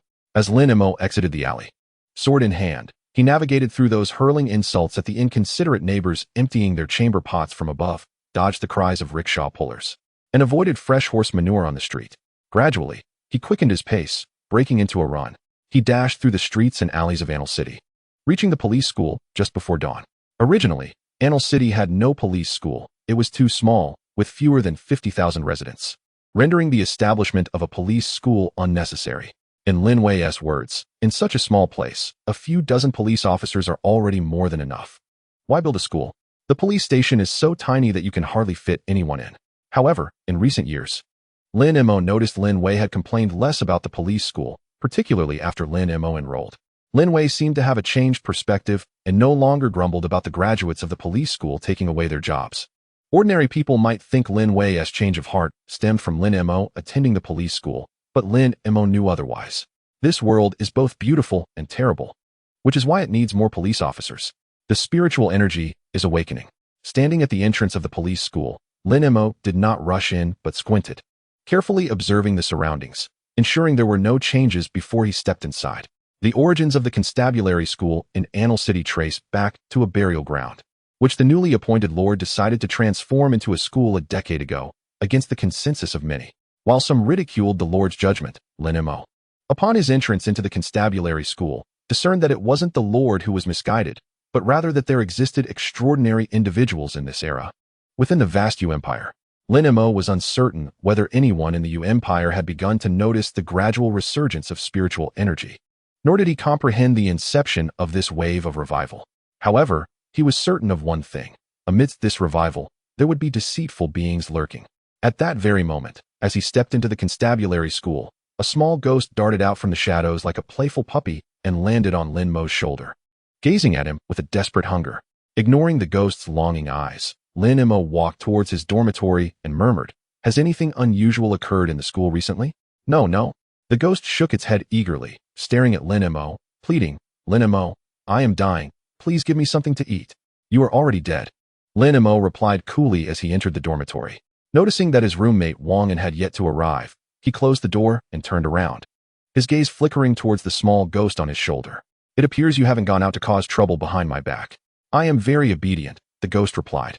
"Lin Mo, please save the poor little Qian. She is dying. She has already died once and does not wish to experience death again." The small ghost, initially the size of a palm, manifested as a delicate young girl, crouching on the ground, tugging at Lin Mo's trousers, pleading earnestly. "I shouldn't keep you." Lin Mo frowned slightly, disregarding the ghost's endearing appearance. "You have already passed away. It is time for you to move on." "But Qian cannot reincarnate," the ghost pouted, looking at Lin Mo with indignation. "When a person dies, they become a ghost, and ghosts are ghosts. How can there be a chance to be reborn?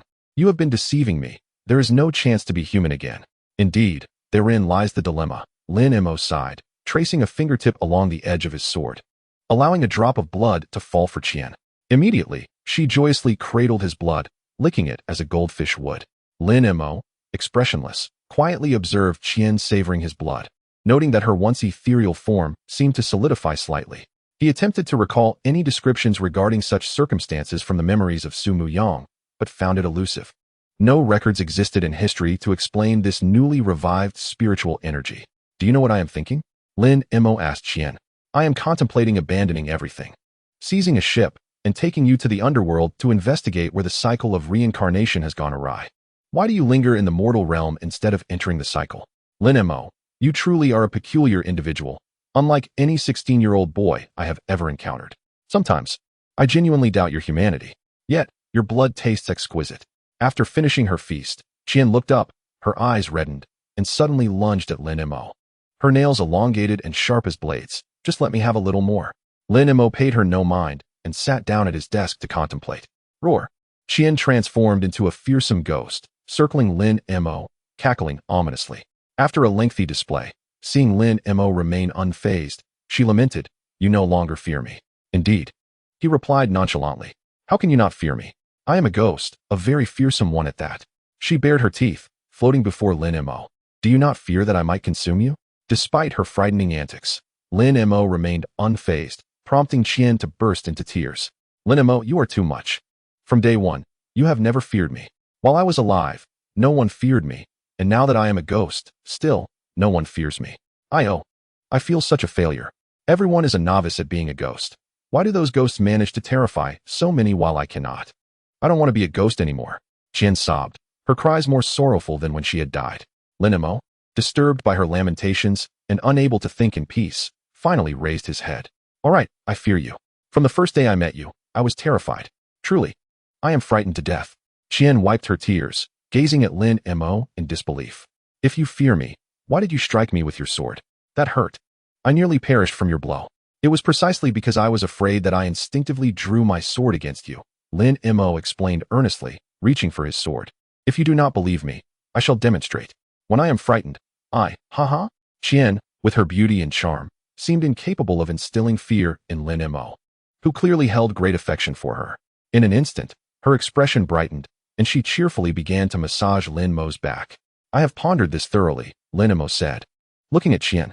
The only two possibilities for your inability to reincarnate are that there is an issue with the cycle, or you simply do not wish to enter it.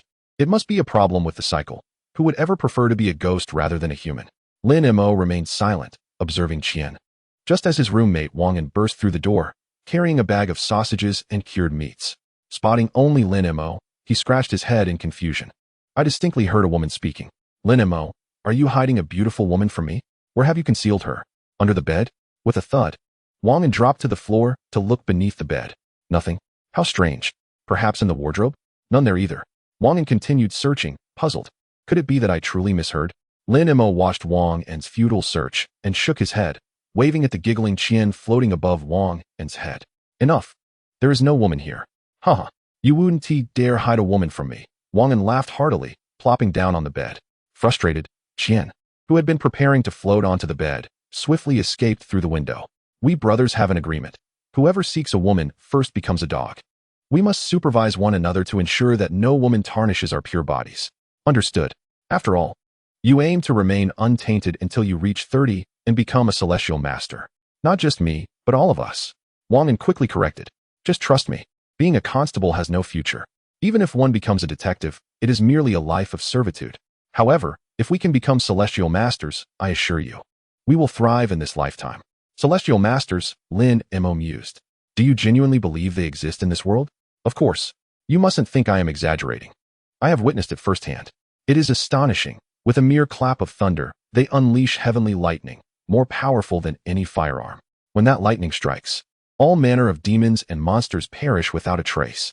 Besides, have you not heard your father mention the celestial master's estate? Wang casually crossed his legs, offering a sausage to Lin Mo, who took a hearty bite of his own, grease oozing from his mouth. Most people never have the chance to encounter a true celestial master. The ones outside are merely charlatans, leading to the misconception that such beings are fictitious. Yet I have witnessed one myself. Moreover, believe me, to aspire to become a celestial master, one must maintain an unblemished and pure maidenly form. Otherwise, one's hopes are futile. Among the throng of students in this school, I have scrutinized each of them. And only you and I possess the potential to ascend to the rank of celestial master. The others have already lost their essence, and their aspirations are doomed to remain unfulfilled in this lifetime. Wang beamed with pride, while Lin Mo merely chuckled, urging him not to glorify poverty so grandiosely. Immediately, Wang sprang up, exclaiming, "That is your poverty. I genuinely wish to become a celestial master." "Well, as long as you're happy," Lin Mo replied, turning his attention to what appeared to be the outdoor training schedule for the month. Though his mind was preoccupied with thoughts of celestial masters and the celestial master's court, he was not unfamiliar with the concept. There were countless impostors parading as celestial masters and numerous sects, such as the Qingping sect, all claiming to be genuine. However, the authenticity of these so-called celestial masters remained shrouded in mystery. The celestial master's court, as Lin Mo had heard from Lin Wei, was a clandestine department of the Dayu Empire, holding significant authority. Even a mere member would command respect from city lords. Yet, beyond this, little was known. After all, Lin Mo was merely a 16-year-old lad from an ordinary family, with little means to access deeper knowledge of this world.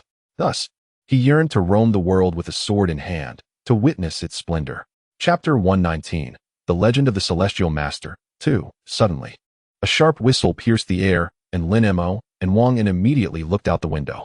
It's time to assemble. Lin Mo stood up, sword in hand, and swiftly exited. Wait for me, Wang exclaimed, hastily shoving the sausage into his mouth before dashing after Lin Mo. Upon reaching the training ground, others began to arrive, forming a line.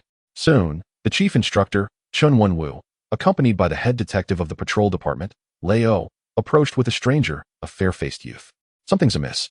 Wang managed to swallow his food and whispered to Lin Mo. Lin Mo subtly nodded, his gaze fixed on the stranger, whom he was certain he had never seen before. However, judging by the somewhat obsequious demeanor of Chun Wenwu and Leo, this unfamiliar face seemed to hold considerable importance. Attention! Chun Wenwu cleared his throat and commanded, at ease. Count off. 1, 2, 3. Reporting to the chief instructor, 101 were expected. 101 are present. Excellent. Everyone is here. Now, let us invite Inspector Yang to say a few words. Chen Wenwu gestured to Lei O while covertly eyeing the stranger. I shall refrain from speaking. Instead, let Inspector Yang address the students. Let us give him a warm welcome. Lei O smiled, leading the applause. The students paused, instinctively glancing at Chen Wenwu, who promptly clapped and urged, What are you all dawdling for? This is Inspector Yang from the provincial city. Give him a warm welcome. The crowd quickly erupted into applause. Inspector Yang's gaze was indifferent, and he did not exhibit humility. He merely nodded slightly and stepped forward, his eyes sweeping across the student's empty hands before landing on Lin Mo's sword. With a faint smile, he remarked, Why are there no firearms? Have these students not undergone shooting training? Shooting training commenced last month, but the ammunition ordered by the school has yet to arrive. Moreover, considering the students are only beginning their training, firearms have not been issued for safety reasons. Chen Wenwu explained, feeling exasperated. After all, this was a patrol school, not a patrol department, and even within the latter, gun management was strictly regulated. Only those at the level of detective were authorized to carry firearms, and only for specific missions. Is it merely an issue of ammunition? I shall telegraph the provincial patrol headquarters immediately to expedite a shipment of ammunition. You will have 5 days to practice shooting before departing, Inspector Yang stated coolly, a hint of a smirk playing on his lips. I do not wish to lead a group that cannot even wield a firearm. Furthermore, what era is this? Does your patrol school still teach swordsmanship? Chen Wenwu and Lei O followed Inspector Yang's gaze to Lin Mo, and Chen Wenwu instantly snapped, Lin Mo. How many times must I tell you not to bring your sword during assembly training? Do you not comprehend? All right, I understand. I will return to put my sword away. Lin Mo replied, stepping out of line and hastily returning to the dormitory, despite Chen Wenwu's impatient gestures. Haha, it's just his personal hobby. This lad hails from the countryside, knows nothing, and enjoys brandishing swords. It's a peculiar quirk from his childhood. Doesn't he realize what era it is? No matter how skilled one is, a single bullet can take them down, right? Haha, Inspector Yang, this way please. Chapter 120. The Legend of the Celestial Master, 3, Lin Mo, that Chen Wenwu scolded you again. Shall I go deal with him? As Lin Mo entered the dormitory building, Xiao Qian clung to him like gum, whispering fiercely in his ear. Xiao Qian, did you sense anything unusual about that Inspector Yang? Lin Mo inquired, ignoring her feigned ferocity. Oh, you noticed too? That person seems formidable. Well, not exactly formidable, but there is something about him I dislike, Xiao Qian babbled. Is that so? Follow him and see if you can uncover his background, Lin Mo suggested, just as he spotted Chen Wenwu and Lei O respectfully escorting Inspector Yang away. Understood. Xiao Qian exclaimed excitedly before darting off. Lin Mo paid her no mind and ascended to stow his sword. When he descended again, he found Wang and boasting to the others, with neither Chen Wenwu nor Lei O in sight. I'm telling you, that fair-faced youth is definitely someone of great significance. You all witnessed how Chen Wenwu and Lei O were practically glued to him. Chen Wenwu may put on airs in front of us, but outside, he acts like a subordinate to anyone. But Lei O, the head detective of the patrol department in our city, when has he ever displayed such subservience outside of the city lord's presence? I suspect this young man is someone sent from above, Wang declared animatedly, as the others laughed and jeered. Isn't that obvious? A telegram can summon ammunition from the provincial headquarters. How impressive is that? Do we need you to tell us? Why the rush? I'm merely analyzing the situation for you all. Look, am I not correct? First of all, he is quite young, to have the head detective bowing to him. He must either possess exceptional skills or a significant background. However, it seems there are no high-ranking officials with the surname Yang in the provincial city, so we can essentially rule out the latter. Thus, the truth is clear. Do not be deceived by his fair appearance. He is undeniably competent. Wang analyzed the situation with remarkable insight, while others pondered thoughtfully. He licked his lips, and at such a young age. One could not help but wonder which family he had married into. Such talent was undeniable. The group responded by raising their middle fingers at him, and Lin Mo, shaking his head in disbelief, acknowledged that Wang was indeed quite eccentric. Did they really believe he possessed any remarkable skill? Everyone had the same eyes and ears. Why should he command such respect at such a tender age? It was merely because of his fair complexion. I tell you, the daughters of the affluent in the provincial capital have a penchant for such pretty boys. I do not mean to belittle you, but for this motley crew, the chance to attain such prowess is a matter of the next lifetime. Only Lin Mo and I have a glimmer of hope, especially Lin Mo, alas. Why did Lin Mo's father choose such a name? Look at Lin Mo, he's as dark as coal. You're the one who talks too much, Lin Mo teased, giving Wang a light shove. Do you not know that trouble often arises from loose lips? Close your mouth and stop fabricating nonsense. What if he truly possesses skill? Perhaps this Yang Xicha is the celestial master you incessantly babble about. A celestial master? Spare me. If he is a celestial master, then I must be a deity. Wang retorted defiantly. Lin Mo chuckled, choosing not to argue further. His curiosity piqued about whether Yang Xicha was indeed the legendary celestial master. Throughout the morning, Yang Xicha was nowhere to be found, and there was no word from Xiao Qian either. However, Chen Wenwu arrived just before noon, dispensing firearms without any pleasantries. There were not only guns, but also ammunition. The students were exhilarated. Although they were at a police academy, the opportunity to handle real firearms was rare. Chen Wenwu was notoriously frugal. Even for essential live-fire training, he would begrudge them, often allowing only 3 rounds per student, which felt like a holiday treat. But today, witnessing Chen Wenwu's demeanor, it seemed he had brought forth the entire stockpile of ammunition. There would be plenty to go around. The students were skeptical but recalled Yang Xicha's earlier assurance of sending a batch of ammunition from the provincial capital, which eased their minds. Regardless of how much ammunition Yang Xicha could ultimately deliver, the mere fact that Chen Wenwu was being generous was enough to spur the students into a frenzy as they rushed to the shooting range, eager to indulge in the thrill of shooting. Fantastic. Haha. Wang lay prone on the ground, repeatedly pulling the trigger. The shooting range was filled with the acrid scent of gunpowder, the sound of gunfire echoing, making everyone feel exhilarated. The freedom to shoot and practice marksmanship felt akin to indulging in a night of revelry for these cadets. Lin Mo, however, was not as enamored as the others. He seemed somewhat distracted. He admitted that the advent of firearms had once astonished him, revealing the extraordinary power of human ingenuity in mundane objects. Yet, having encountered firearms firsthand, he found their might to be rather limited. For ordinary people, it was a matter of standing in line to be shot down. Yet, those in the chi cultivation realm, not to mention innate martial artists, should possess many ways to counter such weapons. After all, while bullets travel swiftly, the trigger is still pulled by an ordinary person. Lin Mo believed he had countless methods to eliminate an opponent before they could even pull the trigger. He trusted his sword far more than firearms. Alas, it seemed there was no arena for heroes to display their skills. As Lin Mo lay in the trench, sporadically squeezing the trigger, his thoughts drifted back to Yang Xicha. Although there was still no news from Xiao Qian, he keenly sensed a wave of energy emanating from Yang Xicha during their earlier encounter. He remained uncertain whether Yang Xicha had genuinely mastered the mysteries of spiritual energy and entered the chi cultivation realm, or if this new era had ushered in fresh breakthroughs in the realm of cultivation. Lin Mo, you're falling behind. It's been an entire afternoon, and you haven't even finished a box of bullets. Hurry up. When I went to collect the ammo, you wouldn't believe how close old Chun in the storeroom was to tears. Haha. Let Chen Wenwu play the part of the generous one. He'll have his day of reckoning. Wang laughed heartily, his arm sore yet still determined to haul another box of bullets over. Noticing Lin Mo's lack of consumption, he quickly exclaimed, "Don't rush. Chen Wenwu isn't one to incur losses." Before Lin Mo could finish his thought, Chen Wenwu appeared outside the shooting range, beaming like a sunflower, calling out, "The ammunition from the provincial capital has arrived. I need a few people to help me move it." The students erupted into chaos, with Wang sprinting out of the trench like a wolf, howling in excitement. Lin Mo remained still, contemplatively observing the frenzy as many rushed out to seize the opportunity to take advantage of Chen Wenwu's generosity.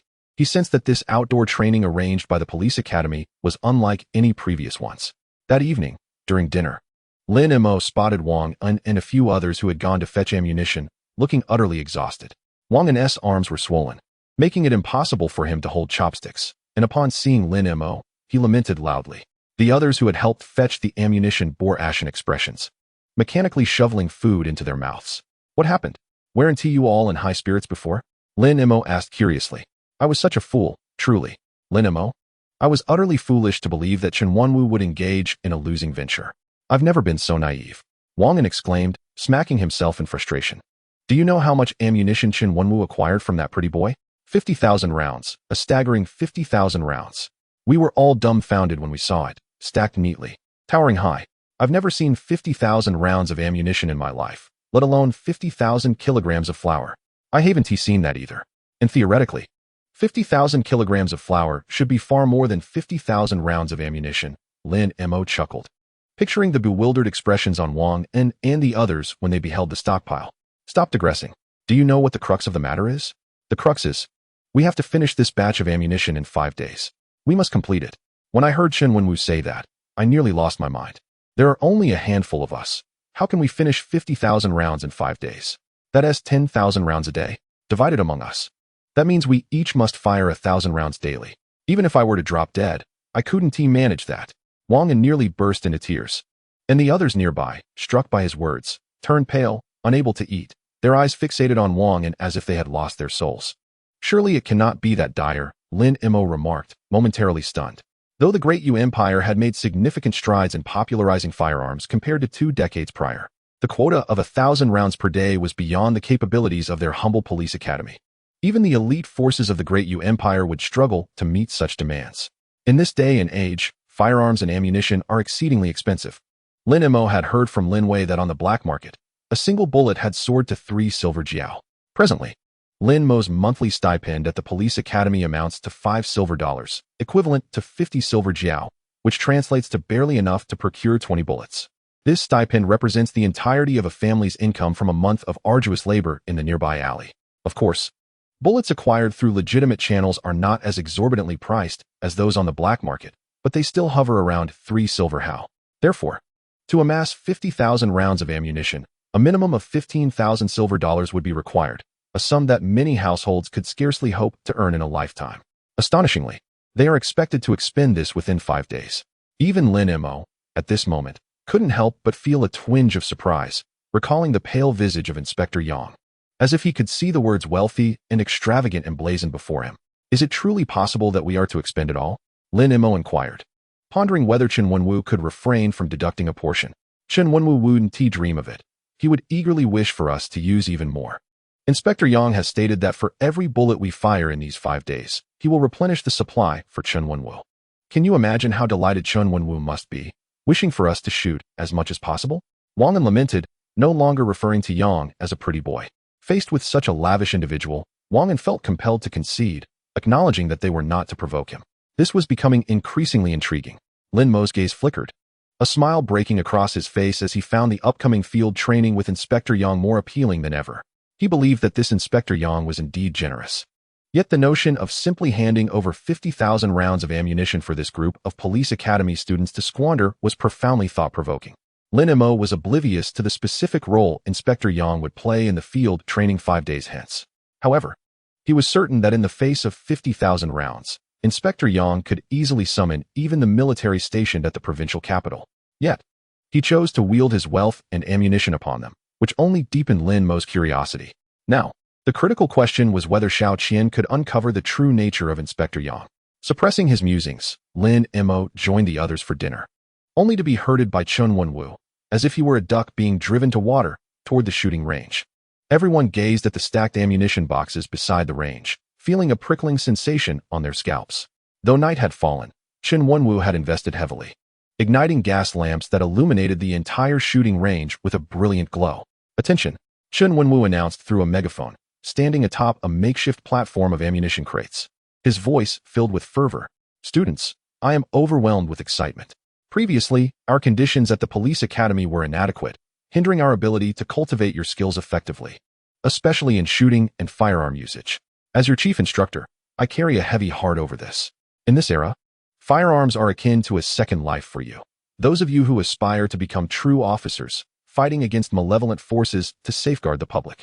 Failing to master shooting techniques and firearm operation could lead to catastrophic consequences once you graduate and step into your roles. The thought of some of you, armed only with swords, facing off against criminals, only to be felled by a single gunshot, keeps me awake at night. You, Lin Mo, are precisely who I am referring to. Lin Mo listened, bemused, as Chen Wenwu called him out, recalling that he had never been so stern before. I must take a moment to self-criticize. In the past, our circumstances were such that we could not provide adequate support for mastering firearms. At that time, Lin Mo enjoyed swordplay, and I foolishly praised him before everyone, believing that it didn't matter whether it was a black cat or a white cat, as long as it caught mice. However, upon reflection, I realized my understanding was far too superficial. We cannot encourage misguided practices simply because we lack the means to cultivate proper firearm skills. In this day and age, no matter how adept you are with a sword, it pales in comparison to the efficacy of a gun. This is mere bravado, do not emulate it. Instead, strive to master firearms. That said, I will refrain from further elaboration. In summary, we previously lacked opportunities, but now we have been granted this one. I extend my deepest gratitude to Inspector Yang for his generosity toward our police academy and its students. I also pledge that we must not disappoint Inspector Yang's expectations. Though he is not here, I will oversee your training in his stead. In short, everyone, focus your energies, practice diligently. These 50,000 rounds must be expended within 5 days. Now, on my command, shoot. The sounds of gunfire shattered the stillness of the night. Chen Wenwu, resembling a wealthy landowner, kept a watchful eye at the entrance of the shooting range. As for the staff of the police academy, every single one, except for the nominal headmaster, Lord Leking, and the vice principal, Chief Inspector Lao, who dared not enter, could only grimace and pick up their firearms to shoot at the targets. I'm going to die, Wang An lamented, lying in the trench, utterly unwilling to move. He could barely lift his gun, his hands swollen like radishes. Lin Mo ignored him, mechanically going through the motions of shooting, his mind preoccupied with thoughts of Xiao Qian. She had been tracking Inspector Yang without any word, which filled Lin Mo with an ominous premonition. Suddenly, Lin Mo stood up, abandoning his gun, and walked toward the edge of the shooting range. Lin Mo, what are you doing? Who told you to get up? Chen Wenwu bellowed into the megaphone. Report, instructor. I must relieve myself, Lin Mo replied audibly. Go on then, hurry up. Chen Wenwu cursed, waving his hand dismissively. Report, instructor. I must also relieve myself. Wang An shouted, sensing a glimmer of hope to escape the shooting. Absolutely not. Only one may go at a time. You can go once Lin Mo returns. And Lin Mo, hurry up. Where are you off to? Chen Wenwu ran his fingers through his hair, too weary to fuss further, took a sip of tea, and resumed his shouting. Everyone, snap to attention. Have you not eaten? You used to clamor for shooting practice daily, and now that you have the opportunity, is this the best you can do? You must all perform well. If we do not finish 10,000 rounds today, none of you will sleep. Lin Mo departed from the shooting range, his pace unhurried. Yet in a few swift strides, he found himself in the shadows beneath the dormitory. Xiao Qian, Lin Mo, woe is me, someone is bullying you. Xiao Qian emerged from the shadows, her form ethereal, seemingly translucent. Upon seeing Lin Mo, she rushed forward, immediately recounting her sorrow. You're hurt, Lin Mo exclaimed, his gaze sharp, and with a flick of his finger, a drop of blood was offered to Xiao Qian's lips. Xiao Qian hurriedly ceased her tears, cradling the blood as she began to lick it. Lin Mo did not rush her, merely waiting for her to regain her strength. After a brief moment, Xiao Qian burped, glanced down at her body, and finally, she was no longer transparent and ethereal. She even conjured a new little dress for herself, instantly feeling content. Xiao Qian twirled in front of Lin Mo, exclaiming, Look, Lin Mo, how beautiful this dress is. It's a new style from the provincial city. Lin Mo's lips twitched. Oh, right. I remember now. Woo-woo, Lin Mo, someone is bullying your ghost. Xiao Qian began to sob once more. Is it that Yang Xijia who hurt you? Lin Mo's gaze flickered as he spoke in a solemn tone. Yes, it was him. He had a gun, silver in color, adorned with patterns. And the bullets were silver too. He shot me with one shot, and it hurts so much. Look, look, Xiao Qian recounted, raising her hand to show Lin Mo.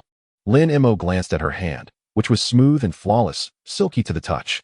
I forgot. Xiao Qian stuck out her tongue, quickly poking her arm with her finger, revealing a gruesome wound. Lin Mo sighed in resignation. All right, tell me in detail what happened. How did he discover you? And how did he injure you? Uh-huh. Xiao Qian nodded obediently, recounting the events that transpired after she followed Yang Xijia. She followed him from the police academy, and at first, everything seemed normal as they went to the police station, but Xiao Qian dared not enter. Wait, what do you mean you didn't dare to go in? Lin Mo frowned. I don't know, but it felt like there was something terrifying inside the police station. If I went in, something dreadful would happen. Xiao Qian replied honestly. Noticing Lin Mo's frown, she quickly added, I'm not lying. The police station is really frightening. I didn't dare to go in. All right, I understand. Continue. Lin Mo said thoughtfully, speculating that there might be some talismanic artifacts within the police station capable of deterring spirits. However, he would only know for certain upon entering the station himself. Xiao Qian continued her tale of following Yang Xijia. She waited outside for a short while before Yang Xijia emerged alone, and she promptly trailed behind him to the best hotel in Annal City. Suddenly, Xiao Qian glared at Lin Mo with indignation, exclaiming, Men are all big pigs. Lin Mo was taken aback. What? That young fellow, during the day, he sought out women. And, oh, it's embarrassing to say. Xiao Qian covered her face, blushing. Lin Mo was speechless. not expecting Yang Xicha to engage in such revelries in broad daylight. He shook his head, unsure of what to say, and simply asked, back to the point. How did he discover you? I don't know how he noticed me. After he finished with the woman, he sent her away, ate a lot, and then opened the safe to take out the gun. Yes, the gun. It seemed that because of that gun, he noticed me when he had tea before. Then he shot me. It was a sneak attack, an indecent sneak attack.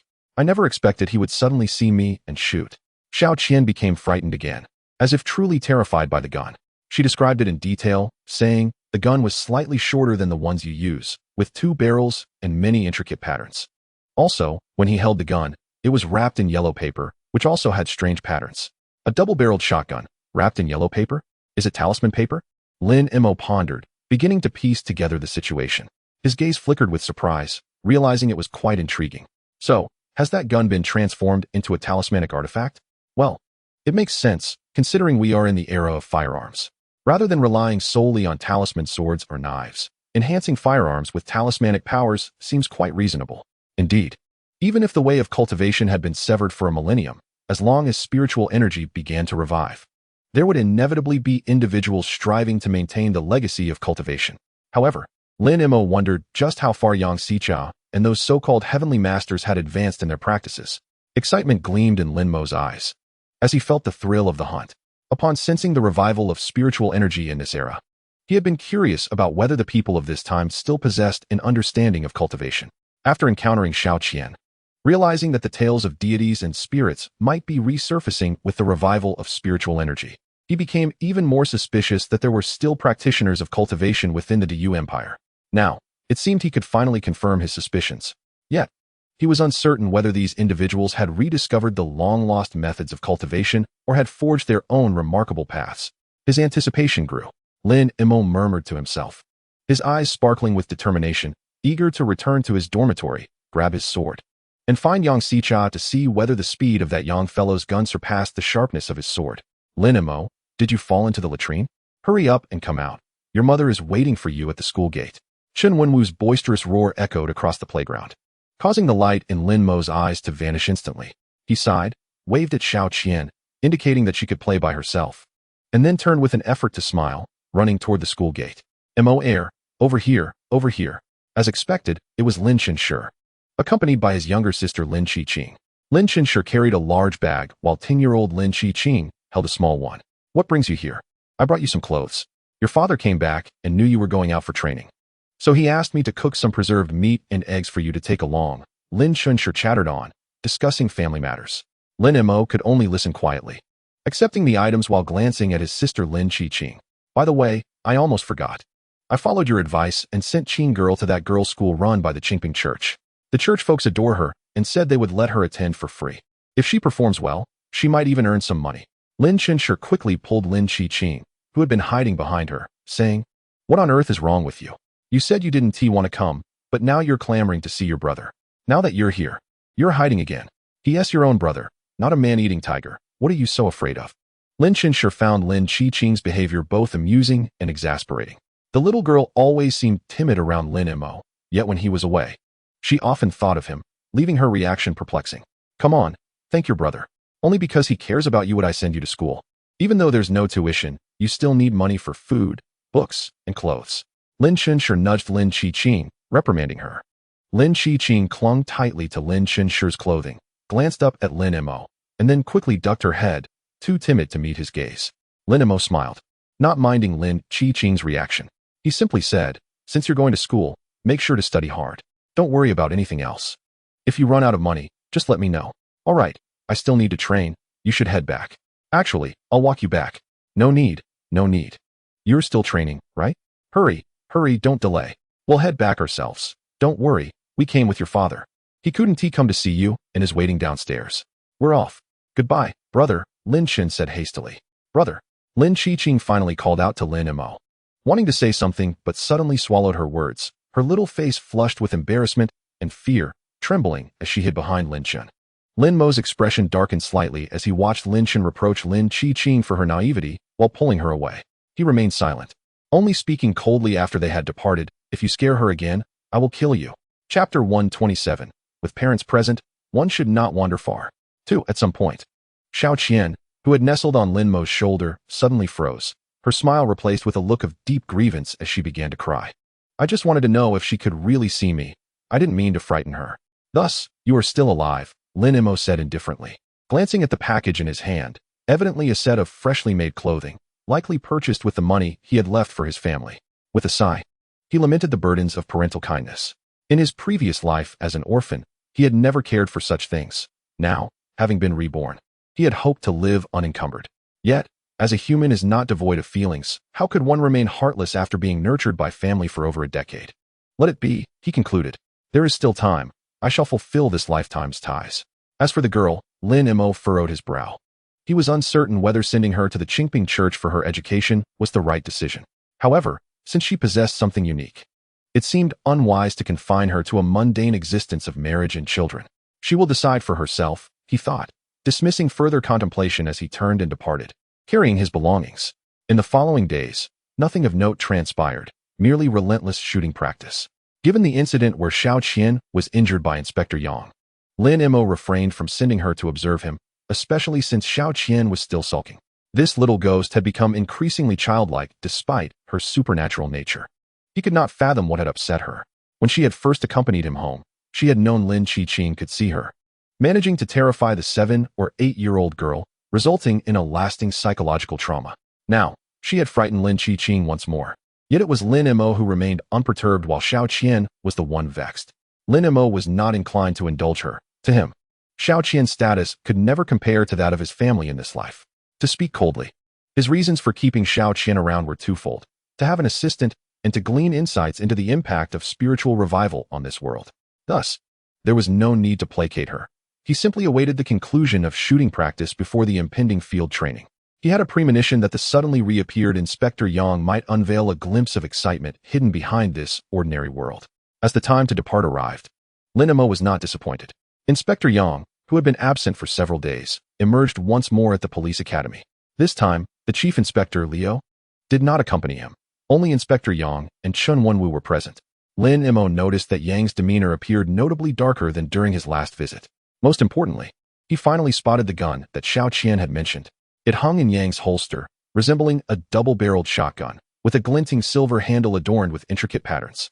Lin Mo scrutinized it closely but could not determine if the design bore any relation to runic sorcery. At least, it did not resemble anything he had learned about runes from Su Mu Yang's memories. Impressive, he mused. Inspector Yang is quite the affluent individual. Could that gun be the legendary demon-repelling holy gun? Before he could ponder further, Wang An interjected with a hushed exclamation. Chapter 128, Demon-Repelling. The demon-repelling holy gun sounds formidable. Please, enlighten us, Lin Mo urged Wang An, intrigued. It is not just formidable, it is exceedingly expensive, Wang An replied in a low voice. I heard from my cousin, who serves in the provincial city, that during the last New Year, he bragged about it, saying it is the priciest gun available, affordable only to the privileged class. Just one of these guns could buy a large residence in the provincial city. Most astonishingly, it seems this gun is linked to the Taiping Dao, Wang An continued. His envy palpable. Lin Mo understood immediately. The Du Empire was rife with various sects that often engaged in charitable acts to appease the populace.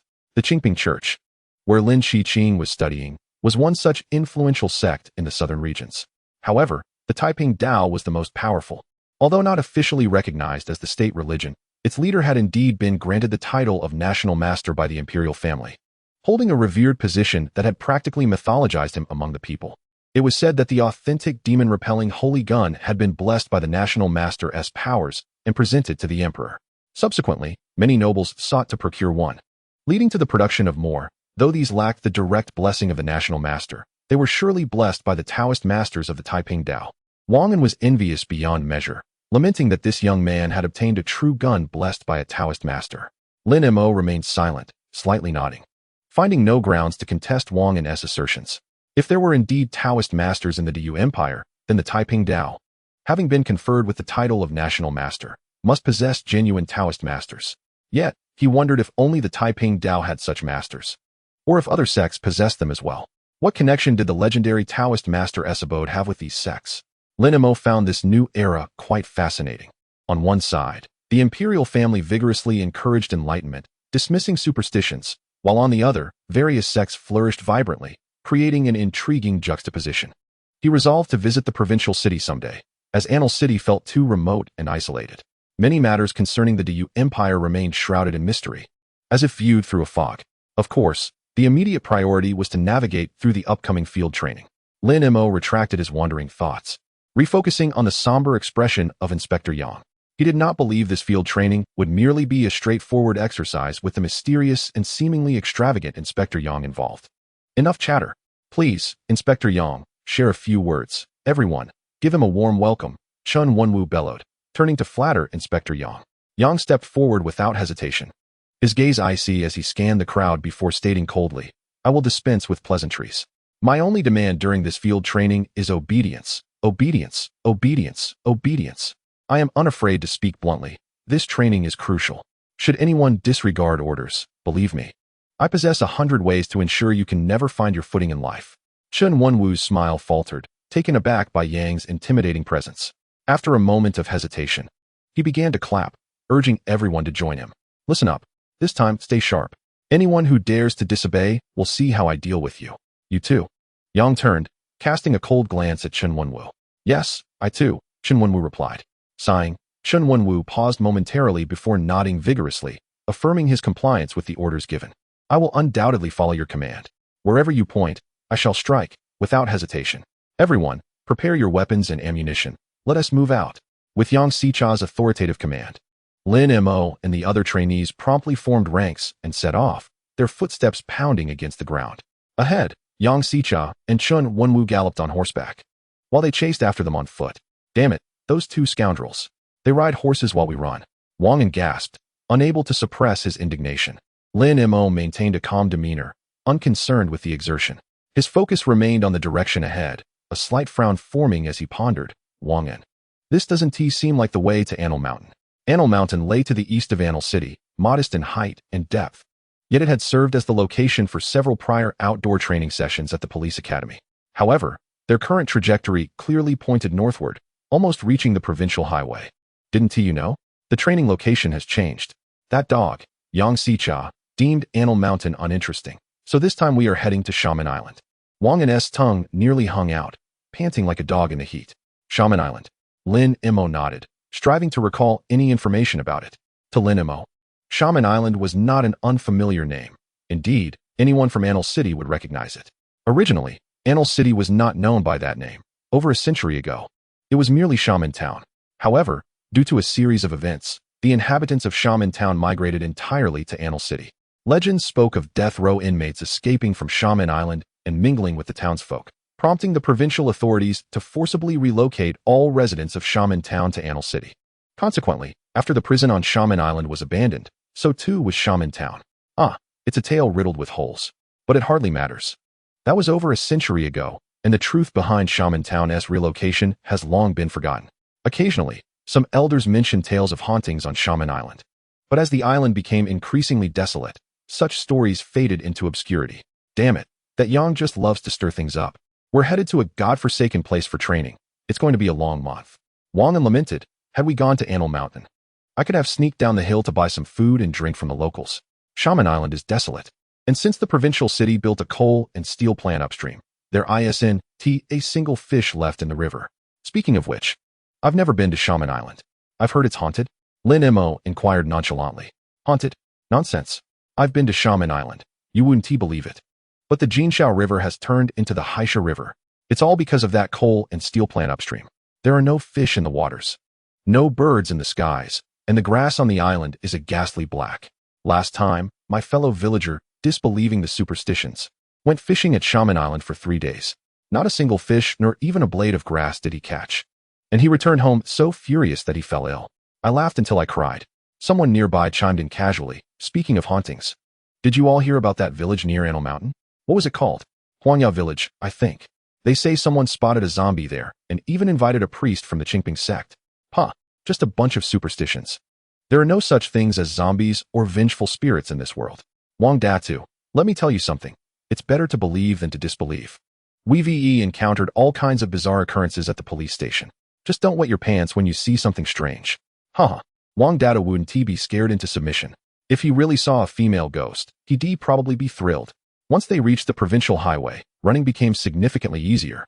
the group engaging in casual conversation, which inevitably led to discussions about women. Wang An listened intently, occasionally chiming in, eager to discuss the intricacies of relationships.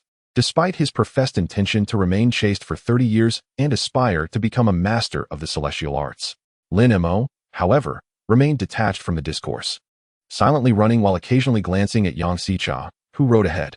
After a break, they continued until nightfall, finally catching sight of Shaman Island. Damn it. My legs feel like they're about to break. Yang Xicha finally signaled to halt, setting up camp for the night. Wang An plopped down onto the ground, rubbing his thighs and cursing under his breath. Lin Mo ignored him, instead observing the island shrouded in darkness. The turbulent waters of the Jinsha River crashed and swelled, merging into the distant Yellow Sea. Shaman Island lay just beyond the river's mouth, its waves crashing, with countless undercurrents making it a treacherous sight. Once deemed a death island for many fishermen in the vicinity of the Yellow Sea, years later, it became a prison for death row inmates, who were sent to the island without supervision, left to fend for themselves. It was only after a notorious prison break that the island was ultimately abandoned. Though many years had passed, standing on the shore, Lin Mo felt the remnants of the brutal atmosphere where inmates once fought for survival.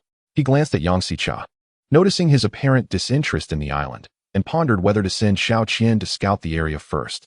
However, he ultimately decided against it. They would be landing on the island the next day, and sending Xiao Qian now might inadvertently alert Yang Xicha. What are you thinking? Get some rest. Tomorrow, we shall see how Yang Xicha intends to challenge us. Wang An patted Lin Mo on the shoulder, discreetly slipping him a piece of sausage. Thanks. Let us keep this between us. Don't let those starving ghosts see. I only brought a little and hope to make it last a few more days. Wang An gestured for Lin Mo to quietly consume the sausage off to the side.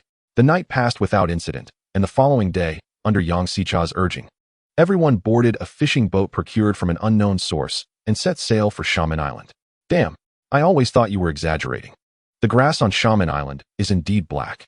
Upon arrival, Wang An exclaimed in astonishment, while the others also gaped at the island's darkened flora, a sense of unease creeping into their hearts. I can't shake the feeling that something is amiss here. The blackened vegetation is an ominous sign. Shut your mouth. Ominous. You're the only one who looks ominous, you unfortunate wretch. Can't you speak properly? Chen Wenwu interjected, springing up to deliver a reprimand, before quickly adopting a cordial demeanor to Yang Xicha. Yang Xicha, where should we begin our training? Search the island, Yang Xicha replied coolly, instructing everyone to disperse in formation and thoroughly scour the entire isle, leaving no stone unturned. That is simple enough, Chen Wenwu exclaimed, relieved. Having feared Yang Xicha might have some grand scheme for their training, only to find it was the familiar routine he had grown accustomed to. Search the island. Search the island. Chen Wenwu bellowed to rally the group. Let us return to our original plan. Everyone, stay alert. Now, let us assume that this island is inhabited by a band of ruthless criminals, and your task is to locate them. Do you understand? Understood. The crowd erupted in a chorus of affirmation. Wang An let out a sigh of relief and exchanged knowing glances with Lin Mo, chuckling. It seems that Mr. Yang is all show and no substance. Despite the previous extravagance, they were ultimately left with the same tasks, searching the mountains and hunting for birds. What birds could possibly exist in this desolate place? Be cautious. This training will not be simple, Lin Mo warned, his gaze fixated on Yang Xicha's movements. He noticed that at some point, Yang had unsheathed the legendary Demon Slayer gun. Sensing Lin Mo's scrutiny, Yang Xicha turned, casting a cold glance in his direction. Everyone, move out immediately. Remember, we conduct a thorough search. No corner must be overlooked. Did you hear that? A comprehensive search. Now, everyone, disperse according to formation. Hurry. Chen Wenwu bellowed. And the group immediately spread out, lazily forming a perimeter as they began to scour the island. Lin Mo and Wang An paired up, alternating positions as they advanced. Let us take a break, Wang An suggested, once they ventured deeper into the undulating terrain of Shaman Island, where the dense foliage obscured their view. Once they were certain that Chen Wenwu and Yang Xicha were out of sight, he plopped down on the ground, cradling his weapon as he spoke to Lin Mo. You rest. I'll scout ahead. Lin Mo waved him off, his expression growing increasingly grave. As he crested a hill, he suddenly halted, his piercing gaze fixated on a birch tree marred by distinct claw marks, a clear paw print. What's wrong? Wang An inquired, approaching with his rifle in hand. Following Lin Mo's line of sight, he gasped in astonishment, comparing his palm to the print on the tree. What the hell? What left such a massive mark? A bear? Lin Mo's eyes darkened as he replied. Do we have bears in this area? True. It seems there aren't any bears in Hunan province. So what could have made this? There are no lions or tigers on Shaman Island either. This is quite peculiar. Could it be a prank? Wang scratched his head, bewildered by the origin of such a print. Shoo, Lin Mo gestured for silence. Do you hear anything? Come on, Lin Mo, don't scare me like that. I don't hear anything. Wang fumbled, tightening his grip on the firearm and holding his breath for a moment. The silence was palpable, and he relaxed, chuckling nervously. Why is it so quiet all of a sudden? Lin Mo sighed. Silence can be ominous. Wang's expression paled as he faltered. Where is everyone? Shoo. Let us retrace our steps and check on the others. Lin Mo's gaze darkened as he surveyed the forest ahead, signaling Wang and to follow him back. Lin Mo? They must be trying to frighten us. When I see those bastards again, they'll regret messing with me. Wang shouted suddenly. Shoo. Lin Mo turned sharply. What are you screaming about? Lin Mo snapped, noticing that the surroundings were eerily still. Lin Mo, look, the claw marks. Wang pointed urgently at another birch tree displaying identical prints. This wasn't here before. Lin Mo approached the tree, tracing the claw marks with his fingers. He abruptly turned, his expression darkening. Lin Mo, have you noticed the forest seems to have grown darker? Wang remarked, swallowing hard. It was bright when we entered, and it feels like we're going in circles, he continued, his voice trembling. Could we be caught in a spatial loop? Lin Mo mused, his eyes scanning the sky. The once sparse trees now appeared thick and foreboding, as if they had plunged into a primal jungle, the sunlight obscured above. It's fogging up, Lin Mo suddenly declared, noticing a layer of dark mist rising from the underbrush. He intended to warn Wang and to be cautious, but to his horror, Wang had mysteriously vanished. Panic gripped Lin Mo. Just moments ago, Wang had been mere inches away. Now, in the blink of an eye, the thin veil of mist had thickened, engulfing the forest in darkness, transforming day into an impenetrable night.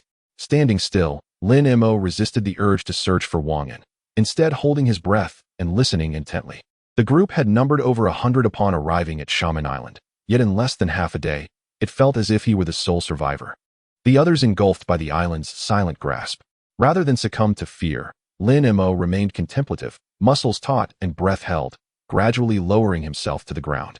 This kid has remarkable stamina, he thought, to endure for so long amidst the miasma. Not long after Lin Mo lay down, the dark mist receded, revealing two figures approaching. One was Yang Sitsai, the guide who had led them to Shaman Island, while the other was a mysterious figure cloaked in black. The cloaked figure spoke. I remember you. A country boy, trained in martial arts from a young age. Yang Sitsai regarded the cloaked figure with a cold glare, his hand caressing the demon slayer gun. Do you not trust me? The cloaked figure smirked, acknowledging Yang's grip on the weapon. When dealing with your kind, caution is prudent. Enough of this banter. I've brought the people you requested. Where's my payment? Yang Sitsai countered, his disdain palpable. Rest assured, I am a man of my word. However, I require your assistance, the cloaked figure grinned. Help me carry these people. Are you joking? Over 100 individuals? How long would that take? Yang Sitsai retorted, firmly refusing. I've done my part. What you do with them is your concern. You cannot simply walk away. If you don't trust me, how can I trust you? You could take your prize and betray me without a second thought. Do I seem foolish to you? The cloaked figure replied coldly. Enough of the chatter. If you're going to help, do it thoroughly. You've brought them here. Assist me further. It can only strengthen our mutual trust. The cloaked figure continued, reaching out to pat Yang Sitsai's shoulder, only to have Yang swiftly evade, aiming the gleaming gun at him. I'll say it once more. Our transaction ends here. Give me what you promised. These individuals, how you choose to handle them is your concern, not mine. You need not worry about me betraying you. In truth, you should comprehend that I fear the revelation of this matter even more than you do. In any case, we had an agreement. I acted impulsively, having heard rumors of zombies in the vicinity of Anil Town. In pursuit of merit, I clandestinely concealed this information and brought others to eliminate the zombies. Ultimately, despite significant casualties, we succeeded in exterminating them. Moreover, you must provide me with a deceased zombie, as we previously discussed. Yes, indeed. When the Celestial Master's office sends someone to inquire, you are to relay exactly this to them. The cloaked figure slightly nodded, appearing satisfied with Yang Sicha's narrative. It should be simple for you to portray a braggart who can only engage in empty rhetoric. However, the crux of the matter lies in your ultimate ambition to enter the Celestial Master's office. How can I be assured that once you gain entry, you won't seek retribution against me? After all, you would then be affiliated with the Celestial Master's office, a power I cannot afford to provoke. Thus, leave behind some form of assurance. This way, I can feel secure, as can you. And then, will you hold something over me, allowing you to threaten me in the future? Yang Xicha scoffed. Our agreement was established from the outset. I will provide you with personnel and assist in dispelling the previous rumors of zombies. After that, we shall part ways without further connection. If you do not trust me, why should I place my faith in you? Should you wish to continue our dealings, we may proceed. If not, I shall take my leave without further ado. Oh, do you truly believe you can walk away? The cloaked figure mocked. Even if reluctant, it is far preferable to living in constant fear. You are well aware of the methods employed by the Celestial Master's office. Our transaction concludes here. I should be able to maintain silence. Yet, if you insist on my continued assistance in dealing with these individuals, do you truly believe I can conceal this from the Celestial Master's agents? Yang Xicha retorted. The cloaked figure paused momentarily, falling silent before coldly stating, the Celestial Master's office. A worthy entity indeed. Here is what you desire. Take it. The cloaked figure waved a hand, tossing Yang Xicha a box made of white jade. A flicker of joy flashed across Yang Xicha's eyes as he quickly caught it, his breath quickening with anticipation. He eagerly opened the box for a brief moment, confirming its contents before promptly closing it. Very well. Our transaction is concluded. Yang Xicha carefully stowed the box away and glanced at the unconscious figures around him, the remnants of the dissipating black mist. I shall return in 3 days. You had best clean up thoroughly and leave no trace. Otherwise, should the Celestial Master's office come investigating, we will both meet our doom. Rest assured, I do not require your guidance. The cloaked figure replied coolly. Moreover, I advise you to memorize your lies well. Likewise. A smile finally broke through Yang Xicha's previously sullen demeanor as he turned to depart, suddenly recalling something. He looked back at the cloaked figure and asked, Have you ever considered silencing me? Why the sudden inquiry? The cloaked figure regarded Yang Xicha with a hint of curiosity. If I intended to kill you, why would I have given you anything? Though you are merely a bastard of the Nan family, your death would not go uninvestigated by them. I cannot afford to provoke your family. Chapter 134. Outburst. You dare engage in the cultivation of zombies, a practice expressly forbidden by the court and all major sections. What else would you shy away from? Yang Xicha scoffed, skepticism lacing his voice. You truly have not considered silencing me? Yang Pingan, if you genuinely wish to die, I can accommodate you. The cloaked figure stated impatiently. If you do not leave now, do not blame me for changing my mind and truly silencing you. Not you wanting to kill me? Fine. It seems some individuals genuinely wish for my demise. A flicker of hatred crossed Yang Xicha's gaze as he instinctively clutched the jade box concealed within his clothing. Once I become a celestial master, I shall relish witnessing the expressions of those who conspired against me. As Yang Xicha spoke and turned to leave, he felt a sudden rush of wind behind him, causing his scalp to prickle with fear. Without a moment's hesitation, he rolled to the side, drawing his firearm and firing, his expression a mix of shock and fury. Wu Karen, you truly lack integrity. You fool. You've allowed someone to infiltrate without realizing it? How could I collaborate with someone so dim-witted? Wu Karen cursed vehemently, his cloak torn away as he retreated, both alarmed and enraged, his gaze fixed on the ghostly figure hovering above, darting left and right. Is this the work of the Bu family or the Lingnan faction? Let us speak plainly. I will provide you with their flesh and souls. Xiao Qian, dispose of him. As for this Yang Xicha, leave him to me. Lin Mo's expression remained indifferent as he wielded his sword, swift as lightning, slicing through the bullets Yang Xicha had fired. With a swift motion, he closed in on Yang Xicha, enveloping him with his blade. Yang Xicha struggled to fire again, but Lin Mo's movements were elusive. Within 10 steps, he was rendered unable to discern his surroundings. Before he could pull the trigger, a sharp pain shot through his hand, blood splattering. Ah, my hand. Yang Xicha screamed in agony as Lin Mo severed his gun-wielding hand. Without pause, Lin Mo swung his sword once more, pinning Yang Xicha's remaining hand to the ground. Ignoring Yang Xicha's cries, Lin Mo stepped firmly on his chest, ensuring his control over him, before turning his attention to Xiao Qian, who was battling Wu Karen. It's you. Yang Xicha, now incapacitated, gritted his teeth in pain, drenched in sweat. He finally recognized Lin Mo, fury boiling over. You concealed yourself well. Oh, that female specter, it was you're doing. Indeed. Lin Mo nodded, uninterested in Yang Xicha's outburst. His attention drawn to Wu Karen engaged in a struggle with Xiao Qian. So, this is the so-called celestial master. Quite disappointing. Lin Mo observed Wu Karen, initially expecting a legendary celestial master to possess extraordinary abilities. However, witnessing Wu Karen's floundering fight against Xiao Qian, he felt a profound disappointment. I had anticipated a true celestial master would wield legendary powers. You do possess a semblance of vital energy, yet why do you only exhibit these meager skills? Lin Mo sighed, noting how Wu Karen occasionally released talismans to fend off Xiao Qian's attacks, revealing his lack of substantial countermeasures against her ghostly prowess. This struck Lin Mo as peculiar, for he could distinctly sense Wu Karen's vital energy, reminiscent of the renowned Su Fu from a past life. Yet, while Su Fu had been a formidable force, exuding an unstoppable power, Wu Karen, despite his vital energy, appeared severely lacking, as if he could not harness his inner strength effectively. Chapter 135, Zombies. Lin Mo had prepared for a fierce battle, but it seemed that Xiao Qian could easily handle the situation without his intervention. Lin Mo, that is your name, correct? I must concede, you have astonished me. I did not anticipate you to conceal your true strength so deeply.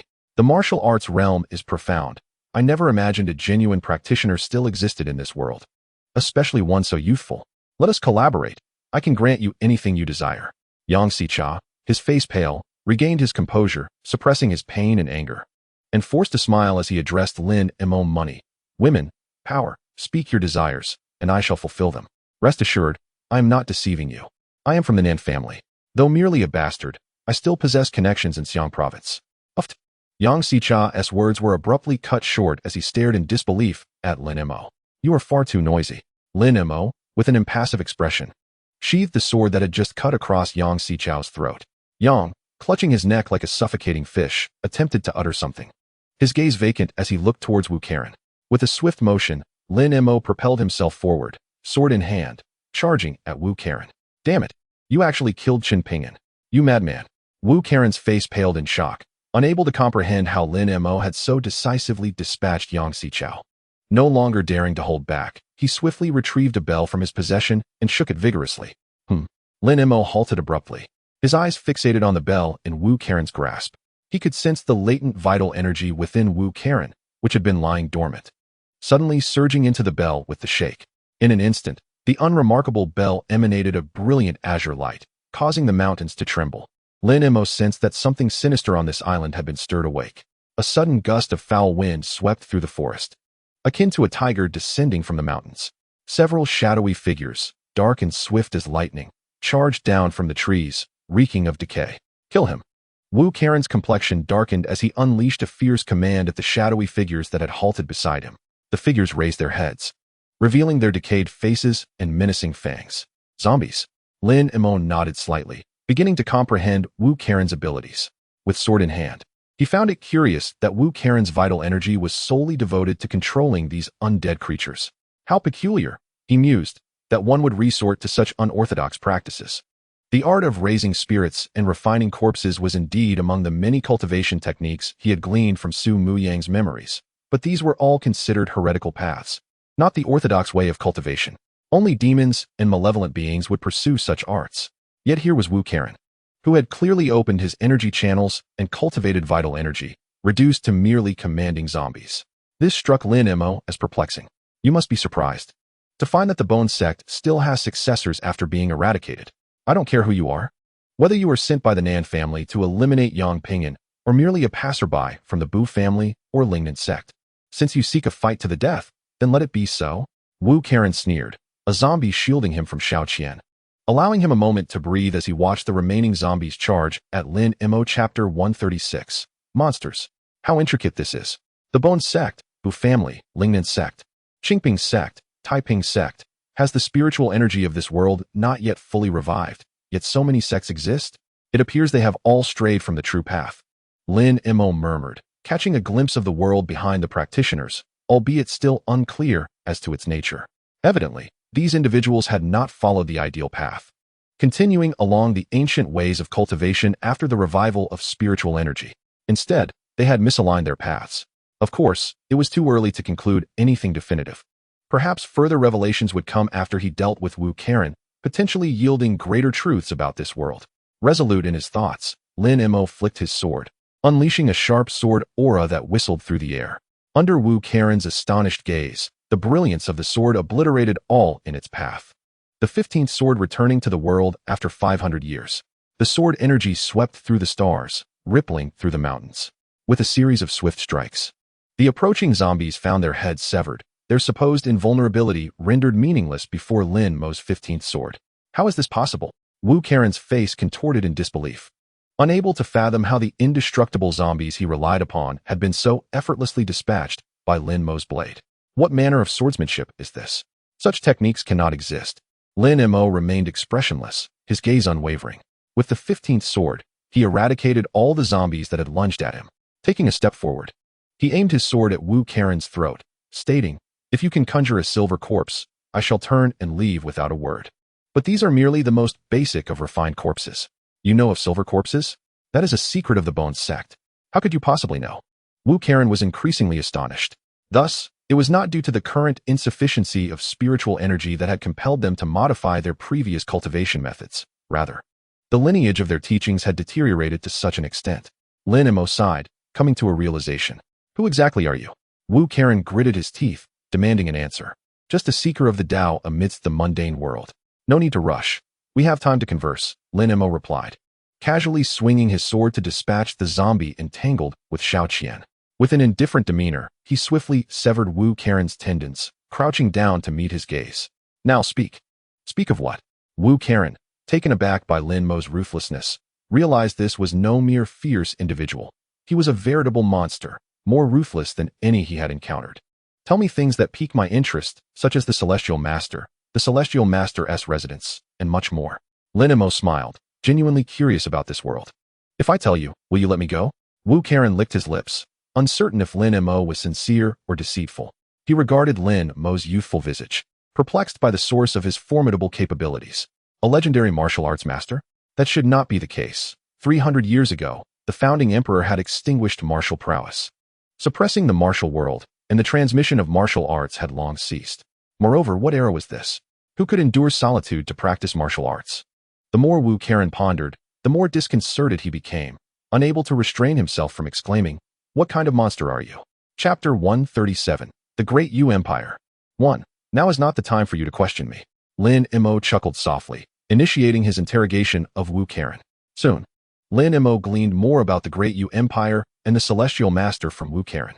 300 years prior, the founding emperor of the Great Yu Empire had heavily relied on disciples of the Mo family, deploying the nation's resources to develop machinery techniques, inventing new steelmaking methods, and creating the prototypes of steam engines and gunpowder. This led to the sweeping conquest of the Central Plains, vanquishing 6 states, ultimately unifying the realm. As the founding emperor aged, the Great Yu Empire, under the pretext of eradicating remnants of the 6 states, established the Celestial Strategy Office to suppress the various sects of the martial world. This campaign against the martial world persisted for over a century, during which 5 emperors, including the founding and second emperors, faced assassination attempts by martial arts masters. Yet the Great Yu Empire never ceased its brutal crackdown on these individuals. Over the course of a century, there were many upheavals, until advancements in steam engine and gunpowder research began to tip the scales in favor of the Great Yu Empire. A century ago, the empire enacted a ban on martial arts, rendering martial masters and so-called heroes relics of history.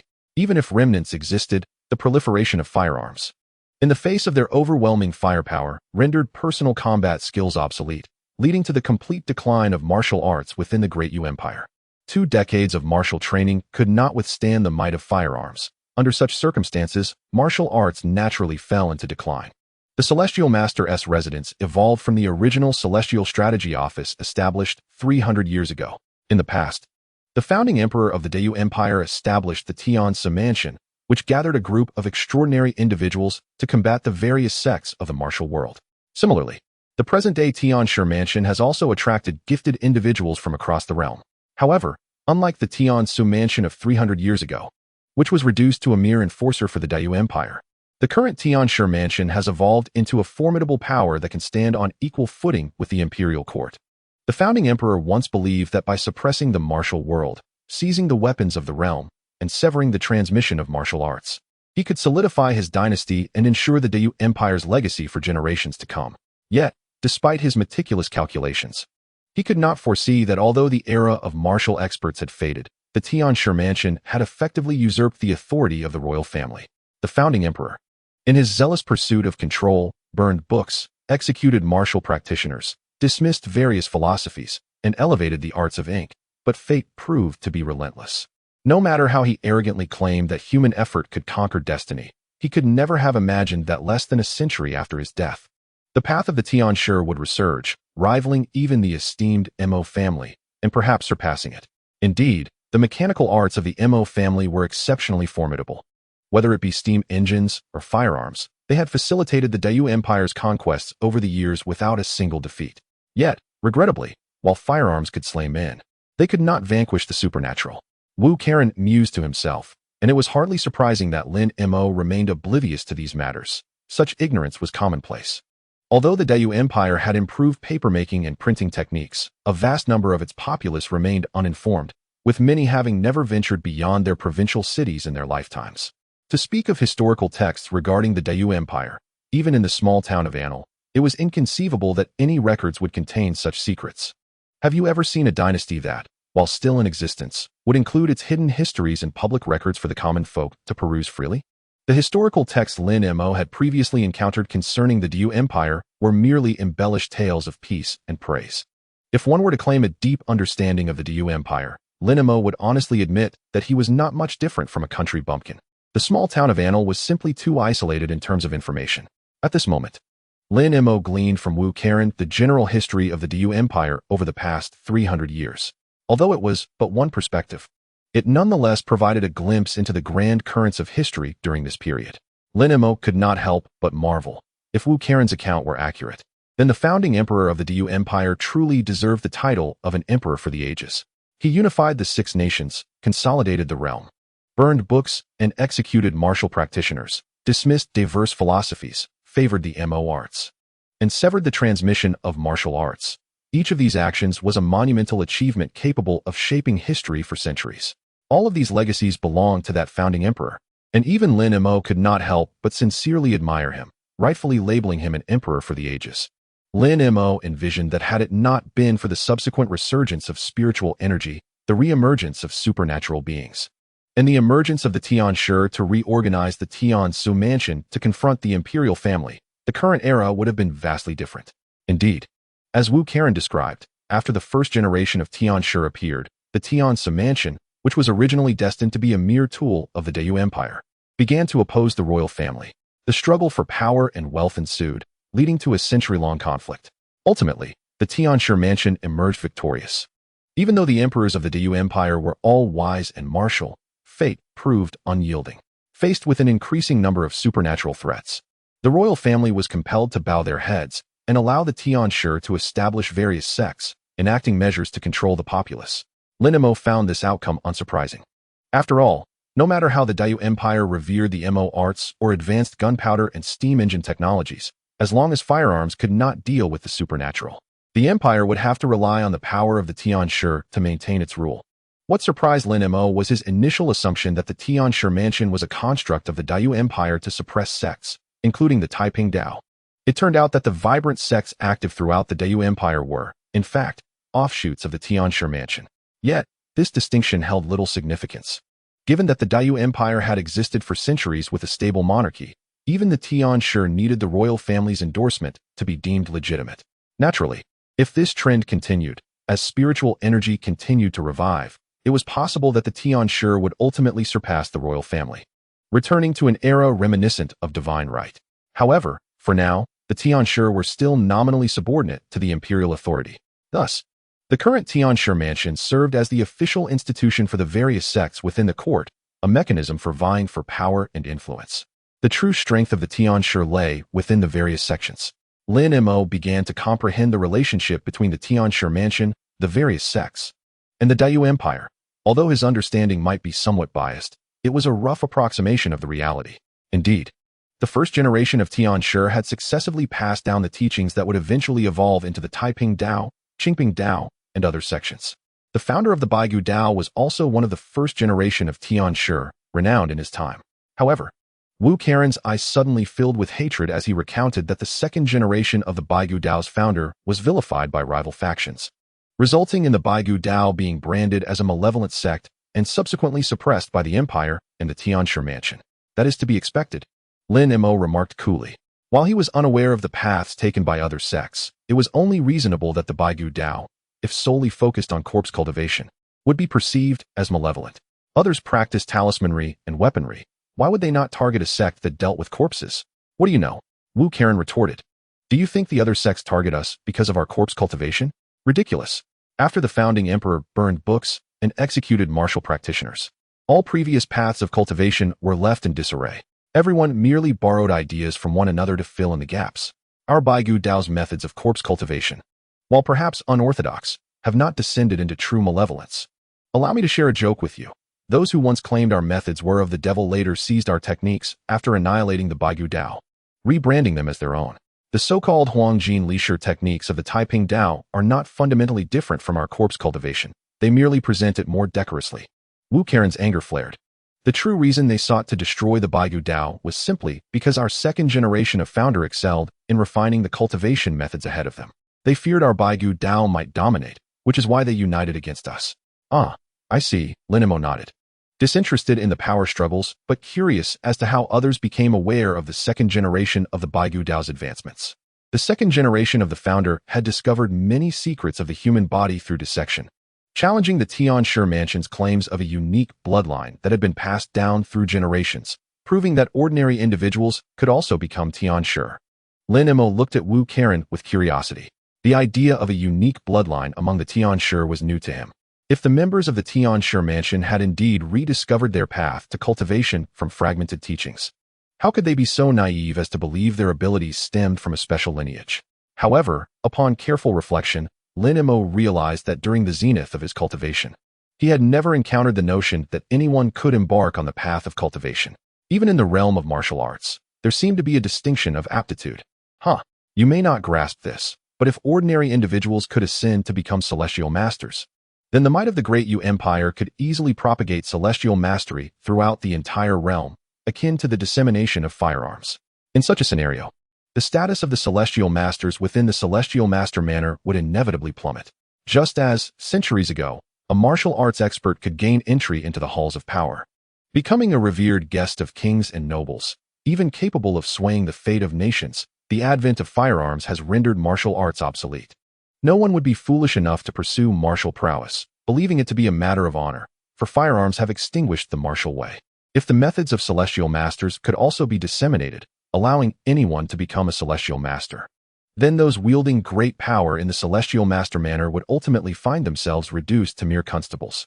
Hence, it is clear that the celestial master manor would never accept the notion that common folk could ascend to become celestial masters. They must promulgate the belief that celestial masters are chosen individuals, burdened with special bloodlines. Only in this way can those within the celestial master manor continue to contend with the imperial family. Yet, our second-generation patriarch fails to comprehend this. He is foolish enough to attempt to prove that everyone can become a celestial master. If he does not perish, who will? If our Whitebone sect does not vanish, who will? The irony is that the very second-generation patriarch who wished for everyone to become celestial masters has, in death, become a reviled figure, hunted by all. They even slander him as a grave robber, devouring corpses. Truly, he deserves no peaceful end. Chapter 140. The Continuity of the Tao. 2. Lin Mo was momentarily taken aback, unaware that such a tale existed. Nevertheless, the transformation of a pioneer into a martyr seemed a rather natural occurrence. One who seeks to shatter the livelihoods of all must inevitably face a collective backlash. However, Lin Mo remained somewhat skeptical. If Wu Karen's ancestor truly possessed such noble principles of daring to lead the world, how could Wu Karen have inherited none of it? Thus, Lin Mo smiled and said, "Let us not dwell on these antiquated matters. Speak of yourself. What is your story?" At this juncture, Wu Karen had little left to conceal and candidly revealed his identity. Originally, Wu Karen was a member of the Qingping Dao, but lacked the qualifications to become a celestial master. By chance, he stumbled upon a relic of the Whitebone sect from years past, transforming himself into a celestial master of the Whitebone sect. He dared not reveal this and deliberately relocated to Annal City, living in obscurity. The Qingping Dao members in Annal City remained unaware that he had covertly become a celestial master of the Whitebone sect. Had it not been for an unforeseen event, Wu Karen would likely have continued his concealment in Annal City until he achieved mastery in corpse refinement, perhaps heralding a new destiny. Alas, last month, the zombies he had raised ran amok in Huangya village beneath Annal Mountain due to insufficient blood offerings, and their presence was noticed, alerting the Qingping Dao. The celestial master responsible for reporting this should have immediately notified the true celestial masters of the Qingping Dao to handle the situation. However, in an effort to avoid exposure, Wu Karen preemptively sought out Yang Xicha, the individual slain by Lin Mo. Although Yang Xicha was an ordinary man, his lineage was remarkable. He was the illegitimate son of a prominent family from the southeastern provinces, the Nan family. Although he could not enter the family tree, he still thrived in Xiang province. Unfortunately, Yang Xicha was not content with this. He aspired to become a celestial master and return to the Nan family, enacting a tale of the illegitimate son's rise. Wu Karen met Yang Xicha during a ritual organized by the Qingping Dao and, recognizing Yang Xicha's connections in Xiang province, persuaded him to assist in suppressing the matter before the true celestial masters of Qingping Dao could arrive in Anil City. They concocted a plan, casting Yang Xicha as a braggart who would feign valor, claiming to have heard of zombies in Anil City and leading troops to vanquish them for glory. What was initially a flawless scheme took an unexpected turn when Yang Xicha sought out reinforcements and met his demise at Lin Mo's hands. The fool, Yang Pingan, sought allies but failed to recognize the formidable opponent before him. His death was well-deserved. However, while Yang Pingan perished, the Nan family behind him might seek vengeance in the shadows. Wu Karen, eager to curry favor with Lin Mo, suggested that to avert retribution from the Nan family, he could offer his assistance. The Nan family? Are they aligned with the Celestial Master Manor? Lin Mo inquired curiously. Not quite. However, there is a favored concubine from the Nan family, who is Yang Pingan's half-sister and enjoys the Emperor's favor. Otherwise, a mere illegitimate son like Yang Pingan would not thrive in Xiang province. Lin Mo then understood why Yang Xicha held such a commanding presence. Yang Pingan's death was regrettable, yet he was blood-related to the favored concubine, and his demise might indeed provoke a reaction from the court, which would not be a trivial matter. Although you possess profound martial arts, facing the onslaught of the Celestial Master Manor could prove overwhelming. As Wu Karen continued, he noticed Lin Mo's hesitance and, with a determined expression, whispered, "Do you know why those in the Celestial Master Manor seek to establish sects? Forming their own power is but one reason. The greater ambition is to attain divinity." Chapter 141, The Continuity of the Tao. 3. Attain divinity? Sacrificing to achieve divinity. How intriguing. Lin Mo's eyes flickered with insight. He had not anticipated such astute individuals within the Celestial Master Manor, which explained their contention with the imperial family. From what Lin Mo had observed regarding the resurgence of spiritual energy, while tales of ghosts and monsters were indeed prevalent, the reality of cultivation likely peaked at the Qi refinement stage. The subsequent stage, known as the transformation of spirit, signifies not only the refinement of one's spirit into the primordial spirit, but also the process through which mortals ascend to divinity. In the ancient cultivation era known to Lin Mo, those at the transformation stage could rival the deities bestowed with titles by celestial beings. It could even be posited that the transformation stage equated to the legendary divine status. Yet, given the current spiritual energy density perceived by Lin Mo, achieving such a realm appeared nearly impossible. This was due to the absence of a crucial element that facilitates the transition from the Qi refinement stage to the transformation stage, the Earth's malevolent energy. For cultivators to transcend from the Qi refinement stage to the transformation stage, they must harness the Earth's malevolent energy to temper their spirit, step by step refining their 3 souls and 7 spirits into the primordial spirit. According to the knowledge Lin Mo acquired from Sumu Yang, the Earth's malevolent energy is almost indispensable for all cultivators aspiring to break through to the transformation stage. There is, however, one exception: those divine beings bestowed with titles, or, in other words, those who achieve the transformation stage through the power of incense offerings. This method of attaining divinity through offerings deviates from orthodox cultivation practices, as it relies not on the Earth's malevolent energy, but on the myriad beliefs and distractions of humanity. In essence, orthodox cultivation is about achieving divinity through the natural world, thus alleviating the concerns of future cultivation as it follows the true path of cultivation. Conversely, those who rely on incense offerings for divinity must also bear the karmic repercussions tied to those offerings. One could say that success and failure alike hinge upon the incense. Being shackled by worldly distractions makes further advancement nearly impossible. Initially, Lin Mo had not considered the possibility of the emergence of transformation stage cultivators in this era. Yet, it was evident that he had underestimated the potential of the world's talents. The world is such that the concentration of spiritual energy ultimately cannot support the true realm of transformation. To hope for the sealing of genuine deities as in the ancient times of cultivation seems improbable. However, since Wu Karen has spoken thus, it is likely that the Tianshi mansion has made some progress. Yet, I wonder how much power the deities they summoned through incense offerings truly possess, and whether they have grasped the divine abilities of transformation. Lin Mo contemplated, gaining a newfound understanding of the power hierarchy of this era. Has anyone succeeded? Lin Mo inquired. I do not know, Wu Karen replied, shaking his head. The matter of summoning deities through incense offerings is, of course, a supreme secret of the various sections. Aside from those at the pinnacle of the pyramid, like the Tianshi, individuals like me cannot possibly be privy to such knowledge. Nevertheless, I know that the Taiping sect must have some insights. Otherwise, the Taiping leader could not have dominated other sects and held the position of national master for 30 years. Wu Karen raised his gaze to Lin Mo, stating, I have shared everything I know with you. I can also provide you with the techniques of the Whitebone sect. Furthermore, do you know why I am willing to take such great risks to feed these zombies? Because I am aware of a significant secret, the treasure trove of the Whitebone sect. If you set me free, I will share this secret with you. You see, you and I are alike. I am a remnant of the Whitebone sect, and you are a remnant of the martial path, both being hunted down by the Dayu Empire and the Tianshi mansion. We could easily join forces. Chapter 142, Harvest. Suddenly, Wu Karen's words were cut short. Lin Mo, expressionless, drew his sword, and without a glance at the lifeless Wu Karen, turned to see Xiao Qian staring at him in fear. What's wrong? Why are you looking at me like that? Lin Mo said nonchalantly as he approached Xiao Qian and ruffled her hair. Xiao Qian instinctively wanted to flinch, but held back, staring stiffly at Lin Mo. I thought you would spare him. After all, he revealed so many secrets to you. Indeed, that's precisely why I killed him. Only the dead can keep secrets, Lin Mo replied coolly. To put it simply, I simply did not wish to collaborate with someone who uses living humans to nourish zombies. Especially since I was once one of those he fed to the zombies. You see, it's quite straightforward. He wanted to kill me, so I killed him. Just like this Inspector Yang. But aren't you at all concerned? With the Tianshi mansion, the Dayu Empire, and all those sect deities involved? Xiao Qian's mind was near overload. Having received so many secrets about the world, she felt it was perilous. Those matters do not concern us, Lin Mo smiled, crouching down to find the jade box from Inspector Yang's corpse. Without opening it, he peered through the translucent box at its contents, sniffing it. It was likely a millennium ginseng.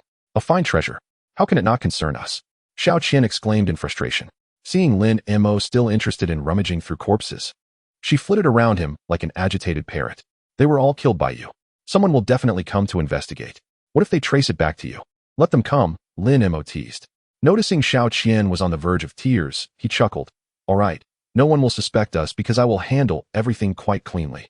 Look, it's simple. We trained on Shaman Island and all fell unconscious from zombie poison. As for what happened afterward, who knows where this Inspector Yang went? Come, help me take this millennium ginseng and find a place to hide it. Far away, and don't lose it. It will be of great use to me. Lin Mo tossed the jade box containing the ginseng to Xiao Qian, feeling quite satisfied with this harvest. Not only had he gained insight into the Dayu Empire and the Tianshi mansion, but he also acquired a millennium ginseng. Although it was called millennium ginseng, it naturally could not have genuinely grown for 1,000 years. It was merely a euphemism. A more accurate description would be that of a celestial treasure, absorbing the essence of heaven and earth. In truth, it was a spirit essence that had absorbed a substantial amount of spiritual energy from the world. Though Lin Mo was uncertain how Inspector Yang intended to use the millennium ginseng to become a true Tianshi, he indeed had several formulas in mind to refine it, which could assist him in opening his first energy meridian and formally stepping into the realm of qi cultivation. This should at least save him 5 years of arduous training. Lin Mo murmured, looking up at the heavens, shaking his head. To cultivate alone in this world is still quite challenging. I hope to have such fortune in the future. However, the most pressing matter now was to destroy the evidence. Lin Mo dispatched Xiao Qian to hide the millennium ginseng and began to clean up. He appeared quite relaxed, not at all concerned about the aftermath of these events. Ultimately, this was merely a minor episode. Chapter 143, Awakening. Who am I? Where am I? What am I supposed to do? My head hurts. My body. Why can't I move? Quickly, another person is waking up. Wang groggily regained consciousness, feeling weak in his limbs, his mouth sour, as if he had slept for an eternity. His mind was foggy as he stared blankly ahead until someone approached and lifted his eyelids to examine his pupils. The toxins have been completely cleared. You're fine. Just rest for a while, and you'll be all right. Thank you, doctor. Thank you, doctor. Mother, father, what are you doing here? Wang finally came to his senses, noticing both his parents present. He hurriedly asked, "Wait, weren't we participating in outdoor training? How did we end up here? Also, I'm so hungry." "You were unconscious for 3 days. Feeling hungry is normal. Don't feed him anything greasy yet. Start with medicinal porridge," the doctor added before rising to leave. "All right, I'll go check on the others." After a while, Wang hungrily devoured 2 bowls of medicinal porridge, finally feeling somewhat better and understanding what had transpired. "So, we all fell unconscious from poison while training on Shaman Island?" "Yes. If it weren't for the fishermen bringing you supplies, you all would have perished on the island without anyone knowing." "Damn Chen Wenwu. Why did he have to train on Shaman Island? He nearly got you all killed." Wang scratched his head, still feeling apprehensive, cursing as he went. "Thankfully," he thought, "I have great fortune, otherwise I would have truly met my end because of that bastard Chen Wenwu. By the way, everyone else is okay, right?" "Yes, they are all fine." "Hey, where are you going?" "The doctor told you to rest, don't move around." "I'm going to see Lin Mo." Wang and got up and quickly found Lin Mo, who was also lying on a sickbed, sipping medicinal porridge. Lin Chun was by his side, her eyes swollen. Upon seeing Wang, she smiled and stood up. "Little Wang is awake as well. Feeling better?" "Much better. I came to see Lin Mo." Wang replied, and Lin Shen nodded, standing up. "You two chat. I'll go prepare some fruit for you." Once Lin Shen left, Wang approached the bedside and looked at Lin Mo, whose complexion was pale. He chuckled. "You look like a ghost." Likewise, Lin Mo smiled. "Do you have something to ask me?" Wang nodded, speaking softly. "Lin Mo, how is it that we suddenly all fell unconscious? My father said there were miasmas on Shaman Island that poisoned us. But do you remember that claw we saw on the tree before we fell unconscious?" "Shill." Lin Mo waved his hand lightly and said softly, "Don't speak carelessly. In short, if no one inquires about this matter, let us pretend we know nothing." "What does that mean?" Wang asked, momentarily taken aback. "I just heard about it too. Although we are all safe for now, do you remember that Inspector Yang? He has gone missing." Lin Mo sighed. "He has vanished without a trace." Wang's expression changed instantly, and then he couldn't help but laugh. "Isn't Chen Wenwu in trouble then? A significant figure from the provincial capital has disappeared under such mysterious circumstances?" "Indeed. In any case, we must tread carefully," Lin Mo replied, lowering his gaze. "All right. You should return and rest. This matter will not be resolved anytime soon." Chapter 144, Investigation. This issue was indeed not going to be resolved quickly. Chen Wenwu also wished to exercise caution, but he found himself unable to. With such a predicament unfolding, even if everyone ultimately remained safe, he would be overwhelmed with stress, particularly since not everyone was unscathed. Inspector Yang had inexplicably gone missing. Chen Wenwu was infuriated. "Search. Continue the search. Even if we have to scour the entire Shaman Island. We must find Inspector Yang. We need to see him alive or dead." It was not only Chen Wenwu who was fuming. Chief Liu of the police station was angry enough to have blisters on his lips. The city lord was disturbed, and the entire police force of Anil City was mobilized, enlisting numerous citizens to mount a grand search on Shaman Island for 3 days and nights. Yet, Inspector Yang remained elusive. "I suppose if it comes to that, we should report to the provincial capital," Chen Wenwu said, licking his lips wearily. "Let us continue searching. We'll decide what to do if we can't find him." Liu replied, his expression dark as ink as he turned to Chen Wenwu. "What about the trainees? Have they been interrogated? Who among them was the last to see Inspector Yang?" "Interrogate? What is there to interrogate?" Chen Wenwu chuckled bitterly. "I told you, once we arrived on the island, everyone was dispatched to search. Only Inspector Yang and I were left behind. Then you were the suspect." Liu exploded with fury. Chen Wenwu, resigned, replied, "Enough, old Liu. Others may be oblivious, but we both know the truth. The claw marks on the tree and those traces. Don't tell me you've forgotten what we learned during our training in the provincial capital." "Damn, this is such a ridiculous situation," Liu exclaimed, slamming the table. "I've come to realize that Inspector Yang likely knew about the situation on Shaman Island long before. It makes sense now, coming all this way to supply us with ammunition and eagerly assisting in training the recruits. The root of the matter lies here," Chen Wenwu said softly. "Given the current circumstances, we should report to the provincial capital sooner rather than later. Regardless of whether that Yang is dead or has fled, we cannot intervene." "Stop with the nonsense. Do I need your advice on how to do my job?" Liu said coolly. "I've already sent a telegram. However, we still need to maintain appearances here. Old Chen, you should prepare yourself." "What else can I prepare for? The worst that can happen is that I lose my position. Am I expected to accompany that Yang in death?" Chen Wenwu said coldly, unable to suppress a stream of curses. "Damn that Yang. He has run off and left me to clean up his mess." "Do you lean towards the idea that he fled?" Liu inquired. "What else could it be? If he were dead, would we still be alive?" Chen Wenwu retorted coldly. "While we take the blame, That Yang must be hiding somewhere, enjoying himself. Leo fell silent, reflecting on the entire sequence of events. He found that Chun Wenwu's conjecture, though still requiring some scrutiny, was indeed logical. It was difficult to explain why only Yang had vanished. If that Yang truly has gone into hiding, I must admit I admire him. After all, he hails from a prominent family, and even as a bastard, his decisiveness surpasses ours, Leo remarked. But one thing puzzles me. If he could succeed alone, why did he summon you all? Facing such matters, valuing one's life is only natural. He is no deity, Leo replied. Chapter 145, Minro. 1. The next day, the individuals from the provincial capital arrived. Welcome, welcome. Enough with the pleasantries. Where are they? 3 individuals had come from the provincial capital. Leo recognized one as the deputy director of the provincial police department, his superior's superior. The other 2 were unfamiliar to him, but judging by their attire, one appeared to be a celestial master dispatched by the Qingping sect.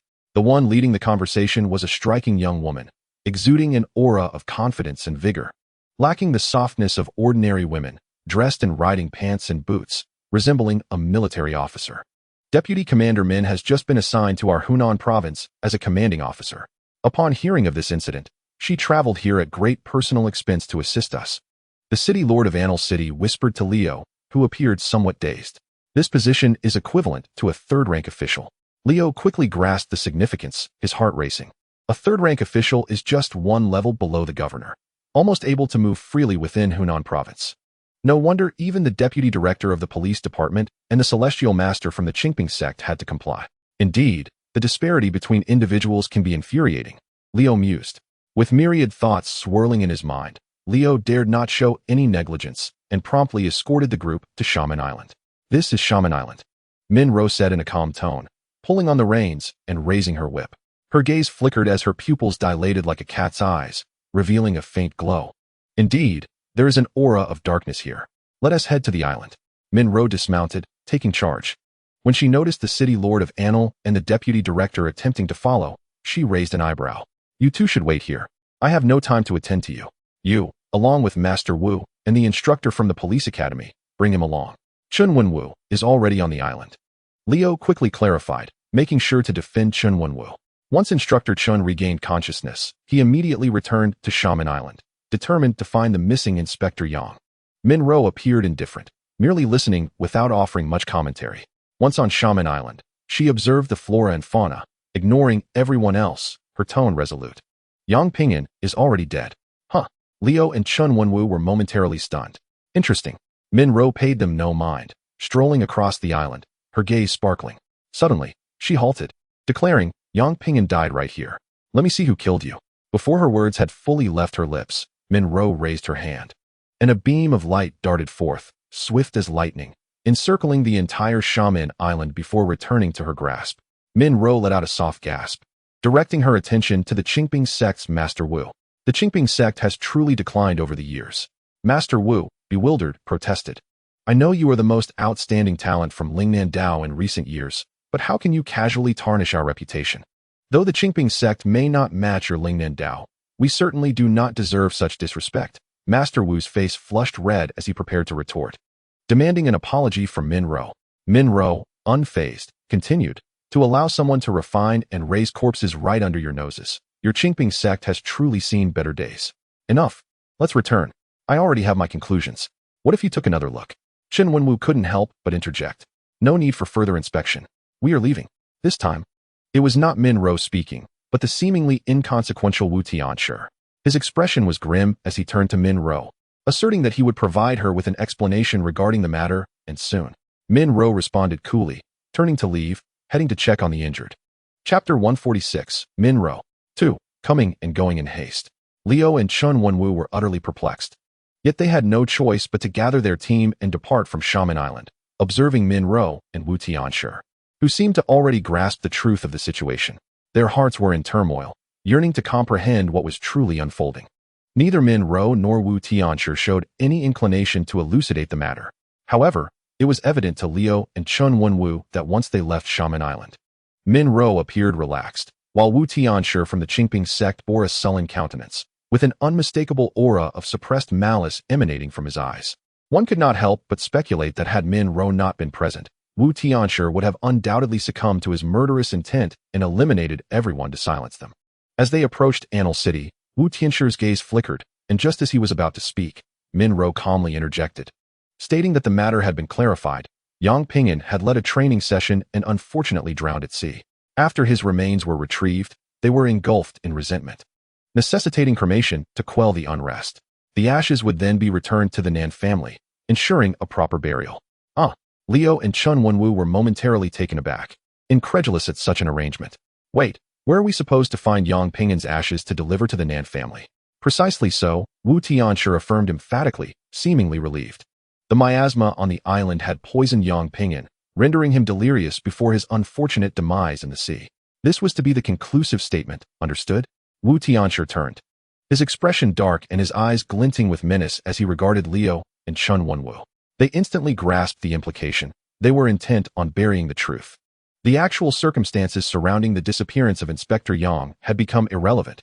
What mattered was maintaining peace in Annal City, ensuring that no disturbances arose. Although this conclusion sounded absurd, Leo and Chun Wenwu were wise enough not to oppose it and promptly nodded in agreement. Are we still going to see the injured? Leo cautiously inquired. Of course. Min Ro replied nonchalantly. Wu Tianshi, let us proceed together. Wu Tianshi nodded in assent. Leo and Chun Wenwu exchanged glances, lost in thought, yet hesitant to delve deeper. Knowing that even Min Ro and Wu Tianshi were conspiring to conceal the matter, they preferred to remain blissfully ignorant, accompanying the two as they visited the injured students. In a manner akin to a fleeting glance, Min Ro and Wu Tianshi inspected numerous students, offering only cursory observations before swiftly moving on. It was only upon reaching Lin Mo's hospital room that Min Ro halted abruptly, her gaze sparkling with intrigue. Chun Wenwu, sensing the shift, quickly added, "This is Lin Mo. He is a local, and his father serves as an officer in our precinct. He should be fine, right? Shoo, do not speak." Min Ro signaled Chun Wenwu to silence, stepping into the room with her eyes gleaming with interest. Wu Tianshi, initially unresponsive, soon appeared to sense something amiss, his pupils narrowing as he hastened to follow, his gaze shifting restlessly. Inspector, Lin Mo began to rise as Min Ro and the others entered. Lin Mo, this is Commander Min from the provincial city. And this is Wu Tianshi from the Qingping sect. You should bow and show your respect, Chun Wenwu urged Lin Mo, his concern mounting that yet another complication might arise. Chapter 147, Lin Qiqing. 1. You are Lin Mo, Min Ro stated matter-of-factly, and you are among the poisoned students. Yes, Lin Mo nodded. And who is she? Min Ro inquired gently. Do not be afraid, dear girl. What is your name? She is Lin Mo's sister, named Lin Qiqing. Chun Wenwu interjected hastily. Lin Qiqing? What a lovely name. I am enamored. Min Ro smiled, disregarding Lin Mo entirely as she approached Lin Qiqing, crouching down as if beholding a precious treasure, speaking softly. Have you received an education? She has just been enrolled in the girls' school at the Qingping sect, Lin Mo replied quietly. Studying at the Qingping sect? Excellent. That is a fine decision, Wu Tianshi exclaimed, his spirits visibly lifted. Indeed, families willing to send their daughters to school are a rarity these days. Your family treats her well. Min Ro nodded, ignoring Wu Tianshi, and reached out to embrace Lin Qiqing. Come with me, little sister. Is that agreeable? Min Ro. She is already enrolled in our Qingping sect school, Wu Tianshi interjected, unable to contain himself. And so? Min Ro shot Wu Tianshi a cold glance, causing him to retreat, muttering, there must be some order to this. This wonderful child must not be delayed by you. I claim her, Min Ro declared resolutely. If you have any objections, keep them to yourself. Wu Tianshi attempted to protest, but Min Ro's fierce demeanor silenced him. Chun Wenwu and Leo stood in stunned silence, witnessing the unfolding drama, though they could not fathom the implications. Clearly, Lin's family was poised for a significant turn of fortune. Lin Mo, do not remain in a daze. Thank Commander Min. Chun Wenwu urged, nudging Lin Mo. With a furrowed brow, Lin Mo asked, where are you taking my sister? To the place she rightfully belongs, Min Ro replied calmly. You should be grateful. She will fare well. I will take her with me. You must handle the remaining matters swiftly, and remember to keep your mouth shut. With that, Min Ro picked up Lin Qiqing and departed. Brother, Lin Qiqing cried out, resisting. Silly girl, this is a tremendous blessing for you. Do not worry. They will ensure your well-being. Min Ro smiled reassuringly. I want my brother, father, and mother, Lin Qiqing sobbed. Min Ro frowned slightly, contemplating, and then instructed Chun Wenwu. Bring her parents here. You come too. Lin Mo bowed his head, silent, suppressing the urge to draw his sword. When Lin Wei and Lin Chen arrived, Min Ro wasted no time, directly stating, "She will be my disciple from Lingnan Dao. What do you desire?" Lin Chen asked, her voice trembling as she held Lin Qiqing close, weeping. Lin Wei, seemingly informed prior to his arrival, responded meekly, "14 girl to gain the favor of the commander is her fortune. We do not wish for much, merely to know if we will ever see her again. Do not regard my Lingnan Dao lightly.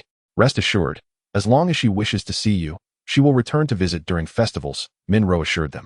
"You have already sent her to a girls' school, so consider this merely another school." With a wave of her hand, she concluded, "That is settled. Qiqing, come here." Chapter 148, Lin Qiqing. 2. Wiping her tears, Lin Qiqing timidly approached. Min Ro gently asked, "Do you have anything you wish to say to them? Or any wishes you would like to express? Is any wish permissible?" Lin Qiqing timidly gazed at Min Ro, fully aware that Min Ro was a person of considerable stature, a true heavyweight in society. Indeed, aside from squandering your talents by staying, Min Ro replied with a smile. "Then I wish." Lin Qiqing bit her lip, her eyes flickering over Lin Mo, Lin Wei, and Lin Chen, before she lowered her head and murmured, "Father hopes that brother can become a detective captain in the future. I also wish for brother to become a detective captain. Is that all?" Min Ro paused momentarily, then affectionately ruffled Lin Qiqing's hair. "You are a good child. Your wish shall be fulfilled. Right, Detective Lei?" "Absolutely, without a doubt. It will be realized immediately." Leo quickly responded, "I will arrange for it right away." "Old Lin, why don't you assist me? Old Huang mentioned he plans to retire." No, that's unnecessary," Lin Wei hurriedly interjected. "As you know, Chief Detective, I have lingering issues from my youth. My legs aren't in good shape. I was hoping that once Mo graduates, he could take my position while I retire to recuperate. Perhaps I should resign now?" "That sounds reasonable." Before Leo could respond, Min Ro nodded and added, "I will arrange for funds to be sent to you. Perhaps you could open a small shop and engage in some business. Not too shabby, of course. As for him, the youth should strive. It's beneficial. Let us proceed with that plan." Min Ro was decisive, swiftly handling these trivial matters, her impatience evident. The others dared not voice further opinions, merely watching as Lin Qiqing turned back every few steps, holding hands with Min Ro as they departed. "Congratulations, Old Lin. Your family is truly on the path to prosperity now. What a wonderful daughter you've raised," someone remarked. "And your son isn't too shabby either. Lin Mo, once you recover, come to the precinct, and I'll have Old Huang guide you. Work diligently, and in a few years, the chief detective position will be yours." Leo's hearty laughter dispelled the somber atmosphere surrounding the Lin family. Chen Wenwu chimed in, "I fear that in a few years, Lin Mo may not even be interested in your chief detective position anymore." "Indeed," Leo laughed, "Lin Mo might well head to the provincial city. It's much more comfortable beneath a large tree." Lin Mo, his eyes flickering with thought, sighed softly as he looked at Lin Wei and Lin Chen. Lin Wei appeared somewhat pleased, rubbing his hands together, while Lin Chen simply wept, clearly reluctant to part with Lin Qiqing. Yet, given the circumstances, it seemed there were no alternatives. After careful consideration, Lin Mo concluded that Lin Qiqing being taken by the woman named Min Ro to Lingnan Road might not be entirely unfavorable. Ultimately, whether it was good or bad would reveal itself in time. If she fared well, that would suffice. If not, Lin Mo chuckled inwardly. He had his sword. The entire matter seemed to pass without incident. Aside from Lin Qiqing departing with Min Ro, there appeared to be no significant changes in Annal City or the Lin household. The events on Xiamen Island faded quickly from memory, as if they were trivialities. Half a month later, having recovered, Lin Mo entered the precinct. Originally, he had 2 more years before graduating from the detective school, but he transformed into the youngest detective captain in Annal City. Chapter 149, Late Autumn. 1. Autumn has arrived. As Lin Mo returned to the courtyard with his sword, he noticed the first yellow leaf falling from the sycamore tree.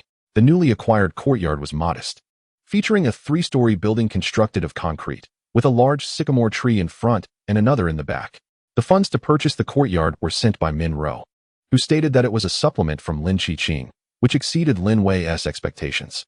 Previously, Chen Wenwu, the chief instructor at the detective school Lin Mo attended, helped the Lin family select this residence and arrange for a shop in a favorable location to sell goods rarely found in Annal City. Lin Wei and Lin Chen were quite satisfied with their new lifestyle. Although they occasionally worried about Lin Qiqing's well-being outside, they ultimately found contentment in their current circumstances. Their life was stable and respectable, especially with Lin Mo now serving as a detective captain. In this small Annal City, the Lin family could be considered quite distinguished. If there was anything that troubled the elderly couple, it was Lin Mo's marital prospects. Once the year turns, you will be 20. If you don't marry soon, people will mock you.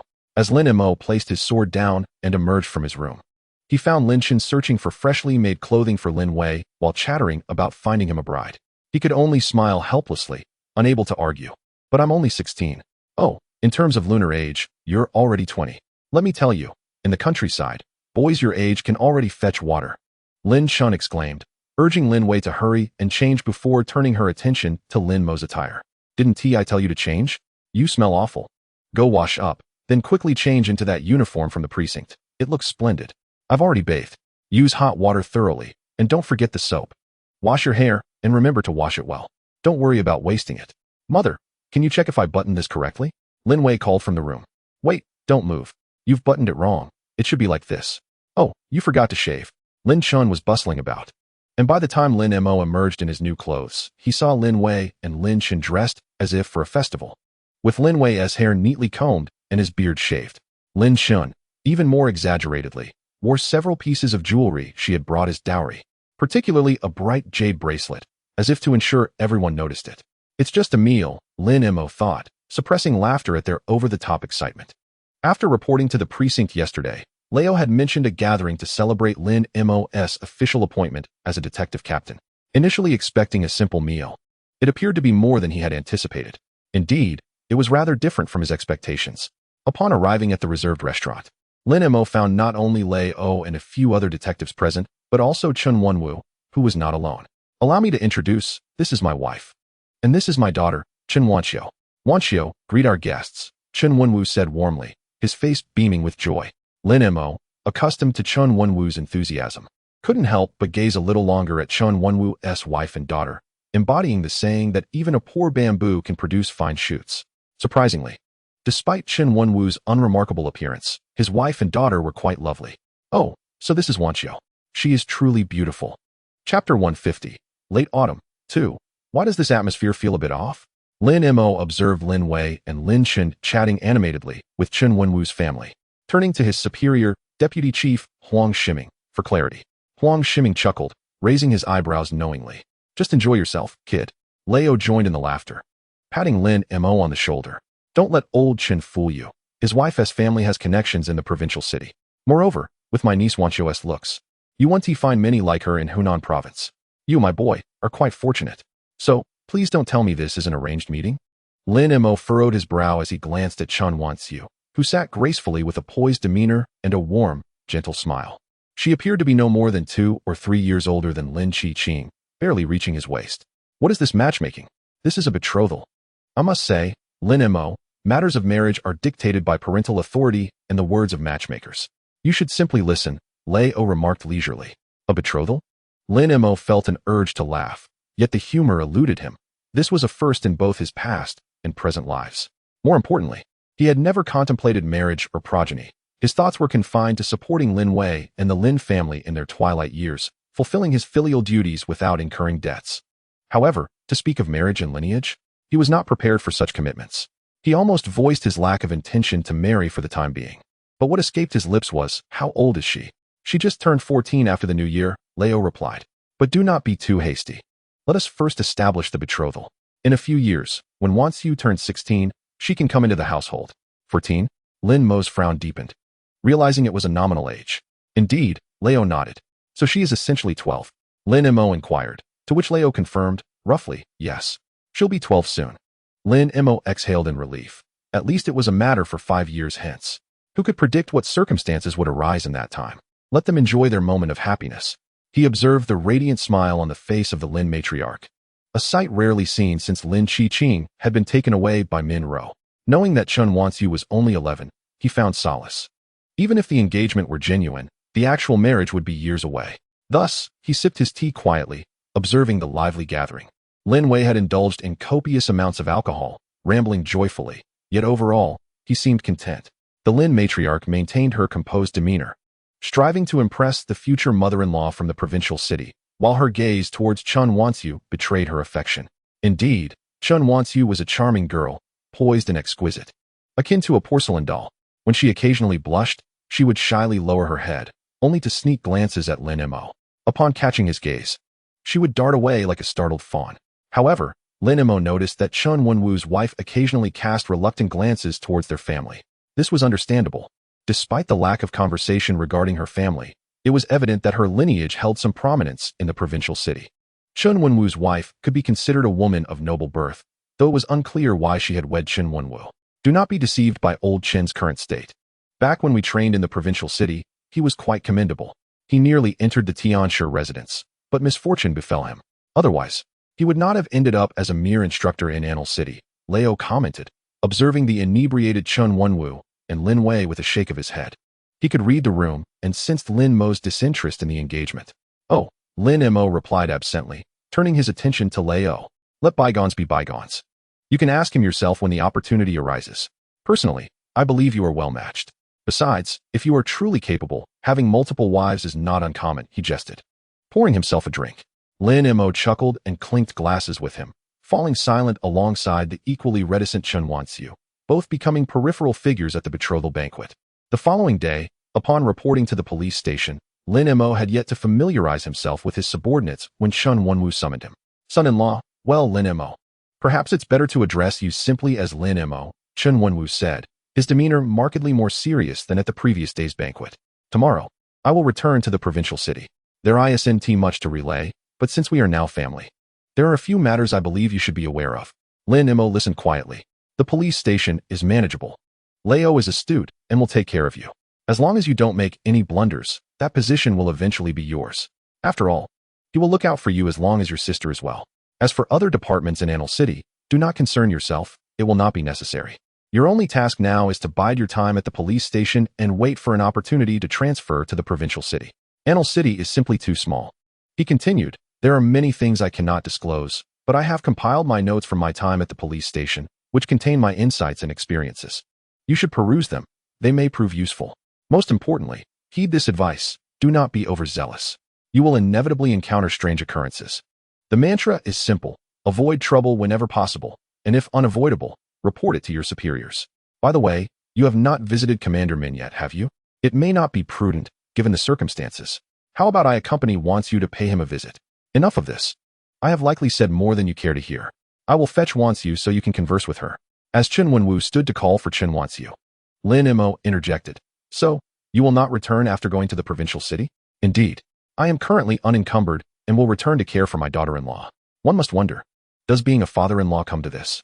Chen Wenwu laughed self-deprecatingly. The incident at Shaman Island was shrouded in mystery, with Yang Xicha's untimely demise. Despite the presence of Min Ro and the Tianshi sect in the investigation, someone must bear the blame. If not Chen Wenwu, then who? It seemed Chen Wenwu's aspirations of becoming the chief instructor at the police academy were dashed, and his time in Anil City was at an end. He would have to return to the provincial city and lead a life of leisure. Lin Mo grasped the implications of Chen Wenwu's departure from Anil City, nodding slightly. Choosing not to press further, he observed the couple urging their servants to pack, then looked down at Chen Wanxiu, who timidly held a chessboard, attempting to appear mature. Brother Mo, let us play chess, Chen Wanxiu said softly, her nerves evident as she glanced at him, only to shyly lower her gaze. Lin Mo, sensing her anticipation, smiled and replied, I do not know how to play. What? Chen Wanxiu exclaimed in disbelief, unable to reconcile this revelation with the adult figure of Lin Mo before her. Is it shameful not to know how to play chess? Leaning back against the cushion, Lin Mo replied casually, not at all. Then, what about we? Chen Wanxiu's frustration nearly brought her to tears, yet she held it back, her cheeks flushed. Can you play the guzheng? He asked, noticing her distress. I can play the guzheng, flute, and pipa. What would you like to hear? The guzheng, please. Chen Wanxiu promptly stood up, her petite figure quickly bringing forth a guzheng.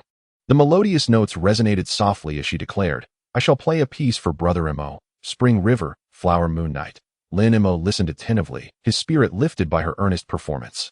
I hope I did not embarrass you, she murmured softly upon finishing. That was quite well played, Lin Mo replied, rising as he felt a desire to depart. Yet he remained uncertain of the whereabouts of Chen Wenwu and his wife. Are you feeling bored, Brother Mo? Am I perhaps lacking in interest? Chen Wanxiu fidgeted with her fingers, noting Lin Mo's evident restlessness, which stirred her emotions. Have you ever studied? He inquired. I have, she replied. Then allow me to recite a poem for you. Chen Wanxiu eagerly responded, her voice bright and clear, the fragrance of the red lotus lingers. As I lightly untie my silk garments, ascending the orchid boat alone, that poem. Lin Mo raised an eyebrow, surprised by the seemingly liberal education at the Qin household. Considering Chen Wanqiu was merely 11 or 12 years old. Not understanding his critique, Chen Wanqiu hurriedly retrieved her book of verses, affirming she had made no mistake. Cough. It's nothing. I merely misheard. Lin Mo quickly adjusted, having caught sight of the entire poem. Aside from poetry, have you read any other books? I have recently been reading The Exploitation of the Works of Nature, which is quite fascinating. Did you know, Brother Mo, that Mr. Shin discovered the secret of steam when he observed that boiling water could lift a pot lid? Chen Wanqiu spoke softly, her face beaming with joy as she delved into the topic. Besides The Exploitation of the Works of Nature, I am also reading commentary on the Water Classic. I heard there's a newly published complete library of the 4 treasuries in the capital, but it's so difficult to obtain. I have searched bookstores several times to no avail. As she spoke, Lin Mo felt a twinge of embarrassment, realizing he had not read a single one of those texts. In a small place like Annal City, finding books that aid in literacy, such as 1,000-character classic or 100 family surnames, was already a considerable achievement, barely enough to prevent one from being illiterate. That sounds splendid, Lin Mo replied, nodding awkwardly. Have you considered what you wish to pursue in the future? Chen Wanqiu paused, furrowing her delicate brow as she contemplated, occasionally glancing at Lin Mo. Yet she remained silent for a while. Have you not thought about it, or are you unsure how to express it? Lin Mo gently prodded. I am unsure how to say it, she murmured, her cheeks flushed. If Brother Mo does not rush into marriage, Chen Wanqiu stammered, her face growing redder as she continued. I hope to teach at a school for several years, like the one I currently attend. I genuinely wish to become a teacher. Of course, if I marry Brother Mo, I would not be able to do so, as I would return home to care for you and our family. After her hesitant confession, she covered her face, unable to meet Lin Mo's gaze, fully aware of how inappropriate her aspirations seemed, not aligning with the expectations of a traditional wife. That's wonderful, Lin Mo exclaimed, his eyes lighting up in admiration for Chen Wanqiu. Taken aback, she had expected him to scold her for her thoughts, but instead, he encouraged her. Teaching is a noble pursuit, far superior to any other profession. I shall fully support your aspirations. Brother Mo, you truly would support me in becoming a teacher? Her eyes sparkled with hope as she gazed at him. Indeed. Whatever you wish to do, I will support you, as long as you do not marry me, he mused. Thank you, Brother Mo. You are too kind to me. Chen Wanqiu exclaimed, her excitement evident as she blushed, rising on her toes to plant a quick kiss on Lin Mo's cheek. Today, Wanqiu is exceedingly happy. With that, she dashed away, leaving Lin Mo in a state of contemplation, questioning whether he had misspoken, for this was certainly not the outcome he desired. As the Chun family departed Annal City, few came to bid them farewell, aside from Leo and Lin Mo's family. Chen Wanqiu presented Lin Mo with a handmade pouch, skillfully embroidered with 2 ducks, far more charming than ordinary ones. Not bad at all. On the day of your betrothal, I didn't see much affection between the two of you. Just 2 or 3 days later, and you've already won Wanqiu's heart, Leo jested, teasing Lin Mo. Embroidered mandarin ducks, indeed. One can only envy such a love. Perhaps I should grant you a few days off to accompany me to the provincial city. No need. I have already taken several days off. Any more, and the others may complain, Lin Mo replied, glancing with slight disdain at the pouch, mistaking the ducks for something less common. Indeed, a man must prioritize his career. Romantic matters are trifles in comparison. You've been here a few days. I've discussed matters with Lao Huang, and from now on, you shall be responsible for the Huangya village area. Rest assured, you will not be shortchanged. This is primarily due to the Qingping sect. Leo frowned. Master Wu will be arriving in a few days to conduct an investigation in Huangya village. You've met him before. It would be best if you were present. I fear others might inadvertently offend him. Understood, Lin Mo nodded, unperturbed by Master Wu's impending visit.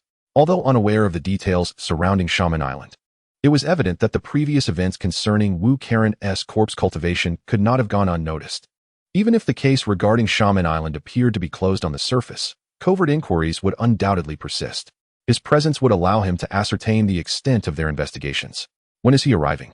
Lin Mo inquired. In a few days. You should head to Huangya village to scout the area and prepare to cooperate. Leo clapped Lin Mo on the shoulder, solidifying their plan. Without delay, Lin Mo made his way to the constabulary that afternoon, gathering a group of officers assigned to him, and set off for Huangya village. Inspector, ahead lies Huangya village.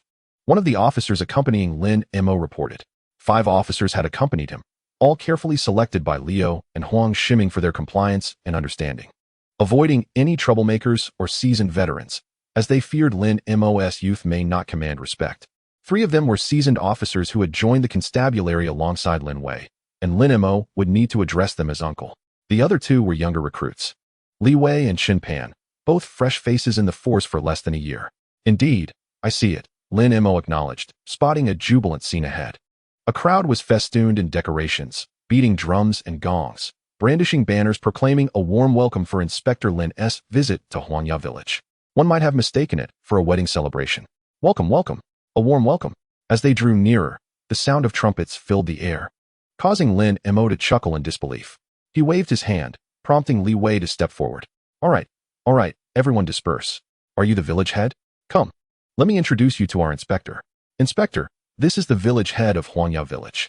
Li Wei brought the guests over, and before Lin Mo could utter a word, the village chief of Huanya village promptly extended his hand with a broad grin, revealing a set of large yellowed teeth. Ah, we have been eagerly awaiting your arrival. Inspector Lin, please, come in. A feast of fine wines and dishes is ready for you.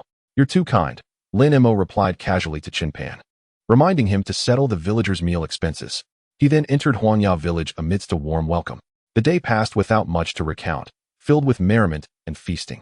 As night fell, enveloping the village in silence, Lin Mo stepped into the courtyard alone, gazing towards the distant Anil Mountain. He waved his hand, and immediately, Xiao Qian descended from the night sky like an owl. Lin Mo, you finally remembered me. Are you forsaking the 1,000-year-old ginseng? Xiao Qian looked at him, somewhat pouting. Let us put it on hold for now. We'll discuss it later, Lin Mo replied nonchalantly. He had not forgotten the ancient ginseng, but recent matters had preoccupied him, and he still needed to procure a few more herbs from his prescriptions, necessitating a temporary delay. So you do miss me? Xiao Qian beamed. In a few days, Master Wu from the Qingping sect will be visiting, likely to investigate the affairs of Wu Karen and Yang Xicha. Stay out of sight. Avoid being discovered by him, Lin Mo advised. Will he trace it back to you? Xiao Qian's anxiety flared. Hasn't the case been closed already? Why is he coming back? Do not worry. He won't find anything linking us. His visit is primarily to probe into Wu Karen's matters. Although Lin Mo was uncertain about the methods of Min Ro and Master Wu, he was confident that his own skills and strategies would prevent any direct suspicion from falling on him. From their previous encounters, it was evident that neither Min Ro nor Master Wu had discerned any anomalies among Lin Mo and his companions. His only concern was that the Qingping sect's pursuit of Wu Karen's necromancy might inadvertently involve Xiao Qian. This was not mere paranoia, it was a plausible scenario. Lin Mo's handling of the aftermath on Shaman Island had not been particularly sophisticated. While he had destroyed evidence, he had primarily concealed his own traces. However, he had intentionally left clues from Xiao Qian's actions to mislead any inquiries. Lin Mo was not worried about the traces leading back to him. His companions were all of reputable backgrounds, and a cursory investigation would reveal no cause for suspicion. In ordinary cases, this might suffice, but when involving a celestial master, who would suspect a 16-year-old from a well-known family of possessing the ability to combat malevolent spirits? Furthermore, Min Ro and Master Wu had personally met Lin Mo and found nothing unusual. Unless definitive evidence emerged, neither Min Ro nor Master Wu would suspect Lin Mo. He surmised that their only lead might be the presence of a third party capable of commanding spirits, which had prompted the case's closure. This closure likely aimed not only to conceal Wu Karen's necromantic activities, but also to allow the true culprit to lower their guard. To be honest, I wasn't worried about you, Lin Mo sighed, casting an amused glance at Xiao Qian. However, Qing Yao has encountered you before. She does not know our connection, but she has gone to Lingnan and will inevitably come across these matters. Your existence may already be known to Min Ro and her associates. Lin Mo was preparing for contingencies, knowing that since Lin Qing had chosen the path of a celestial master, she would eventually uncover Xiao Qian's background. Are you trying to drive me away? Xiao Qian's eyes glistened with unshed tears, her voice trembling. It's not about driving you away. However, you must temporarily leave Anil City, Lin Mo stated, his expression stoic. I may not understand your attachment to the mortal realm, but the separation between the living and the dead means your prolonged presence here can only bring you harm. Once this matter concludes, I will find a way to resolve your lingering desires and guide you towards reincarnation. I do not wish for reincarnation. Xiao Qian shook her head. Is being a ghost better than being alive? Lin Mo countered, causing her to falter in confusion. Enough, we will discuss this later. For now, go to Hulu Island. It's desolate and an excellent hiding spot. If I do not seek you out, you must not return. Go now. He waved her off, leaving no room for refusal. As he watched her silhouette fade into the night, Lin Mo lowered his gaze, relishing the tranquility that this peaceful night brought him. Wandering the world with a sword. Witnessing the splendor of life was undoubtedly a noble pursuit. Yet standing in this mountain village, gazing at the stars, Lin Mo suddenly found solace in the simplicity of an ordinary life, quietly cultivating himself. There was no bloodshed, no competition, no schemes, just a straightforward existence akin to that of a commoner, a life of cultivation that reminded him of the humble days spent in the Rainflower Tower, diligently practicing in obscurity. Looking back, those days were perhaps the most beautiful. Maybe this was the true reason he chose to remain in Anil City, suppressing his yearning for the outside world in favor of a humble life. Cultivation did not require grandiosity or earth-shattering feats. Tranquility and serenity offered their own unique flavor. With a calm heart, Lin Mo smiled softly and turned back to his room, spending the night in peaceful silence. As dawn broke, Li Wei stood at Lin Mo's door, calling out, "Inspector, are you awake? I've prepared hot water for you." Left it at the door. Receiving no response, Li Wei scratched his head, set down the basin, and turned to leave. However, he reconsidered and picked the basin back up, deciding it would cool if left unattended. "What are you delivering?" Lin Mo, breathing steadily, stepped out of the courtyard, casually inquiring. "Oh, Inspector, you're up?" I thought Li Wei stammered, feeling an unusual weight of pressure. "Yes, you've prepared hot water. Perfect. I'll take a bath," Lin Mo said, unperturbed by Li Wei's nervousness as he accepted the basin and towel, entering his room. "And stop dawdling. Go wake Chen Pan and the others. See if there's anything they can assist with. Don't just lounge around waiting for the villagers to attend to you." "Yes." Li Wei promptly saluted and dashed away. Lin Mo paid him no mind, placed his sword down, took a refreshing bath, and emerged to find the courtyard buzzing with activity. Several subordinates and the village chief were busily arranging breakfast outside. "Inspector." They all rose quickly, bowing in respect. "That's enough. You may rise." Lin Mo waved his hand dismissively, glanced at the breakfast spread before him, and seated himself, unceremoniously indulging in the meal while inquiring of Chen Pan whether the bill had been settled. "No need, no need," the village chief replied hastily. "It is our privilege to host the inspector and esteemed officers. Take it," Lin Mo stated nonchalantly, prompting Chen Pan to quickly hand over the payment. Lin Mo consumed 3 bowls of congee in one breath, devoured 2 eggs, and finished 5 flatbreads before contentedly wiping his mouth. Upon seeing Lin Mo set down his chopsticks, the others promptly followed suit. "Are we all satiated?" Lin Mo asked. "Yes," they affirmed. "Very well, village chief. If you would be so kind as to escort us to the scene of the incident." Lin Mo directed his gaze towards the village chief. Having perused the case files prior to his arrival, from the documents, he learned that on the night of the Qixi festival, 2 villagers from Huangya village, Wang Laosher and his wife, were unable to sleep and ventured to the cornfield to stargaze. As for whether they truly gazed at the stars, that remains a matter of subjective interpretation. Ultimately, both Wang Laosher and his wife met their demise, with their bodies discovered the following day. The occurrence of a homicide in the small village stirred significant unrest, leading to reports being made to the police station and funds being gathered to summon a priest from the Qingping Church to conduct a ritual for the souls of Wang Laosher and his wife. The matter was left unresolved. The case files at the police station concluded that the couple had perished due to a wild animal attack. However, Lin Mo was acutely aware that their deaths were not the result of a beast attack, but rather due to the bloodsucking of a zombie raised by Wu Karen. In fact, it was not only Lin Mo who understood this. The villagers of Huangya had their suspicions as well. Yet, with the police station and the Qingping Church's priests declaring all was well, the villagers could only feign indifference, murmuring privately, their words reducing to mere absurd gossip. "Shall we first visit the graves of Wang Laosher and his wife?" Unexpectedly, the village chief suggested. Lin Mo was taken aback, furrowing his brow. "Their bodies were not cremated?" No, the village chief hurriedly replied. The priest from the Qingping Church advised against cremation, providing several talismans and instructing that they be buried in a coffin. He claimed that cremated bodies could not be reincarnated, and that burial was the more auspicious option. We dared not disregard his counsel, so we buried them overnight as instructed. Lin Mo's pupils constricted as he finally grasped the reason behind the priest Wu's visit to Huangya village. It became evident that Wu Karen, that scoundrel, had not disposed of the bodies of those who fell victim to his raised zombies. Instead, he had deceived Huangya village into hastily burying the corpses. This was clearly a prelude to raising 2 more zombies. Lin Mo felt a surge of anger, noticing the village chief's anxious demeanor, and resignedly remarked, "So, Strange occurrences have been happening in the village recently. Nothing too alarming. The village chief chuckled sheepishly. It's just that on several mornings, we found many of our chickens and ducks drained of blood. The village chief smiled, but upon seeing Lin Mo's expression darken, he quickly reassured, rest assured. The poultry served to you yesterday were freshly slaughtered. We wouldn't dare serve you any of those dead chickens and ducks. We consumed them ourselves. Huh. Lin Mo's face paled as he turned to the village chief. Did you just say that you ate the blood-drained chickens and ducks? Yes, the village chief replied. I have no idea which scoundrel is so malicious, only drinking blood and leaving the meat. I thought it a waste, so I had everyone cook them for our own consumption. We country folk are not overly particular. Eating the meat at least mitigates some of our losses. Impressed.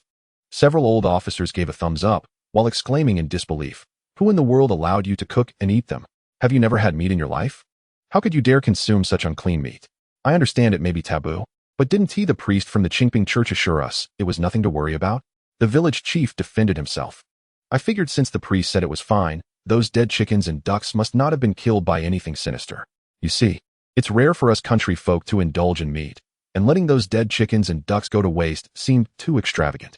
Besides, I initially intended to burn them, but once they were cooked, the aroma was irresistible. Someone couldn't help but sneak a piece, and seeing they were fine, we all ended up cooking them ourselves. The village chief's reasoning left the others speechless.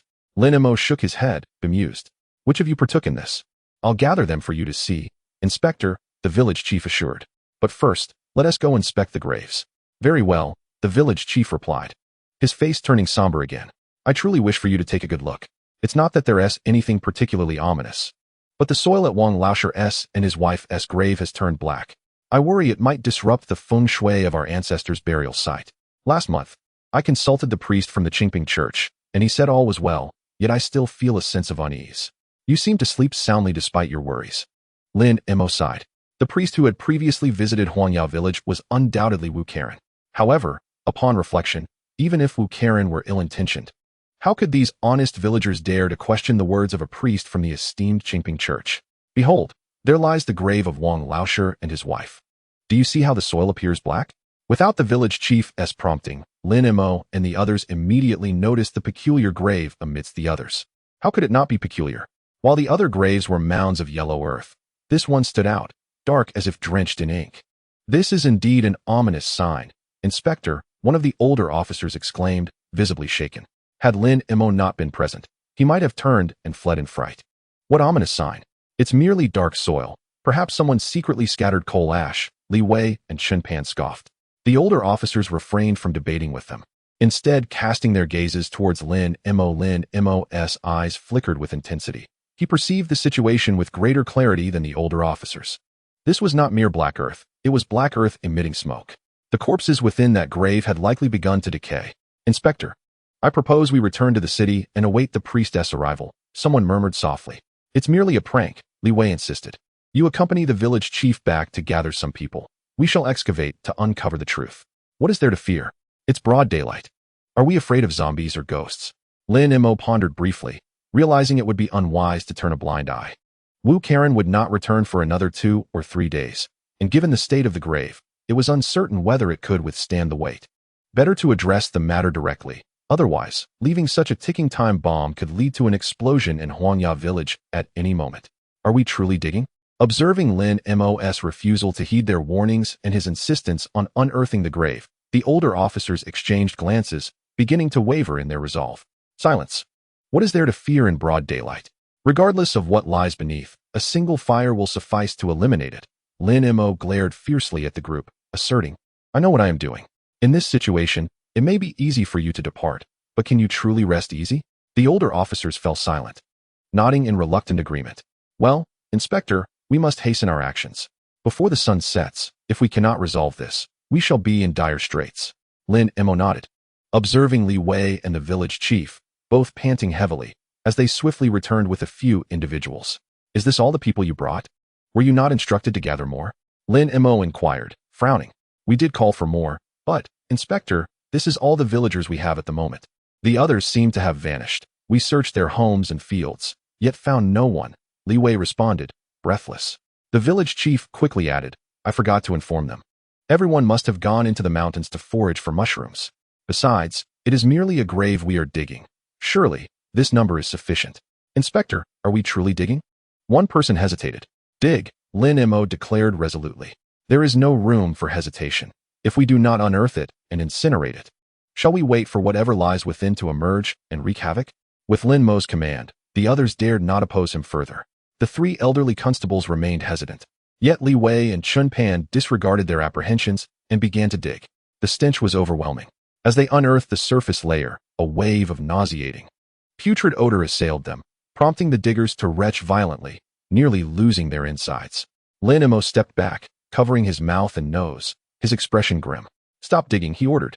The others, granted permission, hastily discarded their tools and withdrew from the foreboding grave, still feeling quite unwell. Chapter 159. The Black Grave. 3. It reeks horribly. Inspector, what on earth is buried beneath? Indeed, did you bury a cesspool down there? Li Wei and Chun Pan cursed in unison. The village chief looked bewildered and anxiously turned to Lin Mo. Inspector, what is happening? Could there truly be such a thing below? Silence. Lin Mo's gaze was icy as he scrutinized the black grave, realizing that they had arrived a bit too late. The corpse buried beneath had not only grown black hair, but had genuinely transformed into a zombie. The foul odor of decay suggested that Wu Karen must have employed some method to seal the deceased's resentment within the corpse. This was no ordinary corpse reanimation. At the very least, it was a black zombie. Corpse reanimation, black zombies, white zombies, silver zombies. Given Lin Mo's current capabilities, as long as it was not a silver zombie, he had little to fear. It was merely a matter of wielding one or two swords. However, the real issue was whether he could act now. He could not. Thus, even though he understood the gravity of the situation below, he had to endure, signaling for the others to depart, since he was merely a fortunate junior inspector at the moment. We must leave. There are certainly malevolent spirits below. Village chief, notify everyone to evacuate the village. We shall seek out Master Wu in Annal City for assistance. Lin Mo decisively opted for the most prudent course of action. Is it truly that severe?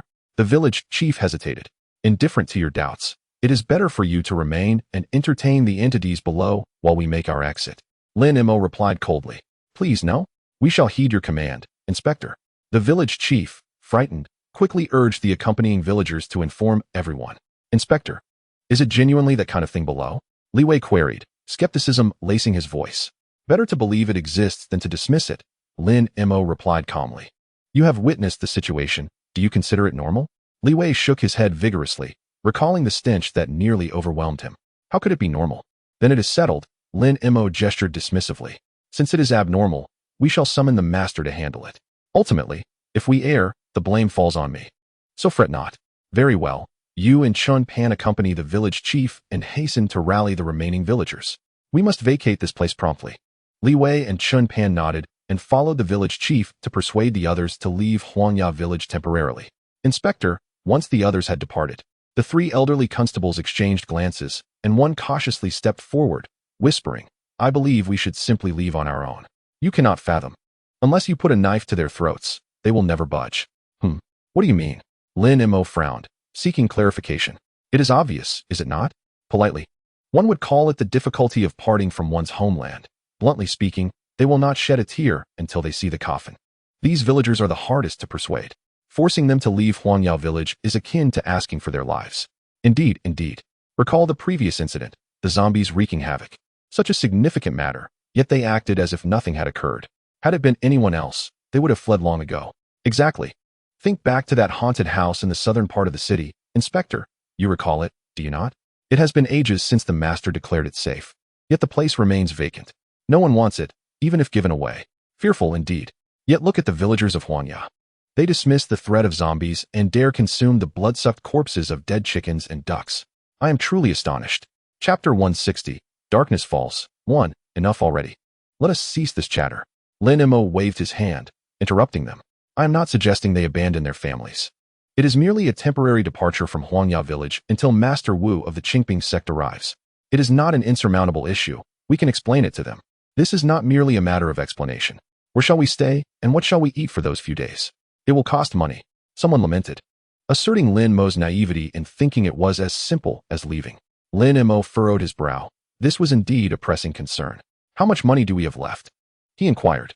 Inspector, you cannot be suggesting we cover the expenses ourselves for over 100 people, can you?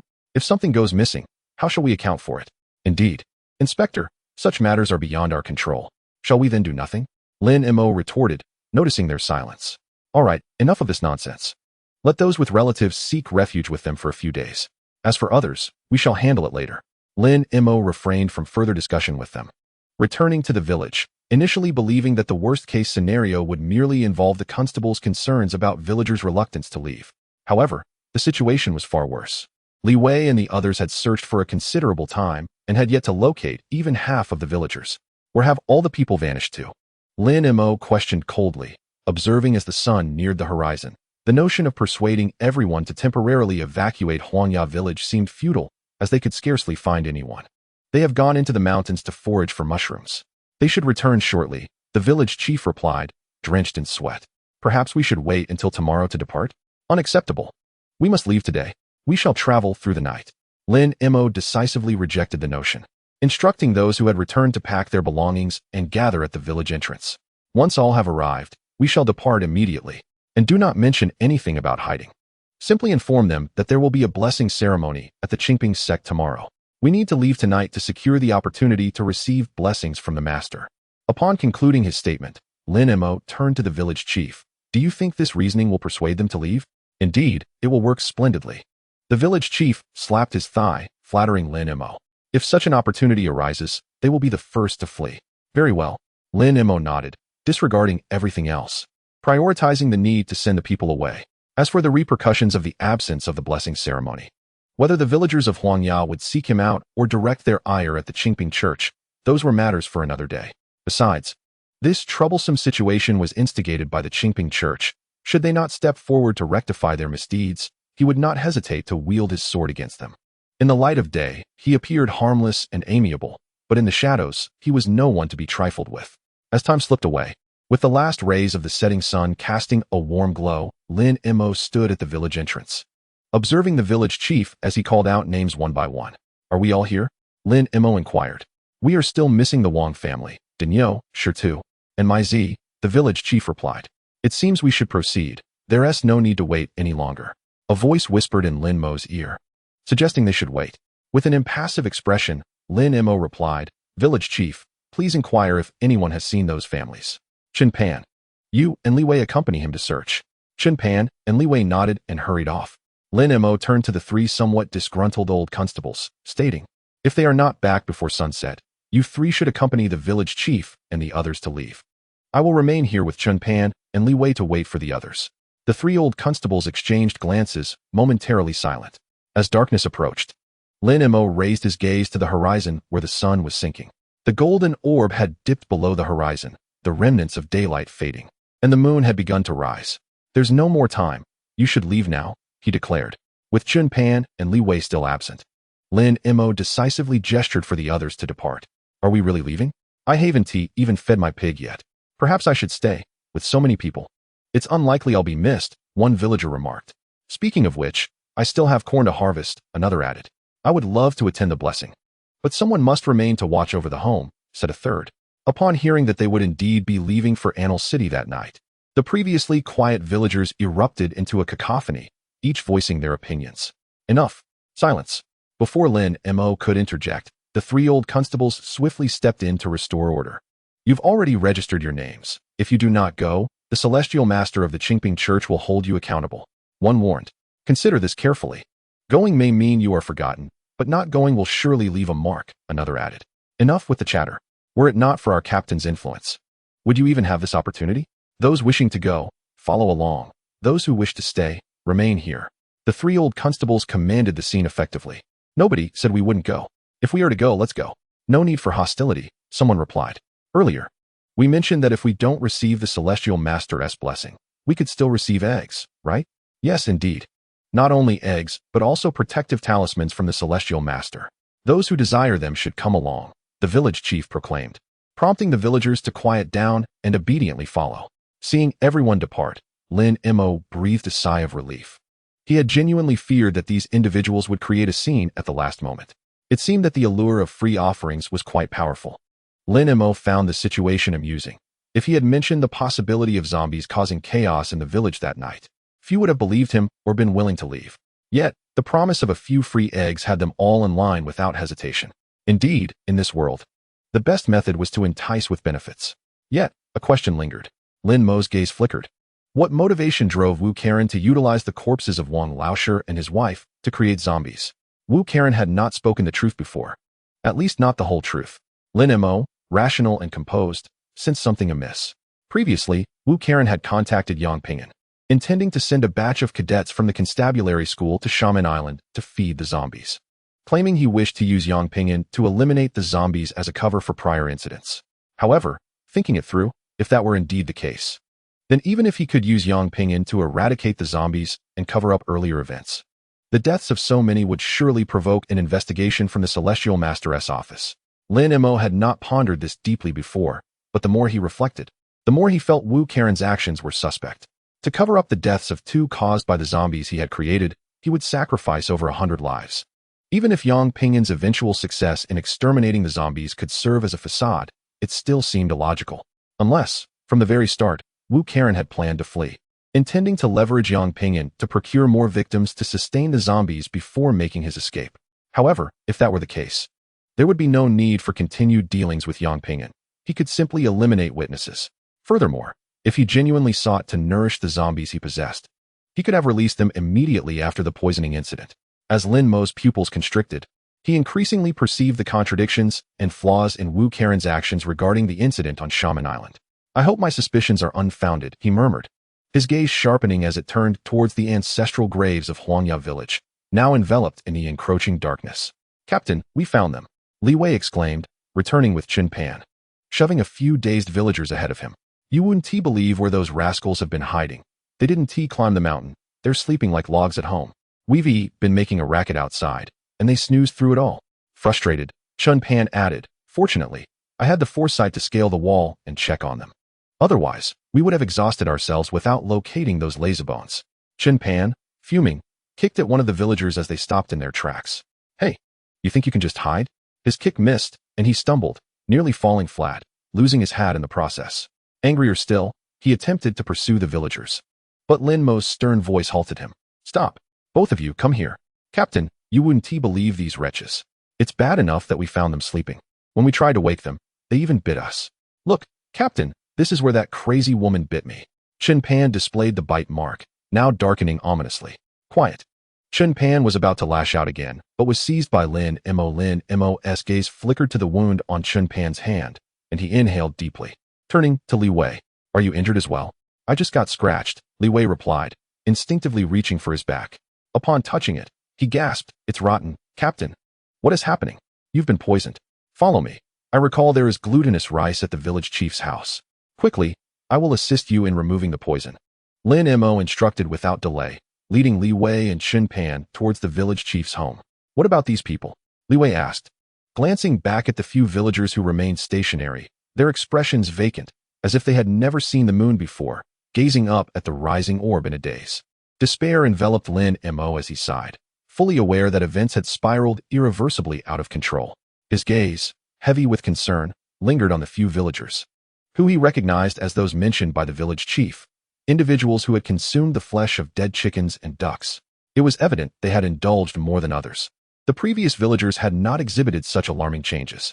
However, the moment these few emerged, Lin Mo discerned that the poison of the corpses had infiltrated their very organs. Though they still drew breath, their transformation into the undead was ominously imminent.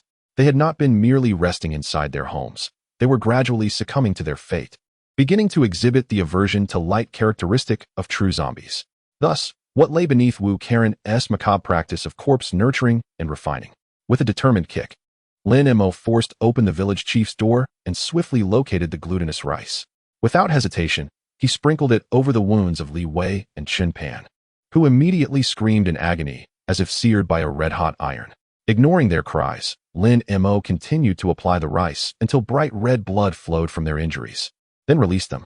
The corpse poison has been temporarily extracted. Now, take hold of your weapons and follow me outside. What on earth is happening, Inspector? How do we contract this corpse poison? Are those villagers from earlier not human, but rather the legendary zombies? Li Wei and Qin Pan, their faces ashen, began to grasp the bizarre nature of their predicament. While they were not true zombies, it could be said they had ceased to be human. Perhaps the Celestial Master's abode has a remedy for their affliction. For now, Let us venture outside and subdue the others. Lin Mo rummaged through the village chief's belongings, procuring several coils of hemp rope before signaling to Li Wei and Chun Pan. Trembling with apprehension, they armed themselves and followed Lin Mo back outside. As night deepened and the moonlight turned increasingly silvery, the eerie howls of beasts echoed through Anil Mountain, sending chills down one's spine. Lin Mo strode forward, observing the villagers standing dazedly, gazing upward at the moon's trajectory. He slowed his pace and gestured to Li Wei and Chun Pan. Taking a deep breath, Li Wei grasped one end of the rope, while Chun Pan hurriedly loaded his weapon, with the other end of the rope in hand.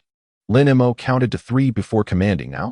He moved with lightning speed, expertly wrapping the rope around the villagers afflicted by the corpse poison, then shouted to Li Wei, "Pull." With a swift motion, the rope tightened, binding the villagers together. Lin Mo expertly secured the knots, utilizing the remaining rope to bind them firmly. Finally, it's done. Li Wei, drenched in sweat, glanced at the restrained villagers and wiped his brow. Is this tight enough? We should secure them further. Lin Mo inspected the villagers' eyelids and pried open their mouths, then turned to Chun Pan. Come help me. We need to bind their hands and feet. Then carry them inside. On it, Chun Pan replied, hastily setting down his weapon. The 3 men toiled for a considerable time and eventually managed to secure the villagers, transporting them back to the village chief's home. Bring the glutinous rice here. Lin Mo positioned the villagers in the center of the main room and took a bag of rice, forming a circle around the afflicted individuals. Li Wei, Chun Pan, search other houses for more glutinous rice and bring it back. After completing the circle, Lin Mo glanced at the remaining rice and instructed, understood. Li Wei and Chun Pan nodded eagerly. Also, see if anyone has a live rooster. Bring it to me as well. Lin Mo settled onto a chair before the bound villagers, clutching a handful of glutinous rice, and tentatively scattered it towards them. The previously silent villagers erupted in frantic struggles, their furious roars filling the air. Lin Mo observed, expressionless, as dark veins surged upon their faces, their teeth and nails seemingly elongating in an instant. The poison has reached their hearts. There is no hope. Lin Mo furrowed his brow, realizing that the villagers' transformation was more severe than he had anticipated. It would not be long before they became the most primitive of undead. This was a pitiable fate, for they would not even qualify as zombies, lacking the potential for redemption, reduced to mindless monsters. The most effective solution would be to incinerate them. Yet, Lin Mo hesitated, pondering if the Celestial Master's abode might possess a remedy for such a dire situation. After all, times had changed, and they frequently dealt with supernatural entities, perhaps having discovered remedies unimaginable to ancient thinkers. Upon reaching a decision, Lin Mo chose to disregard the bound villagers. Even if they were to fully transform into the so-called undead, they would be feeble creatures, easily dealt with by Li Wei's firearm. The true concern lay with Wang Laoshe and his wife. He was uncertain how far their transformation had progressed.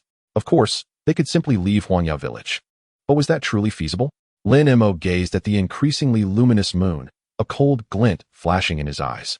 Just then, he heard hurried, chaotic footsteps approaching. Inspector, we retrieved the glutinous rice, but we could not find any live roosters. They seem to have been killed by some creature. Also, Inspector, the others have returned. Li Wei and Chun Pan dashed back, not needing any further explanation, as Lin Mo already spotted the returning group. Inspector, we were fortunate to encounter Master Wu of the Qingping Church on the way back. He guided us home, the village chief exclaimed, his expression shifting to one of alarm as he took in the scene of bound villagers. Isn't that Wang Shitu and the others? Why are they tied up? Inspector, did they do something wrong? I apologize on their behalf. Please don't hold it against them. Silence. Lin Mo bellowed, seizing the village chief's collar. Who permitted your return? Master Wu of the Qingping Church. The village chief stammered, startled, and turned to seek the master's presence, only to find him absent. Where's Master Wu? He was just here. But several of the constables can attest. It was indeed Master Wu who sent us back. Inspector, we did encounter Master Wu on the road. He instructed us to return first, assuring us he was aware of the situation here. He asked us to wait in the village while he resolved the matter. Others chimed in, rest assured, Inspector, it truly was Master Wu. We met him before. There's no mistaking it. Lin Mo remained silent, casting a penetrating glance at the crowd before breaking into a smile. Is that so? It's good that Master Wu has arrived. You all wait here. I shall go meet him. Of course, the villagers hastily replied. Do you wish for me to accompany you? Li Wei inquired. That won't be necessary. Keep a close watch on these individuals. Ensure they do not escape and disrupt Master Wu's efforts to subdue the malevolent forces. Lin Mo spoke softly, drawing his sword as he stepped outside. The night deepened, the moon hanging high in the sky, and the unlit Huangya village sank into profound darkness, its shadows stretching from the distant Anil Mountain, transforming the entire village into an endless wilderness. As he walked through the village, he felt as though oppressive beasts lurked in every corner. However, Lin Mo paid no heed. Steadily advancing with his sword in hand, gradually quickening his pace, calling out loudly, "Wu Tianshi, are you there?" Receiving no response did not surprise Lin Mo. He continued to shout, "Since you are here, I can rest easy. Nevertheless, for safety's sake, I believe I should return and bring others to assist you." Chapter 165, The Zombie. A gust of wind stirred, and Lin Mo turned sharply, his expression changing dramatically. "Who goes there?" "I am Lin Mo, the inspector from Anil City. Show yourself, or I will fire." With one hand brandishing his gun and the other wielding his sword, he shouted at the shadow that had suddenly lunged at him. Without an answer, the moonlight elongated the figure, which slowly turned around to reveal a ghastly visage, its body covered in dark fur, eyes gleaming red like a beast. With bloodthirsty fangs bared, it roared, an overpowering stench wafting towards Lin Mo as it lunged at him once more. "Zombie!" Lin Mo exclaimed in alarm, firing his gun with a loud bang before turning to flee. "Wu Tianshi, help! There's a zombie!" The fur-covered zombie roared repeatedly, attacking from both sides, but Lin Mo, agile as he was, managed to evade its assaults. "Ah, a zombie! Wu Tianshi, save me! There's really a zombie. I'm going back to the city to get help. You must hold on. Wu Tianshi, take care. I'm leaving." Lin Mo screamed as he fled, pursued by the zombie in a frantic dash, stumbling through the village, yet narrowly escaping its grasp. Even the mindless creature grew increasingly enraged, as if it were trying to catch a slippery mouse. "Be quiet. Stop calling out. You will alert the other zombies, and I will make you pay." A cold voice pierced through the night, and Wu Tianshi of the Qingping sect suddenly emerged from the fields, scolding Lin Mo while beckoning him closer. "Come here. Let me handle it." "Wu Tianshi, there's a zombie. A real zombie." Lin Mo scrambled towards him, rolling and crawling. "Of course, I'm not blind. Get out of the way, fiend. You dare harm others? Face your demise." Wu Tianshi stood resolute in the cold moonlight. As Lin Mo reached him, he smiled faintly, drawing talismans and preparing to unleash his celestial power to subdue the undead. Lin Mo's face lit up with joy as he approached Wu Tianshi, slightly raising the muzzle of his gun. Bang! The gunfire and flames erupted simultaneously as Lin Mo and Wu Tianshi dodged in unison. The talismans Wu Tianshi cast fell short, just as Lin Mo's smoking gun also missed its mark. Yet Lin Mo still had his sword. Thud! Wu Tianshi felt a sharp pain in his chest, disbelief washing over him as he looked down at the sword embedded in his body. He raised his gaze to meet Lin Mo's indifferent stare, devoid of the earlier foolish demeanor. "You." Wu Tianshi struggled to comprehend, retaliating with a forceful palm strike, unleashing a wave of energy that ignited the talismans into fiery dragons charging towards Lin Mo. Lin Mo remained expressionless, retracting his sword swiftly and retreating to evade Wu Tianshi's counterattack. He watched as the flames fell into the wilderness, exploding like dynamite, igniting a fierce blaze that illuminated the dark scowl on Wu Tianshi's face and the grievous wound on his chest. "Wu Tianshi, long time no see." Lin Mo twirled his sword gracefully, sheathing it as he held his gun with no hesitation, firing rapidly at Wu Tianshi. "You seek death." Wu Tianshi coughed blood, swiftly slapping several talismans onto himself, enveloping his form in a golden glow. The bullets struck him as though they were hitting steel, clattering harmlessly to the ground. Wu Tianshi's face contorted in rage as he clutched the gaping wound in his chest, glaring fiercely at Lin Mo, astonished that he had been outsmarted. "Your name is Lin Mo, right? How could you doubt me?" Chapter 166, The Truth. Wu Tianshi was at a loss, truly bewildered. If even Min Ro had been deceived, how could a mere inspector uncover the truth? "Doubt you?" "No. Initially, I had no suspicions about you. Although you share the surname Wu, I truly did not associate you with Wu Karen," Lin Mo replied coolly. "Wu Karen? You are the murderer." Wu Tianshi's realization struck him, disbelief flooding his features. "You are connected to the one who killed my nephew." Wu Tianshi's expression shifted dramatically, the pieces falling into place. "So that's it. Min Ro. So it was all directed at us of the Qingping sect." This was indeed related to Min Ro and Ling Nindao. Lin Mo smiled faintly, unconcerned with Wu Tianshi linking him to Ling Nindao. So Wu Karen indeed had ulterior motives, not merely aiming to cover up the previous incident of zombies causing harm. "Let me guess. Initially, Wu Karen's zombies ran amok and killed 2 villagers in Huanya village. This incident alarmed him, and he immediately informed you. Coincidentally, Min Ro was coming to Xiang province as a commander, while I am unaware of the internal power struggles within the Celestial Master's office. It must have been difficult for Qingping Dao, which has long regarded Xiang province as its territory, to accept the Celestial Master from Lingnan Dao being appointed there. Thus, instead of directly aiding Wu Karen in concealing this matter, you allowed him to contact Yang Ping'an, leveraging his influence to send our Inspector Academy to Shaman Island to feed the zombies. Using a larger zombie incident to obscure the previous one was an utterly foolish move. However, if we consider it from another angle, what if from the very beginning, your intention was not to cover up the zombie incident in Anil City, but rather the opposite? You required a larger case to draw Min Ro's attention. Your aim was Min Ro from the start. A zombie capable of killing over 100 people could certainly eliminate Min Ro as well. Unfortunately, Wu Karen failed your plan, and the endeavor on Shaman Island came to naught. Yet you remained undeterred, hence your fixation on the 2 zombies in Huanya village. Lin Mo mused aloud, analyzing the conspiracy between Wu Tianshi and Wu Karen. From the outset, this was a trap set for Min Ro. Wu Karen may not have been a practitioner of the bone path. He might have covertly studied its methods, nurturing the dead in secret.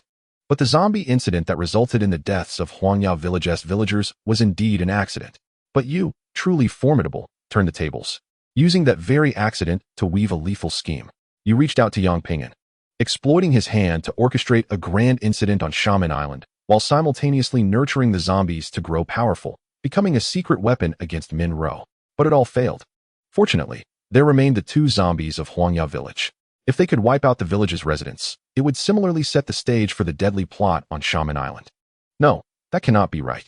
You wouldn't plan 2 different traps for a single plan. Therefore, the truth lies in a single revelation. The zombies you aim to nurture on Shaman Island are indeed the 2 residing in Huanya village. And the real lethal trap is set right here in Huanya village. What level of apprehension do you hold towards Min Ro? That the demise of over 100 lives is insufficient, compelling you to sacrifice nearly 300 souls to satiate the undead, merely to bolster your confidence in confronting her? Chapter 167. Kill. Lin Mo, sword in hand, proclaimed loudly as he regarded the figure of Master Wu, unable to conceal his derision. A clever man indeed. Master Wu listened quietly to Lin Mo's analysis, with the zombies transformed from the Wang couple standing guard before him. Once Lin Mo concluded, he finally spoke in a low voice, acknowledging Min Ro as the most exceptional disciple of Ling Nan, a paragon even within the entire Tianshi mansion. Yet, she is she, and you are you. A mere child, relying on a modicum of wit, presumes to assist Min Ro in navigating this slaughter? Huh, truly. One is unaware of the vastness of the heavens and the earth. With a chilling gaze, Master Wu exuded a palpable aura of menace. The bleeding from his wounds had ceased. He gestured, and the 2 zombies surged forth, reinforcing his point that Lin Mo's words were excessively verbose. Lin Mo chuckled, acknowledging that he perhaps had spoken too much. However, he required time to ascertain that he was the only one present, just as Master Wu needed time to confirm whether any hidden trump cards remained. Although Lin Mo had pierced Master Wu's vital point with that previous strike, he did not believe a single blow would extinguish the latter's life, for Master Wu must possess some means of survival. After waiting in vain, it became evident that he could only rely on the strength of the 2 zombies to take down Master Wu, indicating that the latter had no other recourse. Thus, there was no reason for further delay. As the zombies, under Master Wu's command, charged towards him, Lin Mo's expression grew cold. With a stoic demeanor, he raised his sword, unleashing a sweeping wave of sword energy that stirred the very atmosphere, conjuring a tempest. The wind, sharp as blades, arose in an instant, only to vanish just as swiftly. With a sigh, Lin Mo retracted his sword, lamenting the fate of the innocent couple. Master Wu, unless you have further words to impart, I shall take my leave. Before the echo of his words faded, Lin Mo's sword flicked, and the 15th strike was unleashed upon Master Wu. How is this possible? Master Wu gasped in astonishment. Countless thoughts racing through his mind, yet he had no time to voice them. With a violent cough, he spat blood, a thin line of crimson appearing between his brows. Such speed in the sword. The culprit was you all along.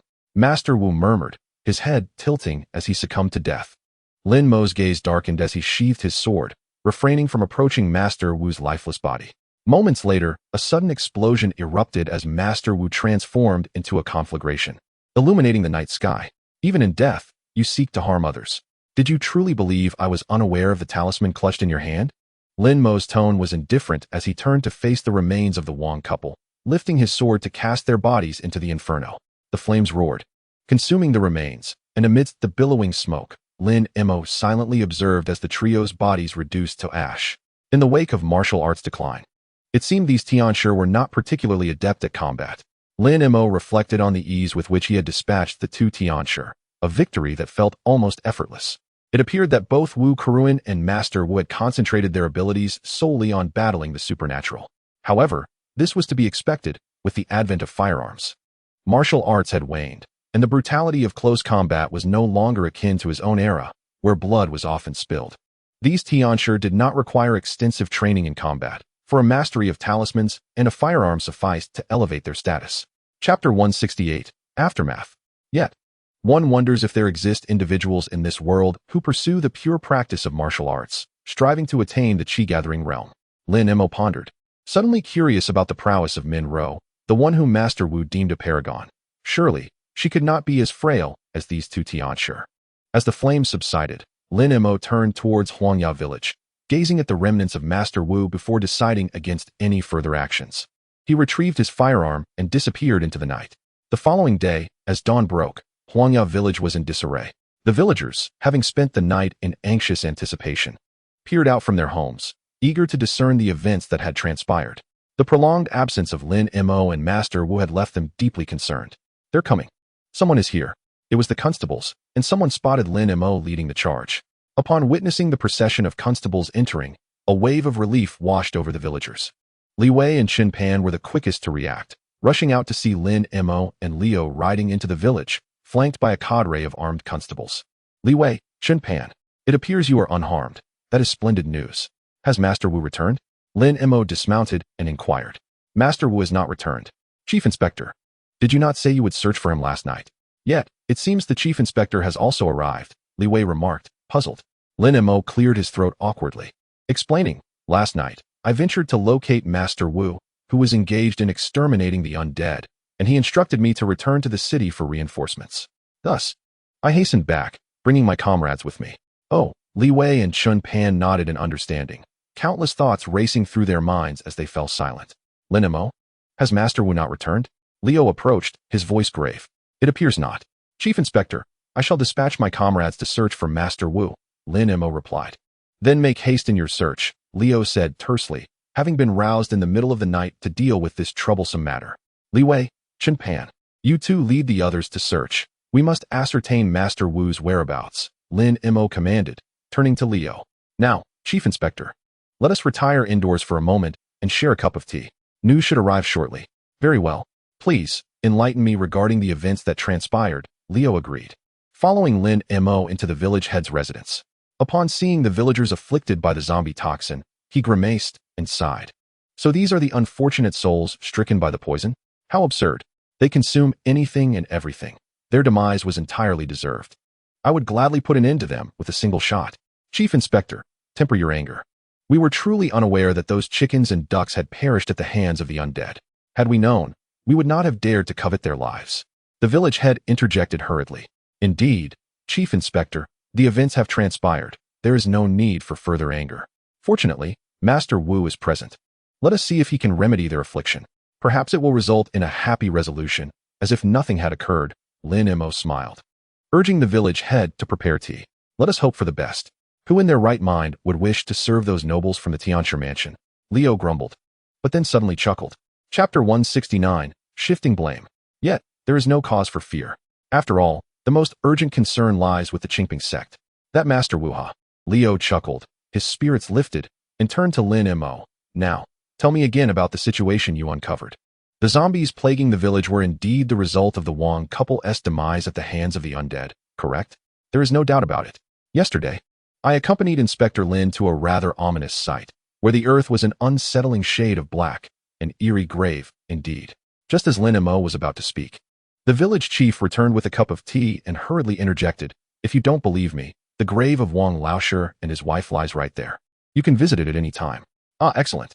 This is a crucial lead, Liu nodded, glancing at Lin Mo, who turned to his subordinates and instructed, quickly, send a few men to secure the grave of Wang Laoshi and his wife. It is a vital crime scene. No one is to disturb it. What? We have to go to the grave? What are we afraid of? It's broad daylight now. Do zombies dare to emerge? Leo bellowed, slamming his hand on the table. Master Wu had battled zombies all night, and Lin Mo had risked everything to rush back into the city with his men to offer support. Meanwhile, these few had merely lounged in their homes, doing nothing to assist. Now, I order you to protect the crime scene. Go immediately. If you don't want to comply, file a report. I'll approve it right now. After being thoroughly berated by Leo, the 3 veteran officers following Lin Mo had no choice but to obediently step outside. Truly, authority can crush one's spirit. It was evident that last night, Lin Mo had sensed impending danger and fled alone. Yet, he somehow still garnered credit for this situation. Hush, keep your voice down. Perhaps he really did call for reinforcements. Didn't you see he returned with help? Yes. Regardless, the accolades are his, while we bear the blame. They grumbled amongst themselves, feeling somewhat betrayed. Yesterday, I thought he was quite capable, full of youthful vigor, but it turns out he's just like the rest of them. Otherwise, why would others so young be promoted to inspector? Lin Mo remained unaware that his subordinates were quietly disparaging him. He merely reiterated the situation in Huanya village to Lei-O, ultimately concluding, thus, we can reasonably deduce that the negligence of the Qingping Church led to the transformation of Wang Laoshi and his wife into zombies. Fortunately, Master Wu arrived just in time, engaging the zombies in combat and preventing a tragedy. Indeed, that is correct, the village chief quickly affirmed. Lei-O remained silent, contemplating for a moment before shaking his head. No, you are mistaken. It should be understood that after Wang Laoshi and his wife were killed by the zombies, the master of the Qingping Church instructed you to cremate their bodies. However, Wang Laoshi's family secretly buried them without informing the Qingping Church. Fortunately, Master Wu remembered this and came to Huanya village to confirm whether the bodies had been properly cremated. Instead, he encountered the couple transformed into zombies and, disregarding his own safety, fought against them throughout the night, ultimately safeguarding all of Huanya village. Lin Mo remained silent, casting a glance at the village chief, who initially seemed displeased, feeling that the blame was being shifted onto them despite it being the Qingping Church's responsibility. So, we are the ones responsible for the couple becoming zombies? But soon, the village chief appeared to have an epiphany, nodding eagerly. Yes, indeed. It is our fault for defying the master's wishes and acting on our own accord, resulting in this outcome. Thankfully, Master Wu and Inspector Lin are both astute enough to prevent a catastrophe, thus saving all of us in Huanya village. Yes, that makes sense, Leo said, satisfied.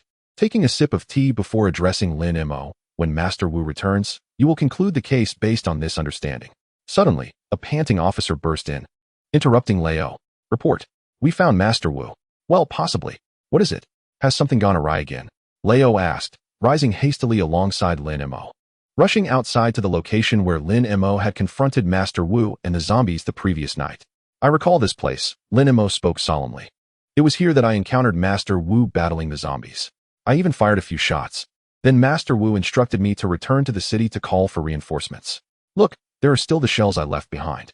Not just the shells. We also discovered traces of Master Wu's battle with the zombies, and here, Lei-O remained silent, fixated on a charred patch on the ground. No bodies. No belongings, yet the scorched marks suggested a struggle involving multiple individuals. Surround this area. No one is to disturb it. Lei-O shouted, shedding his hat. Beads of sweat on his brow.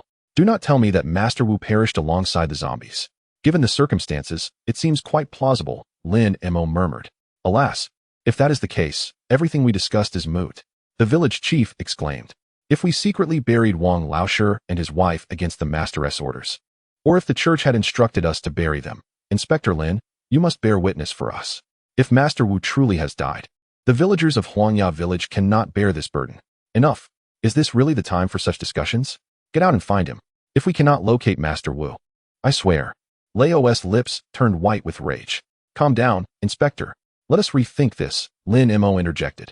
After Wang Laoshi and his wife fell victim, the negligence of the Qingping Church led to their transformation into zombies, endangering the lives of countless individuals in Huanya village. Master Wu arrived in time, bravely confronting the zombies, ultimately sacrificing himself to protect the village. Would reporting it this way improve our situation? Do you truly believe a master's death is something to celebrate? Wait, are you suggesting we place the blame on the Qingping Church, thereby justifying Master Wu's demise? As Leo composed himself, he began strategizing with Lin Mo on how to navigate this delicate situation. Shifting blame is an art. Losing a master is a significant matter. And should the blame not be deftly redirected, neither Huangya village nor the police station would emerge unscathed. However, will this not incite the ire of the Qingping church? The village chief lamented, leaning in for advice. That is of little consequence. Otherwise, will you or I bear this burden?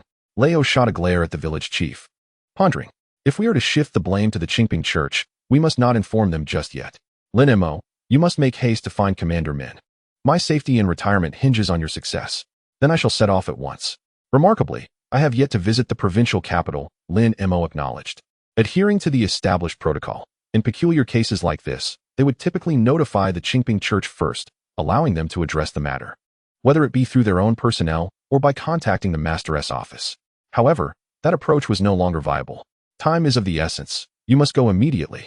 Act swiftly and procure some funds from Old Huang. Do not arrive empty-handed. Before seeking Commander Min, consult Old Chen to ensure your approach is prudent. Do not foolishly barge in unannounced, Leo instructed. I understand. I shall depart now, Lin Mo affirmed, mounting his horse and riding back to Anil City, collecting a sum from the police station's small treasury before hastening towards the provincial capital. Upon reaching the provincial capital, night had already fallen. Hey, are you aware of the rules? Horses are not allowed in the city. Here, pay the fee, someone called out to Lin Mo before he could enter. How did you ride in? Lin Mo inquired. Pay when asked. What business is it of yours? Furthermore, those who can ride in must have paid a sanitation fee. Have you done so? Lin Mo was rendered speechless. He refrained from further argument, stabling his horse and paying a silver dollar for its lodging before finally entering the city. This was indeed the provincial capital. Lin Mo marveled. Although he had long heard tales of its grandeur surpassing that of Anil City, he had always imagined it to be no more than a larger city with more inhabitants and a few novelties absent from smaller towns. Yet now, the bustling metropolis before him, reminiscent of an eternal city of lights, left him astounded. Here, the stars were obscured by the brilliance of illumination. The gas lamps, once a rarity in Anil City, were now commonplace, and the large glass display windows made the merchandise inside appear immensely valuable. But the most striking sight was not these wonders. It was the steam train, belching black smoke, rumbling along the tracks not far from the city gates. It was Lin Mo's first encounter with a steam locomotive, and he was awestruck by its power, far exceeding that of human endeavor. For the first time, the ingenuity of mankind seemed to transform the world, rendering it more splendid than ever before. Lin Mo? Suddenly, an automobile, moving through the crowd amidst envious and fearful glances, came to a halt. The window rolled down, and a poised and striking Min Ro leaned out, looking at Lin Mo, confirming her recognition. Min Commander. Lin Mo was taken aback by the coincidence of encountering Min Ro just upon his arrival in the provincial capital.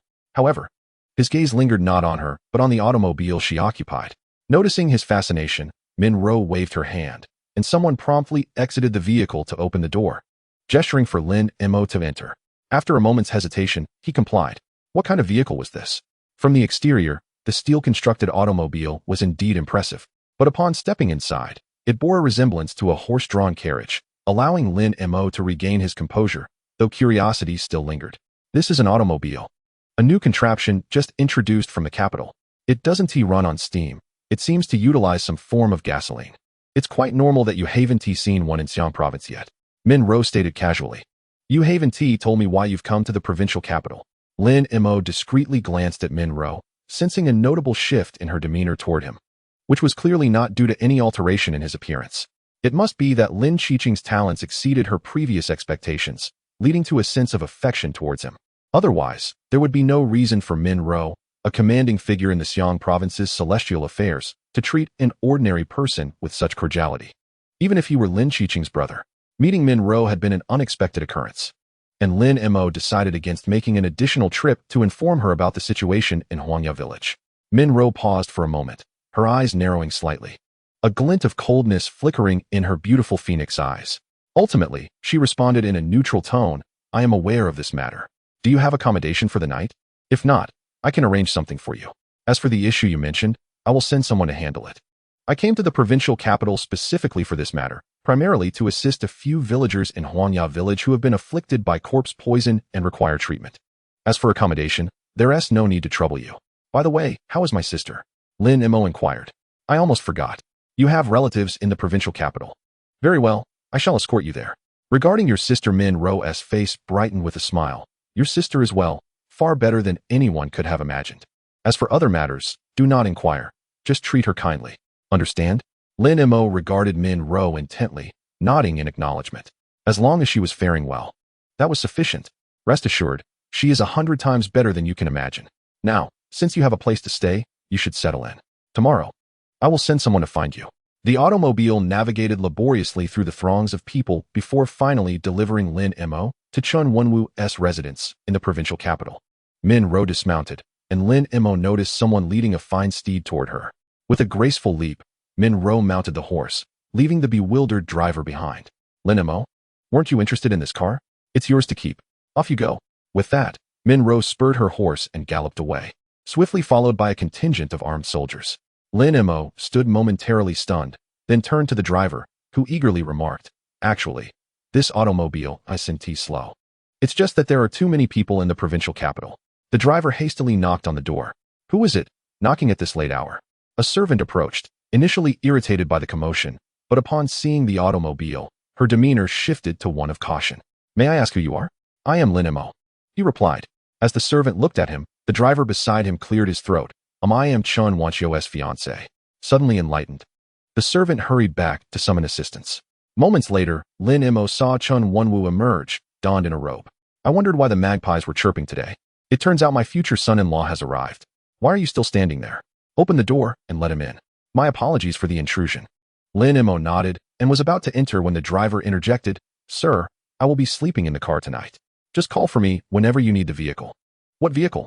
"Oh, ISNT this Min Commander's automobile." Chun Wenwu exclaimed in astonishment. "I encountered her while entering the city. She brought me here.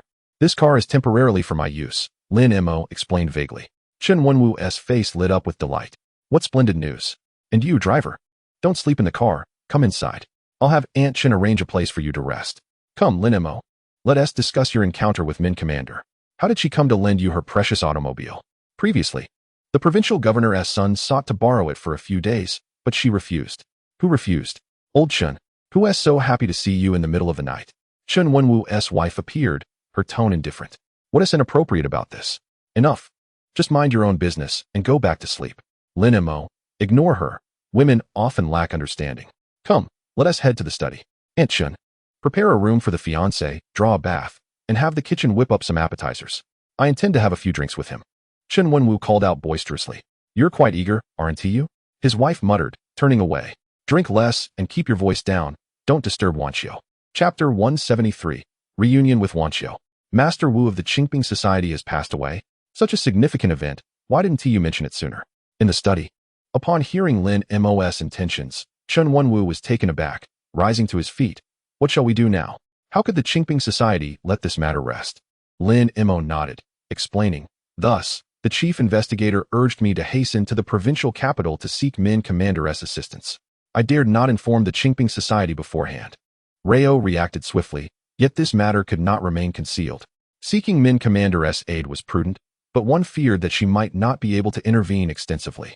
Though she now held authority in Xiang province, she hailed from Lingnan, and our region has always been under the influence of the Qingping Society. The Qingping Society wields considerable power in Xiang province. Even Min Commander might find it difficult to suppress the local forces. What worries me most is if she hesitates to step in and protect you. Chun Wenwu suddenly turned around, his face alight with joy, regarding the automobile. Lin Mo looked at Chun Wenwu, momentarily bewildered. "I see now." Chun Wenwu exhaled a sigh of relief. "You truly are a fortunate fool. I was puzzled as to why Commander Min held such affection for that car, even disregarding the provincial governor's son, and suddenly lent it to you. This serves as your talisman. It also indicates Commander Min's stance. She is not inclined to intervene in this matter, and it will likely be left to the Qingping Society to handle. However, by entrusting you with her prized vehicle, she is signaling to the Qingping Society that you are under her protection, which should deter them from taking any action against you. It is a pity for old Lei, for he is bound to face some repercussions." "Ah, I understand now," Lin Mo remarked, astonished to learn of the underlying intentions behind Min Ro's gift of the car. Were it not for Chun Wenwu's insightful analysis, he would have remained oblivious to the complexities involved. Nonetheless, according to Chun Wenwu, it seems that Commander Min would ultimately allow the Qingping Society to investigate the Huangya village case, which left Lin Mo puzzled about the inner workings of the Tianshi mansion. Do not harbor any discontent. It is already commendable that Commander Min has taken a stand to protect you. Although, in theory, these matters should be handled by the Tianshi mansion. Each province has its unique circumstances. Here in Xiang Province, to put it plainly, the Qingping Society is synonymous with the Tianshi Mansion and vice versa. Even though Commander Min has assumed her role, truly grasping the dynamics of Xiang Province will not be an easy task. Ultimately, this matter will certainly require the involvement of the Qingping Society. Remember, observe more and speak less. Do not meddle unnecessarily. After offering Lin Mo several pieces of advice, Chen Wenwu lost his appetite for further drinks. He arranged for Lin Mo to stay and then hastily departed, claiming he would inquire about which Tianshi from the Qingping Society would most likely take charge of the situation. Lin Mo, feeling no inclination to involve himself in these matters, settled down for a peaceful sleep. As dawn broke, Lin Mo awoke as was his habit. Wandering into the courtyard, taking advantage of the lingering twilight, he engaged in his morning exercises, empty-handed, yet savoring the experience. Upon concluding his routine, he turned to see Chen Wanxiu standing gracefully in the autumn breeze, sweetly holding a bowl of chicken soup, seemingly having waited for an eternity. "Brother Mo, drink the chicken soup," she said. "You are up so early." Lin Mo accepted the soup, inhaling its delightful aroma before downing it in a single gulp. "Brother Mo, you are the early riser," Wanxiu said. "I retired early last night and was unaware of your arrival. I apologize for my rudeness." The soup was prepared by Aunt Chun at my mother's behest, simmered all night with ginseng. As she said, you must be weary from your travels and need nourishment. Is it to your liking? I can fetch you another bowl. Wanxiu spoke softly, and when Lin Mo finished the soup, she shyly produced a handkerchief to dab the sweat from his brow before inquiring, "Have you had breakfast?" "No. If not, accompany me for a bite," Lin Mo replied. Though he felt slightly awkward accepting such attentions from Wanxiu, who was not merely a maid. With a gentle smile, Wanxiu said, "Then you should rest in the dining room for a moment while I check on the kitchen." "Very well," Lin Mo nodded, strolling into the dining area. Soon, Aunt Chun, whom he had met the previous night, arrived with a breakfast spread, a delightful array of dishes laid out before him. "I did not know your preferences, so I instructed the kitchen to prepare a bit of everything." "Brother Mo, please choose what you like," Wanxiu suggested softly. "All right. By the way, where are your parents?" Lin Mo asked, not hesitating to dig in. "My father and mother left early this morning to gather information for you, Brother Mo," she replied, serving him a piece of osmanthus cake. "It's a bit sweet," Lin Mo noted after tasting it, his interest waning. "Then try the seafood congee," Wanxiu urged, quickly rising to serve him. "Enough, you eat your own food. I can manage." Lin Mo waved his hand, determined not to waste food, finishing the remaining osmanthus cake. Wanxiu beamed with delight, nodding as she daintily enjoyed her meal, occasionally glancing at Lin Mo's progress. Lin Mo, indifferent to her watchfulness, continued eating until he noticed she had hardly touched her bowl of congee. Furrowing his brow, he placed a chicken leg in her bowl, urging her to eat more. Wanxiu hesitated, gazing at the chicken leg he had added to her bowl. "Do you not like chicken legs?" Lin Mo inquired. "Not at all. I adore anything that Brother Mo offers," she quickly replied, lowering her head, forcing a bite from the chicken leg. Lin Mo felt a shiver run down his spine, wanting to admonish her to speak and eat properly, but seeing her struggle with the chicken leg left him speechless. People truly are different. In the past, a young girl would have been elated at the prospect of such a treat. "I too enjoy having chicken legs," Wanxiu said, swallowing a piece of meat with great effort. "Just give me a moment. I will finish it soon." "Enough. If you do not wish to eat, then do not," Lin Mo said, standing up. Wanxiu immediately set down the chicken leg, wiped her mouth, and followed him like a little kitten. "Are you going out, Brother Mo?" "Yes, just to stroll nearby." Lin Mo nodded, estimating that it would take some time for whoever Min Ro sent to arrive, whether from the Qingping Society or elsewhere. "Then I shall accompany you," Wanxiu declared promptly. "Oh, don't you have school today?" Lin Mo asked, slightly reluctant to bring her along. "I have already taken leave from my teacher," she replied. "I can go to school any day, but it is not often that I can accompany Brother Mo. Is there anywhere you wish to visit? How about a bookstore?" "If it is too far, we can skip it," Lin Mo suggested after a moment's contemplation. "It is not far. There is a bookstore just around the corner that I often visit." Wanxiu smiled, mentally noting that Brother Mo also cherished reading. "Let us walk, or perhaps take the car," Lin Mo said. After exiting the gate, he initially intended to walk, but upon noticing Wanxiu's curious gaze fixed on the automobile, he changed his mind and called for the driver. "When I awoke this morning, Aunt Chen mentioned that Brother Mo arrived by car. I had heard my teacher mention automobiles before, but this is my first time riding one," Wanxiu said, her excitement palpable as they climbed into the vehicle. As she leaned forward, curiously observing the driver operate the car, she suddenly remembered that such behavior was not very ladylike and quickly returned to a more demure posture, whispering, You are more knowledgeable than I. I only saw one for the first time yesterday. Lin Mo chuckled and, intrigued by the automobile, asked, since your teacher mentioned automobiles, do you know how they actually work? I know a little, but not much, she replied. The principle seems akin to that of the steam engine. Yet there are notable distinctions. Essentially, both rely on the power generated by the expansion of gases to propel the pistons. Chen Wanqiu earnestly explained this to Lin Mo, who listened quietly, deep in thought. Sir, miss, is this the place? The driver inquired, turning his head. Yes, this is it. Please take us for tea, Chen Wanqiu replied. Nodding, she retrieved a silver dollar from her small purse and handed it to the driver, then looked at Lin Mo. Go, shall we go inside? This bookstore is far larger than I had anticipated. Lin Mo stood at the entrance, astonished to see the grand three-story building, realizing this was indeed a bookstore. This is not even the largest. There is a library near the provincial university that is even bigger, boasting tens of thousands of books. And it updates rapidly with new titles. Unfortunately, only students from the provincial university can borrow from it, Chen Wanqiu continued as they entered the bookstore. Mo Go, do you have any specific books in mind? Perhaps on steam engines, firearms, or history? Lin Mo asked. Naturally, there are plenty, Chen Wanqiu nodded, leading Lin Mo through the aisles with familiarity. Soon, they discovered several books that piqued Lin Mo's interest. The history of firearms, the steam revolution, a brief history of empires, as well as the exploitation of natural resources and commentary on the water classic, among others. In truth, these books could only be considered introductory texts at this point. I've heard from my teacher that advancements in new technologies are occurring rapidly in both the capital and the Lingnan region, with new knowledge emerging daily. However, many theories remain unpublished due to lack of verification, Chen Wanqiu remarked softly. Noticing Lin Mo deep in thought, she suddenly added, by the way, it seems there are new theoretical experiments being prepared at the provincial university today. If you're interested, we could go observe. Is it far? Lin Mo inquired. Someone is expected to visit me today, so I cannot afford to delay for too long. If it's too distant, we might have to forego it. It's not too far. We can take a rickshaw, and it will be quick, Chen Wanqiu quickly assured him. Lin Mo was momentarily speechless. Why do you sound just like Minro, showing disdain for automobiles? Chen Wanqiu playfully stuck out her tongue, clarifying that it wasn't disdain, but rather the vehicle attracted too much attention. That is true, Lin Mo conceded, glancing at the curious crowd surrounding the automobile at the entrance. Then I'll instruct the driver to return the car, and we shall proceed on foot. All right, Chen Wanqiu agreed. After settling the bill and entrusting their purchased books to the driver, they hailed a rickshaw and set off towards the provincial university.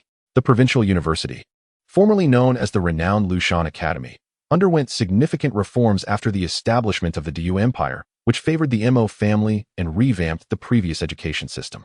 Whether it was the private tutoring Lin Mo remembered or various academies, they were unified into well-known high schools and universities.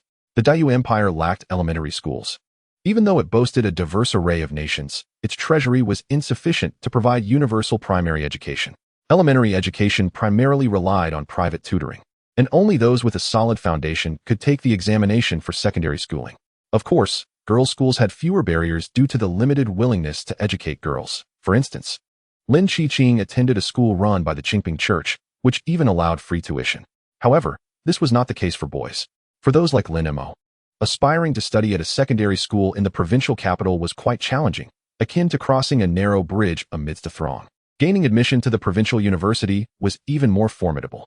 Lin Mo learned from Chen Wanqiu that although several national universities in the capital and Lingnan had begun admitting female students, girls in Hunan province still faced barriers to university education. My teacher mentioned that in a few years, perhaps girls in Hunan will also be allowed to attend university. Much like the increasing number of girls' schools, Chen Wanqiu eagerly shared her insights from school. This is a necessary change of the times. As factories proliferate, new knowledge becomes essential for everyone, and ignorance can no longer be an option. Women, too, must not confine themselves to traditional roles. They must read, become literate, and embody the new ideals of modern femininity. At this juncture, Chen Wanqiu paused, furtively glancing at Lin Mo and quickly clarifying. I have no aspirations to become a new woman. I simply enjoy reading. Indeed, Lin Mo replied noncommittally, his gaze drifting toward the crowd nearby. Is that the experiment you mentioned? It appears so, Chen Wanqiu quickly affirmed, straining to see the commotion. Lin Mo lowered his head to her level and effortlessly lifted her, asking, can you see now? Mo Go. No, please don't do that. Put me down. Chen Wanqiu's ears flushed crimson as she covered her face. her voice quivering in protest while her short legs flailed helplessly in the air. Don't you want to see? I do. Then hold still.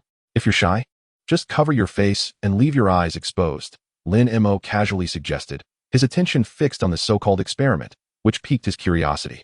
The setup appeared peculiar.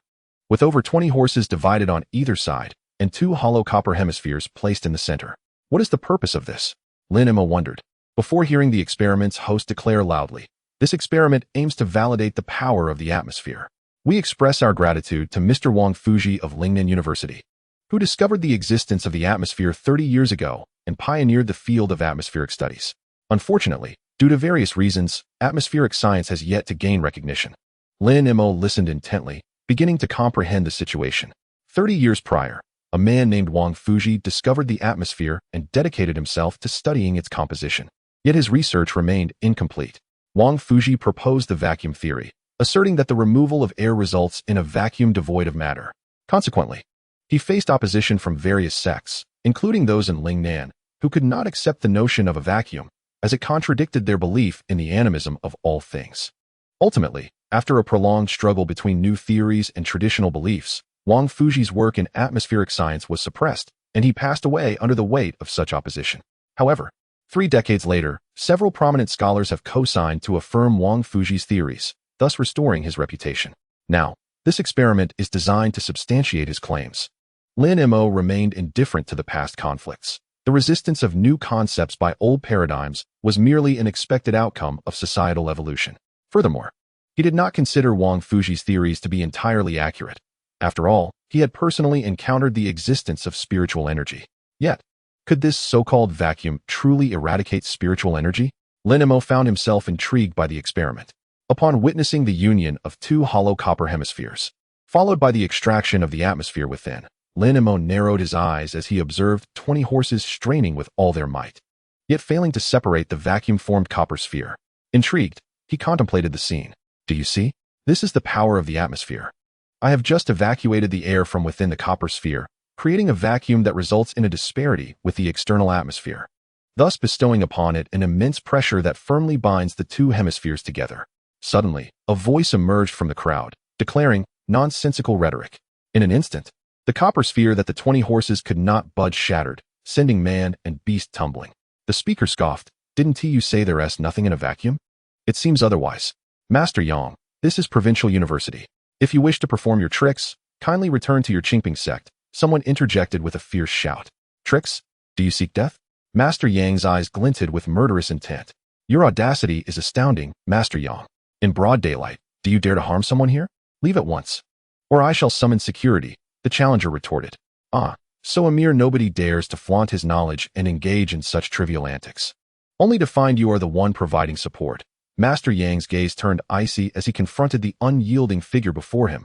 Mo Duowen, do not provoke our limits. Otherwise, even if you have a scholar backing you, it will merely be a matter of whether I use my left hand or my right to end you. Is that so? I thought it was simply a matter of pulling the trigger, Mo Duowen replied coolly. Now, if you please, Master Yang. We shall take our leave, Master Yang remarked, casting a glance at the approaching security with a cold smirk before turning away. My sincerest apologies. I hope I did not frighten anyone.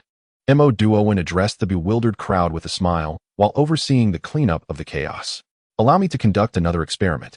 I possess here 2 iron spheres, one large and one small. In a moment, I shall ascend the clock tower and simultaneously drop both spheres. Care to wager which will reach the ground first?